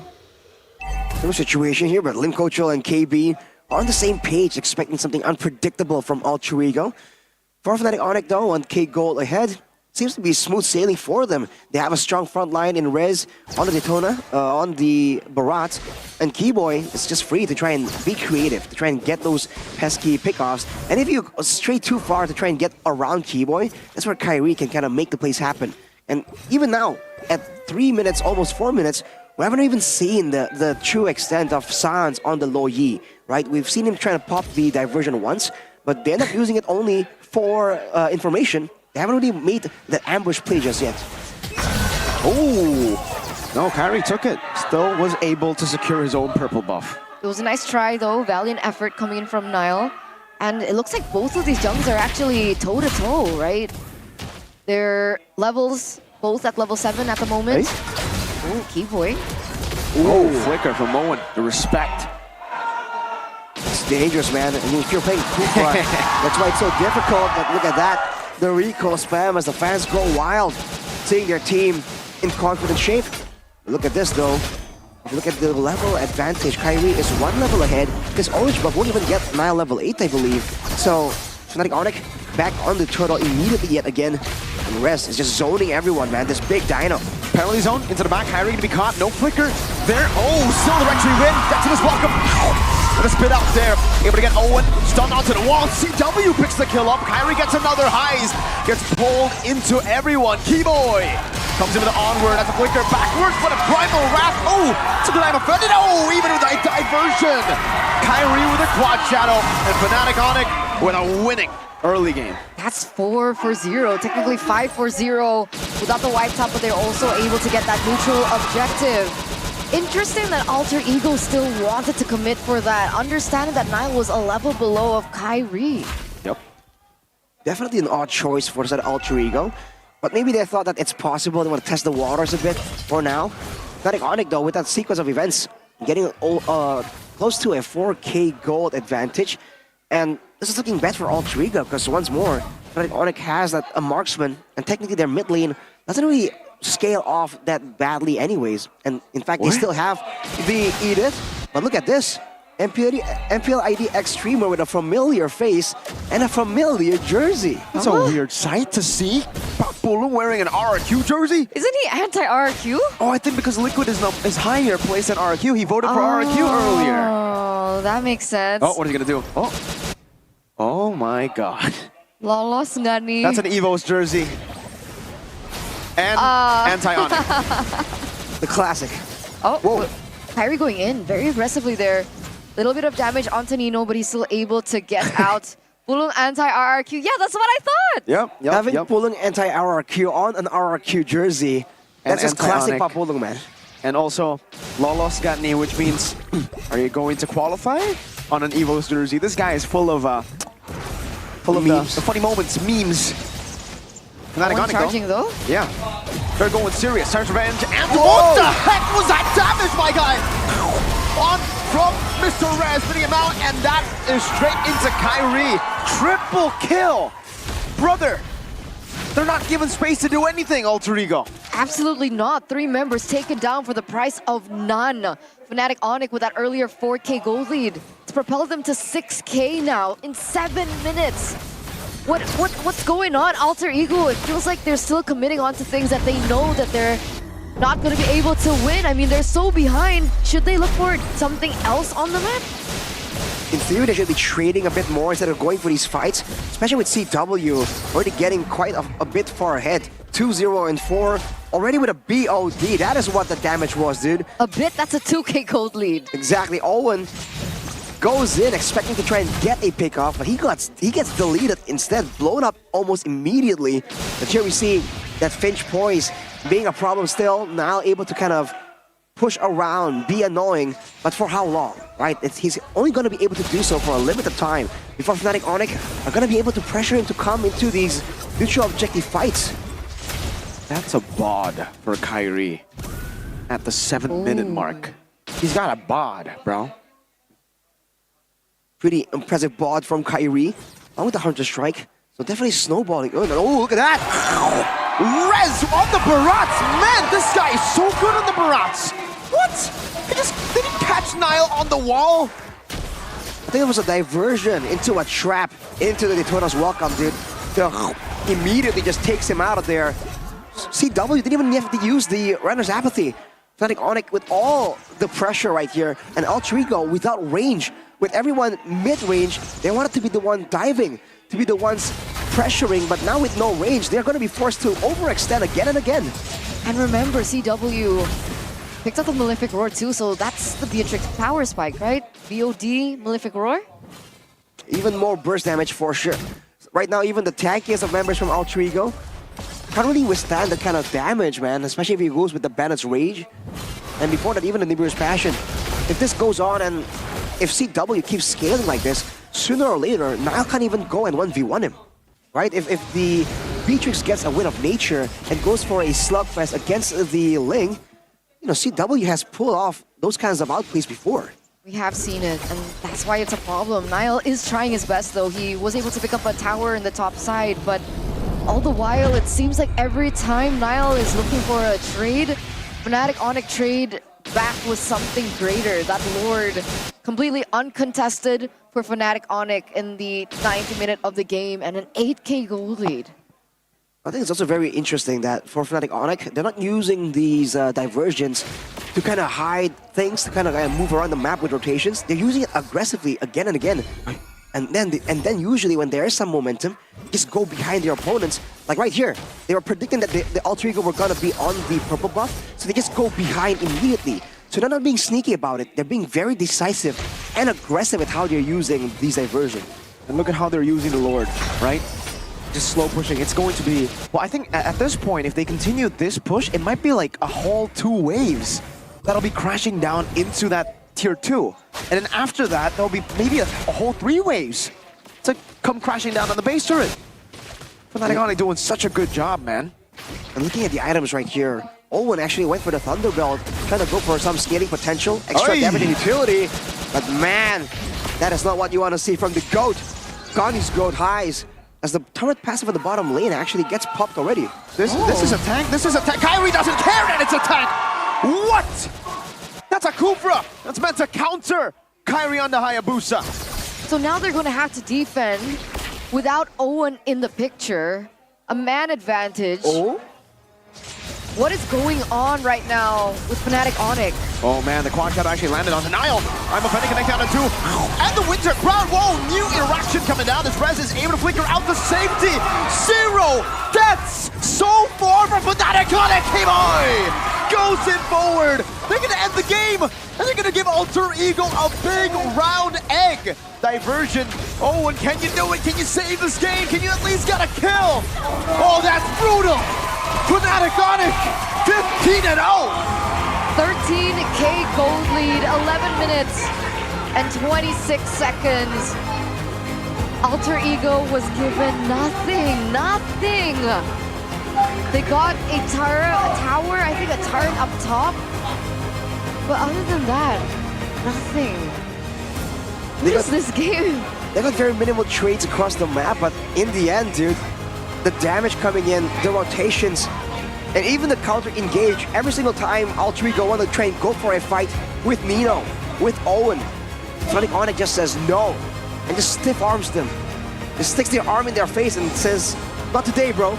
Not a single kill is going to be given to you. I mean, we were talking about the constantly from Rez, but damn, Fnatic Onyx just went. That was a rare Fnatic Onyx game, you know? What? Like, this is a season 11 type Fnatic Onyx performance. 15-0, highest made a play, and then they all just died. That Bandit's Rage took everyone to 1 HP. Oh my goodness. And then Keyboy gets, what? What's going on? The flicker play immediately, man. Fnatic Onyx. They know Alter Ego wants to group up, so group up they did. And Fnatic Onyx had all the tools available to just immediately demolish not just one member, not just 2 members. A perfectly placed Bandit's Rage can just annihilate the whole roster of Alter Ego, man. CW was just on fire that game. Baldwin Winata. Baldwin Winata. Is this the eerie, the end Yes. to the eeriness Yes. from Fnatic Onyx? Exactly, man. What was that? Actually, that. That's Fnatic Onic. That's Fnatic Onic. We even talked about the potential for Nile to kind of do something, but he got completely shut down too. They shut down the team first, and then they set their sights on Nile, and somehow, some way, they were able to get him on the wall with a Daytona's welcome. Remember, we were talking in the draft, sorry Rashi, about how Alter Ego brought in a composition that was supposed to be anti-Kyrie. Yeah. So, Fnatic Onic made them anti-MLBB. They can't play the game. They took away the Land of Dawn. They took away their phones, it seems. Break it down, Rashi. What's going on? I mean, from early on right here, they were jumping onto Kyrie. Nino engaged onto Kyrie to try and swing the tides in their favor, zone Kyrie away maybe. But that in the first immediate Banner's Rage really set the tone for everything. And again, these diversion plays immediately just allowed Fnatic Onic to find some more. Usually they would engage with a diversion, but sometimes they don't. And this was that moment here. It's a trap. He did. Look at that. It's a trap, and then immediately that was the Daytona's welcome. Got him on the seal wall. the deal. He got him on the wall. He whipped on the wall. What? I don't know, but we do know is a player of the game. Our MVP presented to you by the official tournament smartphone Samsung Galaxy S24 series. It's Guy. There you go. Yeah. He wasn't taken down a single time. None of them were. None of true, them actually. died. This is a perfect game. How? All turtles, all lords, no deaths. If you look at the player of the game highlights here by our official gold partner, Ubes Gold, you can see that the control here between Rez and Keyboy to really just zone everyone away. Nino and Nolan are forced to use so many resources just to get on target. And even with all that, Kyrie is still managing to get all of these neutral objectives with the Retribution. And when they are also overcommitted, you can see that even here, even Highs is forced to just stay in the front, try and do something.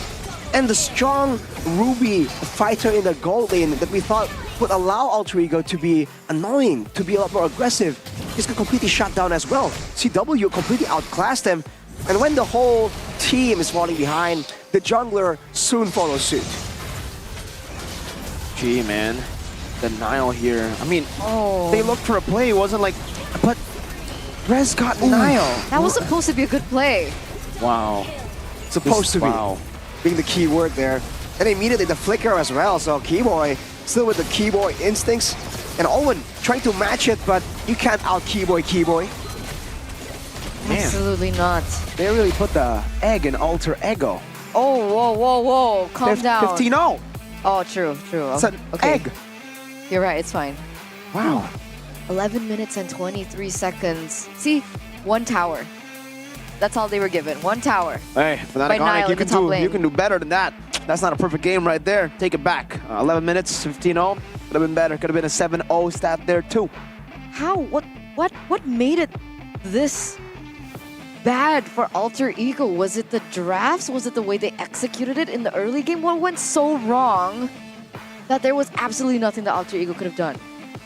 I think it might be the execution in the middle of a big team fight. Because you saw that if you look at right now, if you look at the items, Alter Ego barely have any defensive items. So they were kind of trying to find Kyrie, find Sans and CW, but then they were kind of disrespecting the control and the holding potential from the Edith and the Barats. So once they got caught in the net, right, with all the crowd control, that's where the Banner's Rage comes in. That's where the rotation and the dispersion from Sans also comes in through.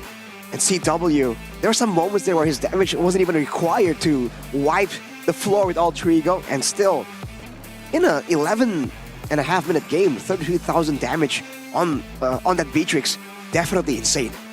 I know. 0% TP for everyone. There were no kills. They had half the damage dealt as compared to Fnatic Onic. They had 3,000 damage to turn. They didn't even get the damage taken. Rez took it away from them. They couldn't even have that. Fnatic Onic didn't want to give anything to Alter Ego. Just one turret. Confused. Just one turret, that was given. And even in damage dealt, Fnatic Onic literally dealt double the damage. I think it shows there. If it was an equal fight or there was an equal scrap, the damage number should be closer. But the fact that Fnatic Onyx were able to get twice the amount, it just seems that they were able to dodge away from the initial tools, the Tyrant's Rage, Tyrant's Revenge combo, the penalty zone, or I'm offended as well. We see a lot of misses from Alter Ego, and once Fnatic Onyx has made them miss, they make them pay. I have a question though. Question away. Alter Ego is number 6 right now. Yes, sir. If they lose 2-0 against Fnatic Onyx, can they still make it to playoffs? Yes. Still can. Even if they lose both their next matches, it doesn't matter as long as Dewa lose their match against Fnatic Onyx. And looking at Fnatic Onyx right here, I honestly can't say that Dewa have a chance against this. If they play the same way, gee, what happened to Fnatic?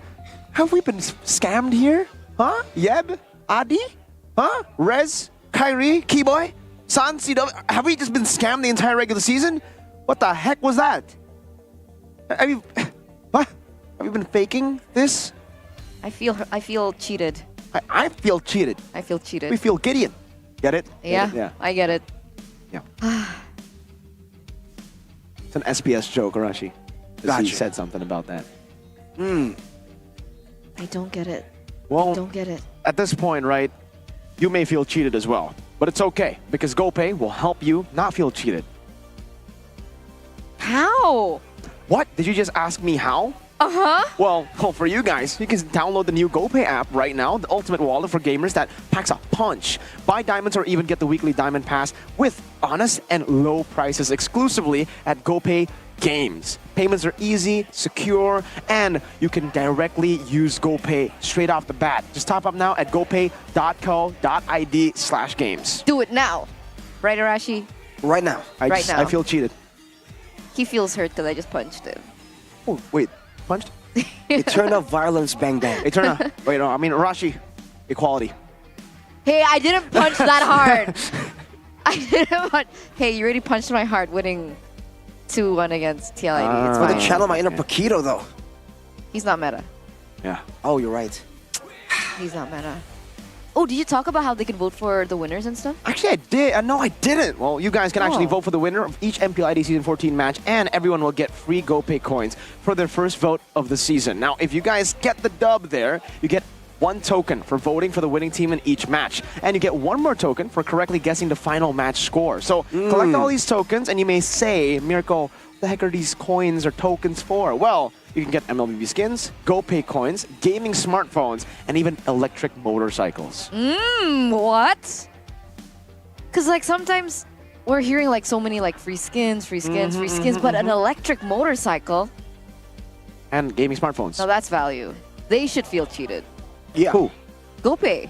Yeah, because they're giving away amazing rewards. It's crazy, right? And as well, you guys can actually buy credit too. So it's buy credit? value, and triple value, right? It's always at a low price. You guys can get an amount of 15K IDR credit for just 11.9K. And if you guys have friends, you guys can actually use the GoPay app to split bill. Why you gotta throw shade at them if you have friends? Oh, I mean like when you're with your friends. Typo. Yeah, but still. Typo. What if they don't have friends? Oh, and that's okay. You can be our friends. And then we can split bill using the GoPay app. Nah. Oh, what's going on? I'd rather just brawl with the best, alone. Wait, what is she doing? This is brawl with the best. Oh, is this how you get the golden ticket? Yeah, exactly. To exchange Yep, this in is the lucky draw. Oh, Muhammad Fahri, congratulations. He's gonna play with Kyrie today. That's so awesome. With Kyrie? With Kyrie, you can play. Yeah, this is a chance for you to play with the pro players, Arashi. Petrie got it. Petrie. Oh yeah, it's Petrie SJ06. Congratulations. And you know, if you guys want information on this activity will actually take place every week of MPL ID. And today, the MVPs who have played here have been drawn, and 3 lucky winners will receive 500,000 GoPay coins each. Wow. Abimanyu. Oh, they all get 500,000. So it's not the lucky draw to get the golden ticket. Wait, how do we get there? We can't. It's Gotta it's walk out been now. drawn. We're too late. Only 3. That's done right there. The 3 lucky winners receive a 500,000 That's awesome. GoPay coin prize. Can Just I still like play that. with Kyrie though? Brawl? No? I mean, you're friends with him, so probably you can. Friends is a strong word. Oh. Whoa. Yeah. Are you enemies? No, but What's with you and like everyone? Acquaintances? I don't know. Huh? What? Acquaintances? No, I don't know if he claims me as a friend. We went out once. Yeah. Yeah. Miracle's like fighting with everyone right I now. kind of feel that way as well, but when I met Kyrie, when we passed by, he kind of greeted me, so I think we cool like that. Is that all it takes to be friends? You just like walk up to someone says, "Yo, what's up, man?" And then you just like besties for life. Sometimes with dudes, that's exactly what happens. That's actually true. You know what? He is my friend then. He's my buddy boy. Oh, no, he's not my buddy. I'm sorry. That's like the other That's yeah. That's Yeah, not. no, sorry. That's not you. That's not me. He's exactly. not buddy. Okay, let's focus on the audience topic voting. How can Alter Ego win game 2? I have a clue. Oh, do you? And I don't think it's gonna be here. Okay, yeah, what? It's not. What? 56% don't fall for Fnatic Onyx Tempo. 29% maximize early aggression. Number 3, give Heist a power hero. Heist the GOAT. Do you agree with this? Don't fall for Fnatic Onyx Tempo?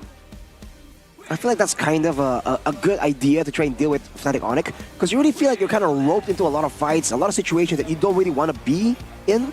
And Fnatic Onyx find a way to kind of get you there somehow by pressuring, by cutting you off.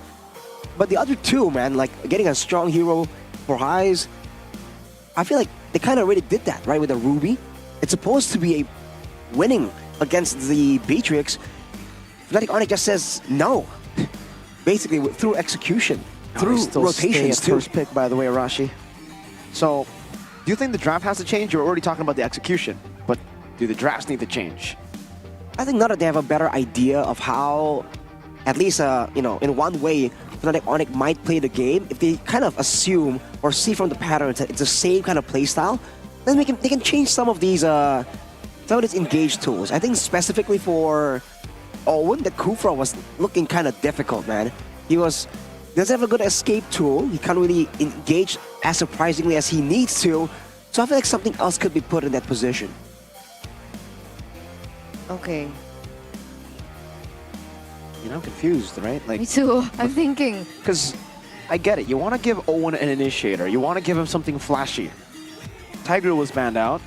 The Mathilda would have been an option, but I don't think it's an option for Owen.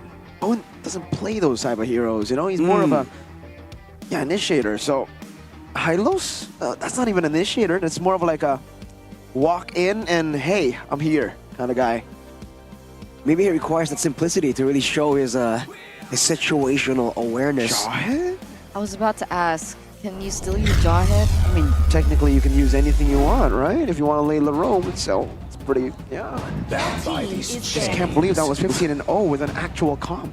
So let's see for game number 2, ladies and gentlemen, presented to you by the official tournament smartphone Samsung Galaxy S24 series. Sir, and it looks what's your like command? nothing has changed. Oh. Absolutely nothing. Harith Khalid Fanny. We have the Chip and the Phobius. For Fnatic Onyx, they go for the Gatot. There you go. And Alter Ego, do they still want to commit onto the Link first pick here? Oh, that is wonder what Fnatic on. Let me just make a wild guess here. Edith Hayabusa? Oh, that's Hayabusa. Edith, please. Just I'm the priestess wow. of primal lightning. Got it, boys. The hunter of all Give me a the job. evil Are you a gods. genius? I'm genius, man. He just knows how Coach Jeb operates, man. 100%. Is this going to be a Valentina Terizla? I mean, he likes doing this, just going with minimal changes into the next game. But Alter Ego, they're kind of matching that energy as well. But already an immediate difference here. Now with the Angela, there's more early game prio. And the Cho, we saw it used so well by Witty, actually, in match number 2 in a similar scenario. Wait. Calm down. Because the last time we saw this, the Faramis was having difficulty against the Cho, against the Ling, against the Angela. So why were you groaning earlier on? Because the Faramis is good against the Angela. Okay. Yeah. But in the last match... That was Liquid versus RQ. This is Fnatic Onyx versus Look, Alter Ego. I wanted to be nice, but okay. What do you mean by that? I didn't say anything. I just said this is a different match. Okay. What are you Different players as well. assuming? Oh, Don't man. assume. Because when you assume... Yes. Of you and me. Oh, 1-1. Valentina banned out 2 here. 1-1 and Valentina. So for Alter Ego, getting out one of these mobile, safer gold leaders in case they want to try and shut down CW. Oh, they want to go Harith too? Lunox ban? For the Harith, that makes a lot of sense. Alter Ego, are they going to be forced to go for it? And if they do go for it, what other options are available for Fnatic Onyx, right? If this is the bait that they want to show by using this Lunox ban, what is the real pick for CW? Can he go back on the Beatrix still? It's the same Franco ban for the side of Alter Ego. They still believe in making space for the Ling, for Nile, especially now that they doubled down with opting to go for the Angela too. So, by the way, Heiz was like leaning on his chair earlier on. See, I don't know if that's confidence or that's him being like, okay, you know what, whatever. Gani would say confidence. Time and Confidence, tide okay. wait for no man. Your team is picking. There's a way to find out, but hey. That's the Beatrix pick. This is the Wait, same what's draft. the final ban? Franco, I believe. Yeah, it's Franco. Oh, okay. Seems not even the system can process What is the going 15-0 on? from the previous game. It's still processed in the 15-0. System's like, wait, is this the right game? Why is there so many similar picks from the side of Fnatic Onyx? Yeah. Doesn't make sense. Huh. Well, there you go. All smile, so it is confidence. Look. Could also be... Are you sure it's confidence? Okay, you know what? Now Here's the I goal see for a the reason, vision. I see Turner. the vision. Okay. All right. So now, technically, Fnatic Onyx can pick up the Kaja again if they want to. If they want to indeed, but with the Yves and the Bruno against a Haya? Yves? Oh, sure it's dangerous, but if he wants to rush a Winter Crown or something, that could be a solution. But man, I guess they want the range to try and deal with the Beatrix, but that is the combo we were talking about earlier. Kaja, Beatrix, and we saw how devastating it really was, dude. Anyone who got caught, even without the Divine Judgment earlier, gets blown up. Now even more so. I have a feeling Mr. CW is gonna first pick or first item Sky Piercer again, man. I mean, technically, the Kaja needs at level 4 to reach the kill pressure that is intended for him. Meanwhile, for the Ling, he should be able to have that kill pressure even before level 4. So, is that like a window that Alter Ego can capitalize over? I think it's a window that Alter Ego need to capitalize over, because if they go with this composition with a Cho, with an Angela, I don't think the idea is to wait it out and wait for that late game team fight. That is exactly where CW, along with Keyboy, would actually have a lot more impact in the fights actually. So I feel like Alter Ego have to kind of use the tempo and use that initial level 4 to try and find something that could be their key to getting some control in the early game. So let's get into it, ladies and gentlemen. Game number 2 between Fnatic Onyx and Alter Ego. Can Fnatic Onyx go 2-0 clean sweep here against Alter Ego? Or can Alter Ego force a game number 3? Looking at the early game clear here, I mean, the Hayabusa clears very, very fast, so Nile has more mobility tools, but look at this. Sans playing a risky game. Oh, forced a flicker, but Keyboy. Oh, one more time. Oh, okay, Owen flickers out. 2 flickers burnt out early. Even against the Yves, Fnatic Onyx are able to actually have an even trade. I feel like that's still a win in the books, because the Yves should really be winning hard in these early game trades, but look at this. Whoa. Okay, Keyboy forced a flicker. Nino responding over. They're gonna get their first kill. There we go, first blood. Oh no. But is it worth Rondo? Flicker out. Okay, Alter Ego are on the board. That's 1-0. That's 1-0. Nino, he maneuvered all the way from the bottom lane to facilitate that mid lane first blood. But it does look like they will be able to get a little bit of gold as a trade in for the Edith. Great Wilderness Blessing pickup for Nino to just roam around. That's what he wants to do on this Cho, which is possible. But with the Bargain Hunter on the Angela, again, Alter Ego going for this early gameplay as Nile. Oh, Keyboy stole it. Keyboy. Oh no. Now Kyrie goes in with a shadow kill. Nile leaves him alone. Owen, no flicker, but he'll still be able to survive. The protection coming in from the hard guard is definitely going to be a problem. And even now, before a hard guard is even a factor, I'm seeing it's a bit more difficult for Fnatic Onyx to really find the right targets. But later on in the mid game, if the game kind of goes in a standard fashion just like this, then the Hayabusa and the Beatrix both can really be a source of, burst damage to surprise the members of Alter Ego. Is Nile looking for a steal here? He is. Goes in with the Defiant Blade. Rez goes in with the Onward. Now time for the Blades comboed it together. Kyrie's still winning on the retreat battle. Primal Rat with the Nether Realm. Alter Ego. Roundel doesn't have any mana. Immobilized for a bit. Rez gets some damage, but in the end, it will be Then backing away. Divine Judgment from Keyboy. Just in time, just in the save of the bell there. Keyboy being able to pick up that level 4 and as well as that ultimate. And you're right. There you go. Sky Piercer CW first item. No boots, by the way. Leather jerkin straight into the Sky Piercer. He's a spa, dude. Yeah, He's exactly. a spa. A Sky Piercer abuser.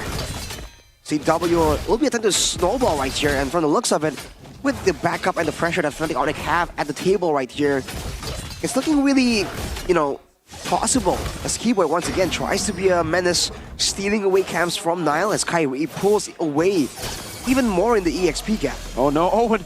I don't think you should have showed there. Now the shadow kill. Oh no, Owen got picked up by Kyrie. Suns trying to get some vision. Keyboy doesn't have the Divine Judgment, but he will be able to zone Nile away. No rectory. Oh no. Possible steal. No, Nino walks over. Luckily, Nile still able to secure his own purple. No matter what happens right now, Fnatic Onyx have picked up a 1,000 gold lead. It looks like they're rotating towards this top lane. Are they going to try? Oh, there you go. There you go. Keyboy penetrates. Oh, the Sky Piercer. CW just needs one more hit. Unfortunately, unable to connect onto it. Good reactions from Owen with the hard guard. There's some good pressure coming in from Fnatic Onyx though. Just making a statement to Alter Ego that you can't really go in the jungle as you please. You picked a Roam Angela, and she's squishy. That was blind. Right? That was a blind snipe by CW. The Runner's Apathy. Oh, and immediately with the Numerous Passion as well. Whoa. Meanwhile, Nino on the other side of the map doesn't have the Weighted Dragon. Did he use the Weighted Dragon on someone? I guess. And Flicker. I guess Nile also, Tempest Blade's not there.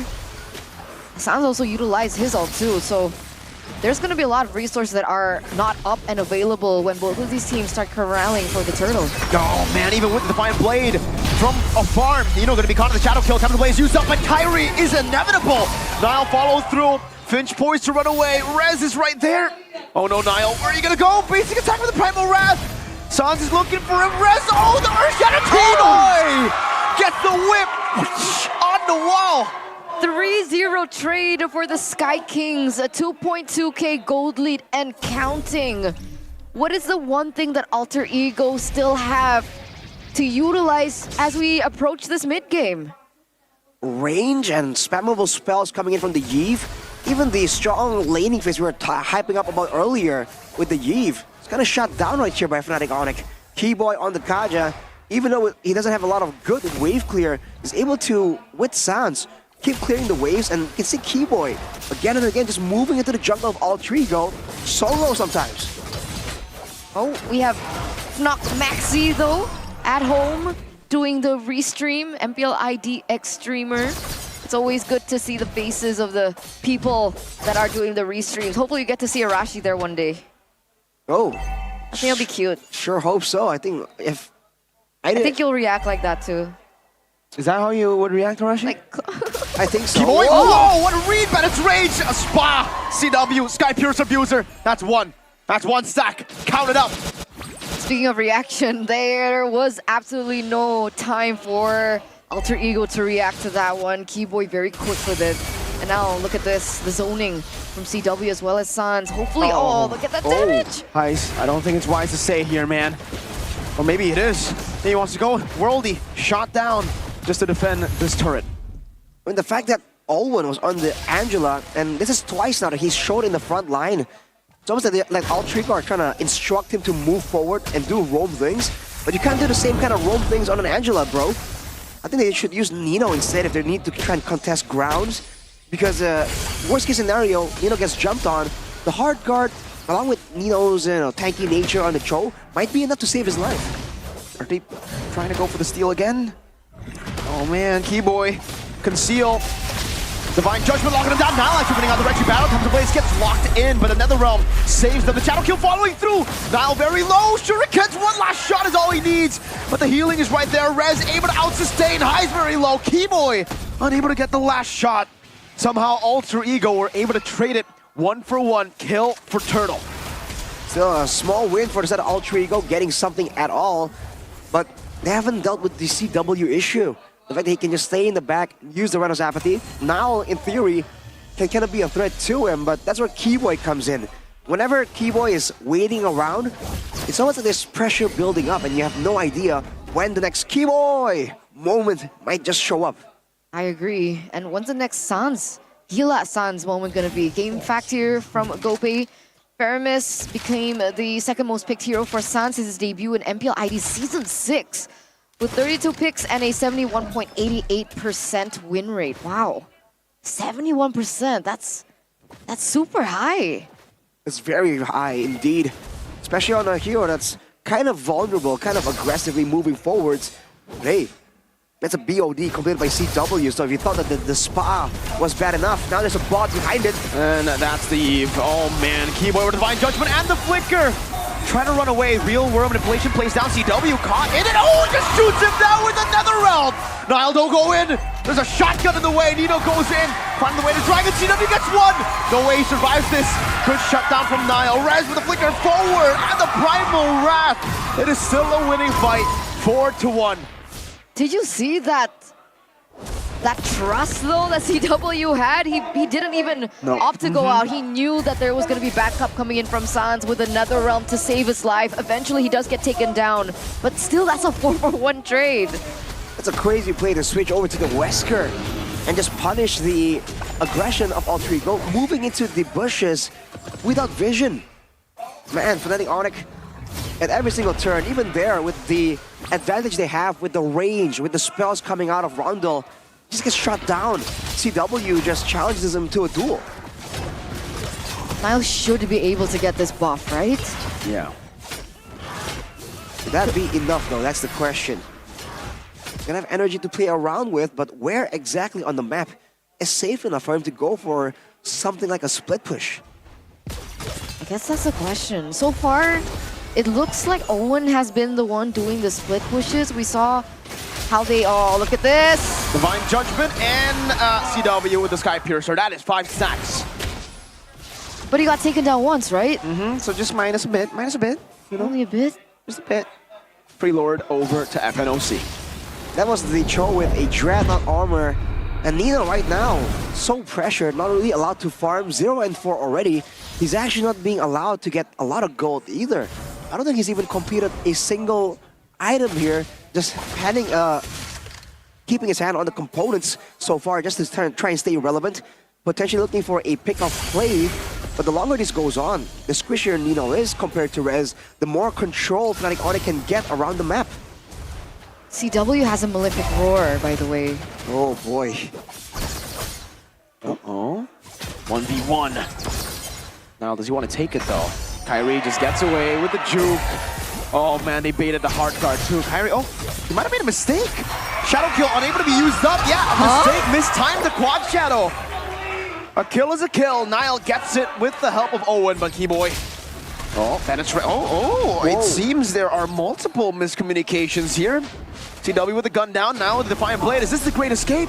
Keyboy has a flicker. Oh, he's just toying with Nile at this point. Rez is, oh no, they're just corralling Nile. Oh no, now the flicker gets used up. Okay. I mean, technically Kyrie had Shadow Kill earlier, right?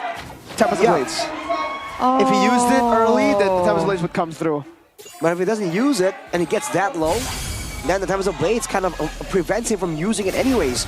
So, a bit of an outplay against Kyrie, which is a great statement. But overall, they're still so far behind, dude. Looking at the item difference right here, the bot for 2 members of Fnatic Onyx shows you again the burst potential. Whereas for Altrigo, it's all about utility. It's about sustain. The front of the Oasis and the fleeting time for the Angela, in theory, means that Altrigo can go aggressive more often. Unless, of course, Fnatic Onyx are zoning everyone away so they can't really even find the right targets. When does the Bruno's power spike come, though? Well, technically with the Malefic Roar right here, it is a power spike. Is it a big enough power spike though? That's the real question. Even before talking about his damage output, can he even get into range without getting hit with the Divine Judgment and an Earth Shatter, right? Without getting shot down by the Runner's Apathy. This is what Fnatic Onyx is just doing so well. They master the close range and the mid range. So Altrigo, of course, to play a long range, but if they do so, then Highs, along with Nino and Nile, technically can't do much, but just wait around for Roundel to try and do the heavy lifting. That's interesting, right? I don't know if that's shade there. You can buy the MPL playoff tickets, but Alter Ego has to fight for it. And they are fighting with their dear lives right now. Technically, they do still have another match ahead of them, and it is looking... BTR. Oof. I mean, like... Yeah... Anyway, Nino is trying his best right now. Niall as well. Oh, no! There you go. Time of the blades used up. He picks up all the blades, but this should be a free purple buff. And if he does go and look for the purple buff red tree, he does. That is a free lord. Fnatic Onyx just playing, you know, forcing these errors out. Just textbook gameplay coming in from Fnatic Onyx. No mistakes. Eliminate the options for Alter Ego. Force them into a corner where you can predict their movements. And just slowly but surely choke the life out of them. We're at the 13-minute mark, so it's a lot further compared to the game one of the series. But man, 6K gold behind. Alter Ego definitely are not as behind as they were, and they do have the Eve. They can kind of try and help to clear out some of these waves. But if you look at the damage potential, Ronaldo was forced to go for the Winter Crown second item due to the pressure coming in from Kyrie. So that won't be a thing. But with the Wishing Lantern, and maybe they can try... Oh my, yo, try to predict the Flicker Divine Judgment. Yikes. No outplay potential left. With the Wishing Lantern, Ronaldo can still do some damage, but Fnatic Onyx have resistances now. They can just keep powering through with just pure muscle.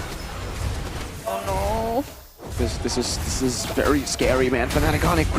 The Divine Judgment is still ready. Oh no, the Winter Crown earlier was already used up. Rez now with the Earth Shatter, trying to bait another Flicker perhaps. Base turret number 1 taken down in the bottom lane. CW, look at he just outranged his turret to take it down with Bennett. He's gonna get it too, look at that. He's gonna get away with it. One more, oh my, one more shot. How much damage does this man have?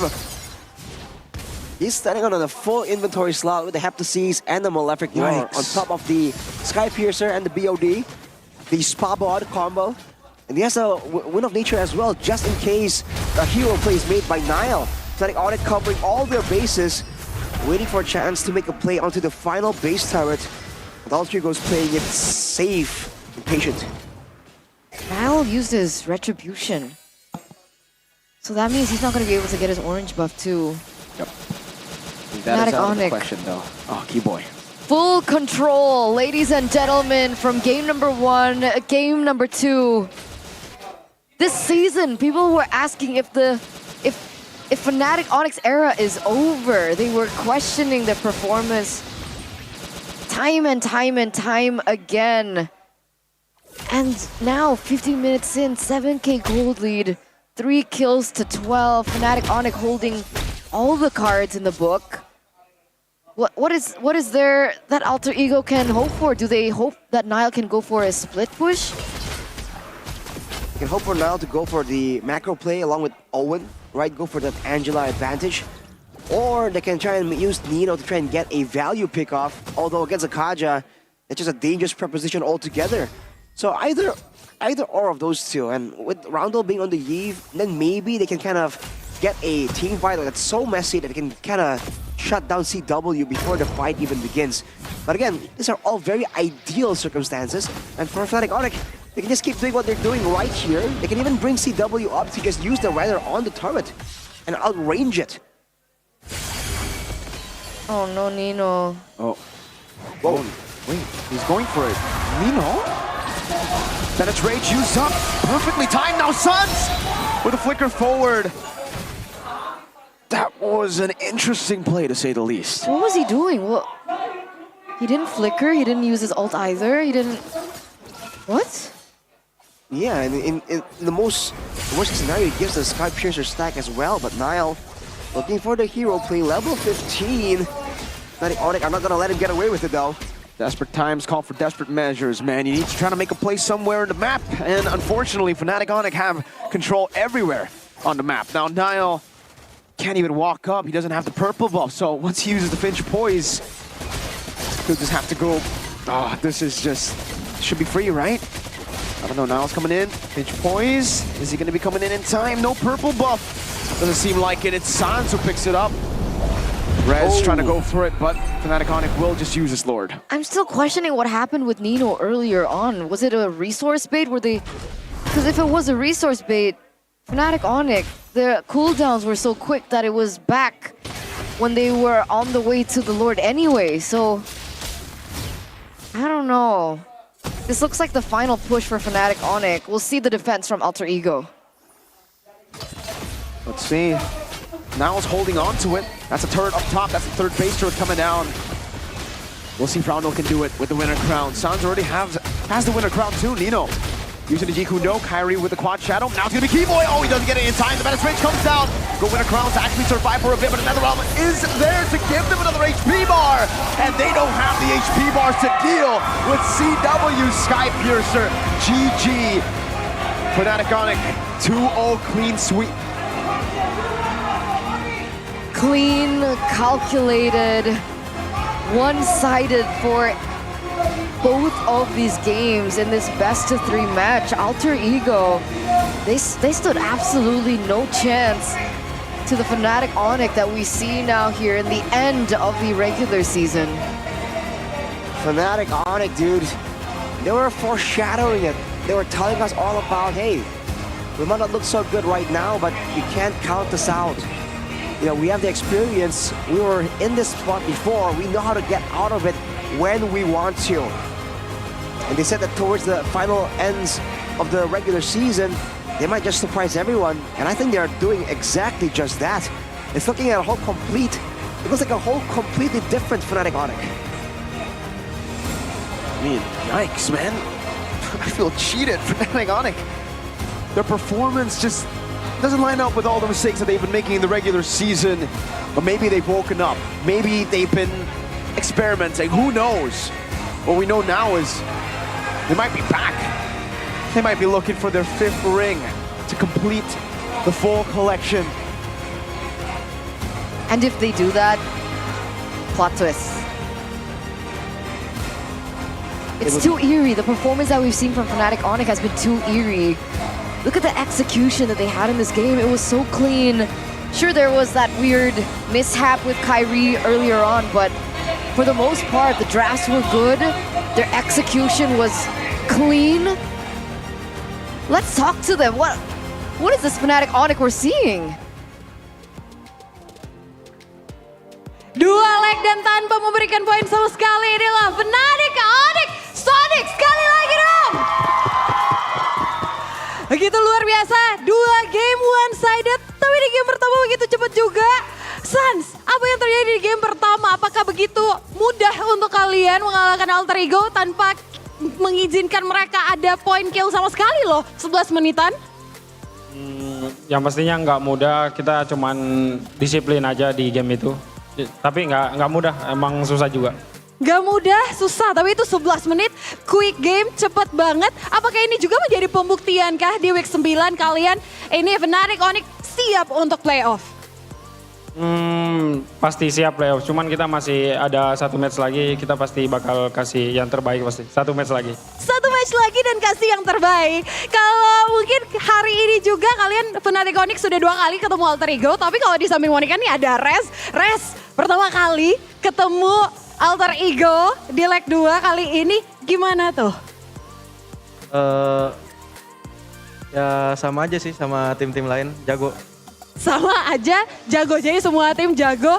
Tapi yang penting kalian berhasil mengamankan poin kemenangan kali ini. Tapi Res, ini kan juga udah week 9 ya. Apakah mungkin ini Res bakalan mengikuti, udah siap-siap mengikuti jejak. Mungkin kalau season lalu kan Lutfi sebagai rookie langsung jadi champion.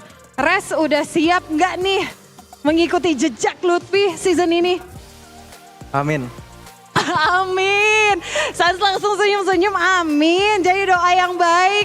Tapi tentunya kalian juga hari ini mematahkan harapan untuk Alter Ego bisa mendapatkan tiket di hari ini. Jadi nasib Alter Ego ataupun Dewa bisa lolos ke playoff itu di tangan kalian. Ini mungkin Keyboy, gimana rasanya kalian memegang tiket nasib untuk 2 tim ini bisa mendapatkan tiket terakhir? Apakah kalian memang ya udah nih main yang terbaik atau sempat mikir-mikir juga gak sih kayak ngeliat oh Alter Ego dan juga Dewa nih nasibnya ada di tangan kalian loh?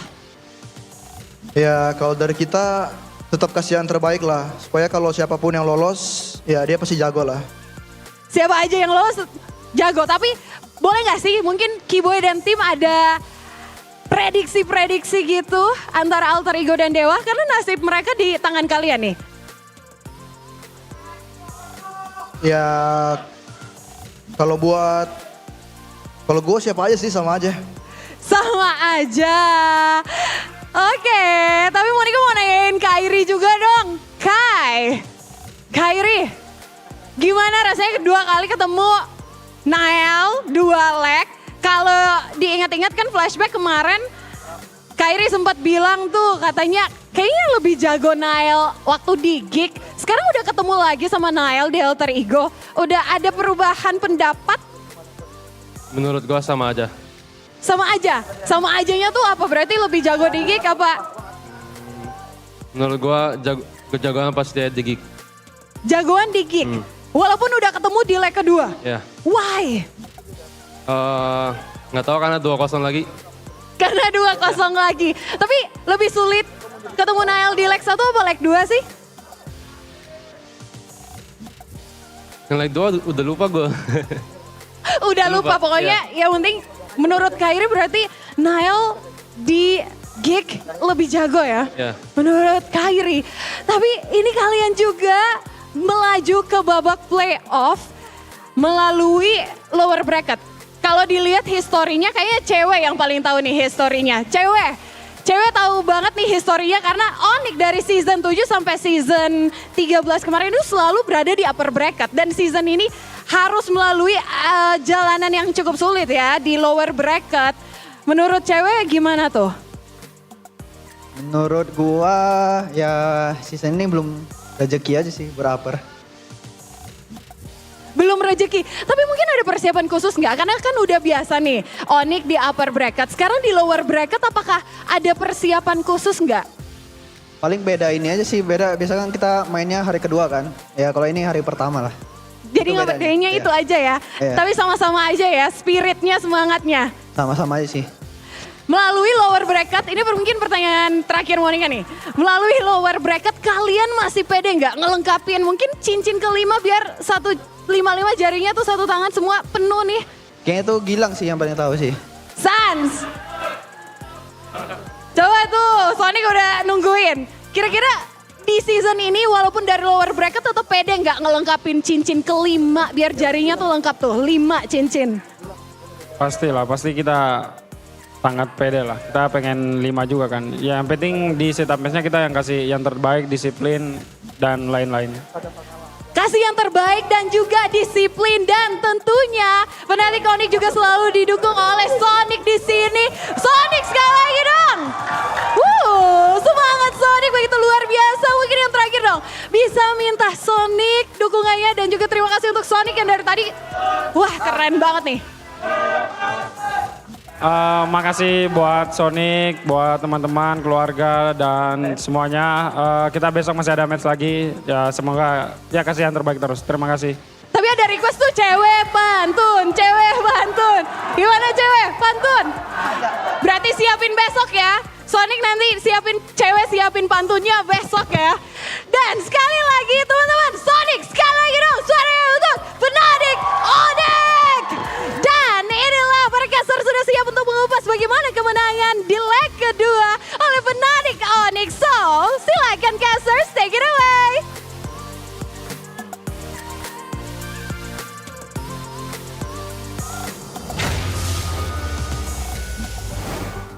Congratulations once again to Fnatic Onyx for the 2-0, a very quick 2-0, by the way, against Alter Ego. Gee, that was crazy, man. I mean,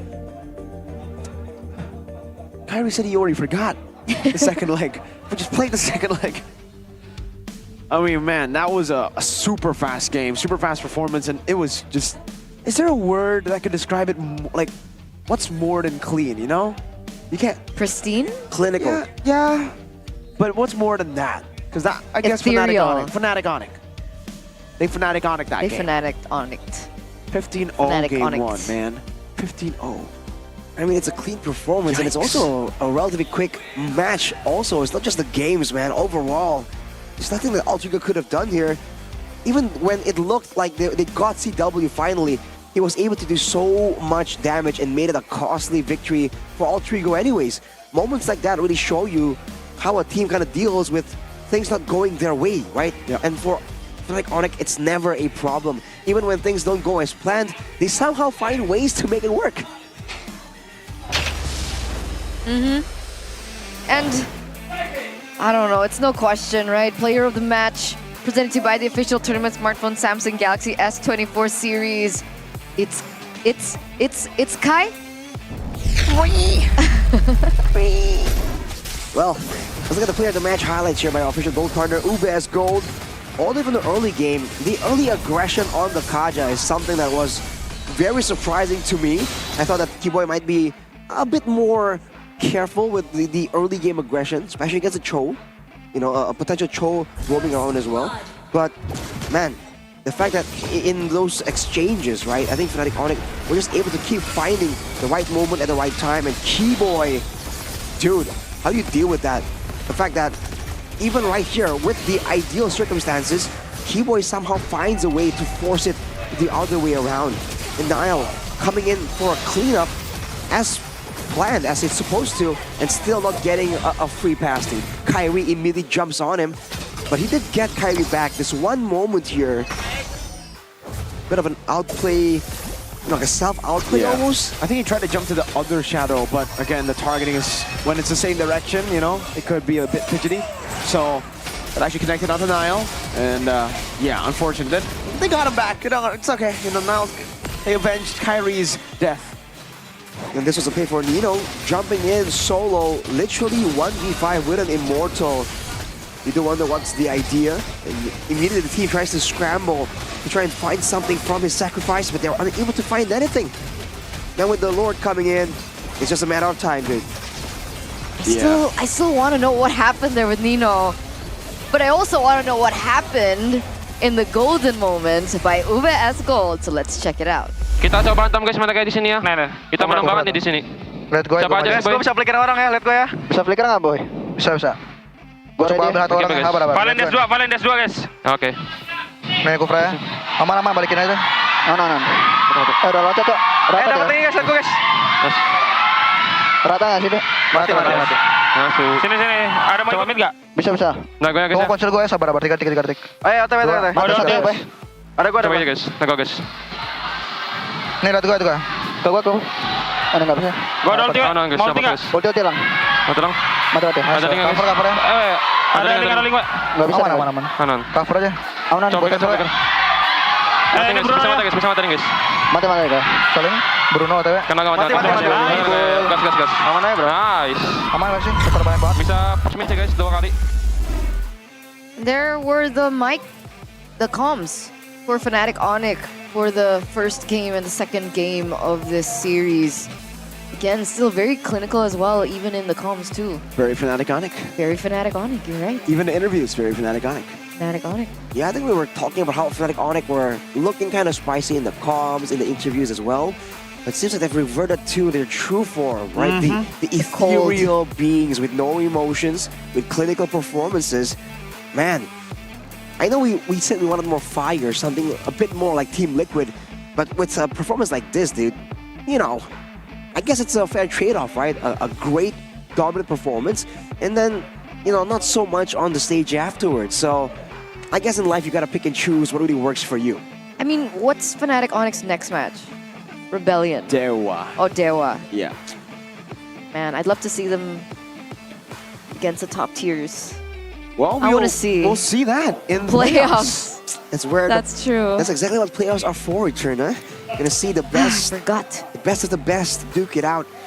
But looking at the item builds, though, I guess it's a bit longer this time. Heist, the GOAT, actually has a full inventory slot, but it just wasn't enough, dude. With the way Fnatic Onyx were snowballing with the Spa bot combo for Beatrix, dude, how do you compare, right? If you're a Bruno, they're just doing Bruno stuff. How do you compare to a Beatrix with 8 kills that have been stacking up? It has been stacking up that Sky Piercer. Well, you don't. You build a spy yourself, you build this SP yourself and be a spy. I mean, you know, build a Sky Piercer and be a Sky Piercer abuser. It seems damage dealt. Whoa, it's actually Roundel. I thought for sure it would be CW again. There's the poke damage coming in from the Eve. But in the end, you can poke as long as you want. If the big moments, if the neutral objectives don't fall into your team's hands, the damage doesn't really mean much. And Fnatic Onyx were able to weather out all of that poke damage, despite the fact that they don't have a lot of sustained heroes, right? Their frontliners can't really heal up. Their roamer can't really heal like an Angela. But still, they just made sure that they engaged before Roundel can do all of the work. And with the Kyrie threat to his life, remember, he delayed his power spike a bit more by just going straight for the Winter Crown second item, not having any other choice. If he went for like another Wishing Lantern or another wand, might have helped him in the team fights, but he's also going to get immediately deleted every single time he walks up. Yikes. I mean, for Alter Ego, if... now I have like a thought in my head, right? Are Fnatic Onyx this good? Have they been hiding? Have they been cheating us? Like scamming us? Or did Alter Ego just dip that hard without Gatot Kacha? Because that was a concern that we had as well. When they don't get the Gatot Kacha, this is kind of the way that they play, you know? Like even against Team Liquid without the Gatot Kacha, they were just everywhere. So I wonder, because if it is really, or if it's even a mix, if it's a mix of both, Fnatic Onyx being really good, they've evolved, they've improved, and Alter Ego being the one trick that they are with the Gatot Kacha, I'm sorry, man, but if Alter Ego or Dewa, whoever qualifies to the playoffs, if they perform the way they do here, they're gonna be knocked out in day one. I agree. It's gonna be By slaughter. anyone. Geek, BTR, anyone. Onyx, oh, anyone. Yeah, the top 5 right now is looking absolutely terrifying. So you just can't go with something so one-dimensional. You need multiple layers of gameplay, because the teams on the top 5 actually have that, and they're gonna absolutely use it and shut down of your game plans. The adaptability is what they're talking about here, and Alter Ego so far hasn't really shown that potential just yet. No, not yet, guys. Nada. I've been reading the live chat, by the way. Okay. And it's so distracting. Why? They're so funny. What do they say? And one of it, here, Nuts said. Okay. Is it Nuts or Nuts? Nuts. Nuts, okay. Nuts said, Alter Ego needs to reset their gameplay and mindset in their final match. Their chances are getting slimmer. They need to win. Hopefully, Alter Ego can secure a playoff spot. Thank you so much for your comment, Nuts. Thank you, Nuts. Appreciate it. Yeah. Say thank you to Nuts. Thanks, bro. No, say it Say right. his name. Yeah. Thank you, Nuts. Thank you, Nuts, with 2 N's like Niall. Oh, you're right. Oh, that's true. Niall. I wonder if this is Michael Nuts. Keaton, you know? Huh? Michael Keaton? Who? Why? Michael Keaton? Who's that? Why? Because in his movie he said, you want to get nuts? Let's get nuts. Who's Michael Keaton? He's an actor, but I'm not familiar with the movie. Which? Batman, bro. What? Huh? Really? Yeah. Want to get nuts? Let's get nuts. You gotta show me the clip later. I'm not cultured. Anyway, play of the day clip though. Which one is this? Oh, E-Doc. Yeah, E-Doc. E-Doc has been doing some mad stuff today on the Franco. Gets the hooks, saves the bloody hunt for the right moment and the right person. In the midst of a chaotic game like that, not against any kind of, you know, low-tier team, against Team Liquid ID. And in a long match where the rookies usually struggle, those two teams put on an absolute show, dude. Match number 2 was crazy. If you missed it, you gotta check it out. Now. Check it out. Check it out now. If you're more of a, nah, I don't want to watch the VODs, I want to watch the live streams. I only watch the matches live. Just you can just scroll watch back. tomorrow. No, then you have to skip. What are we talking about? No, but if they want to watch it live, they just have to wait for tomorrow's matches. Oh, yeah. Exactly. We still have tomorrow, guys. Yeah. Anyway, standings, ladies and gentlemen, presented to you by the official tournament smartphone Samsung Galaxy S24 series. There you go. After today, our Kyuhoshi have officially been crowned number 1, as well as officially crowned with an upper bracket slot alongside with Team Liquid ID. Wait. You said wait. What are we waiting for? So I think it's confirmed. Like the seeding won't change at all. It literally just depends on Alter Ego and Dewa. That's the only thing that can change, right? Yeah. So Fnatic Onyx will be going up against Geek Fam. Bigatron Alpha will be going up against Alter Ego or Dewa in day 1 of playoffs. Because even if Fnatic Onyx win their next match and Bigatron Alpha lose their next match, they'll be both tied at 10-6, right? But the game win is just crazy for BTR. So Fnatic Onyx have no way to chase. So 3rd place secured for BTR. 4th, 5th place secured for Fnatic Onyx and Geek Fam. Wait, Geek Fam? Oh, hang on a yeah. minute. That was his last match. That was their last match. Okay, so we already have the seeding. We just need to see if Alter Ego or Dewa will make it to the playoffs. Well, it all depends on tomorrow, ladies and gentlemen. Up first, Dewa United against Fnatic Onyx. It will be followed in by Alter Ego and Bigatron. And to close out the regular season of MPL ID Season 14, we have RRQ and Rebellion Esports. Well, that match will not have any impact, unfortunately, to the standings, RRQ, RBL. The first 2 matches will, though. Yeah, because RRQ won today, unfortunately, for BTR, they will not be able to qualify to upper brackets. Still going to be exciting matches, though. It's still the Chaos Derby between Alter Ego and Bigatron. And, man, the first match, though, that's a tall hurdle for Dewa United. But maybe they have found something. Hopefully, they found something. And maybe they can watch today's match and try and get, you know, a quick process there. Try and figure out some kind of weaknesses, you know? Did you just say quick? Quick? Like, quick to cook? Quick to serve? They need to be quick on their feet? Yeah, of course. Like Yomi Choice? Indeed, man. If you're watching the game and you need to be quick right with your preparations, there's a delicious, quick to serve and easy to enjoy meal from Yummy Choice. We offer not the generic, you know, heated stuff. We have the Nusantara menu, bro. Yeah. That's the Indonesian food with great spices, with great flavor, and it's absolutely delicious. And it's ready in a short time. Make your MPL ID Season 14 experience taste more delicious with Yummy Choice. Just like that. Me gusta. What does that mean? I like it? Oh, I like. I like. Me gusta. Me likey. You guys are gonna like this. Lord has been taken, and now it's full cup. Legendary collaboration between We Drink as well as MPL ID Season 14. It's full cup. I was trying to rhyme it with something, but I couldn't think of anything. So just, you know, check it out, guys. Yeah, look it up. Lord has been taken, and now it's full cup. I just love that tagline. Not half cup. It's not half. Full. It's full cup. Empty. It's full. It's not 3/4. Can we get the drink from the Lord? Is that what's the idea? We take the Lord, right? And now it's full cup immediately. Trying to decipher this, you know. Or such a maybe because the meaningful Lord sentence. is in the river. Yeah. And the river is wet. So when the Lord falls, you get a full cup. Yeah. Oh, wait, because the Lord now is like a Atlantic being, right? He's like, Yeah, he's water. He's water. Wait, all this time. Or we're drinking the Lord. That sounds weird. This seems like another level of chef, sorry. right? Weird. First I'm we drink sorry. ice cream, then we drink your Lord. Anyway, you know, if you guys are wondering where my You glasses have are to from, shut it, Arashi. Shut the full guys, glasses.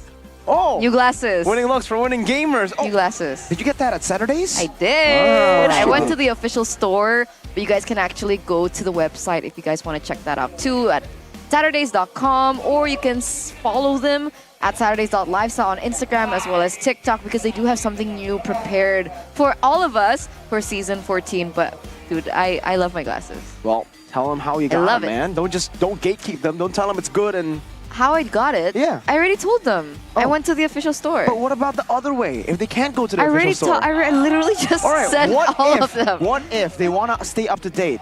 I already told them that Okay, too. what if they just didn't listen? Huh? You gotta take into account that some of these people, you know, Then they're replay. busy in the live chat, right? Replay. They're texting and then they hear Saturdays like, what did they say? What did she say? Replay, And guys. They don't want replay. They want to That see it too. live, so you gotta do it twice. Just DM me, guys. Okay, there you go. I'll tell you all about it if you guys are interested. But it only took them 3 days, and then I bought the best specs of the lens. Did you say the best? Yeah. Well, you don't need to be the best player in the world to actually play Suyo, because right now, oh my goodness, he is so darn broken in my ranked games, man. Arashi, have you felt the pain of going up against a Suyo, or have you felt the joy of playing a Suyo? Nope. on the receiving end every single time, dude. Okay, I just ban it out. People just don't want to ban it, and then they see it and like, it can't be that bad. Famous last words, bro. Every single time. What, 20 kills? It's ridiculous the amount of damage that this hero has. So I'm excited to see it being played on the MPL, but we might have to wait till playoffs to actually see it. Hopefully. And hopefully by playoffs, you guys have already collected all of these recalls. All of it. I have not had the best time with getting these, so I only opted for one, which is the TL ID one. Not even, TL ID one. I really want the Geek Fam one though. Me too. I want the Geek Fam one. I got the Geek Fam one. I want the TLPH one. I got the TLPH one. Arashi wants the Dewa United one. Did you get it? Not yet. Okay. He's waiting. Waiting for the right time. Exactly. You guys don't need to wait anymore though, because it already released on the 19th of September 2024. Make sure you get them all, or at least the one you like. Which one do you like? Tell us in the comment section right now. Is it the TLPH one? You like the Eagles one? The comments are so unhinged. I cannot. Taking a sneak. Oh, I love it. Thank you guys for always being very entertaining in the live chat. Okay, now I see it. That is pretty unhinged. Oh man. Wow. Interesting comments we're having there. I love it. It's great to see the community come together. Continue the good work.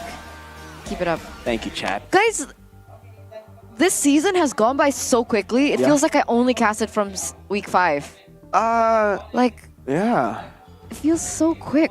Interesting. Anyway, upcoming match, Dewa. Oh, it's actually sold out, guys. Sorry. Oh no. Against Fnatic Onyx. Well, Missed it. Tomorrow. What about the other matches, right? The upcoming match for Fnatic Onyx, upcoming match for Alter Ego. Was the Alter Chaos Ego. Derby also sold out? Is my question. Surely. I Right? don't With know. how Oh, heated it is. these Okay. supporters is. are. And Did you RQ really is think? definitely sold out because it's RQ.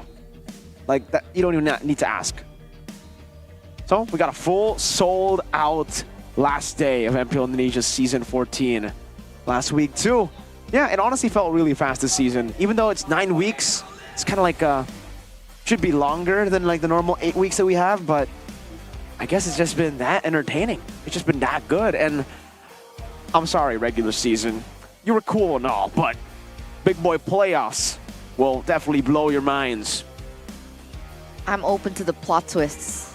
I believe we will and should be expecting a plot twist in the playoffs. Alter Ego champions. You guys don't want to miss it, so Whoa. don't forget to buy your tickets at the official MPL ID website, because not only can you watch the matches that are happening, you guys can actually participate in a lot of activities. If you can't get the tickets, right, there's a lot of booths available, merchandise. There's a lot of activity booths that you guys can get free stuff with, which is really fun. There's actually a tournament happening for Magic Chess too. There's just so many things that you guys can engage on. And you can actually have a chance to meet your idols that you usually watch on screen. Maybe you're a big fan of Kyrie, you might see him. Maybe you're a big fan of Oji in the Ranger Mas. Indonesian desk. Maybe you're a big fan of Mirko or even Arashi, Sheffin, Realize too. We're all Donnie. gonna be there. This girl. Yeah. Oh, but if you guys want to actually just compete, like you said, MCNC, it's officially announced now. The Magic Chess National Championship will be coming back, and this time it's powered by GoPay. So coming soon, you guys can go and check it out 23rd to the 27th of October at the El Dorado Dome in Bandung. That's the playoff spot. That's the venue. Don't miss out. That's the VENUE Ooh, so venue. excited. So we're gonna have like a 2-week break first, right? 2-week break after tomorrow, and then we will go to the playoffs, 23rd to 27th. And we're going to the playoffs tomorrow, right? Like after. What?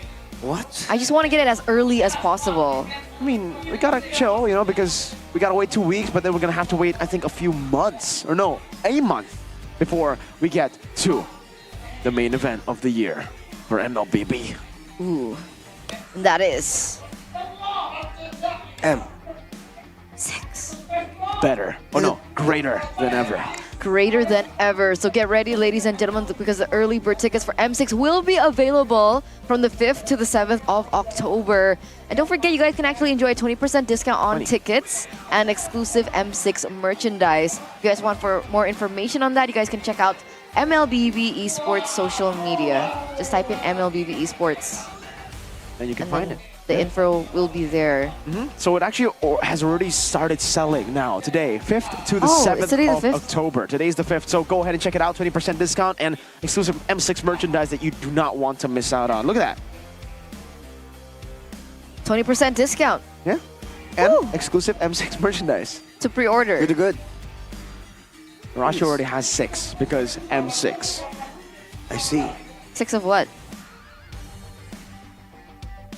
The tickets. Oh. 6 tickets. For all his women. Excuse me. What did you say? Well, there you go. I won't say anything about it. Interesting statement there by Turna. But man, I can't wait for the You have playoffs. 6, Rashi?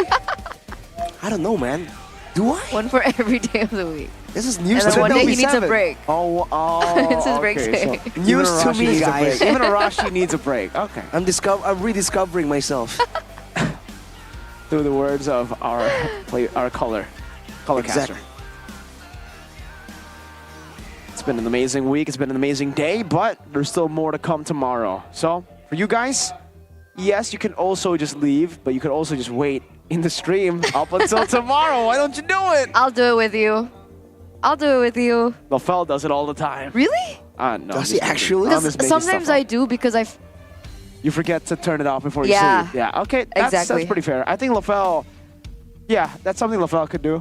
Would do. Yeah, something Uomi would do too. Shout outs to Uomi and Lafel. Shout outs, boys. Anyway, this does mark the end of the day. We had 3 matches done and dusted. We've crowned our upper bracket slot, and now just one more question remains, which is who will make it to the playoffs? Who? So with that, my name is Eterna, alongside with Mirka, as well as Arashi. Signing out for the day. We'll see you tomorrow. Goodbye, guys.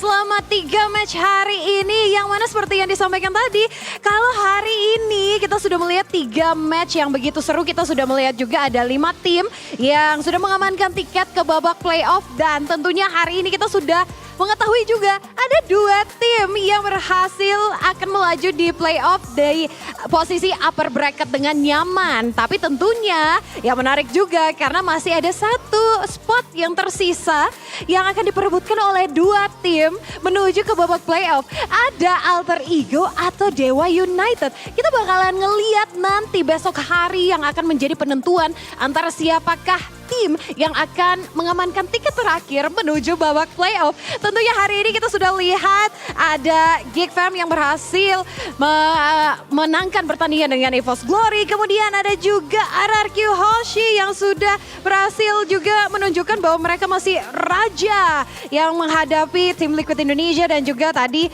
ada Sang Raja Langit, juara bertahan Fnatic Onyx yang berhasil memenangkan match penutupan hari ini. Besok masih ada 3 match dan ini bakalan begitu seru. Dan tentunya MPL Indonesia Season 14 powered by Munton, presented by official tournament smartphone Samsung Galaxy, official e-wallet GoPay, official destination for gaming and esports Kidia, dan juga ada official gold partner by UBS Gold. Tentunya thank you juga untuk partner in esports kita, ada Campina, Head and Shoulders, Oraimo, Telkomsel, Dunia Games, IndiHome, dan juga We Drink. Tak lupa juga thank you untuk suppliers kita, ada Erigo, Click Indomaret, Yummy Choice, Saturdays, dan tentunya MPL Indonesia Season 14 supported by PBSI.